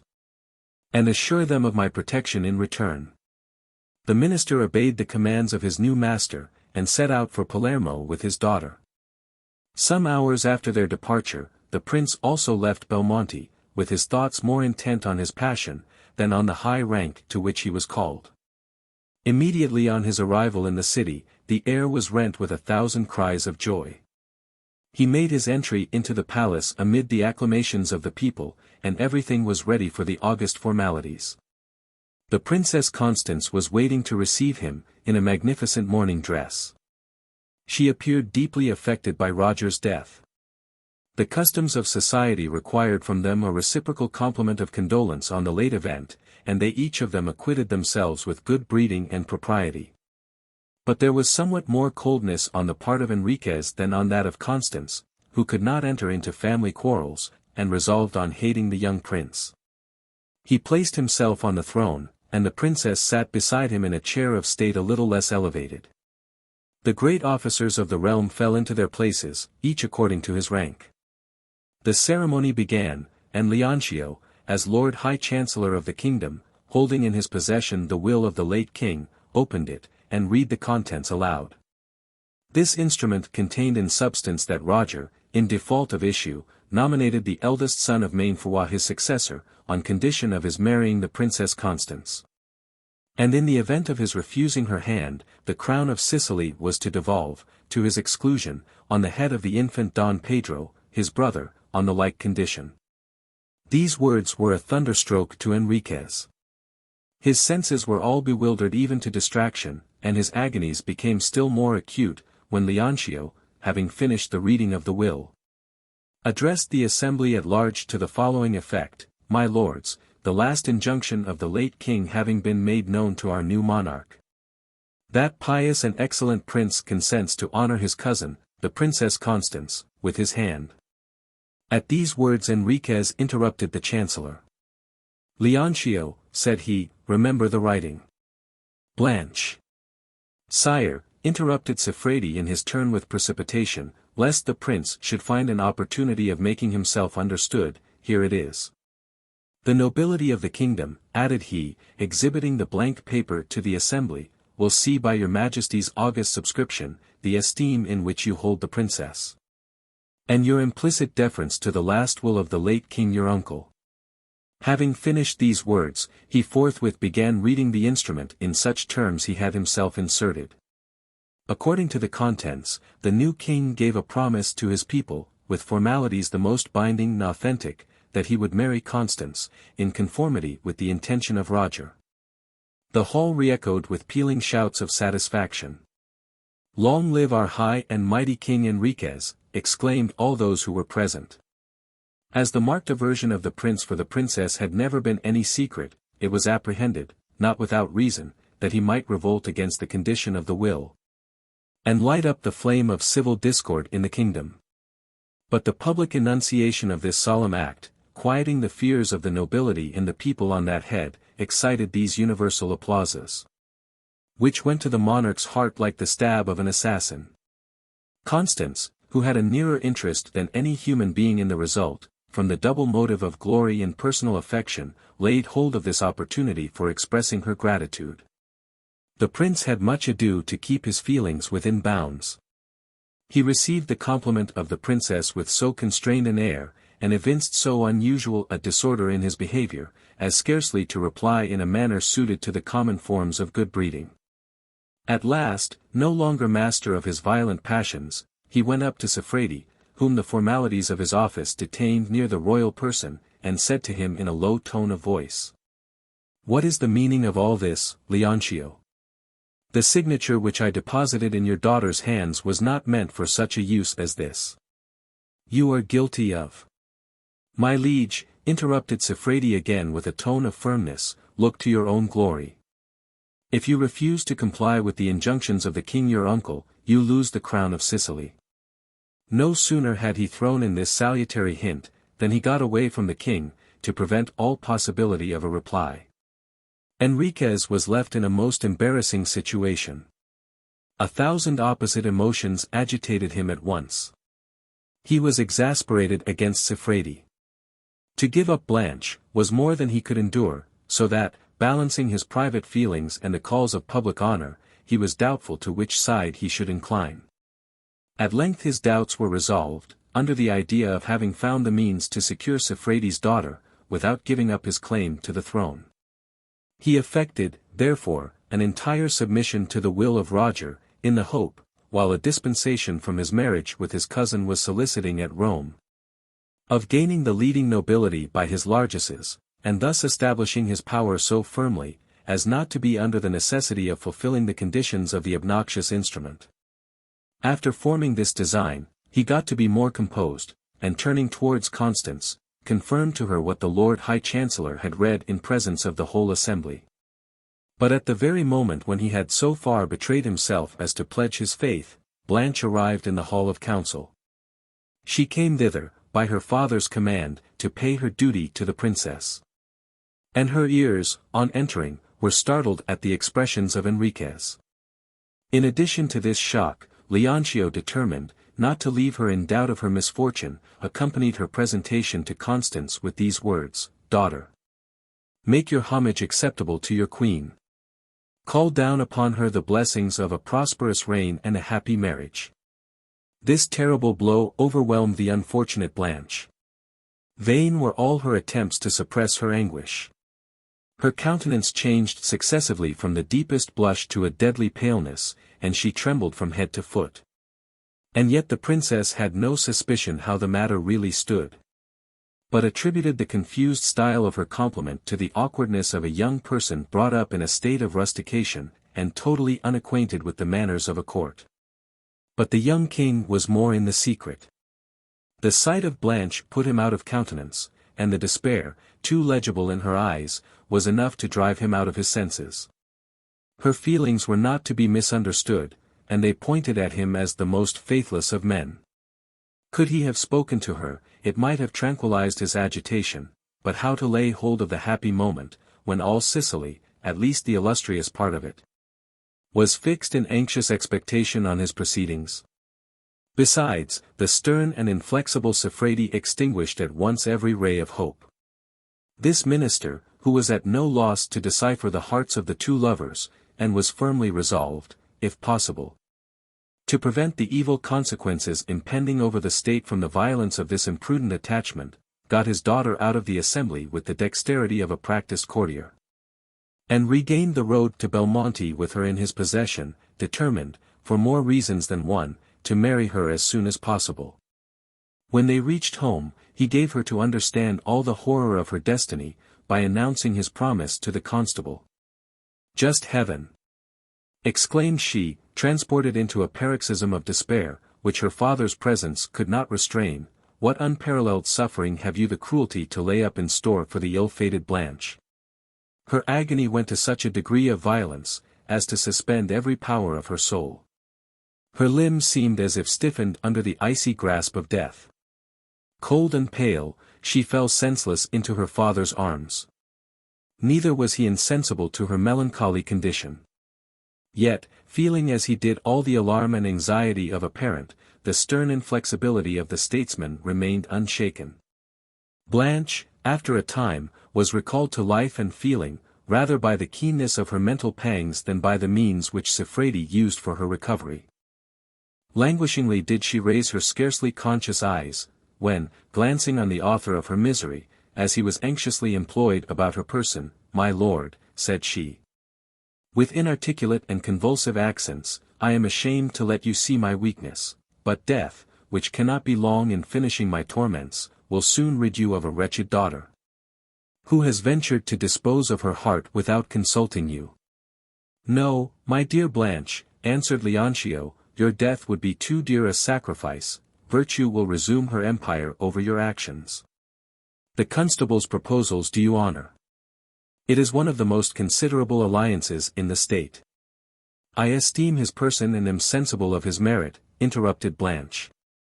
"But, my lord, the king had given me encouragement to indulge."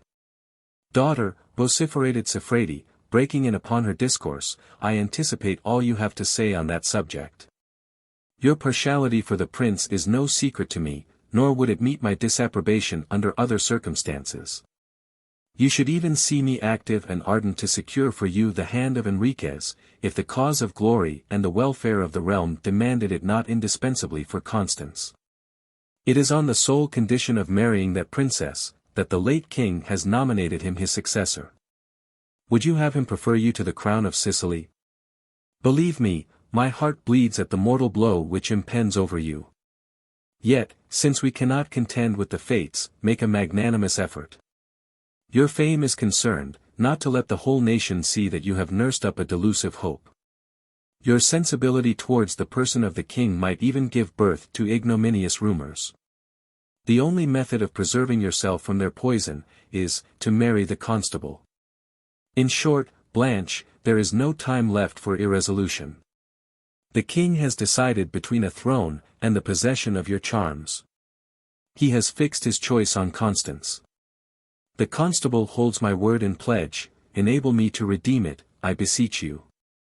Or, if nothing but a paramount necessity can fix your wavering resolution, I must make an unwilling use of my parental authority. Know then, I command you." Ending with this threat, he left her to make her own reflections on what had passed. He was in hopes that after having weighed the reasons he had urged to support her virtue against the bias of her feelings, she would determine of herself to admit the constable's addresses.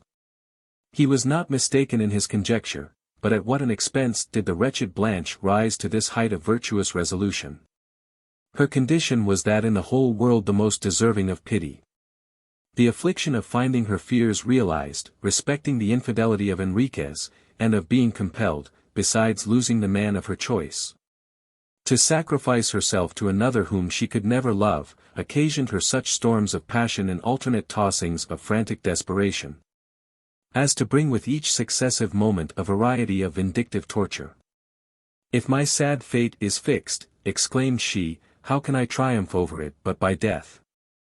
Merciless powers, who preside over our wayward fortunes, why feed and tantalize me with the most flattering hopes, only to plunge me headlong into a gulf of miseries? And thou too, perfidious lover. To rush into the arms of another, when all those vows of eternal fidelity were mine. So soon then is that plighted faith void and forgotten. To punish thee for so cruel a deception, may it please heaven, in its retribution, to make the conscious couch of conjugal endearment, polluted as it must be by perjury. Less the scene of pleasure than the dungeon of remorse. May the fond caresses of Constance distill poison through thy faithless heart. Let us rival one another in the horrors of our nuptials. Yes, traitor, I mean, to wed the constable, though shrinking from his ardent touch, to avenge me on myself. To be my own scourge and tormentor, for having selected so fatally the object of my frantic passion. Since deep-rooted obedience to the will of God forbids to entertain the thought of a premature death. Whatever days may be allotted me to drag on shall be but a lengthened chain of heaviness and torment. If a sentiment of love lurks about your heart, it will be revenge enough for me to cast myself into your presence. The devoted bride or victim of another, but if you have thrown off my remembrance with your own vows.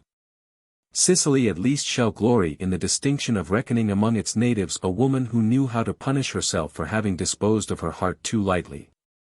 In such a state of mind did this wretched martyr to love and duty pass the night preceding her marriage with the constable. Siffredi, finding her the next morning ready to comply with his wishes, hastened to avail himself of this favorable disposition. He sent for the constable to Belmonte on that very day, and the marriage ceremony was performed privately in the chapel of the castle. What a crisis for Blanche! It was not enough to renounce a crown, to lose a lover endeared to her by every tie, and to yield herself up to the object of her hatred. In addition to all this, she must put a constraint on her sentiments before a husband, naturally jealous, and long occupied with the most ardent admiration of her charms. The bridegroom, delighted in the possession of her, was all day long in her presence. He did not leave her to the miserable consolation of pouring out her sorrows in secret. When night arrived, Leoncio's daughter felt all her disgust and terror redoubled.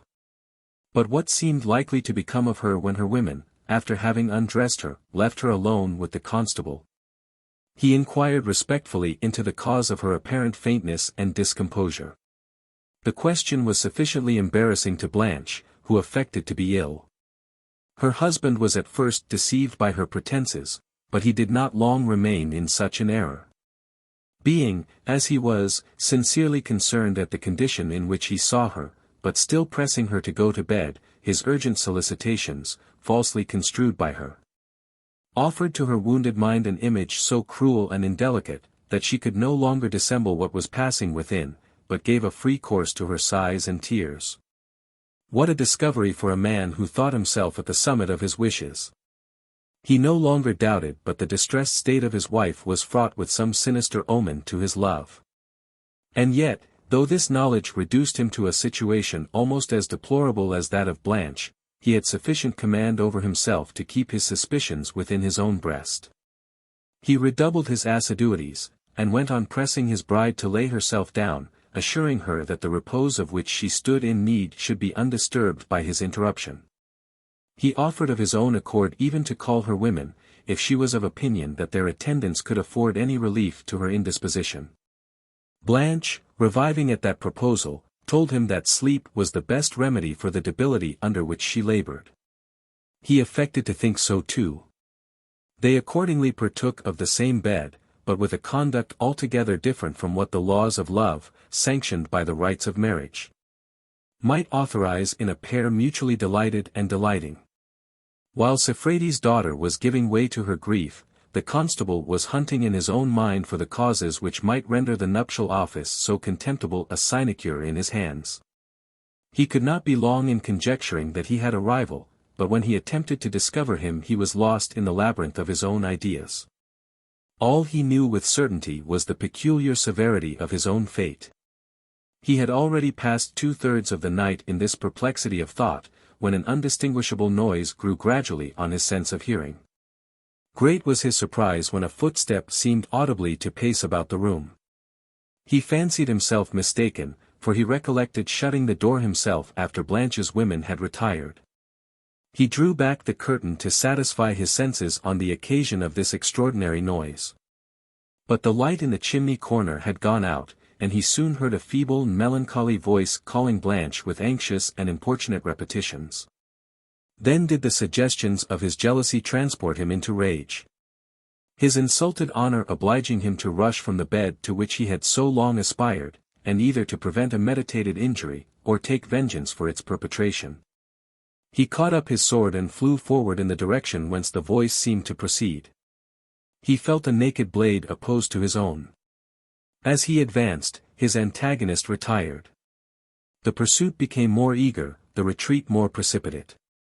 His search was vigilant, and every corner of the room seemed to contain its object but that which he momentarily occupied. The darkness, however, favored the unknown invader, and he was nowhere to be found. The pursuer halted. He listened, but heard no sound. It seemed like enchantment. He made for the door, under the idea that this was the outlet to the secret assassin of his honor, yet the bolt was shut as fast as before. Unable to comprehend this strange occurrence, he called those of his retinue who were most within reach of his voice. As he opened the door for this purpose, he placed himself so as to prevent all egress, and stood upon his guard, lest the devoted victim of his search should escape. At his redoubled cries, some servants ran with lights. He laid hold of a taper, and renewed his search in the chamber with his sword still drawn. Yet he found no one there, nor any apparent sign of any person having been in the room. He was not aware of any private door, nor could he discover any practicable mode of escape. Yet, for all this, he could not shut his eyes against the nature and circumstance of his misfortune. His thoughts were all thrown into inextricable confusion. To ask any questions of Blanche was in vain, for she had too deep an interest in perplexing the truth, to furnish any clue whatever to its discovery. He, therefore, adopted the measure of unbosoming his griefs to Leoncio, but previously sent away his attendants with the excuse that he thought he had heard some noise in the room, but was mistaken. His father-in-law, having left his chamber in consequence of this strange disturbance, met him, and heard from his lips the particulars of this unaccountable adventure. The narrative was accompanied with every indication of extreme agony, produced by deep and tender feeling, as well as by a sense of insulted honor. Siffredi was surprised at the occurrence. Though it did not appear to him at all probable, that was no reason for being easy about its reality. The king's passion might accomplish anything. And that idea alone justified the most cruel apprehensions.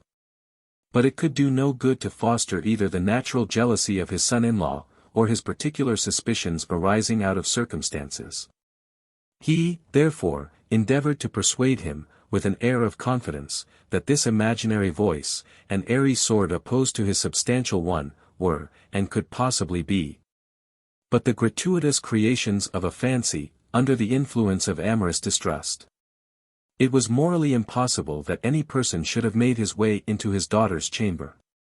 With regard to the melancholy so visible in his wife's deportment, it might very naturally be attributed to precarious health and delicacy of constitution.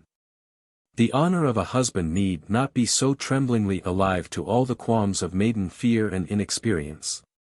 Change of condition, in the case of a girl habituated to live almost without human society, and abruptly consigned to the embraces of a man in whom love and previous acquaintance had not inspired confidence, might innocently be the cause of these tears, of these sighs, and of this lively affliction so irksome to his feelings. But it was to be considered that tenderness, especially in the hearts of young ladies, fortified by the pride of blood against the excesses of lovesick abandonment, was only to be cherished into a flame by time and assiduity. He, therefore, exhorted him to tranquilize his disturbed mind, to be ardently officious in redoubling every instance of affection, to create a soft and seducing interest in the sensibility of Blanche. In short, he besought him earnestly to return to her apartment, and labored to persuade him that his distrust and confusion would only set her on an unconjugal and litigious defense of her insulted virtue. The constable returned no answer to the arguments of his father-in-law, whether because he began to think in good earnest that his senses were imposed on by the disorder of his mind, or because he thought it more to the purpose to dissemble than to undertake ineffectually to convince the old man of an event so devoid of all likelihood. He returned to his wife's chamber, laid himself down by her side, and endeavored to obtain from sleep some relief from his extreme uneasiness. Blanche, on her part, the unhappy Blanche, was not a whit more at her ease. Her ears had been but too open to the same alarming sounds which had assailed her husband's peace. Nor could she construe into illusion an adventure of which she well knew the secret and the motives. She was surprised that Enriquez should attempt to find his way into her apartment, after having pledged his faith so solemnly to the Princess Constance. Instead of feeding her soul with vanity, or deriving any flattering omens from a proceeding fraught with personal tenderness, but destructive to self-approbation, she considered it as a new insult. And her heart was only so much the more exasperated with resentment against the author. While Siffredi's daughter, with all her prejudices excited against the young king, believed him the most guilty of men, that unhappy prince, more than ever ensnared by Blanche, was anxious for an interview, to satisfy her mind on a subject which seemed to make so much against him. For that purpose he would have visited Belmonte sooner, but for a press of business too urgent to be neglected, nor could he withdraw himself from the court before that night.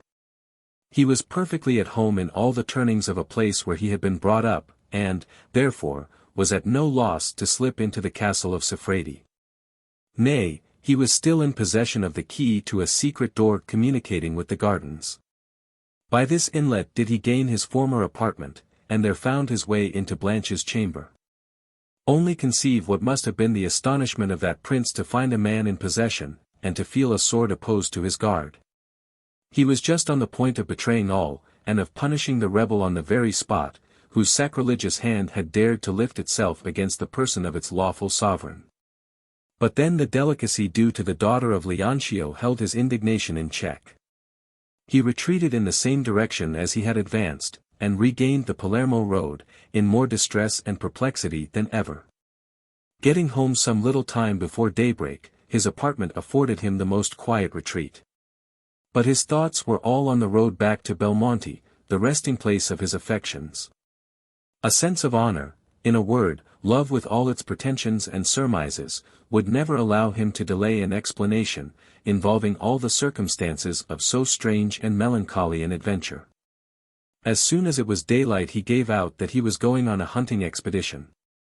Under cover of sporting, his huntsmen and a chosen party of his courtiers penetrated into the forest of Belmonte under his direction. The chase was followed for some time, as a blind to his real design. When he saw the whole party eagerly driving on, and wholly engrossed by the sport, he galloped off in a different direction, and struck, without any attendants, into the road towards Leoncio's castle. The various tracks of the forest were too well known to him to admit of his losing his way. His impatience, too, would not allow him to take any thought of his horse. So that the moments scarcely flitted faster than his expedition in leaving behind him the distance which separated him from the object of his love. His very soul was on the rack for some plausible excuse to plead for a private interview with Siffredi's daughter, when, crossing a narrow path just at the park gate, he observed two women sitting close by him, in earnest conversation, under the shelter of a tree. It might well be supposed that these females belonged to the castle, and even that probability was sufficient to rouse an interest in him. But his emotion was heightened into a feeling beyond his reason to control, for these ladies happened to look round on hearing the trot of a horse advancing in that direction. When at once he recognized his dear Blanche.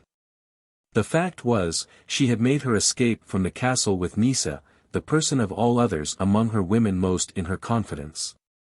That she might at least have the satisfaction of weeping over her misfortunes without intrusion or restraint. He flew, and seemed rather to throw himself headlong than to fall at her feet. But when he beheld in the expression of her countenance every mark of the deepest affliction, his heart was softened. "Lovely Blanche," said he, "do not, let me entreat you, give way to the emotions of your grief. Appearances, I own, must represent me as guilty in your eyes, but when you shall be made acquainted with my project in your behalf, what you consider as a crime will be transformed in your thoughts into a proof of my innocence, and an evidence of my unparalleled affection. These words, calculated, according to the views of Enriquez, to allay the grief of Blanche, served only to redouble her affliction. Fain would she have answered, but her sobs stifled her utterance.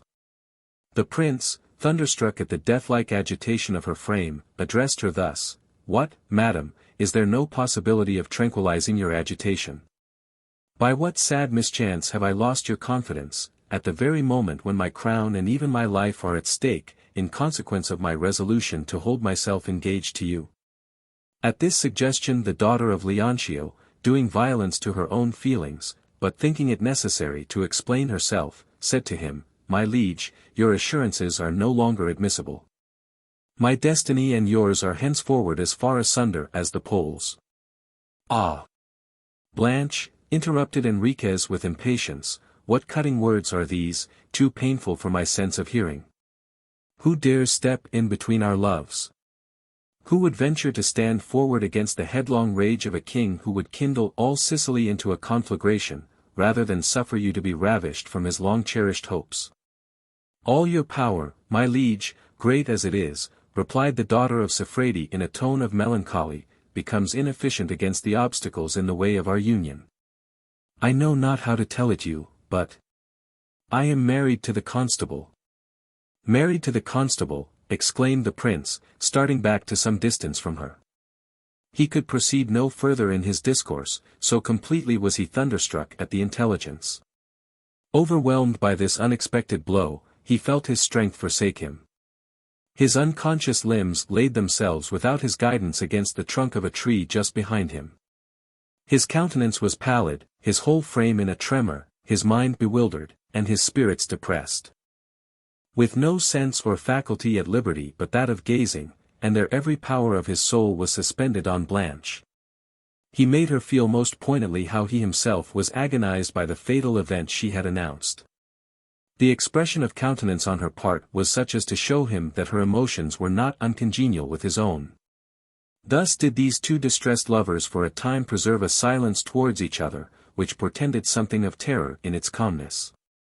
At length the prince, recovering a little from his disorder by an effort of courage, resumed the discourse, and said to Blanche with a sigh, "Madam, what have you done?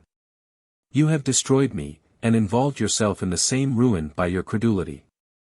Blanche was offended at the seeming reproaches of the king, when the strongest grounds of complaint were apparently on her side. "What? My lord," answered she, "do you add dissimulation to infidelity? Would you have me reject the evidence of my own eyes and ears, so as to believe you innocent in spite of their report? No, my lord, I will own to you such an effort of abstraction is not in my power." "And yet, madam," replied the king, "these witnesses by whose testimony you have been so fully convinced, are but impostors. They have been in a conspiracy to betray you. It is no less the fact that I am innocent and faithful, than it is true that you are married to the constable." "What is it you say, my lord?" replied she. "Did I not overhear you confirming the pledge of your hand and heart to Constance? Have you not bound yourself to the nobility of the realm, and undertaken to comply with the will of the late king? Has not the princess received the homage of your new subjects as their queen, and in quality of bride to Prince Enriquez? Were my eyes then fascinated? Tell me rather, traitor, that Blanche was weighed as dust in the balance of your heart, when compared with the attractions of a throne. Without lowering yourself so far as to assume what you no longer feel, and what perhaps you never felt. Own at once that the crown of Sicily appeared a more tenable possession with Constance than with the daughter of Leoncio. You are in the right, my lord. My title to an illustrious throne, and to the heart of a prince like you, stands on an equally precarious footing. It was vanity in the extreme to prefer a claim to either, but you ought not to have drawn me on into error. You will recollect what alarms were my portion at the very thought of losing you, of which I had almost a supernatural foreboding. Why did you lull my apprehensions to sleep? To what purpose was that delusive mockery? I might else have accused fate rather than yourself, and you would at least have retained an interest in my heart, though unaccompanied by a hand which no other suitor could ever have obtained. As we are now circumstanced, your justification is out of season. I am married to the constable. To relieve me from the continuance of an interview which casts a shade over my purity hitherto unsullied, permit me, my lord, without failing in due respect, to withdraw from the presence of a prince to whose addresses I am even no longer at liberty to listen." With these words, she darted away from Enriquez in as hurried a step as the agitation of her spirits would allow. "Stop, madam," exclaimed he.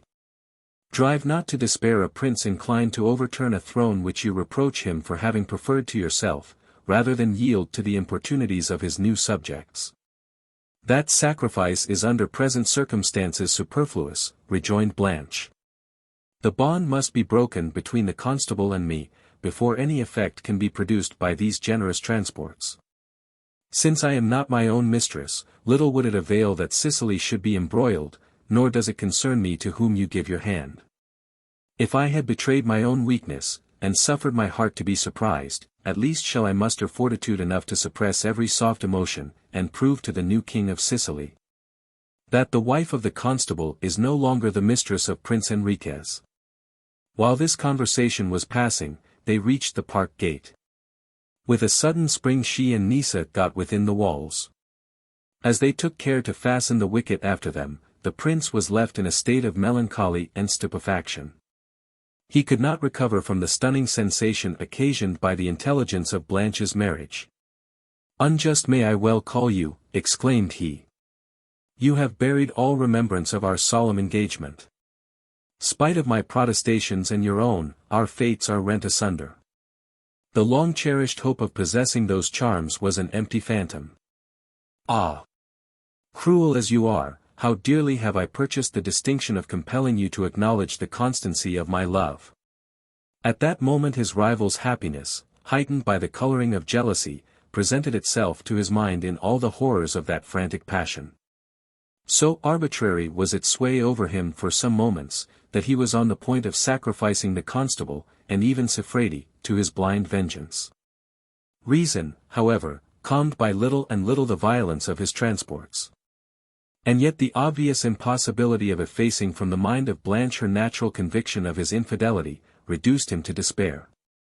He flattered himself with weaning her from her prejudices, could he but converse with her secure from interruption.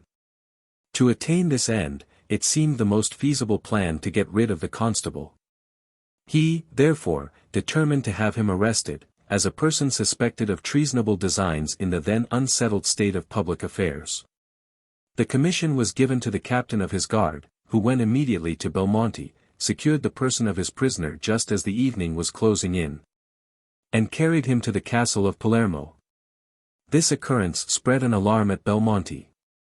Siffredi took his departure forthwith, to offer his own responsibility to the king for the innocence of his son-in-law, and to represent in their true colors the unpleasant consequences attending such arbitrary exertions of power.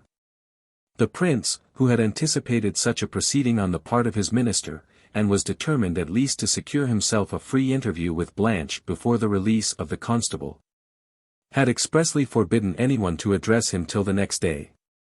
But Leoncio, setting this prohibition at defiance, contrived so well as to make his way into the king's chamber. "My liege," said he, with an air of humility tempered with firmness, "if it is allowable for a subject full of respect and loyalty to complain of his master, I have to arraign you before the tribunal of your own conscience. What crime has my son-in-law committed? Has your majesty sufficiently reflected what an everlasting reproach is entailed on my family? Are the consequences of an imprisonment calculated to disgust all the most important officers of the state with the service, a matter of indifference?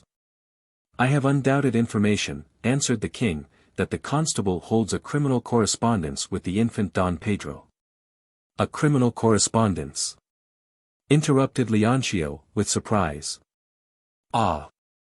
My liege, give no ear to the surmise. Your majesty is played upon. Treason never gained a footing in the family of Siffredi. It is sufficient security for the constable that he is my son-in-law, to place him above all suspicion. The constable is innocent, but private motives have been the occasion of your arresting him." "Since you speak to me so openly," replied the king, "I will adopt the same sincerity with you. You complain of the constable's imprisonment. Be it so. And have I no reason to complain of your cruelty? It is you, barbarous Siffredi, who have wrested my tranquillity from me, and reduced your sovereign, by your officious cares, to envy the lowliest of the human race. For do not so far deceive yourself as to believe that I shall ever enter into your views. My marriage with Constance is quite out of the question. What, my liege, interrupted Leoncio, with an expression of horror, is there any doubt about your marrying the princess? After having flattered her with that hope in the face of your whole people? If their wishes are disappointed, replied the king, take the credit to yourself. Wherefore did you reduce me to the necessity of giving them a promise my heart would not allow me to make good? Where was the occasion to fill up with the name of Constance an instrument designed for the elevation of your own daughter? You could not be a stranger to my design. Need you have completed your tyranny by devoting Blanche to the arms of a man to whom she could not give her heart? And what authority have you over mine to dispose of it in favor of a princess whom I detest? Have you forgotten that she is the daughter of that cruel Matilda, who, trampling the rights of consanguinity in human nature under foot, caused my father to breathe his last under all the rigors of a hard captivity? And should I marry her? No, Siffredi, throw away that hope. Before the lurid torch of such an hymeneal shall be kindled in your presence, you shall behold all Sicily in flames, and the expiring embers quenched in blood. Do not my ears deceive me? Exclaimed Leoncio. Ah!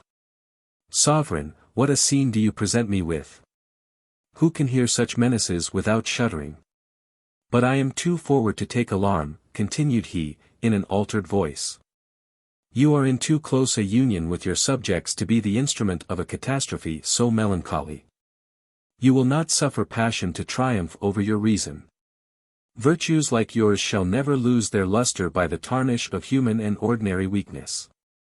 If I have given my daughter into the arms of the constable, it was with the design, my liege, of securing to your majesty a powerful subject, able by his own valor, and the army under his command, to maintain your party against that of the Prince Don Pedro. It appeared to me that by connecting him with my family in so close a bond. Yes, yes. This bond, exclaimed Prince Enriquez, this fatal bond has been my ruin. Unfeeling friend, to aim a wound at my vital part. What commission had you to take care of my interests at the expense of my affections? Why did you not leave me to support my pretensions by my own arm? Was there any question about my courage, that I should be thought incompetent to reduce my rebellious subjects to their obedience? Means might have been found to punish the constable had he dared to have fallen off from his allegiance. I am well aware of the difference between a lawful king and an arbitrary tyrant. The happiness of our people is our first duty. But are we, on the other hand, to be the slaves of our subjects? From the moment when we are selected by heaven for our high office, do we lose the common privilege of nature, the birthright of the human race? To dispose of our affections in whatsoever current they flow? Well, then, if we are less our own masters than the lowest of the human race, take back, Siffredi, that sovereign authority you affect to have secured to me by the wreck of my personal happiness. You cannot but be acquainted, my liege, replied the minister, that it was on your marriage with the princess, the late king, your uncle, made the succession of the crown to depend.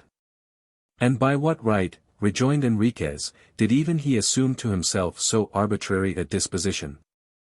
Was it on such unworthy terms that he succeeded his brother, King Charles? How came you yourself to be so besotted as to allow of a stipulation so unjust? For a high chancellor, you are not too well versed in our laws and constitutions. To cut the matter short, though I have promised my hand to Constance, the engagement was not voluntary.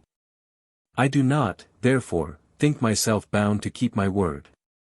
And if Don Pedro founds on my refusal any hope of succeeding to the throne without involving the nation in a bloody and destructive contest, his error will be too soon visible.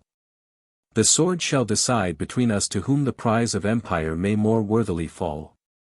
Leoncio could not venture to press him further, and confined himself to supplicating on his knees for the liberty of his son-in-law.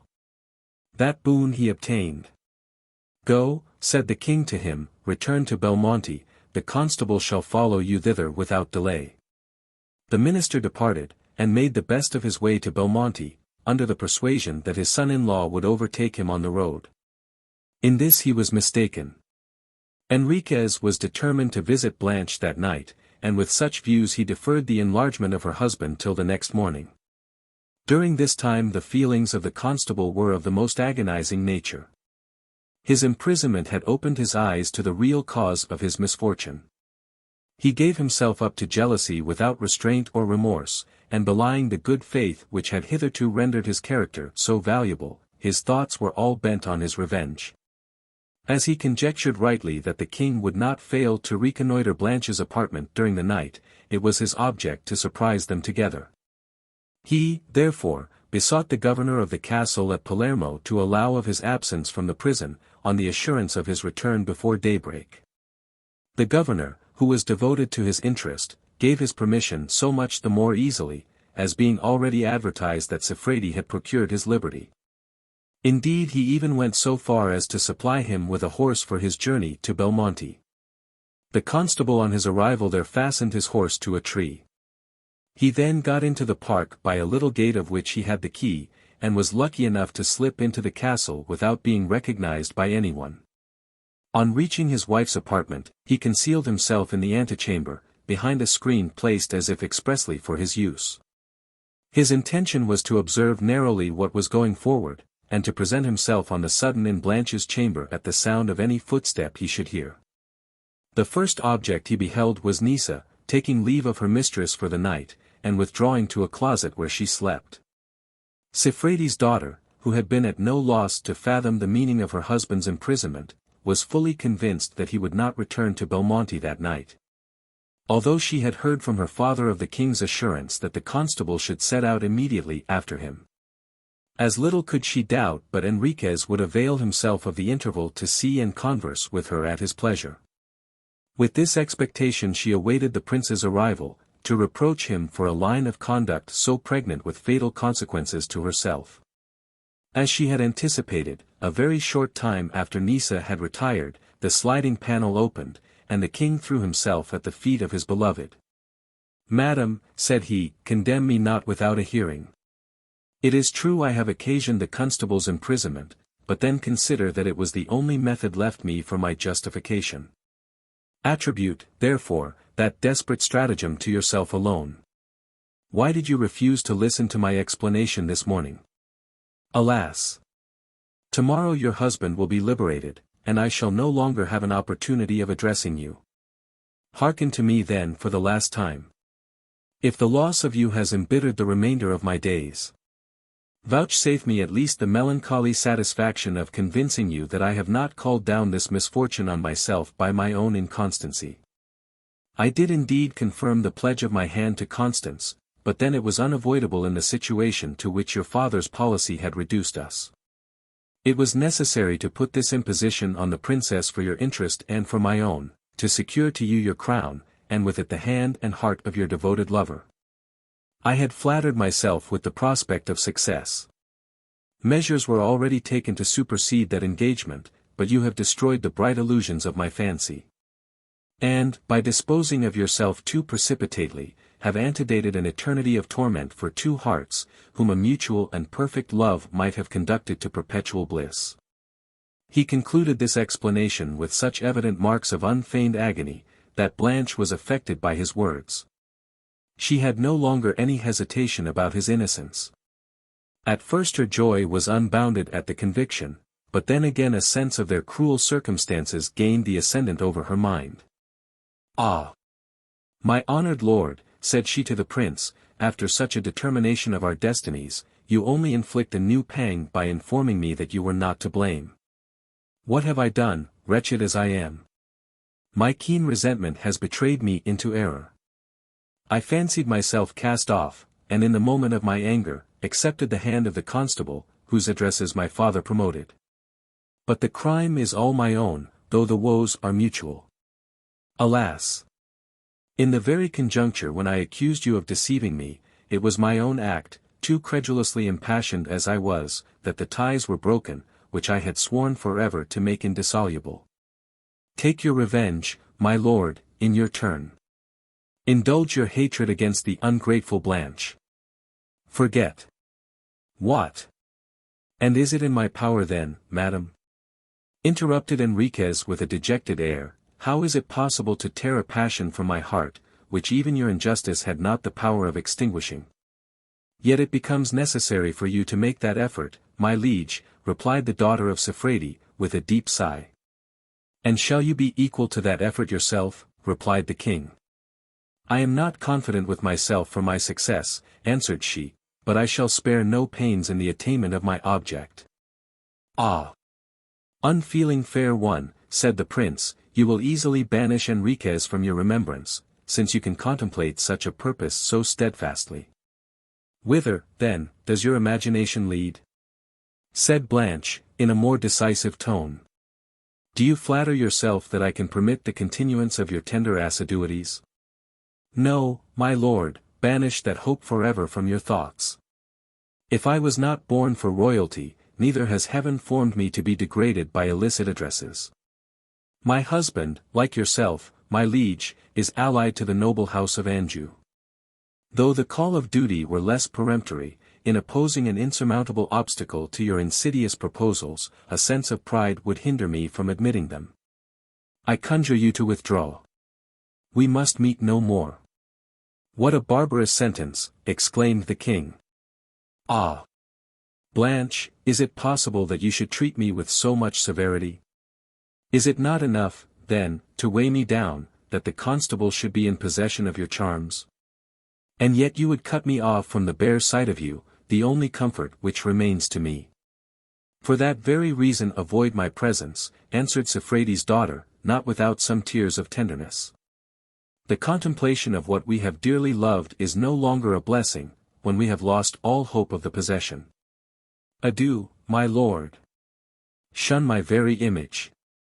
You owe that exertion to your own honor and to my good name.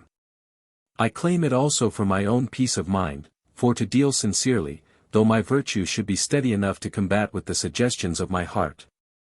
The very remembrance of your affection stirs up so cruel a conflict, that it is almost too much for my frail nature to support the shock. Her utterance of these words was attended with so energetic an action, as to overset the light placed on a table behind her, and its fall left the room in darkness. Blanche picked it up. She then opened the door of the antechamber, and went to Nisa's closet, who was not yet gone to bed, for the purpose of lighting it again. She was now returning, after having accomplished her errand. The king, who was waiting for her impatiently, no sooner saw her approach, than he resumed his ardent plea with her, to allow of his attentions. At the prince's voice, the constable rushed impetuously, sword in hand, into the room, almost at the same moment with his bride. Advancing up to Enriquez with all the indignation which his fury kindled within him, "This is too much, tyrant," cried he.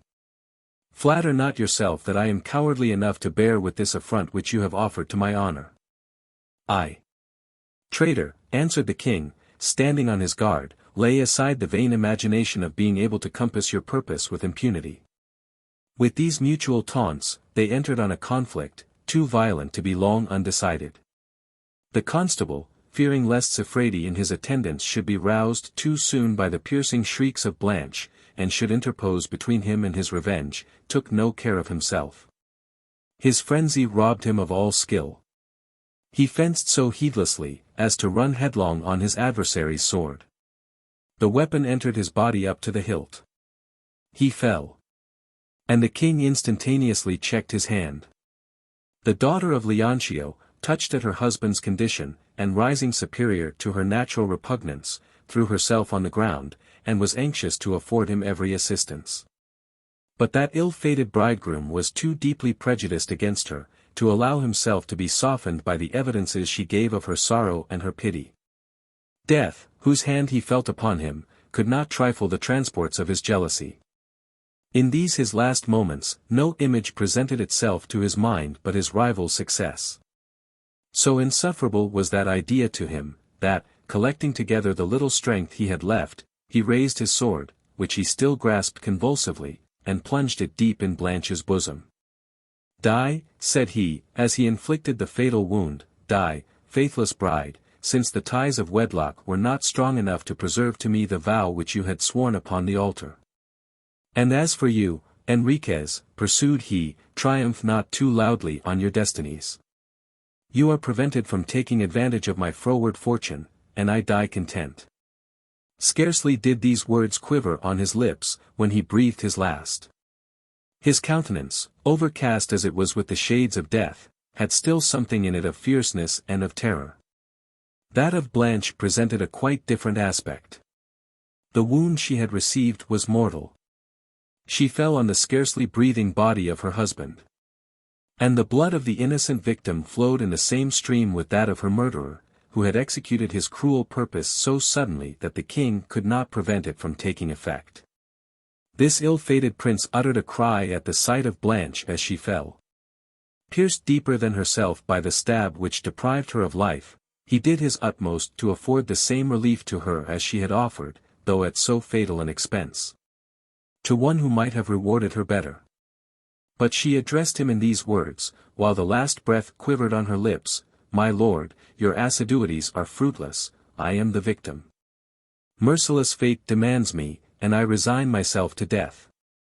May the anger of heaven be appeased by the sacrifice, and the prosperity of your reign be confirmed."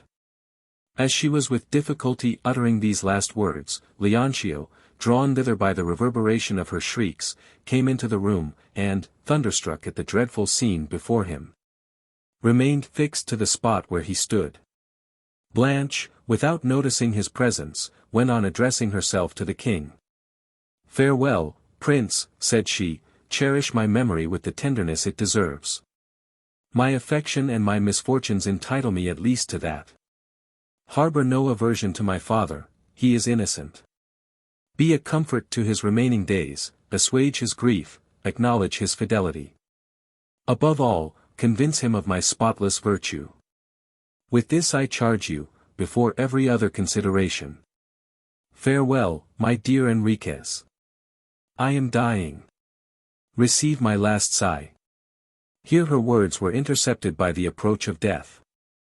For some time, the king maintained a sullen silence. At length he said to Siffredi, whose senses seemed to be locked up in a mortal trance, "Behold, Leoncio, feed on the contemplation of your own work. In this tragical event, you may ruminate on the issues of your officious cares, and your overweening zeal for my service." The old man returned no answer, so deeply was he penetrated by his affliction. But wherefore dwell on the description of circumstances, when the powers of language must sink under the weight of such a catastrophe? Suffice it to say, that they mutually poured forth their sorrows in the most affecting terms, as soon as their grief allowed them to give vent to its effusions in speech. Through the whole course of his life, the king cherished a tender recollection of his mistress. He could not bring himself to marry Constance.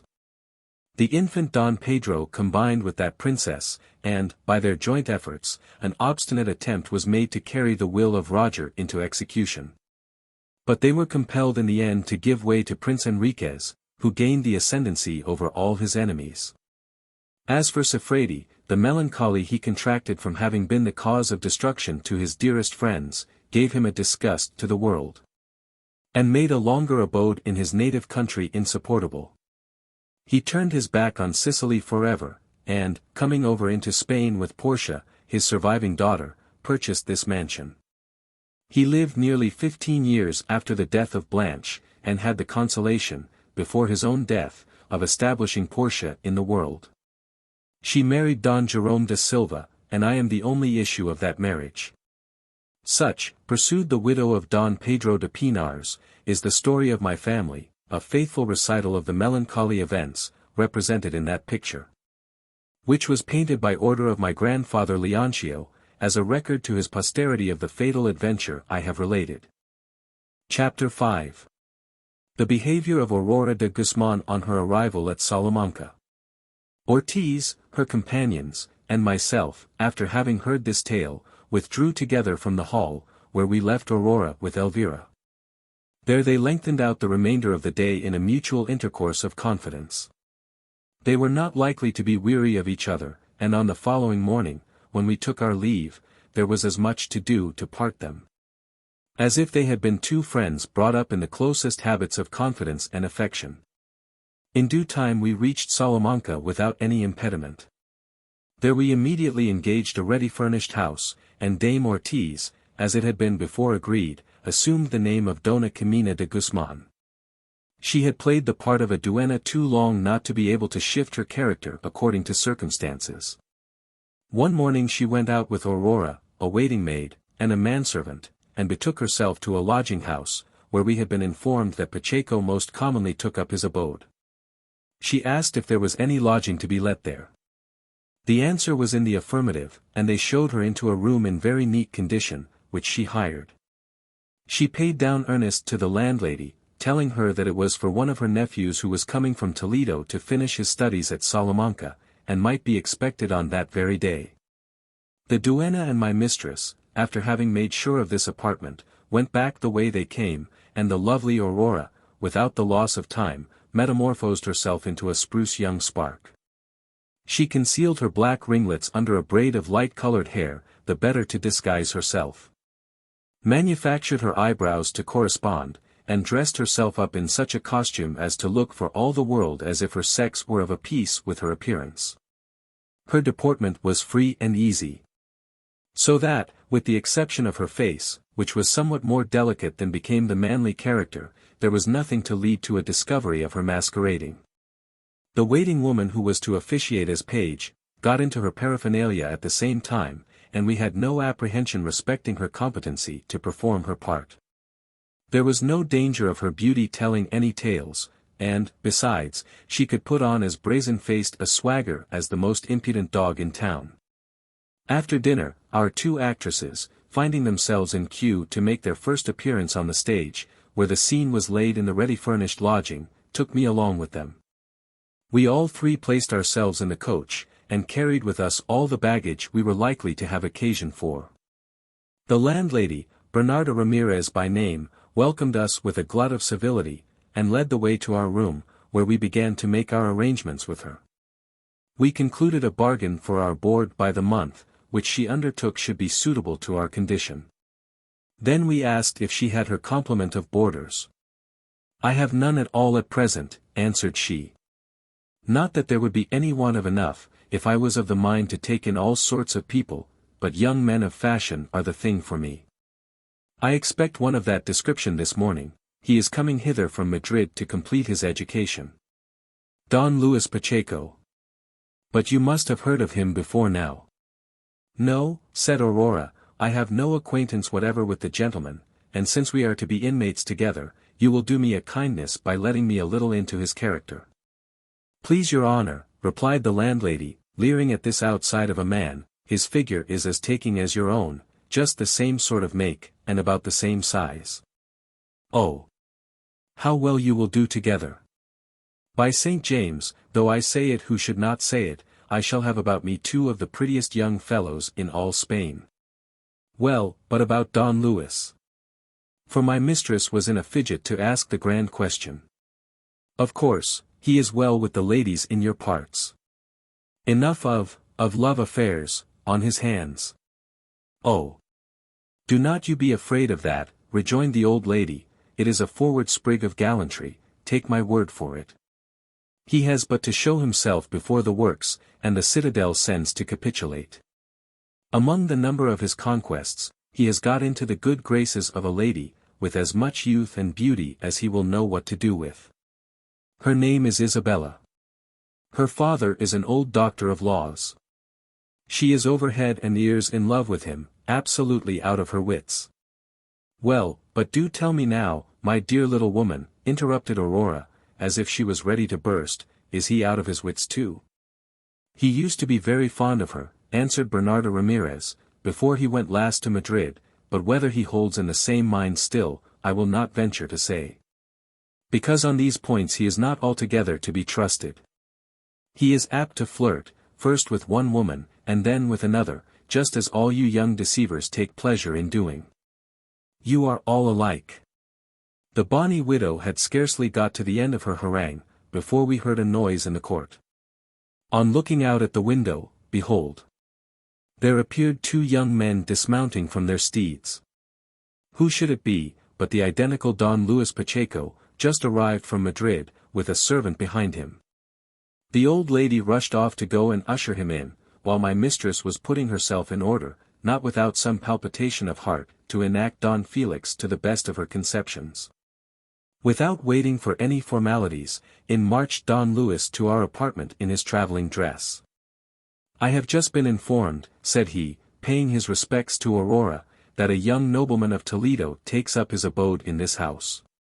May I take the liberty of expressing my joy in the circumstance, and hoping that we may be better acquainted?" During my mistress's reply to this compliment, it seemed to me as if Pacheco did not know what to make of so smock-faced a young spark. Indeed, he could not refrain from declaring a more than ordinary admiration of an air and figure so attractive. After abundance of discourse, with every demonstration of reciprocal good breeding, Don Luis withdrew to the apartment provided for him. While he was getting his boots off, and changing his dress and linen, a sort of a page, on the lookout after him to deliver a letter, met Aurora by chance on the staircase. Her he mistook for Don Luis. Thinking he had found the right owner for this tender message, of which he was the Mercury, softly. "My honored lord and master," said he, "though I have not the honor of knowing Señor Pacheco, there can be no occasion for asking whether you are the man. It is impossible to be mistaken in the guess." "No, my friend," answered my mistress with a most happy presence of mind, "assuredly you are not mistaken. You acquit yourself of your embassies to a marvel. I am Don Luis Pacheco. You may retire. I will find an opportunity of sending an answer." The page vanished, and Aurora, shutting herself up with her waiting maid and me, opened the letter, and read to us as follows: "I have just heard of your being at Salamanca. With what joy did I receive the news! I thought I should have gone out of my senses. But do you love Isabella as well as ever? Lose no time in assuring her that you are still the same. In good truth, she will almost expire with pleasure when once she is assured of your constancy." "This is a mighty passionate epistle," said Aurora. "The heart that indited it has been caught in a trap. This lady is a rival of no mean capacity. No pains must be spared to wean Don Luis from her, and even to prevent any future interview. The undertaking is difficult, I acknowledge, and yet there seems no reason to despair of the result." My mistress, taking her own hint, fell into a fit of musing. From which, having recovered as soon as she fell into it, she added, "I will lay a wager they are at daggers drawn in less than 24 hours. It so happened that Pacheco, after a short repose in his apartment, came to look after us in ours, and entered once more into conversation with Aurora before supper. 'My dapper little knight,' said he with a rakish air, 'I fancy the poor devils of husbands and lovers will have no reason to hug themselves on your arrival at Salamanca. You will make their hearts ache for them. As for myself, I tremble for all my snug arrangements. I tell you what,' answered my mistress with congenial spirit, 'your fears are not without their foundation. Don Felix de Mendoza is rather formidable, so take care what you are about. This is not my first visit in this country. The ladies hereabouts, to my knowledge, are made of penetrable materials. About a month ago my way happened to lie through this city. I halted for 8 days, and you are to know, but you must not mention it, that I set fire to the daughter of an old doctor of laws.' It was evident enough that Don Luis was disturbed by this declaration. 'Might one without impropriety,' replied he, 'just ask the lady's name?' 'What do you mean by impropriety?' exclaimed the pretended Don Felix. 'Why make any secret about such a matter as that? Do you think me more of a Joseph than other young noblemen of my standing? Have a better opinion of my spirit. Besides, the object, between ourselves, is unworthy of any great reserve. She is but a little mushroom of the lower ranks. A man of fashion never quarrels with his conscience about such obscure gallantries, and even thinks it an honor conferred on a tradesman's wife or daughter when he leaves her without any. I shall, therefore, acquaint you in plain terms, that the name of the doctor's daughter is Isabella.' 'And the doctor himself,' interrupted Pacheco impatiently. 'He possibly may be Señor Murcia de la Llana.' 'Precisely so, replied my mistress. Here is a letter sent me just now. Read it, and then you will see how deeply your humble servant has dipped into her good graces. Don Luis just cast his eye upon the note, and recognizing the handwriting, was struck dumb with astonishment and vexation. What is the matter? Cried Aurora, with an air of surprise, keeping up the spirit of her assumed character. You change color. God forgive me, but you are a party concerned in this young lady. Ah! Plague take my officious tongue for having opened my affairs to you with so much frankness. I am very much obliged to you for it for my own part, said Don Luis, in a transport made up of spite and rage. Traitress! Jilt! My dear Don Felix, how shall I ever requite you? You have restored me to my senses when they were just on the wing for an eternal flight. I was tickling myself into a fool's paradise of credulous love. But love is too cold a term to express my extravagances. I fancied myself adored by Isabella. The creature had wormed herself into my heart by feigning to give me her own. But now I know her clearly for a coquette, and as such despise her as she deserves. Your feelings on the occasion do you infinite credit, said Aurora, testifying a friendly sympathy in his resentment. A plotting pettifogger's worthless brood might have gorged to surfeit on the love of a young nobleman so captivating as yourself. Her fickleness is inexcusable. So far from taking her sacrifice of you in good part, it is my determination to punish her by the keenest contempt. As for me, rejoined Pacheco, I shall never set eyes on her again. And if that is not revenge, the devil is in it. You are in the right, exclaimed our masquerading Mendoza. At the same time, that she may fully understand how ineffably we both disdain her, I vote for sitting down, each of us, and writing her a sarcastic farewell. They shall be enclosed in one cover, and serve as an answer to her own letter. But do not let us proceed to this extremity till you have examined your heart. It may be you will repent hereafter of having broken off with Isabella. No, no, interrupted Don Luis, I am not such a fool as that comes to. Let it be a bargain, and we will mortify the ungrateful wretch as you propose. I immediately sent for pen, ink, and paper, when they sat themselves down at opposite corners of the table, and drew up a most tender bill of indictment against Dr. Murcia de la Llana's daughter. Pacheco, in particular, was at a loss for language forcible enough to convey his sentiments in all their acrimony. Away went exordium after exordium, to the tearing and maiming of 5 or 6 fair sheets, before the words looked crooked enough to please his jealous eyes. At length, however, he produced an epistle which came up with his most tragical conceptions. It ran thus: Self-knowledge is a leading branch of wisdom, my little philosopher. As a candidate for a professor's chair, lay aside the vanity of fancying yourself amiable. It requires merit of a far different compass to fix my affections. You have not enough of the woman about you to afford me even a temporary amusement. Yet do not despair, you have a sphere of your own.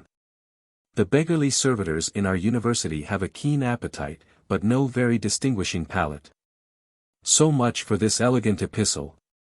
When Aurora had finished hers, which rang the changes on similar topics, she sealed them, wrapped them up together, and giving me the packet, there, Gil Blas, said she.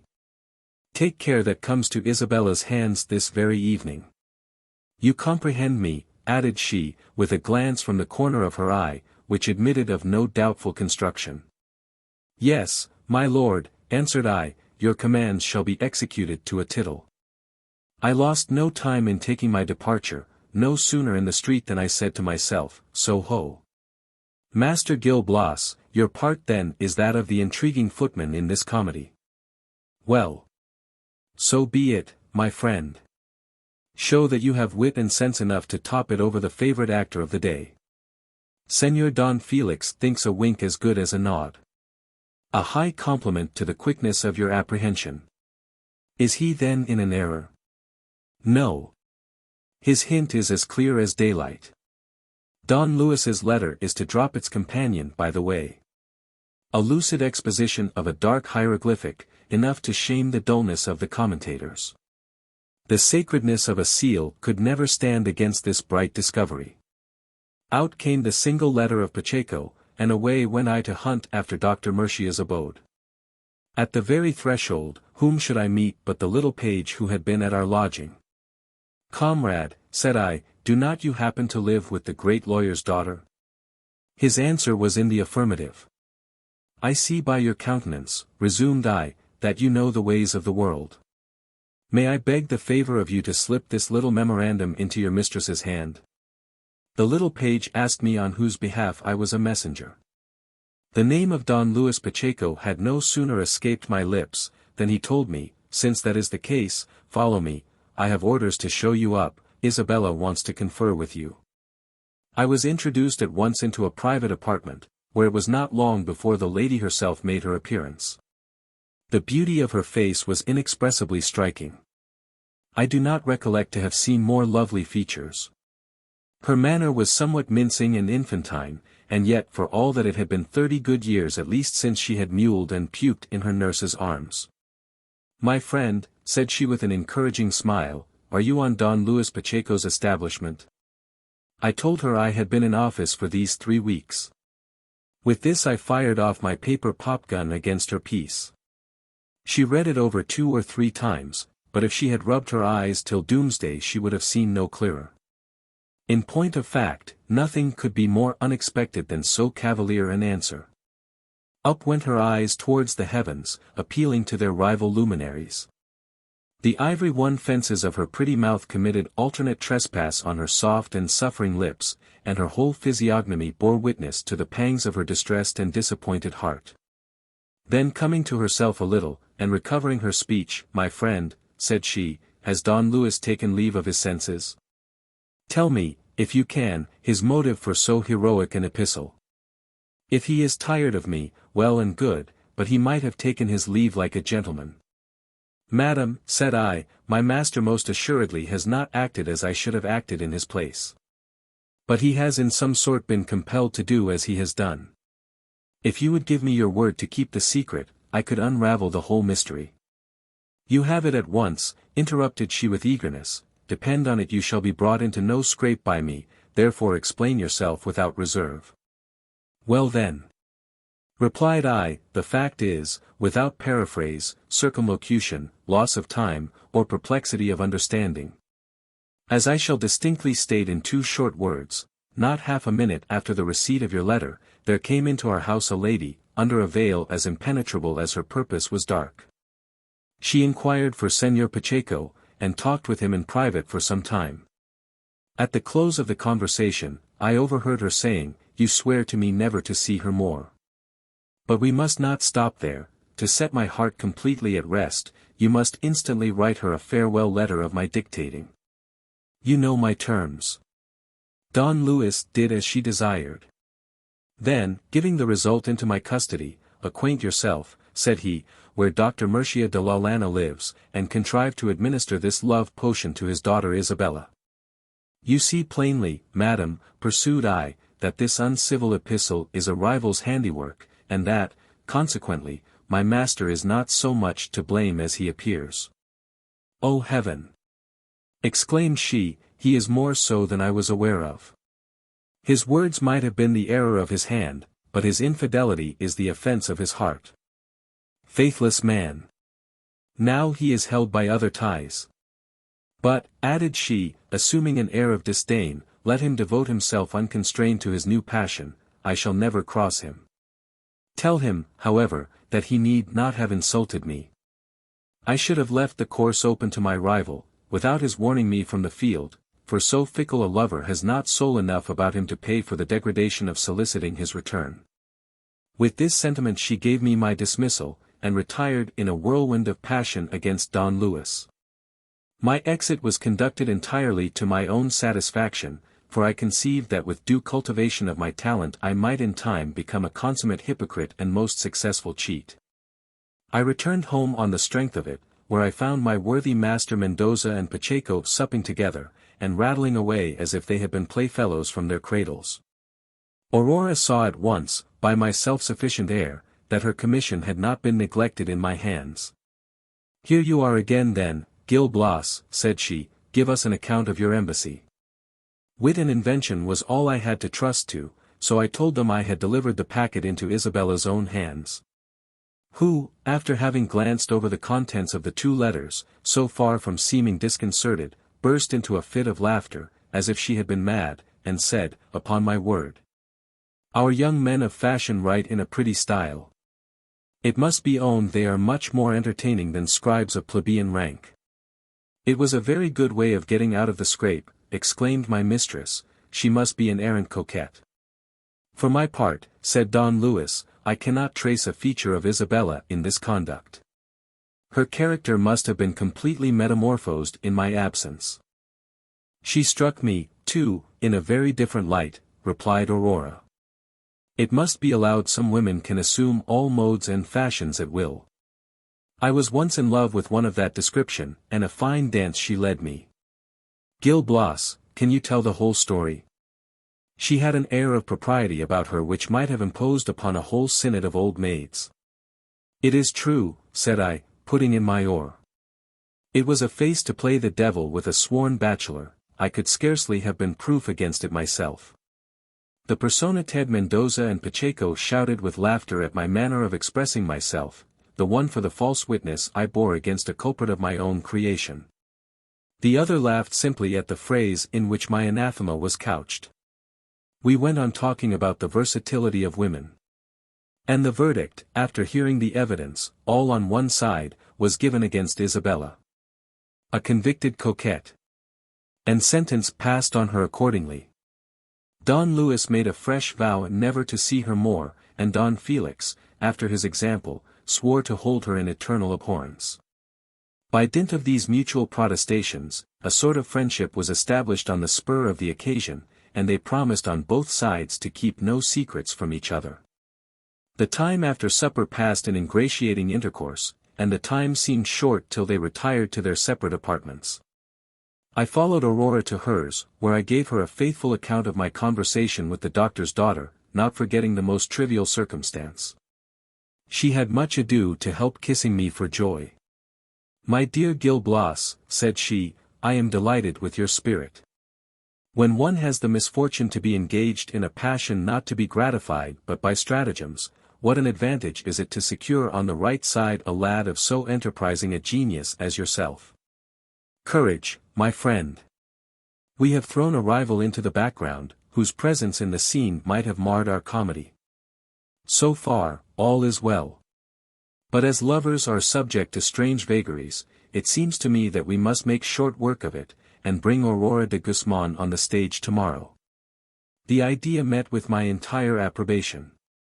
So, leaving Señor Don Felix with his page, I withdrew to bed in an adjoining closet. Chapter 6. Aurora's devices to secure Don Luis Pacheco's affections.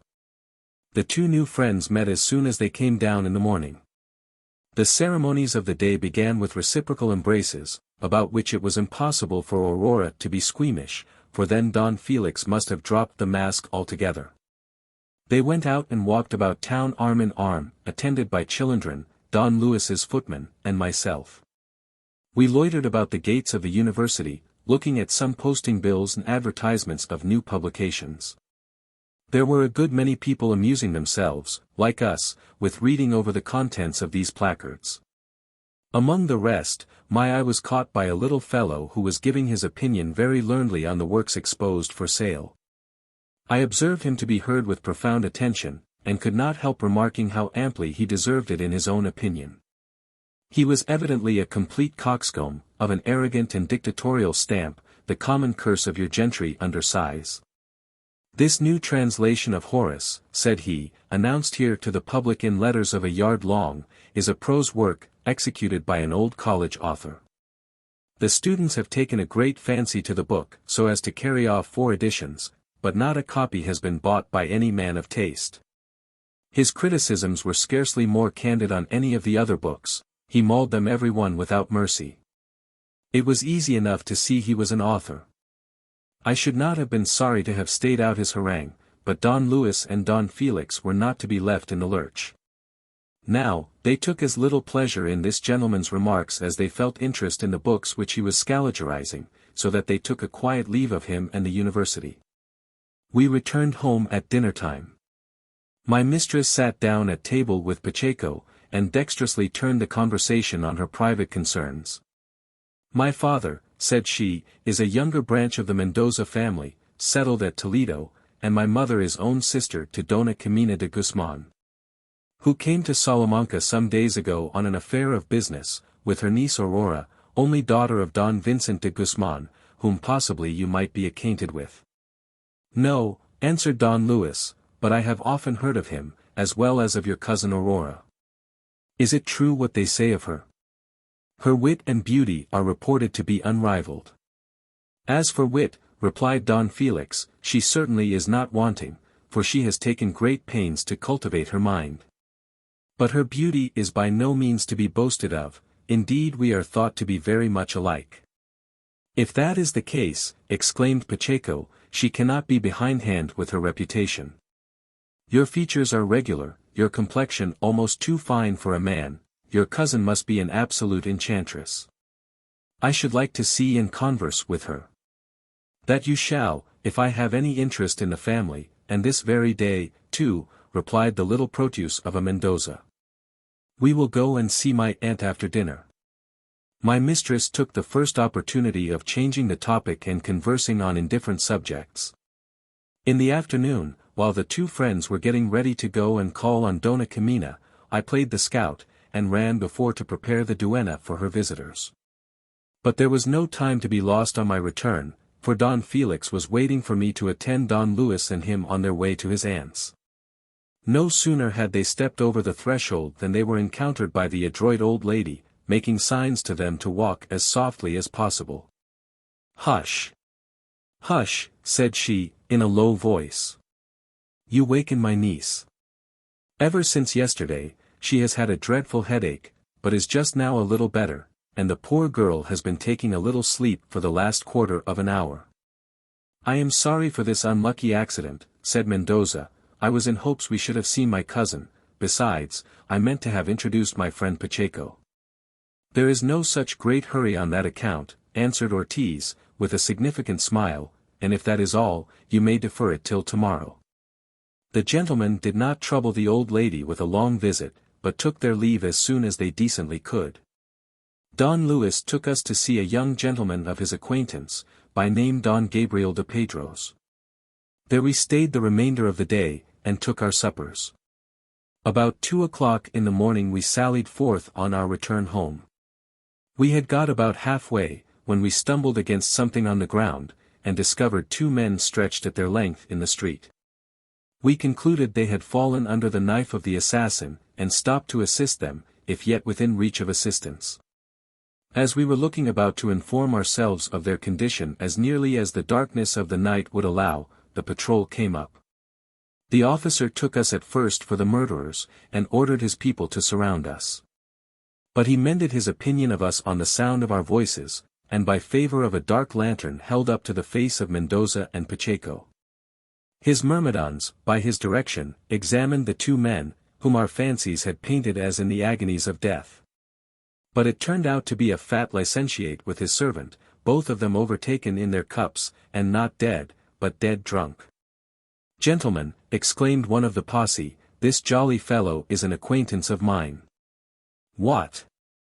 Do you not know Senor Guillaumer the licentiate, head of our university? With all his imperfections he is a great character, a man of superior genius.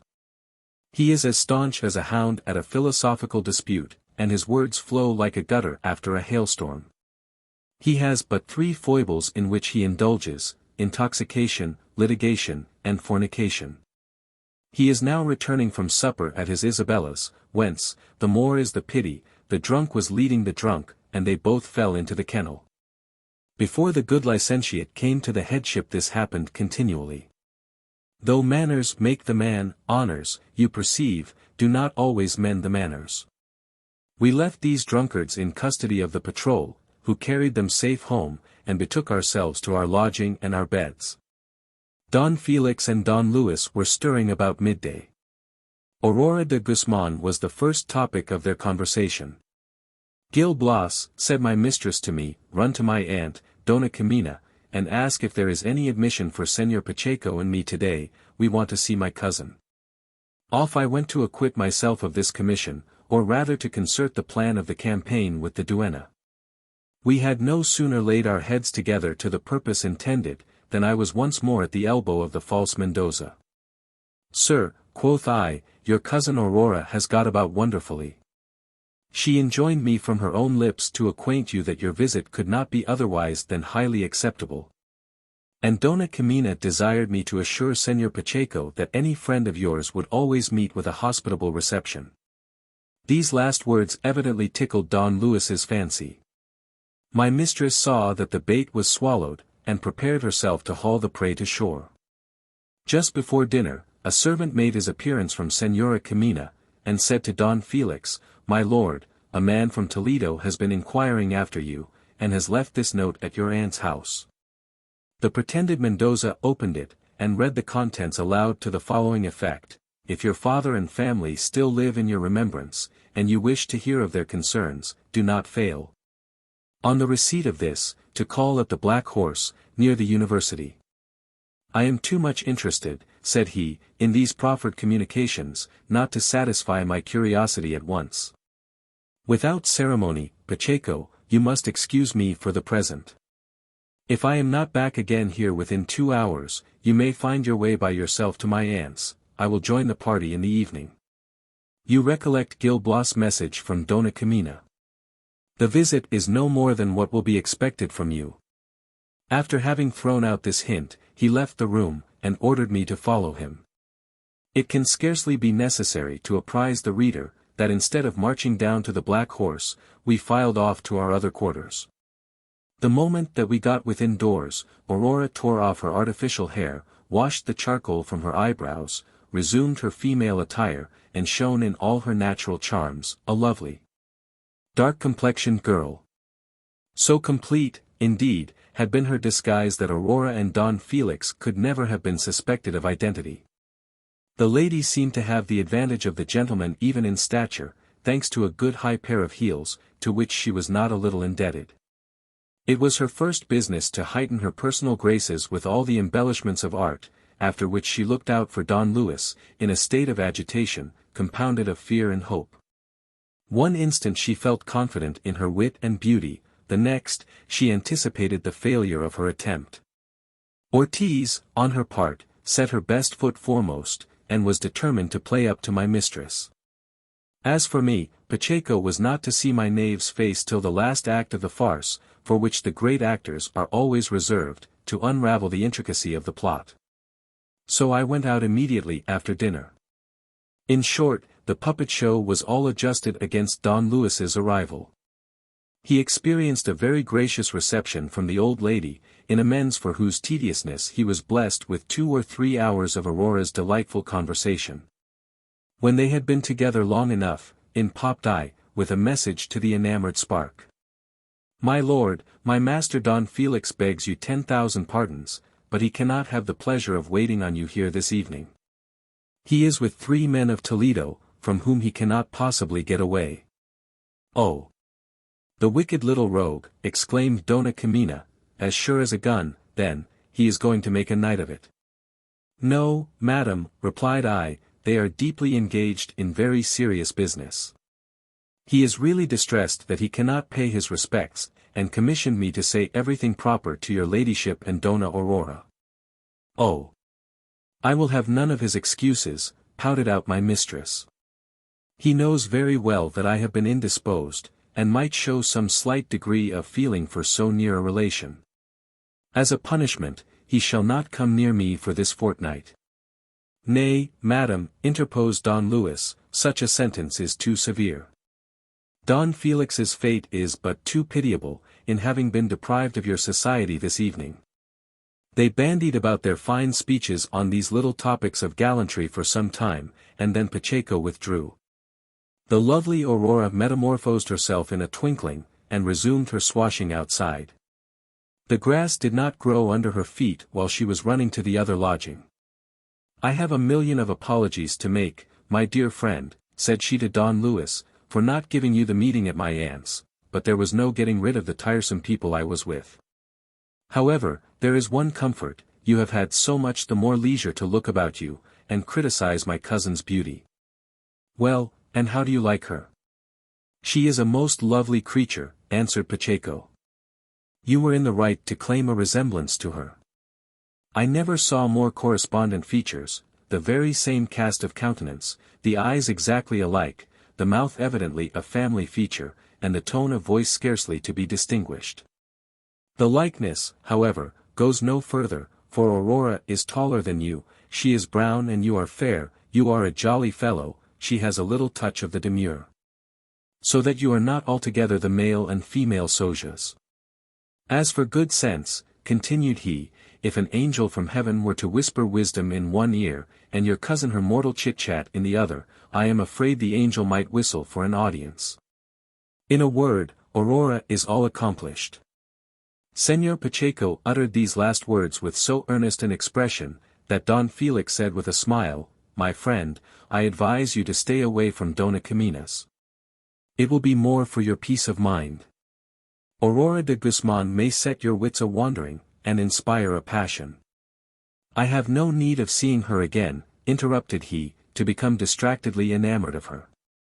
I am sorry for you, replied the pretended Mendoza, for you are not a man to be seriously caught, and my cousin is not to be made a fool of, take my word for it. She would never encourage a lover whose designs were otherwise than honorable. Otherwise than honorable, retorted Don Luis. Who could have the audacity to form such on a lady of her rank and character? As for me, I should esteem myself the happiest of mankind, could she be prevailed on to favor my addresses, and link her fate with mine. Since those are your sentiments, rejoined Don Felix, you may command my services. Yes, I will go heart and hand with you in the business. All my interest in Aurora shall be yours, and by tomorrow morning I will commence an attack on my aunt, whose good word has more influence than you may think. Pacheco returned his thanks with the best air possible to this young go-between, and we were all agog at the promising appearance of our stratagem. On the following day we found the means of heightening the dramatic effect by entangling the plot a little more. My mistress, after having waited on Dona Camina, as if to speak a good word in favor of the suitor, came back with the result of the interview. I have spoken to my aunt, said she, but it was as much as I could do to make her hear your proposal with patience. She was primed and loaded against you. Some good-natured friend in the dark has painted you out for a reprobate. But I took your part with some little quickness, and at length succeeded in vindicating your moral character from the attack it had sustained. This is not all, continued Aurora. You had better enter on the subject with my aunt in my presence, we shall be able to make something of her between us. Pacheco was all impatience to insinuate himself into the good graces of Dona Camina, nor was the opportunity deferred beyond the next morning. Our amphibious Mendoza escorted him into the presence of Dame Ortiz, where such a conversation passed between the trio as put fire and tow to the combustible heart of Don Luis. Camina, a veteran performer, took the cue of sympathy at every expression of tenderness, and promised the enamored youth that it should not be her fault if his plea with her niece was urged in vain. Pacheco threw himself at the feet of so good an aunt, and thanked her for all her favors. In this stage of the business Don Felix asked if his cousin was up. No, replied the duenna, she is still in bed, and is not likely to be downstairs while you stay, but call again after dinner, and you shall have a tête-à-tête with her to your heart's content. It is easy to imagine that so coming on a proposal from the dragon which was to guard this inaccessible treasure, produced its full complement of joy in the heart of Don Luis. The remainder of the long morning had nothing to do but to be sworn at. He went back to his own lodging with Mendoza, who was not a little enraptured to observe, with the scrutinizing eye of a mistress under the disguise of a friend, all the symptoms of an incurable amorous infirmity. Their tongues run on no earthly subject but Aurora. When they had done dinner, Don Felix said to Pacheco, a thought has just struck me. It would not be amiss for me to go to my aunt's a few minutes before you. I will get to speak to my cousin in private, and pry, if it be possible, into every fold and winding of her heart, as far as your interests are concerned. Don Luis just chimed in with this idea, so that he suffered his friend to set out first, and did not follow him till an hour afterwards. My mistress availed herself so diligently of the interval, that she was tricked out as a lady from heel to point before the arrival of her lover. "I beg pardon," said the poor abused enamorado, after having paid his compliments to Aurora and the duenna, "I took it for granted Don Felix would be here." "You will see him in a few seconds," answered Dona Camina, "he is writing in my closet." Pacheco was easily put off with the excuse, and found his time pass cheerfully in conversation with the ladies. And yet, notwithstanding the presence of all his soul held dear, it seemed very strange that hour after hour glided away but no Mendoza stepped forth from the closet. He could not help remarking, that the gentleman's correspondence must be unusually voluminous, when Aurora's features all at once assumed the broader contour of a laugh. With a delightfully provoking question to Don Luis, "Is it possible that love can be so blind as not to detect the glaring imposition by which it has been deluded? Has my real self made so faint an impression on your senses, that a flaxen peruke and a penciled eyebrow could carry the farce to such a height as this? But the masquerade is over now, Pacheco," continued she, resuming an air of gravity, "you are to learn that Don Felix de Mendoza and Aurora de Guzman are but one and the same person." It was not enough to discover to him all the springs and contrivances by which he had been duped. She confessed the motives of tender partiality that led her to the attempt, and detailed the progress of the plot to the winding up of the catastrophe. Don Luis scarcely knew whether to be most astonished or delighted at the recital. At my mistress's feet he thus uttered the transports of his fond applause: "Ah! Lovely Aurora, can I believe myself indeed the happy mortal on whom your favors have been so lavished? What can I do to make you amends for them? My affection, were this life eternal, could scarcely pay the price." These pretty speeches were followed by 1,000 others of the same quality and texture. After which, the lovers descended a little nearer to common sense, and began planning the rational and human means of arriving at the accomplishment of their wishes. It was resolved that we should set out without loss of time for Madrid, where marriage was to drop the curtain on the last act of our comedy. This purpose was executed in the spirit of impatience which conceived it, so that Don Luis was united to my mistress in a fortnight. And the nuptial ceremonies were graced with the usual accompaniments of music, feasting, balls, and rejoicings, without either end or respite. Chapter 7. Gil Blas leaves his place and goes into the service of Don Gonzalez Pacheco. 3 weeks after marriage, my mistress bethought herself of rewarding the services I had rendered her. She made me a present of 100 pistoles, telling me at the same time, "Gil Blas, my good fellow, it is not that I mean to turn you away. For you have my free leave to stay here as long as you please. But my husband has an uncle, Don Gonzalez Pacheco, who wants you very much for a valet de chamber. I have given you so excellent a character, that he would let me have no peace till I consented to part with you. He is a very worthy old nobleman, so that you will be quite in your element in his family."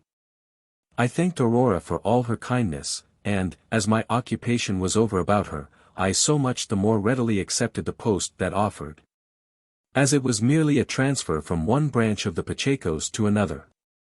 One morning, therefore, I called on the illustrious Don Gonzalez with a message from the bride. He ought at least to have overslept himself, for he was in bed at near noon. When I went into his chamber, a page had just brought him a basin of soup, which he was taking. The dotard cherished his whiskers, or rather tortured them with curling papers. Though his eyes were sunk in their sockets, his complexion pale, and his visage emaciated. This was one of those old codgers who have been a little whimsical or so in their youth, and have made poor amends for their freedoms by the discretion of their riper age. His reception of me was affable enough, with an assurance that if my attachment to him kept pace with my fidelity to his niece, my condition should not be worse than that of my fellows. I promised to place him in my late mistress's shoes, and became the working partner in a new firm. A new firm it undoubtedly was, and heaven knows we had a strange head of the house. The resurrection of Lazarus was an ordinary event compared to his getting up. Imagine to yourself a long bag of dry bones, a mere skeleton, a dissection, an anatomy of a man, a study in osteology. As for the legs, 3 or 4 pair of stockings, one over the other, had no room to make any figure upon them. In addition to the foregoing, this mummy before death was asthmatic, and therefore obliged to divide the little breath he had between his cough and his loquacity. He breakfasted on chocolate. On the strength of that refreshment, he ventured to call for pen, ink, and paper, and to write a short note, which he sealed and sent to its address by the page who had administered the broth. "But this henceforth will be your office, my good lad," said he, as he turned his haggard eyes upon me. "All my little concerns will be in your hands, and especially those in which Dona Euphrasia takes an interest. That lady is an enchanting young creature, with whom I am distractedly in love, and by whom, though I say it who should not say it, I am met with all the mutual ardor of inextinguishable and unutterable passion. Heaven defend us! Thought I within myself, good now. If this old antidote to rapture can fancy himself an object on which the fair should waste their sweets, is it any wonder that among our young folks each fancies himself the Adonis, for whom every Venus pines? Gil Blas, pursued he with a chuckle, this very day will I take you to this abode of pleasure, it is my house of call almost every evening for a bit of supper. You will be quite petrified at her modest appearance, and the rigid propriety of her behavior. Far from taking after those little wanton vagrants, who are hey-go mad after striplings, and give themselves up to the fascinations of exterior appearance, she has a proper insight into things. Staid, ripe, and judicious, what she wants is the bona fide spirit and discretion of a man. A lover who has served an apprenticeship to his trade, in preference to all the flashy fellows of the modern school. This is but an epitome of the panegyric, which the noble Duke Don Gonzalez pronounced upon his mistress. He burdened himself with the task of proving her a compendium of all human perfection. But the lecture was little calculated for the conviction of the hearer. I had attended an experimental course among the actresses, and had always found that the elderly candidates had been plucked in their amours. Yet, as a matter of courtesy, it was impossible not to put on the semblance of giving implicit credit to my master's veracity. I even added chivalry to courtesy, and threw down my glove on Euphrasia's penetration and the correctness of her taste. My impudence went the length of asserting, that it was impossible for her to have selected a better provided crony. The grown-up simpleton was not aware, that I was fumigating his nostrils at the expense of his addled brain. On the contrary, he bristled at my praises, so true is it, that a flatterer may play what game he likes against the pigeons of high life. They let you look over their hand, and then wonder that you beat them. The old crawler, having scribbled through his billet doux, restrained the luxuriance of a straggling hair or two with his tweezers. Then bathed his eyes in the nostrum of some perfumer to give them a brilliancy which their natural gum would have eclipsed. His ears were to be picked and washed, and his hands to be cleansed from the effects of his other ablutions. And the labors of the toilet were to be closed, by penciling every remaining hair in the disforested domain of his whiskers, pericranium, and eyebrows. No old dowager, with a purse to buy a second husband, ever took more pains to assure herself by the cultivation of her charms, that the person, and not the fortune, should be the object of attraction. The assassin stab of time was parried by the quart and tierce of art. Just as he had done making himself up, in came another old fogram of his acquaintance, by name the Count of Assummer. This genius made no secret of his grey locks, leaned upon a stick, and seemed to plume himself on his venerable age, instead of wishing to appear in the heyday of his prime. "Señor Pacheco," said he as he came in, "I am come to take potluck with you today." "You are always welcome, Count," rejoined my master. No sooner said than done. They embraced with 1,000 grimaces, took their seats opposite to one another, and began chatting till dinner was served. Their conversation turned at first upon a bull feast which had taken place a few days before. They talked about the cavaliers, and who among them had displayed most dexterity and vigor. Whereupon the old count, like another Nestor, whom present events furnish with a topic of expatiating on the past, said, with a deep-drawn sigh, "Alas! Where will you meet with men, nowadays, fit to hold a candle to my contemporaries? The public diversions are a mere bauble, to what they were when I was a young man.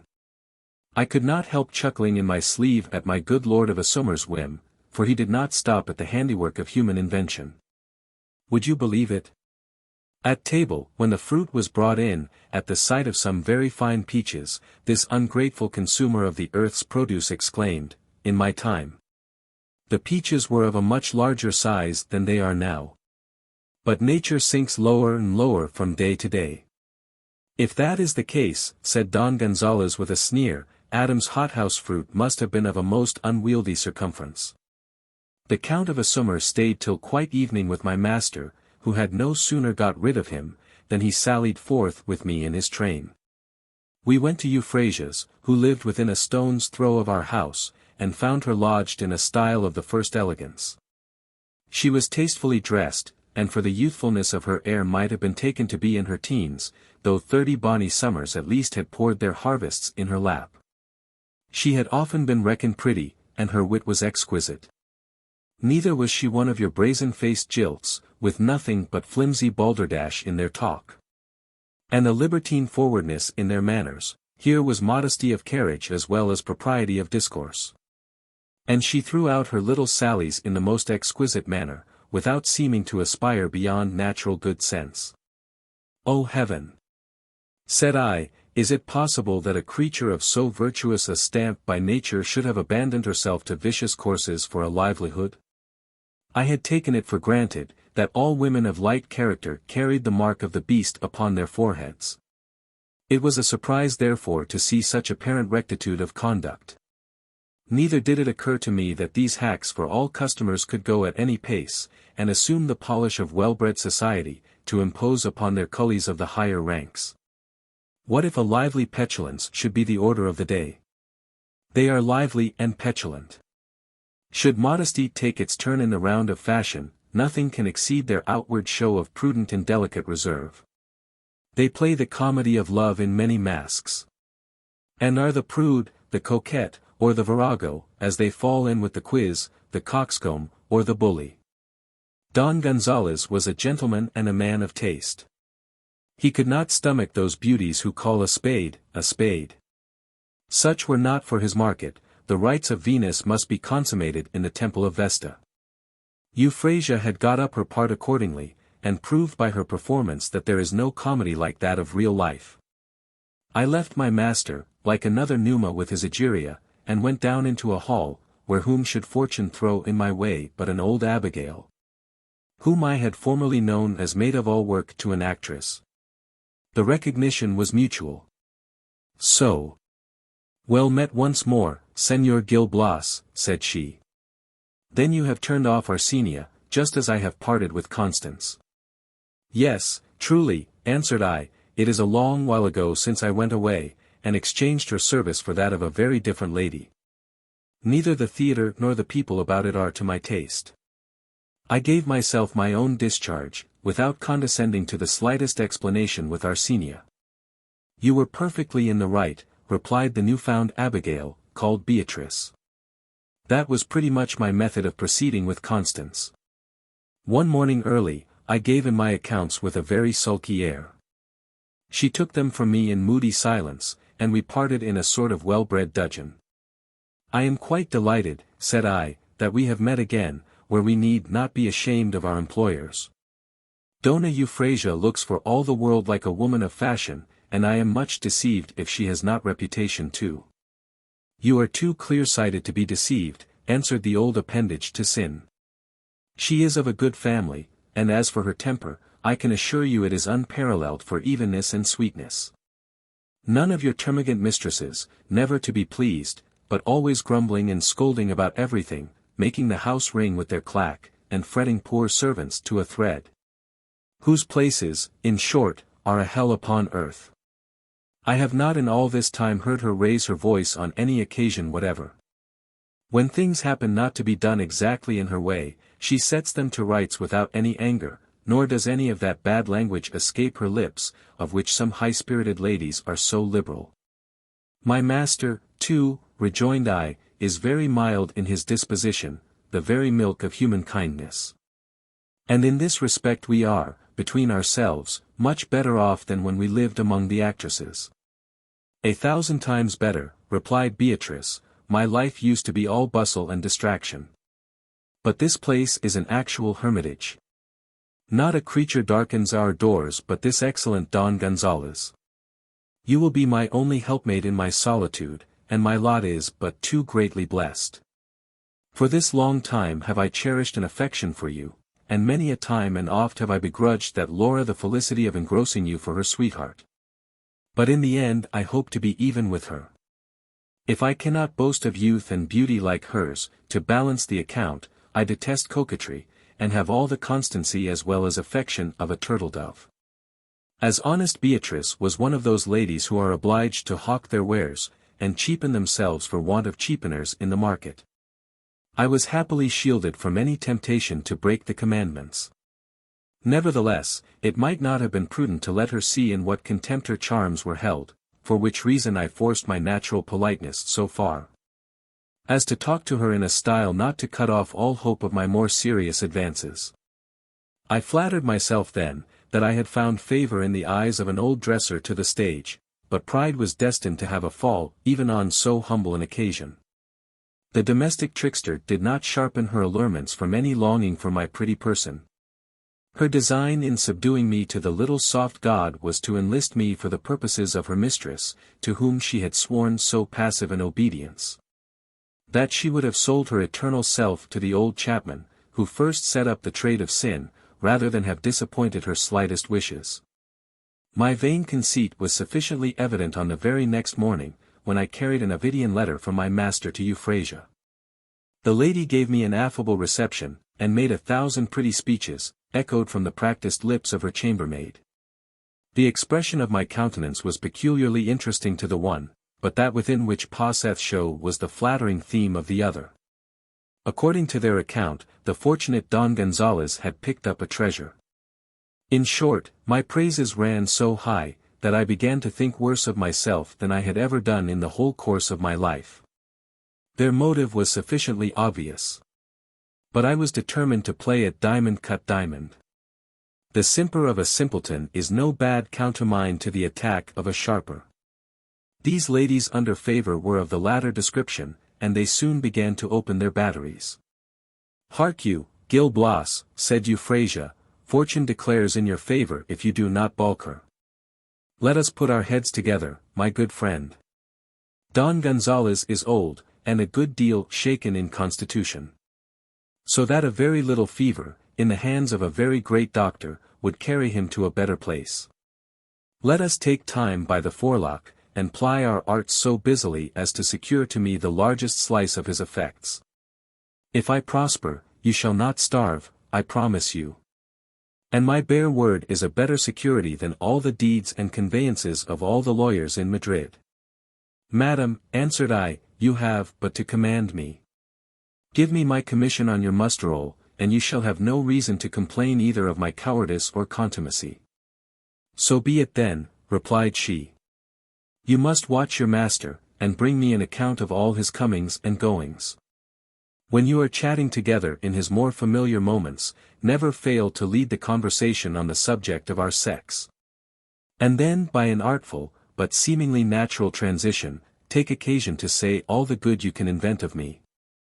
Ring Euphrasia in his ears till all the house re-echoes. I would counsel you besides to keep a wary eye on all that passes in the Pacheco family. If you catch any relation of Don Gonzalez sneaking about him, with a design on the inheritance, bring me word instantly, that is all you have to do, and trust me for sinking, burning, and destroying him in less than no time. I have ferreted out the weak side of all your master's relations long ago, they are each of them to be made ridiculous in some shape or other. So that the nephews and cousins, after sitting to me for their portraits, are already turned with their faces to the wall. It was evident by these instructions, with many more to the same time and tune, that Euphrasia was one of those ladies whose partialities all lean to the side of elderly enamorados, with more money than wit. Not long before, Don Gonzalez, who could refuse nothing to the tender passion, had sold an estate, and she pocketed the cash. Not a day passed but she got some little personal remembrance out of him. And besides all this, a corner of his will was the ultimate object of her speculation. I affected to engage hand over head in their infamous plot. And if I must confess all without mental reservation, it was almost a moot point, on my return home, on which side of the cause I should take a brief. There was on either a profitable alternative. Whether to join in fleecing my master, or to merit his gratitude by rescuing him from the plunderers. Conscience, however, seemed to have some little concern in the determination. It was quite ridiculous to choose the bypath of villainy, when there was a better toll to be taken on the highway of honesty. Besides, Euphrasia had dealt too much in generals. An arithmetical definition of so much for so much has more meaning in it than all the wealth of the Indies, and to this shrewd reflection, perhaps, was owing my uncorrupted probity. Thus did I resolve to signalize my zeal in the service of Don Gonzalez, in the persuasion that if I was lucky enough to disgust the worshipper by befouling his idol, it would turn to very good account. On a statement of debtor and creditor between the right and the wrong side of the action, the money balance was visibly in favor of virtue. Not to mention the delights of a fair and irreproachable character. If vice so often assumes the semblance of its contrary, why should not hypocrisy now and then change sides for variety? I held myself up to Euphrasia for a thorough swindler. She was dupe enough to believe that I was incessantly talking of her to my master, and thereupon I wove a tissue of frippery and falsehood, which imposed on her for sterling truth. She had so completely given herself up to my insinuations, as to believe me her convert, her disciple, her confederate. The better still to carry on this fraud upon fraud, I affected to languish for Beatrice, and she, in ecstasy at her age to see a young fellow at her skirts, did not much trouble herself about my sincerity, if I did but play my part with vigor and address. When we were in the presence of our princesses, my master in the parlor and myself in the kitchen, the effect was that of two different pictures, but of the same school. Don Gonzalez, dry as touchwood, with all its inflammability, and nothing but its smother, seemed a fitter subject for extreme unction than for amorous parley. While my little pet, in proportion to the violence of my flame, niggled, nudged, toyed, and romped, like a schoolgirl in vacation. And no wonder she knew her lesson so pat, for the old coquette had been upwards of 40 years in the form. She had finished her studies under certain professors of gallantry, whose art of pleasing becomes the more critical by practice. Till they die under the accumulated experience of 2 or 3 generations. It was not enough for me to go every evening with my master to Euphrasia's, it was sometimes my lounge even in daytime. But let me pop my head in at what hour I would, that forbidden creature man was never there, nor even a woman of any description, that might not be just as easily expressed as understood. There was not the least loophole for a paramour. A circumstance not a little perplexing to one who could not readily believe, that so pretty a bale of goods could submit to a strict monopoly, by such a dealer as Don Gonzalez. This opinion undoubtedly was formed on a near acquaintance with female nature, as will be apparent in the sequel. For the fair Euphrasia, while waiting for my master's translation, fortified herself with patience in the arms of a lover, with some little fellow feeling for the frailties of her age. One morning I was carrying, according to custom, a note to this peerless pattern of perfection. There certainly were, or I was not standing in the room, the feet of a man ensconced behind the tapestry. Out slunk I, just as if I had no eyes in my head. Yet, though such a discovery was nothing but what might have been expected, neither was the piper to be paid out of my pocket, my feelings were a good deal staggered at the breach of faith. Ah, traitress, exclaimed I, with virtuous indignation, abandoned Euphrasia. Not satisfied to humbug a silly old gentleman with a tale of love, you share his property in your person with another, and add profligacy to dissimulation. But to be sure, on afterthoughts, I was but a greenhorn when I took on so for such a trivial occurrence. It was rather a subject for mirth than for moral reflection, and perfectly justified by the way of the world. The languid, embargoed commerce of my master's amorous moments had need be filliped by a trade in some more merchantable wares. At all events it would have been better to have held my tongue, than to have laid hold on such an opportunity of playing the faithful servant. But instead of tempering my zeal with discretion, nothing would serve the turn but taking up the wrongs of Don Gonzalez in the spirit of chivalry. On this high principle, I made a circumstantial report of what I had seen, with the addition of the attempt made by Euphrasia to seduce me from my good faith. I gave it in her own words without the least reserve, and put him in the way of knowing all that was to be known of his mistress. He was struck all in a heap by my intelligence, and a faint flash of indignation on his faded cheek seemed to give security that the lady's infidelity would not go unpunished. "Enough, Gil Blas," said he, "I am infinitely obliged by your attachment to my service, and your probity is very acceptable to me. I will go to Euphrasia this very moment. I will overwhelm her with reproaches, and break at once with the ungrateful creature." With these words, he actually bent his way to the subject of his anger, and dispensed with my attendance. From the kind motive of sparing me the awkwardness which my presence during their explanation would have occasioned to my feelings, I longed for my master's return with all the impatience of an interested person. There could not be a doubt but that with his strong grounds of complaint, he would return completely disentangled from the snares of his nymph. In this thought I extolled and magnified myself for my good deed. What could be more flattering than the thanks of the kindred who were naturally to inherit after Don Gonzalez? When they should be informed that their relative was no longer the puppet of a figure dance so hostile to their interests. It was not to be supposed but that such a friend would be remembered, and that my merits would at last be distinguished from those of other serving men, who are usually more disposed to encourage their masters in licentiousness, than to draw them off to habits of decency. I was always of an aspiring temper, and thought to have passed for the Joseph or the Scipio of the servants' hall, but so fascinating an idea was only to be indulged for an hour or two. The founder of my fortunes came home. "My friend," said he, "I have had a very sharp brush with Euphrasia. She insists on it that you have trumped up a cock-and-bull story. If their word is to be taken, you are no better than an impostor, a hireling in the pay of my nephews, for whose sake you have set all your wits at work to bring about a quarrel between her and me. I have seen the real tears, made of water, run down in floods from her poor dear eyes. She has vowed to me as solemnly as if I had been her confessor, that she never made any overtures to you in her life, and that she does not know what man is. Beatrice, who seems a simple, innocent sort of girl, is exactly in the same story, so that I could not but believe them and be pacified, whether I would or no." "How then, sir?" interrupted I, in accents of undissembled sorrow, "do you question my sincerity? Do you distrust?" "No, my good lad," interrupted he again in his turn, "I will do you ample justice.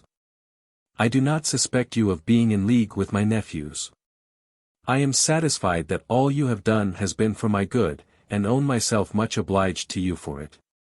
But appearances are apt to mislead, so that perhaps you did not see in reality what you took it into your head that you saw. And in that case, only consider yourself how offensive your charge must be to Euphrasia. Yet, let that be as it will, she is a creature whom I cannot help loving in spite of my senses. So that the sacrifice she demands must be made, and that sacrifice is no less than your dismission. I lament it very much, my poor dear Gil Blas, and if that will be any satisfaction to you, my consent was wrung from me most unwillingly, but there was no saying nay. With one thing, however, you may comfort yourself, you shall not be sent away with empty pockets. Nay, more, I mean to turn you over to a lady of my acquaintance, where you will live to your liking." I was not a little mortified to find all my noble acts and motives end in my own confusion. I gave a left-handed blessing to Euphrasia, and wept over the weakness of Don Gonzalez, to be so foolishly infatuated by her.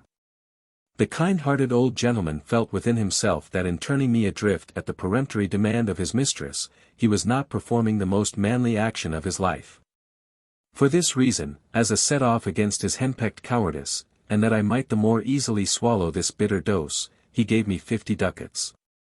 And took me with him next morning to the Marchioness of Chaves, telling that lady before my face, that I was a young man of unexceptionably good character, and very high in his good graces. But that as certain family reasons prevented him from continuing me on his own establishment, he should esteem it as a favor if she would take me on hers. After such an introduction, I was retained at once as her appendage, and found myself, I scarcely knew how, established in another household. Chapter 8. The Marchioness of Chaves, her character, and that of her company. The Marchioness of Chaves was a widow of 35, tall, handsome, and well-proportioned. She enjoyed an income of 10,000 ducats, without the encumbrance of a nursery. I never met with a lady of fewer words, nor one of a more solemn aspect. Yet this exterior did not prevent her from being set up as the cleverest woman in all Madrid. Her great assemblies, attended by people of the first quality, and by men of letters who made a coffee-house of her apartments, contributed perhaps more than anything she said to give her the reputation she had acquired. But this is a point on which it is not my province to decide. I have only to relate as her historian, that her name carried with it the idea of superior genius, and that her house was called, to distinguish it from the ordinary societies in town, the fashionable institution for literature, taste, and science. In point of fact, not a day passed, but there were readings there, sometimes of dramatic pieces, and sometimes in other branches of poetry. But the subjects were always selected from the graver muses, wit and humor were held in the most sovereign contempt. Comedy, however spirited, a novel, however pointed in its satire or ingenious in its fable, such light productions as these were treated as weak efforts of the brain, without the slightest claim to patronage. Whereas, on the contrary, the most microscopical work in the serious style, whether ode, pastoral, or sonnet, was trumpeted to the skies as the most illustrious effort of a learned and poetical age. It not unfrequently fell out, that the public reversed the decrees of this chancery for genius, nay, they had sometimes the gross ill-breeding to hiss the very pieces which had been sanctioned by this court of criticism. I was chief manager of the establishment, and my office consisted in getting the drawing-room ready to receive the company, in setting the chairs in order for the gentlemen, and the sofas for the ladies. After which, I took my station on the landing-place to bawl out the names of the visitors as they came upstairs, and usher them into the circle. The first day, an old piece of family furniture, who was stationed by my side in the antechamber, gave me their description with some humor, after I had shown them into the room. His name was Andrew Molina. He had a good deal of mother's wit, with a flowing vein of satire, much gravity of sarcasm, and a happy knack at hitting off characters. The first comer was a bishop. I roared out his lordship's name, and as soon as he was gone in, my nomenclator told me, that prelate is a very curious gentleman.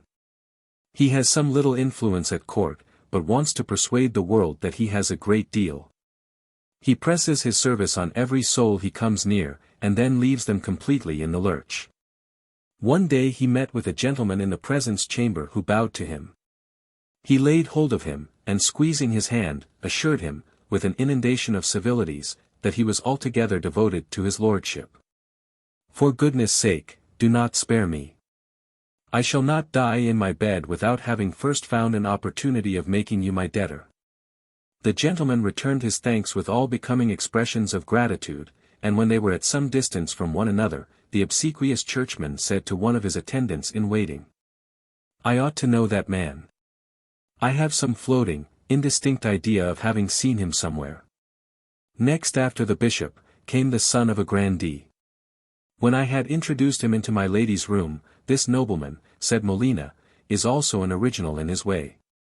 You are to take notice that he often pays a visit, for the express purpose of talking over some urgent business with the friend on whom he calls, and goes away again without once thinking on the topic he came solely to discuss. But," added my showman on the sight of two ladies, "here are Dona Angela de Penafiel and Dona Margareta de Montalvan. This pair have not a feature of resemblance to each other. Dona Margareta prides herself on her philosophical acquirements.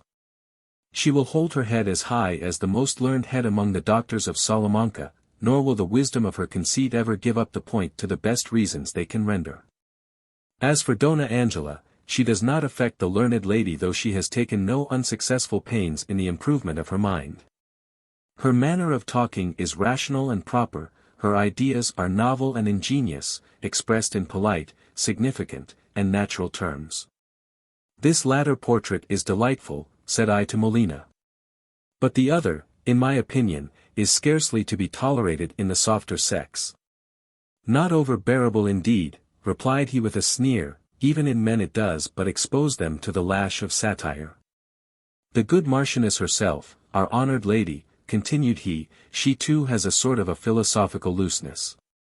There will be fine chopping of logic there today.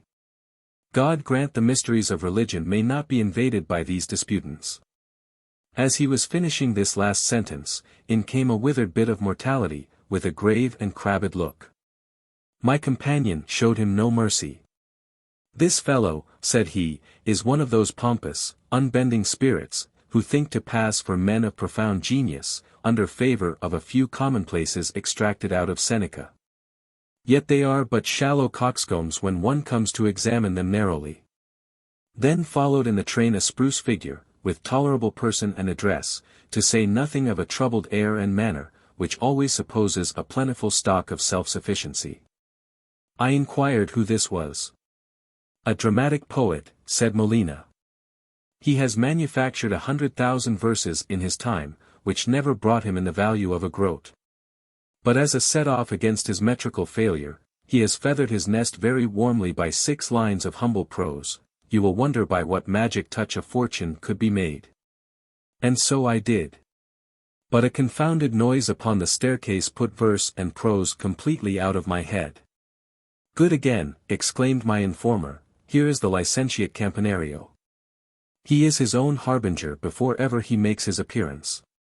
He sets out from the very street door in a continued volley of conversation, and you hear how the alarm is kept up till he makes his retreat.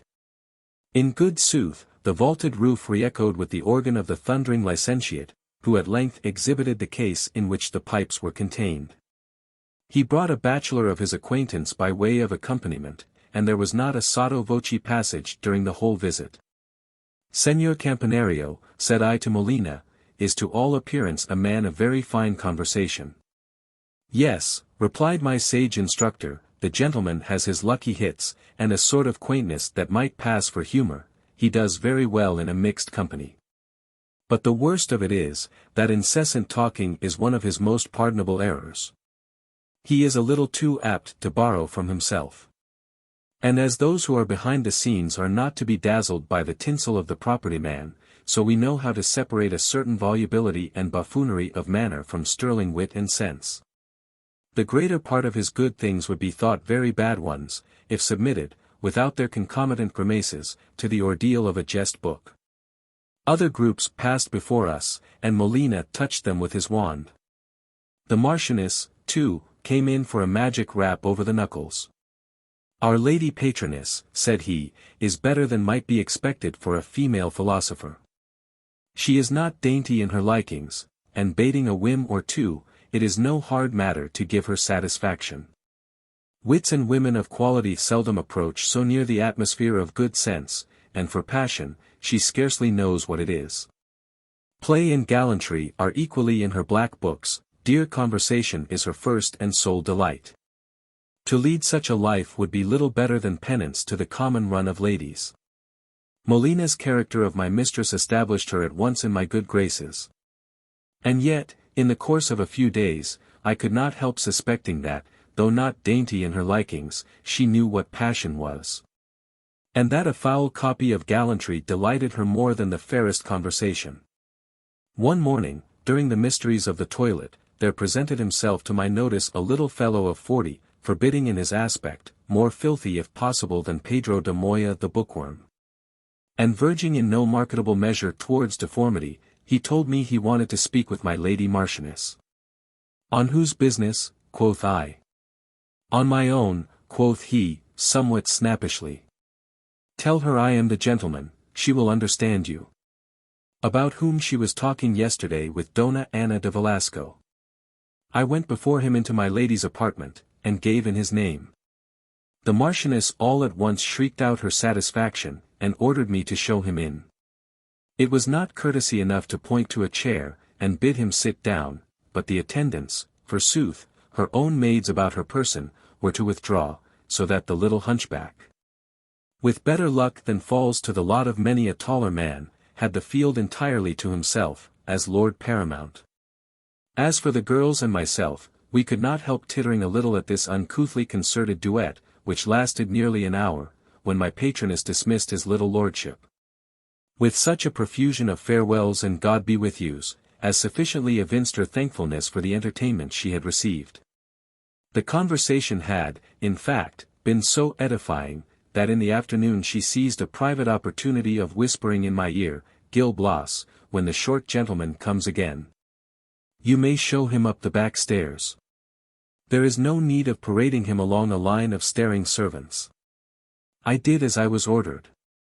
When this epitome of humanity knocked at the door, and that hour was no farther off than the next morning, we threaded all the by-passages to the place of assignation. I played the same modest part 2 or 3 times in the very innocence of my soul, without the most distant guess that the material system could form any part of their philosophy. But that hound-like snuff at an ill construction, with which the devil has armed the noses of the most charitable, put me on the scent of a very whimsical game. And I concluded either that the Marchioness had an odd taste, or that Crookback courted her as proxy to a better man. Faith and troth, thought I, with all the impertinence of a hasty opinion, if my mistress really likes a handsome fellow behind the curtain, all is well.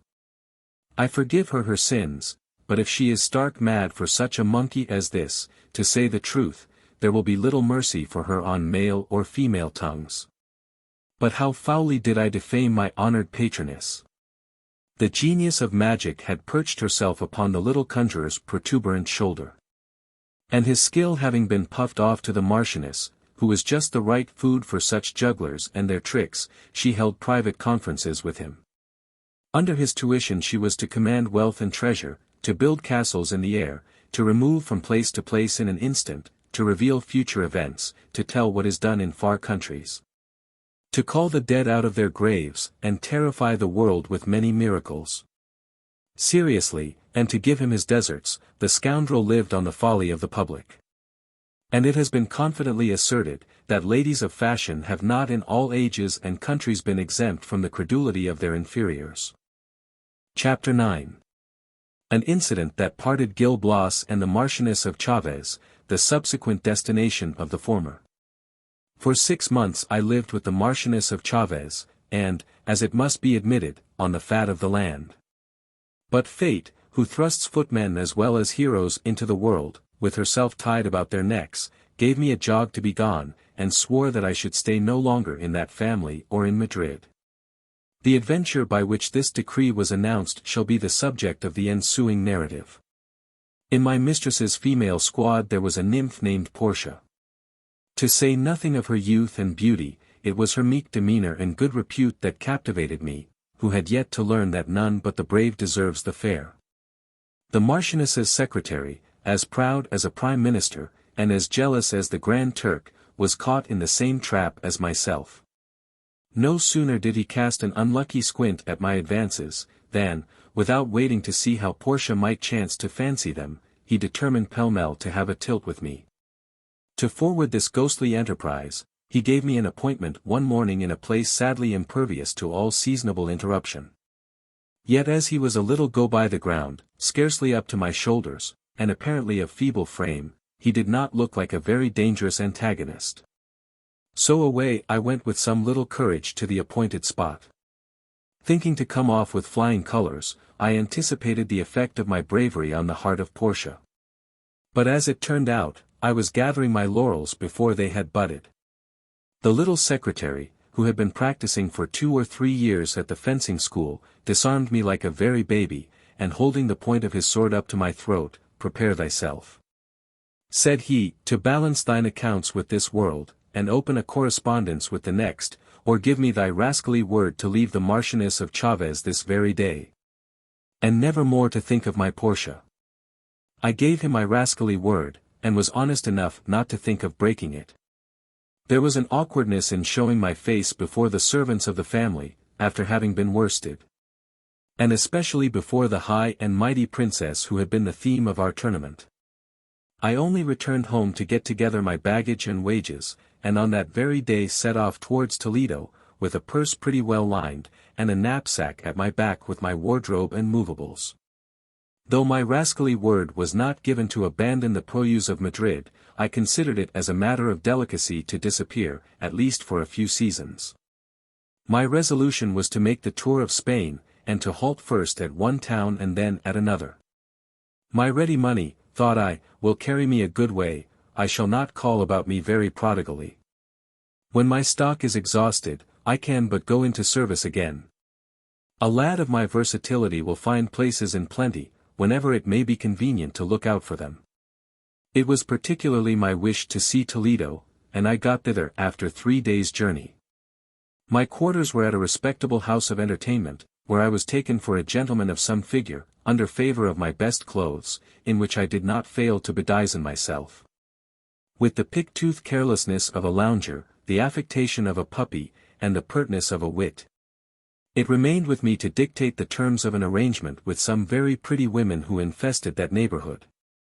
But, as a hint had been given me that the pocket was the high road to their good graces, my amorous enthusiasm was a little flattered, and, as it was no part of my plan to domesticate myself in any one place, after having seen all the lions at Toledo, I started one morning with the dawn, and took the road to Cuenca, intending to go to Aragon. On the second day I went into an inn which stood open to receive me by the roadside. Just as I was beginning to recruit the carnal department of my nature, in came a party belonging to the Holy Brotherhood. These gentlemen called for wine, and set in for a drinking bout.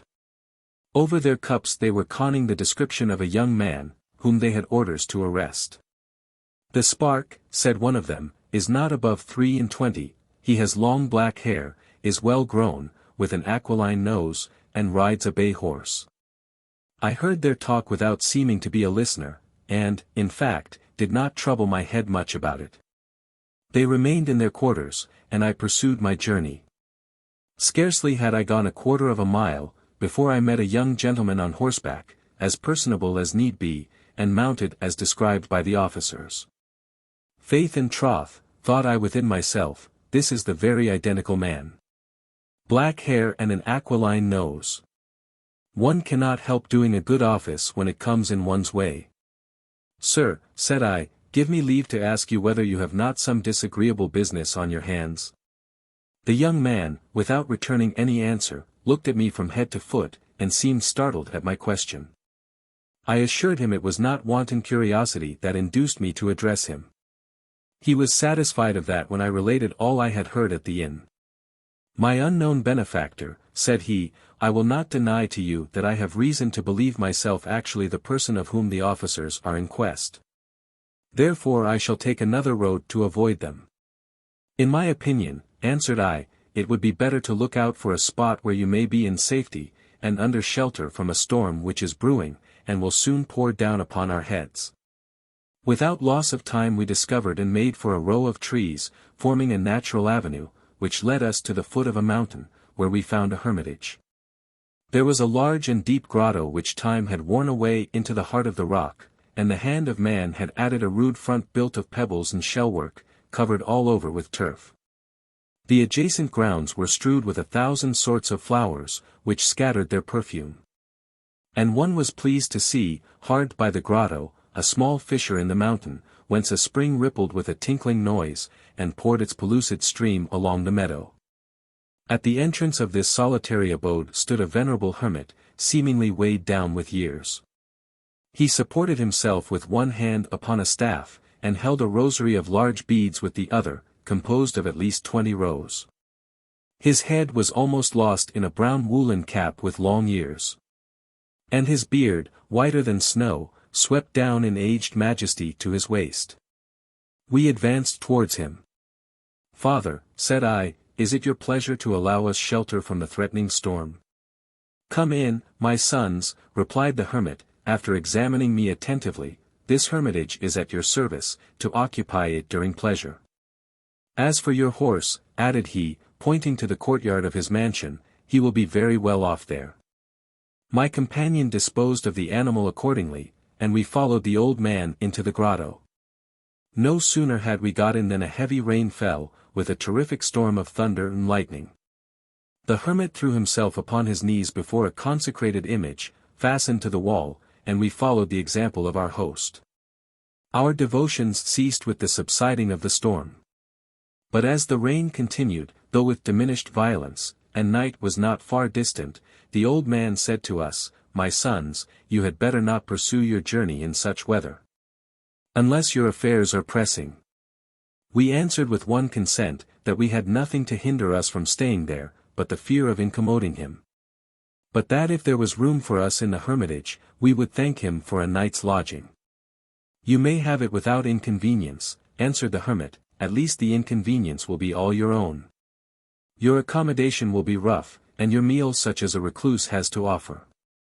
With this cordial welcome to a homely board, the holy personage seated us at a little table, and set before us a few vegetables, a crust of bread, and a pitcher of water. "My sons," resumed he, "you behold my ordinary fare, but today I will make a feast in hospitality towards you." So saying, he fetched a little cheese and some nuts, which he threw down upon the table. The young man, whose appetite was not keen, felt but little tempted by his entertainment. "I perceive," said the hermit to him, "that you are accustomed to better tables than mine, or rather that sensuality has vitiated your natural relish. I have been in the world like you. The utmost ingenuity of the culinary art, whether to stimulate or soothe the palate, was exerted by turns for my gratification. But since I have lived in solitude, my taste has recovered its simplicity. Now, vegetables, fruit, and milk, are my greatest dainties. In a word, I keep an antediluvian table." While he was haranguing after this fashion, the young man fell into a deep musing. The hermit was aware of his inattention. "My son," said he, "something weighs upon your spirits. May we not be informed what disturbs you? Open your heart to me. Curiosity is not my motive for questioning you, but charity, and a desire to be of service. I am at a time of life to give advice, and you perhaps are under circumstances to stand in need of it." "Yes, father," replied the gentleman with a sigh, "I doubtless do stand in need of it, and will follow yours, since you are so good as to offer it. I cannot suppose there is any risk in unbosoming myself to a man like you." "No, my son," said the old man, "you have nothing to fear, it is under more stately roofs that confidences are betrayed." On this assurance the cavalier began his story. Chapter 10. The History of Don Alfonso and the Fair Serafina. "I will attempt no disguise from you, my venerable friend, nor from this gentleman who completes my audience. After the generosity of his conduct towards me, I should be in the wrong to distrust him. You shall know my misfortunes from their beginning. I am a native of Madrid, and came into the world mysteriously. An officer of the German Guard, Baron Steinbach by name, returning home one evening, espied a bundle of fair linen at the foot of his staircase.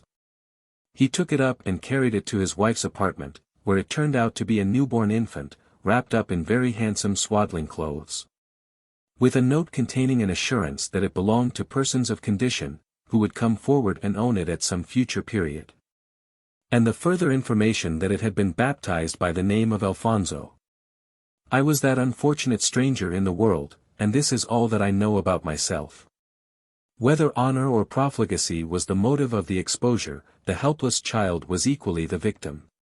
Whether my unhappy mother wanted to get rid of me, to conceal an habitual course of scandalous amours, or whether she had made a single deviation from the path of virtue with a faithless lover, and had been obliged to protect her fame at the expense of nature and the maternal feelings.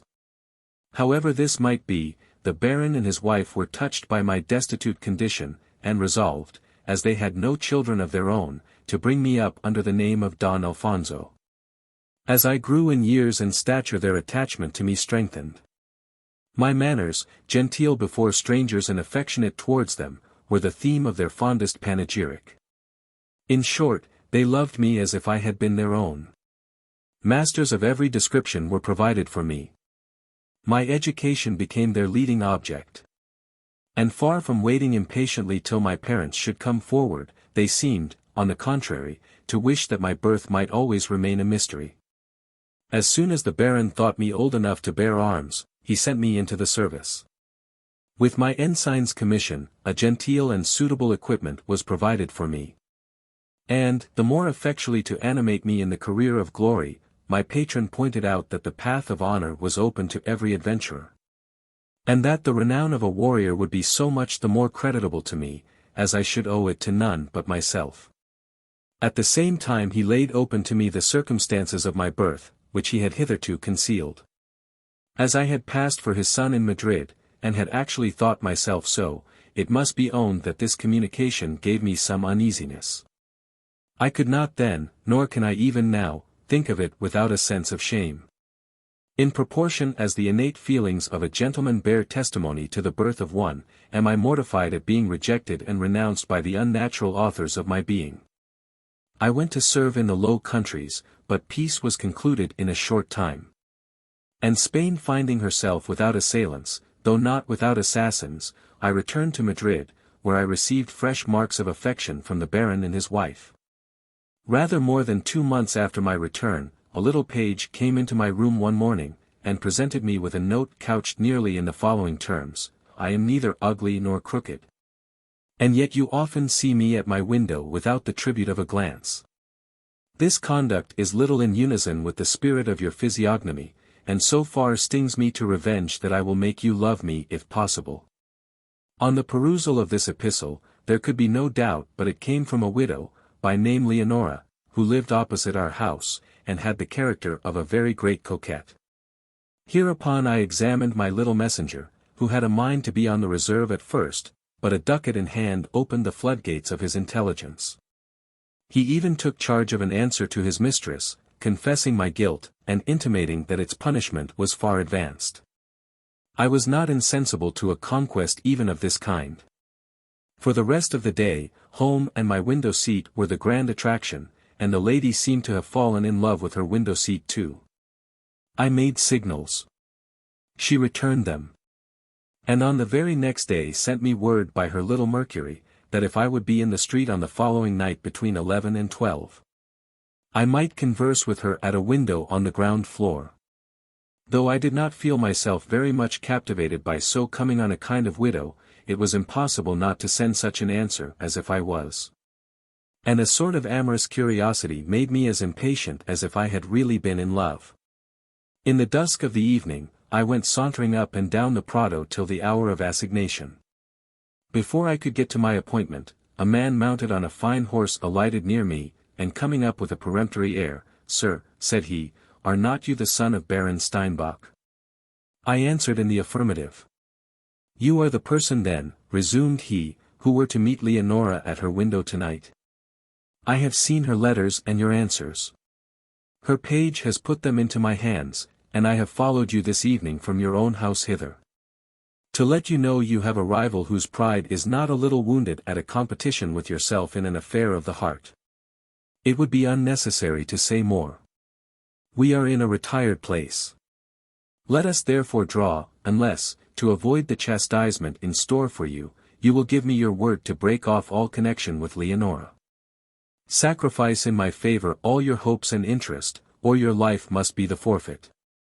It had been better, said I, to have ensured my generosity by good manners, than to extort my compliance by menaces. I might have granted to your request what I must refuse to this insolent demand. "Well then," resumed he, tying up his horse and preparing for the encounter, "let us settle our dispute like men. Little could a person of my condition have stomached the debasement of a request, to a man of your quality. 9 out of 10 in my rank would, under such circumstances, have taken their revenge on terms of less honor but more safety." I felt myself exasperated at this last insinuation, so that, seeing he had already drawn his sword, mine did not linger in the scabbard. We fell on one another with so much fury, that the engagement did not last long. Whether his attack was made with too much heat, or my skill in fencing was superior, he soon received a mortal wound. He staggered, and dropped dead upon the spot. In such a situation, having no alternative but an immediate escape, I mounted the horse of my antagonist, and went off in the direction of Toledo. There was no venturing to return to Baron Steinbach's, since, besides the danger of the attempt, the narrative of my adventure from my own mouth would only afflict him the more. So that nothing was so eligible as an immediate decampment from Madrid. Chewing the cud of my own melancholy reflection, I travelled onwards the remainder of the night and all the next morning. But about noon it became necessary to stop, both for the sake of my horse and to avoid the insupportable fierceness of the midday heat. I stayed in a village till sunset, and then, intending to reach Toledo without drawing bit, went on my way.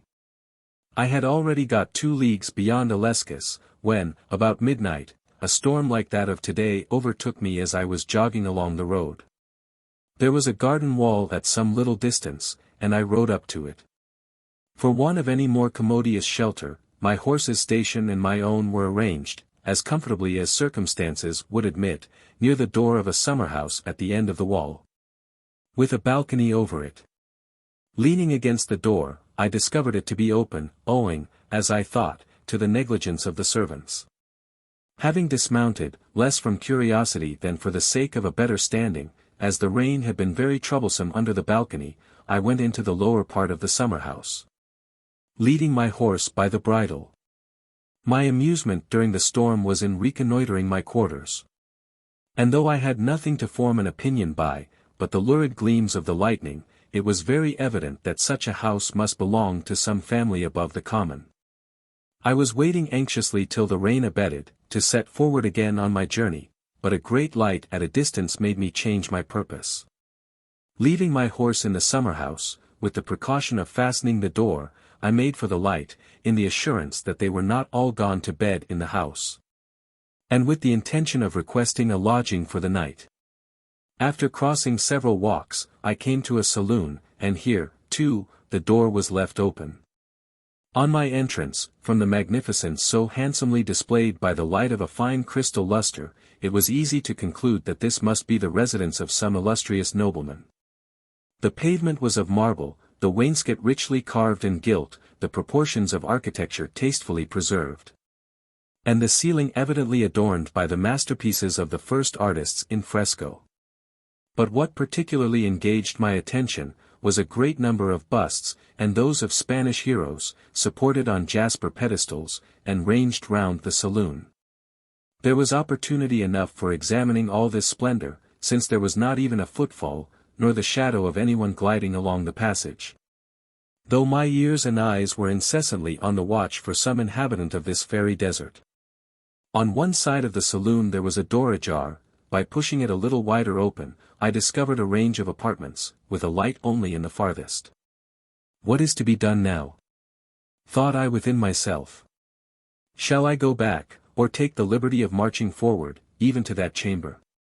To be sure, it was obvious that the most prudent step would be to make good my retreat. But curiosity was not to be repelled, or rather, to speak more truly, my star was in its ascendant. Advancing boldly from room to room, at length I reached that where the light was. It was a wax taper on a marble slab, in a magnificent candlestick. The first object that caught my eye was the gay furniture of this summer abode. But soon afterwards, casting a look towards a bed, of which the curtains were half undrawn on account of the heat, an object arrested my attention, which engrossed it with the deepest interest. A young lady, in spite of the thunderclaps which had been pealing round her, was sleeping there, motionless and undisturbed. I approached her very gently, and by the light of the taper I had seized, a complexion and features the most dazzling were submitted to my gaze. My spirits were all afloat at the discovery. A sensation of transport and delight came over me. But however my feelings might harass my own heart, my conviction of her high birth checked every presumptuous hope, and awe obtained a complete victory over desire. While I was drinking in floods of adoration at the shrine of her beauty, the goddess of my homage awoke. You may well suppose her consternation, at seeing a man, an utter stranger, in her bedchamber, and at midnight. She was terrified at this strange appearance, and uttered a loud shriek. I did my best to restore her composure, and throwing myself on my knees in the humblest posture, "Madam," said I, "fear nothing. My business here is not to hurt you." I was going on, but her alarm was so great that she was incapable of hearing my excuses. She called her women with a most vehement importunity, and as she could get no answer, she threw over her a thin nightgown at the foot of the bed, rushed rapidly out of the room, and darted into the apartments I had crossed, still calling her female establishment about her, as well as a younger sister whom she had under her care. I looked for nothing less than a posse of strapping footmen who were likely, without hearing my defense, to execute summary justice on so audacious a culprit. But by good luck, at least for me, her cries were to no purpose. They only roused an old domestic, who would have been but a sorry knight had any ravisher or magician invaded her repose. Nevertheless, assuming somewhat of courage from his presence, she asked me haughtily who I was, by what inlet and to what purpose I had presumptuously gained admission into her house. I began then to enter on my exculpation, and had no sooner declared that the open door of the summer-house in the garden had invited my entrance, than she exclaimed, as if thunderstruck, "Just heaven! What an idea darts across my mind!" As she uttered these words, she caught at the wax light on the table, then ran through all the apartments one after another, without finding either her attendants or her sister. She remarked, too, that all their personals and wardrobe were carried off. With such a comment on her hasty suspicions, she came up to me, and said, in the hurried accent of suspense and perturbation, "Traitor! Add not hypocrisy to your other crimes. Chance has not brought you hither. You are in the train of Don Ferdinand de Leyva, and are an accomplice in his guilt. But hope not to escape, there are still people enough about me to secure you."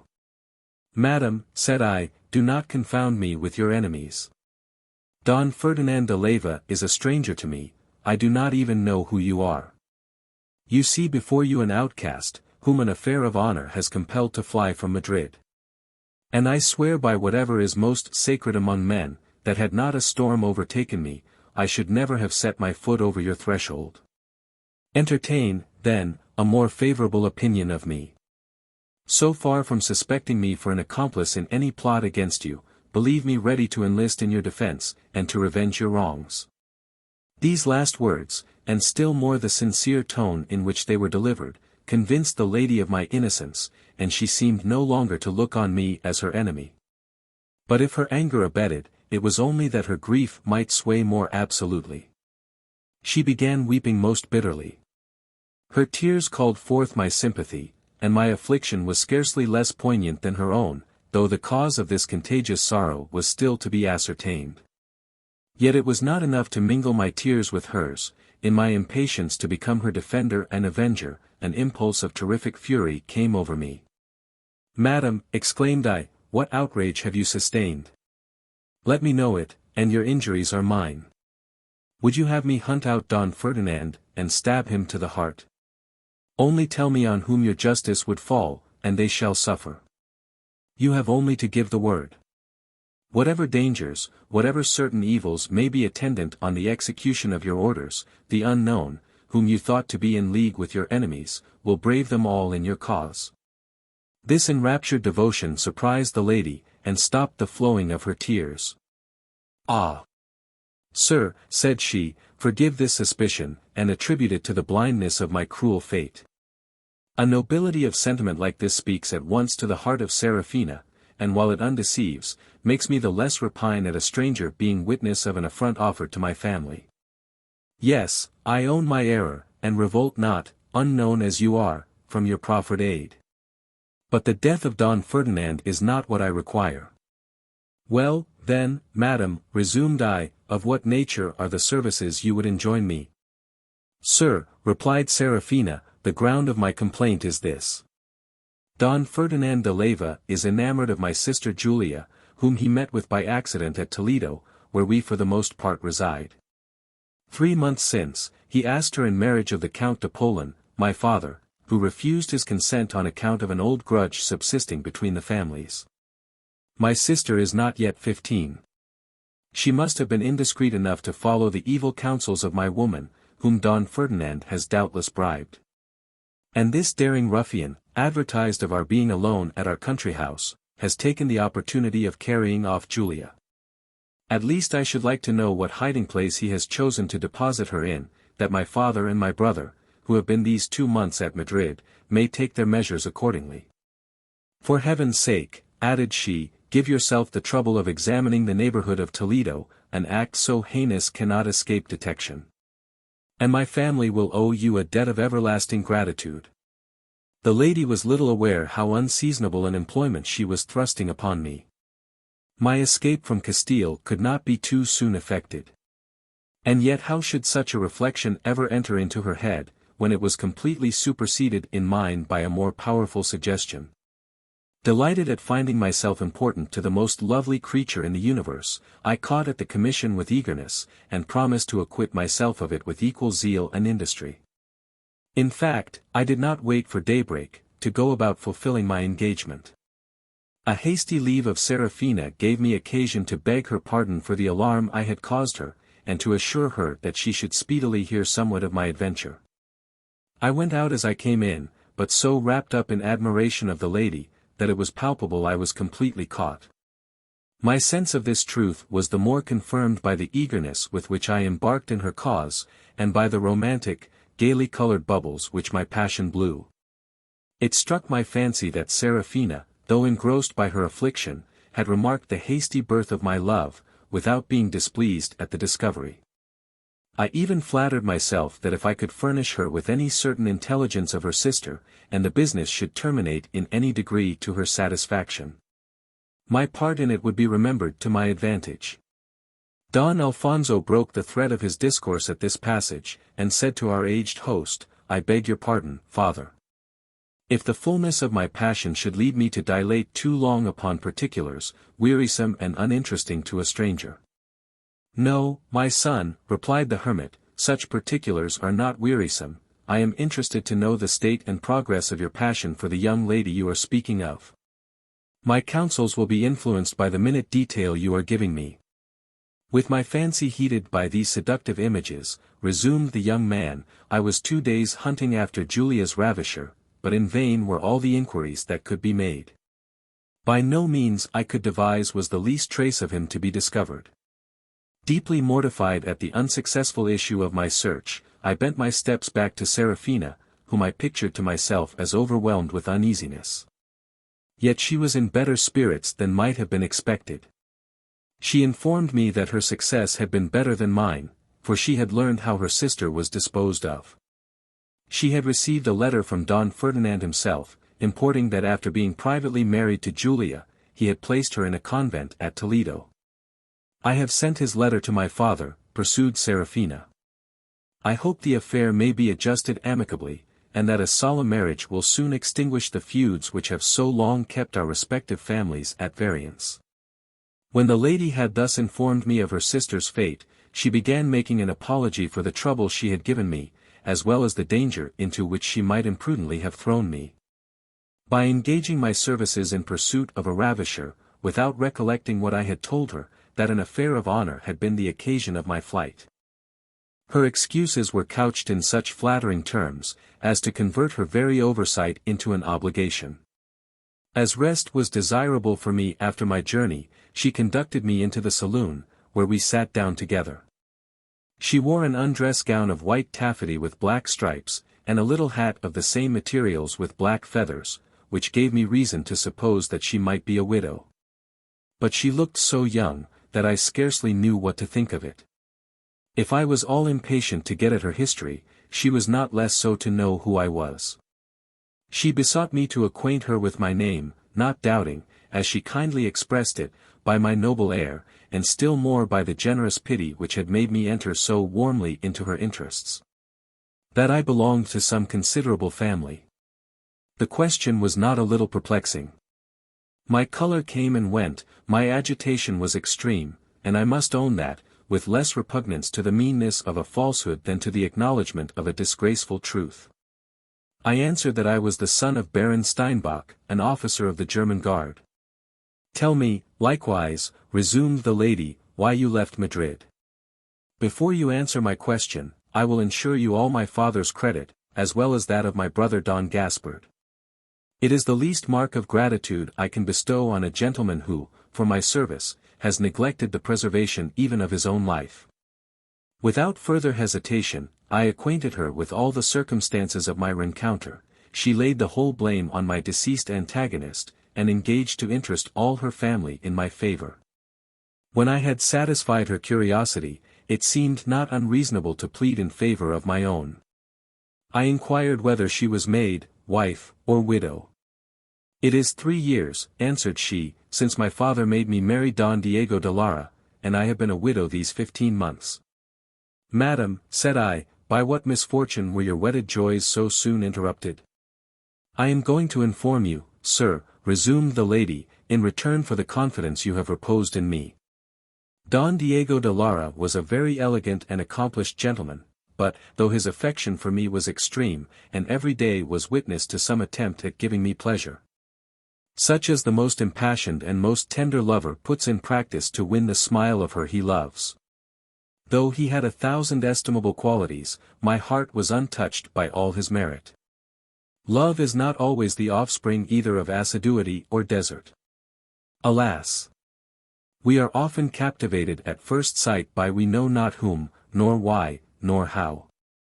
To love, then, was not in my power. More disconcerted than gratified by his repeated offices of tenderness, which I received with a forced courtesy, but without real pleasure, if I accused myself in secret of ingratitude, I still thought myself an object as much of pity as of censure. To his unhappiness and my own, his delicacy more than kept pace with his affection. Not an action or a speech of mine, but he unravelled all its hidden motives, and fathomed all my thoughts, almost before they arose. The inmost recesses of my heart were laid open to his penetration. He complained without ceasing of my indifference, and esteemed himself only so much the more unfortunate in not being able to please me, as he was well assured that no rival stood in his way. For I was scarcely 16 years old, and, before he paid his addresses to me, he had tampered with my woman, who had assured him that no one had hitherto attracted my attention. "Yes, Seraphina," he would often say, "I could have been contented that you had preferred some other to myself, and that there were no more fatal cause of your insensibility. My attentions and your own principles would get the better of such a juvenile prepossession. But I despair of triumphing over your coldness, since your heart is impenetrable to all the love I have lavished on you." Wearied with the repetition of the same strain, I told him that instead of disturbing his repose and mine by this excess of delicacy, he would do better in trusting to the effects of time. In fact, at my age, I could not be expected to enter into the refinements of so sentimental a passion, and Don Diego should have waited, as I warned him, for a riper period and more staid reflection.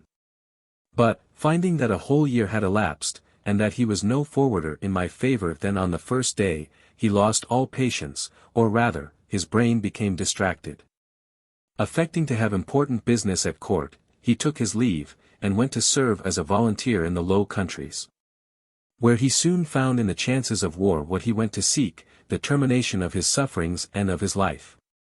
After the lady had finished her recital, her husband's uncommon character became the topic of our discourse.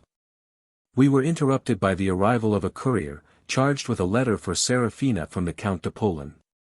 She begged my permission to read it. And as she went on, I observed her to grow pale, and to become dreadfully agitated. When she had finished, she raised her eyes upward, heaved a long sigh, and her face was in a moment bathed with her tears. Her sorrow sat heavily on my feelings. My spirits were greatly disturbed. And, as if it were a forewarning of the blow impending over my head, a death-like shudder crept through my frame, and my faculties were all benumbed. "Madam," said I, in accents half choked with apprehension, "may I ask of what dire events that letter brings the tidings?" "Take it, sir," answered Seraphina most dolefully, while she held out the letter to me. "Read for yourself what my father has written. Alas! You are but too deeply concerned in the contents."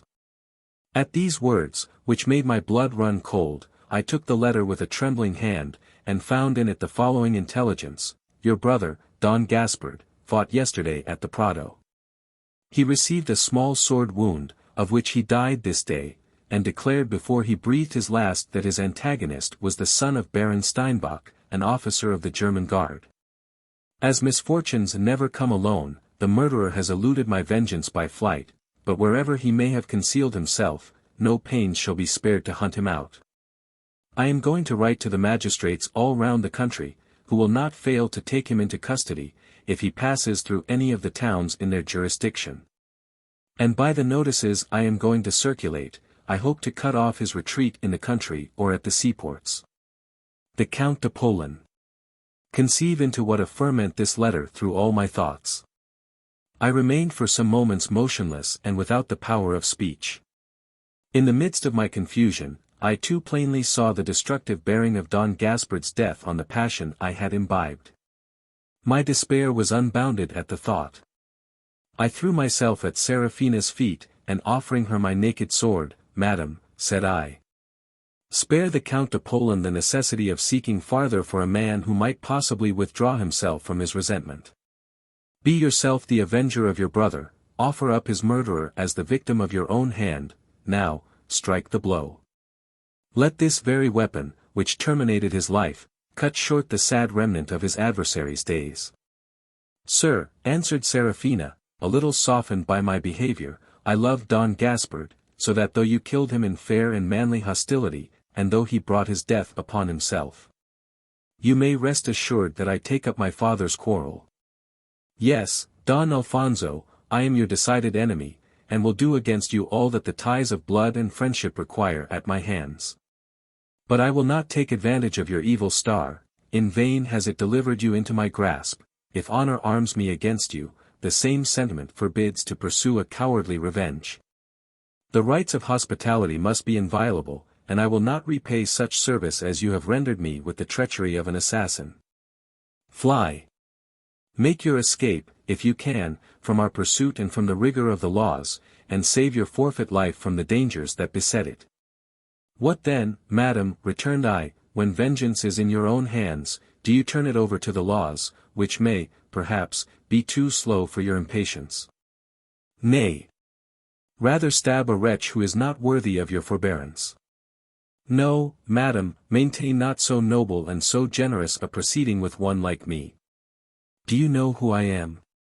All Madrid takes me for Baron Steinbach's son, yet am I nothing better than a foundling, whom he brought up from charity. I know not even who were guilty of my existence." "No matter," interrupted Seraphina, with precipitation, as if my last words had given her new uneasiness, "though you were the lowest of mankind I would do what honor bids." "Well, madam," said I, "since a brother's death is insufficient to excite your thirst after my blood, I will exasperate your hatred still farther by a new offense, of which I trust you will never pardon the boldness. I dote on you, I could not behold your charms without being dazzled by them, and, in spite of the cloud in which my destiny was enveloped, I had cherished the hope of being united to you. I was so infatuated by my passion, or rather by my pride, as to flatter myself that heaven, which perhaps conceals from me my birth in mercy, might discover it one day, and enable me without a blush to acquaint you with my real name. After this injurious avowal, can you hesitate a moment about punishing me?" "This rash declaration," replied the lady, "would doubtless prove offensive at any other season.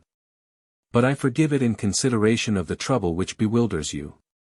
Besides, my own condition so engrosses me, as to render me deaf to any strange ideas that may escape you. Once more, Don Alfonso," added she, shedding tears, "begone far from a house which you have cast into mourning. Every moment of your longer stay adds pungency to my distress." "I no longer oppose your will, madam," returned I, preparing to take my leave. "Absence from you must then be my portion, but do not suppose that, anxious for the preservation of a life which has become hateful to you, I go to seek an asylum where I may be sheltered from your search. No, no, I bare my breast to your resentment. I shall wait with impatience at Toledo for the fate which you design me, and by surrendering at once to my pursuers, shall myself forward the completion of my miseries." At the conclusion of this speech I withdrew. My horse was returned to me, and I went to Toledo, where I abode 8 days, and really with so little care to conceal myself, that I know not how or why I have escaped an arrest. For I cannot suppose that the Count de Polan, whose whole soul is set on cutting off my retreat, should not have been aware that I was likely to pass through Toledo. Yesterday I left that town, where it should seem as if I was tired of my liberty, and without betaking myself to any fixed course of travelling, I came to this hermitage. Like a man who had no reason to be ashamed of showing himself. Such, Father, was the cause of my absence and distraction. I beseech you to assist me with your counsels. Chapter 11. The old hermit turns out an extraordinary genius, and Gil Blas finds himself among his former acquaintance. When Don Alfonso had concluded the melancholy recital of his misfortunes, the old hermit said to him, "My son, you have been excessively rash in tarrying so long at Toledo. I consider in a very different light from that you affect to place it in, what you have told me of your story, and your love for Serafina seems to me to be sheer madness. Take my word for it, you will do well to cancel that young lady from your remembrance, she never can be of your communion. Retreat like a skilful general, when you cannot act with effect on the offensive, and pursue your fortune on another field, where success may smile on your endeavors. You will be terribly out of luck to kill the brother of the next young lady who may chance to succeed this only possible object of your affection." He was going to add many other inducements to resignation, in such a case as Don Alfonso's, when we saw another hermit enter our retreat, with a well-stuffed wallet slung across his shoulders.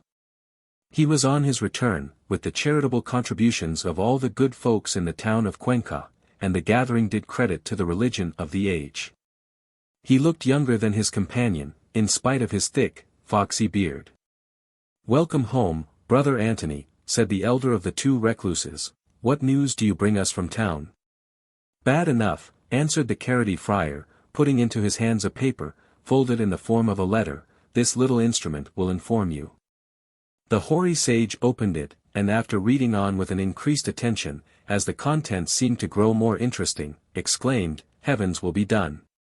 Since the combustion is anticipated, we have only to fall in with the humor of our fate. Let us change our dialect, Señor Don Alfonso," pursued he, addressing his discourse to my young companion. "You behold in me a man, like yourself, who has been a broad mark for the wantonness of fortune to take aim at. Word is sent me from Cuenca, a town at the distance of a league hence, that some backbiter has been blackening my fair fame in the esteem of justice.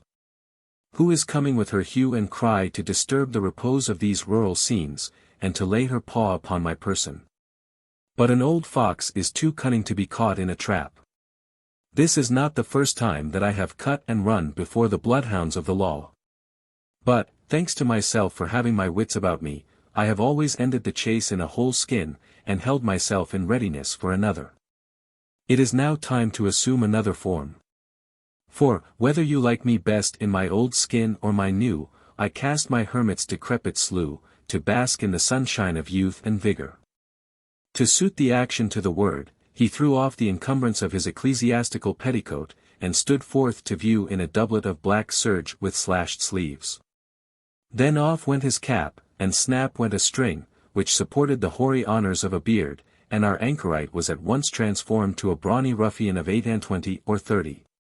Brother Antony, following a good example, discarded the outward show of religion, treated his fiery beard as the snowy one had been handled just before, and pulled out of an old worm-eaten trunk a sorry rag of a cassock, with which he invested his person. But what words can express my surprise, when Señor Don Raphael presented himself to my view, like a phoenix from the ashes of the old bead counter. To complete the trick of the pantomime, Brother Antony was turned into my faithful vassal and trusty squire, Ambrose de Lamela. "Here are miracles," exclaimed I, in a quandary. "As far as I can perceive, we are all hail fellow well met." "You never were more lucky in your life, Señor Gil Blas," said Don Raphael, with a brazen-faced good humor. "You have fallen among old friends when you least expected it. It must be owned you have a crow to pluck with us, but let the past be buried in oblivion, and thank heaven, here we are together again. Ambrose and I will serve under your banner. And let me tell you, you will have subalterns of no contemptible prowess. You may object to our morals, but they are better in the main than many a hypocrite's pretensions. We never assassinate, and rarely maltreat, and that in pure self-defense. The only liberty we take with society is to live at free quarters, and though robbery may be considered as containing some little spice of injustice, the necessity we labor under of committing it restores its equilibrium to the scale. Even join your fortune with ours, you will lead a life of hazard, but of variety. Our predatory peregrinations have every pastoral beauty except innocence, and the want of that is more than counterpoised by subtlety and stratagem. Not but, with all our forecast, a certain mechanical concatenation of second causes sometimes frustrates our best concerted projects, and drags our philosophy through the mire. But a ducking now and then only makes us swim the better. The seasons must all be taken in their turns, the blanks as well as the prizes must be drawn in the cheating lottery of life. Courteous stranger, pursued the pretended hermit, speaking to Don Alfonso, we extend the proposal of partnership to you. And it may be a question whether you will better yourself by rejecting it, in the lamentable condition of your affairs. For, to say nothing of the chance medley for which you are at hide and seek, your fortune is probably a little out at elbows. Most lamentably so, said Don Alfonso. And hence, since the truth must out, are my forebodings more dark than even my present evils. That is the very thing, replied Don Raphael. You were sent by our better genius to join the party. You will find no such good birth in the honest part of the world. Your wants will all be supplied, and you may laugh at the vigilance of your pursuers. There is not a corner in all Spain which we have not ferreted out, those who are always on the scamper see a great deal of the country. We are perfect connoisseurs in landscape, and affect Salvatore Rosa's rugged scenery. There we graze in peace and freedom, secure from the brutality of justice. Don Alfonso expressed himself very much obliged to them for their kind invitation. And finding neither money in his purse, nor contrivance to procure it in his pericranium, made up his mind at once not to stand upon punctilio with morality. I too was led into a looser course than agreed with my rigid principles, by a growing friendship for this young man, whom I could not find in my heart to abandon in so perilous an enterprise. We all four agreed to set off in a body, and never to part company. The question was put whether we should sound a retreat on the instant, or first give a peremptory summons to a flagon of excellent wine, which Brother Antony had invested by regular approaches at Cuenca the day before. But Raphael, a more experienced general than any of us, represented that the first thing to be done was to render our own camp impregnable. For which purpose he proposed that we should march all night, to gain a very thick wood between Villardiza and Almodovar, where we should halt, as in a friendly country, and recruit after the fatigues of the campaign. These general orders were approved of in council. Our lay hermits then went about packing up their baggage and provisions, which were swung in 2 bundles across the back of Don Alfonso's horse. We were not long in our preparations, after which we sheered off from the hermitage, leaving a rich booty to legal rapine in the saintly paraphernalia of the 2 hermits, including a white beard and a red one, 2 rickety bedsteads, a table without a leg, a chest without a bottom, 2 chairs without any seats, and an unmutilated image of Saint Pacamo. Our march was continued the whole night, and we began to chafe and feel other inconveniences, when at daybreak we hailed the wood where our toils were to end. Sailors after a long voyage worked the ship with double alacrity at the sight of their native land. So it was with us, we pushed forward, and got to our journey's end by sunrise. Dashing into the thickest of the wood, we pitched upon a retired and pleasant spot, where the turf was circled in by tall and branching oaks, whose gigantic limbs, interwoven over our heads, formed a natural vault, not to be penetrated even by noonday heat. We took the bridle off the horse to let him feed after he was unloaded. Then down we sat, pulling out of Brother Antony's wallet some large pieces of bread and good substantial slices of roast meat, at which we began pegging with all possible pertinacity.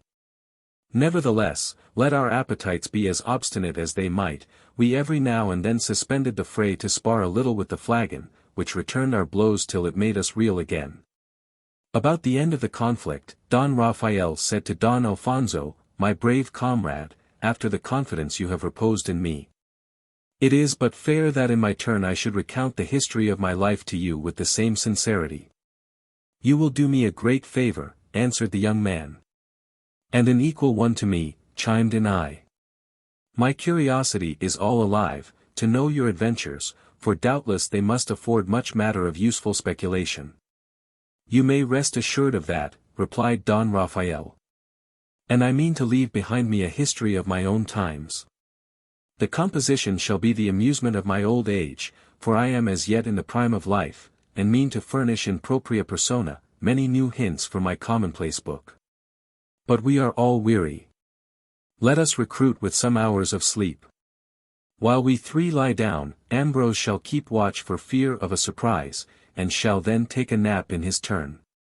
For though, to all appearance, we are here in perfect safety, it is always good to keep a sentry at the outposts.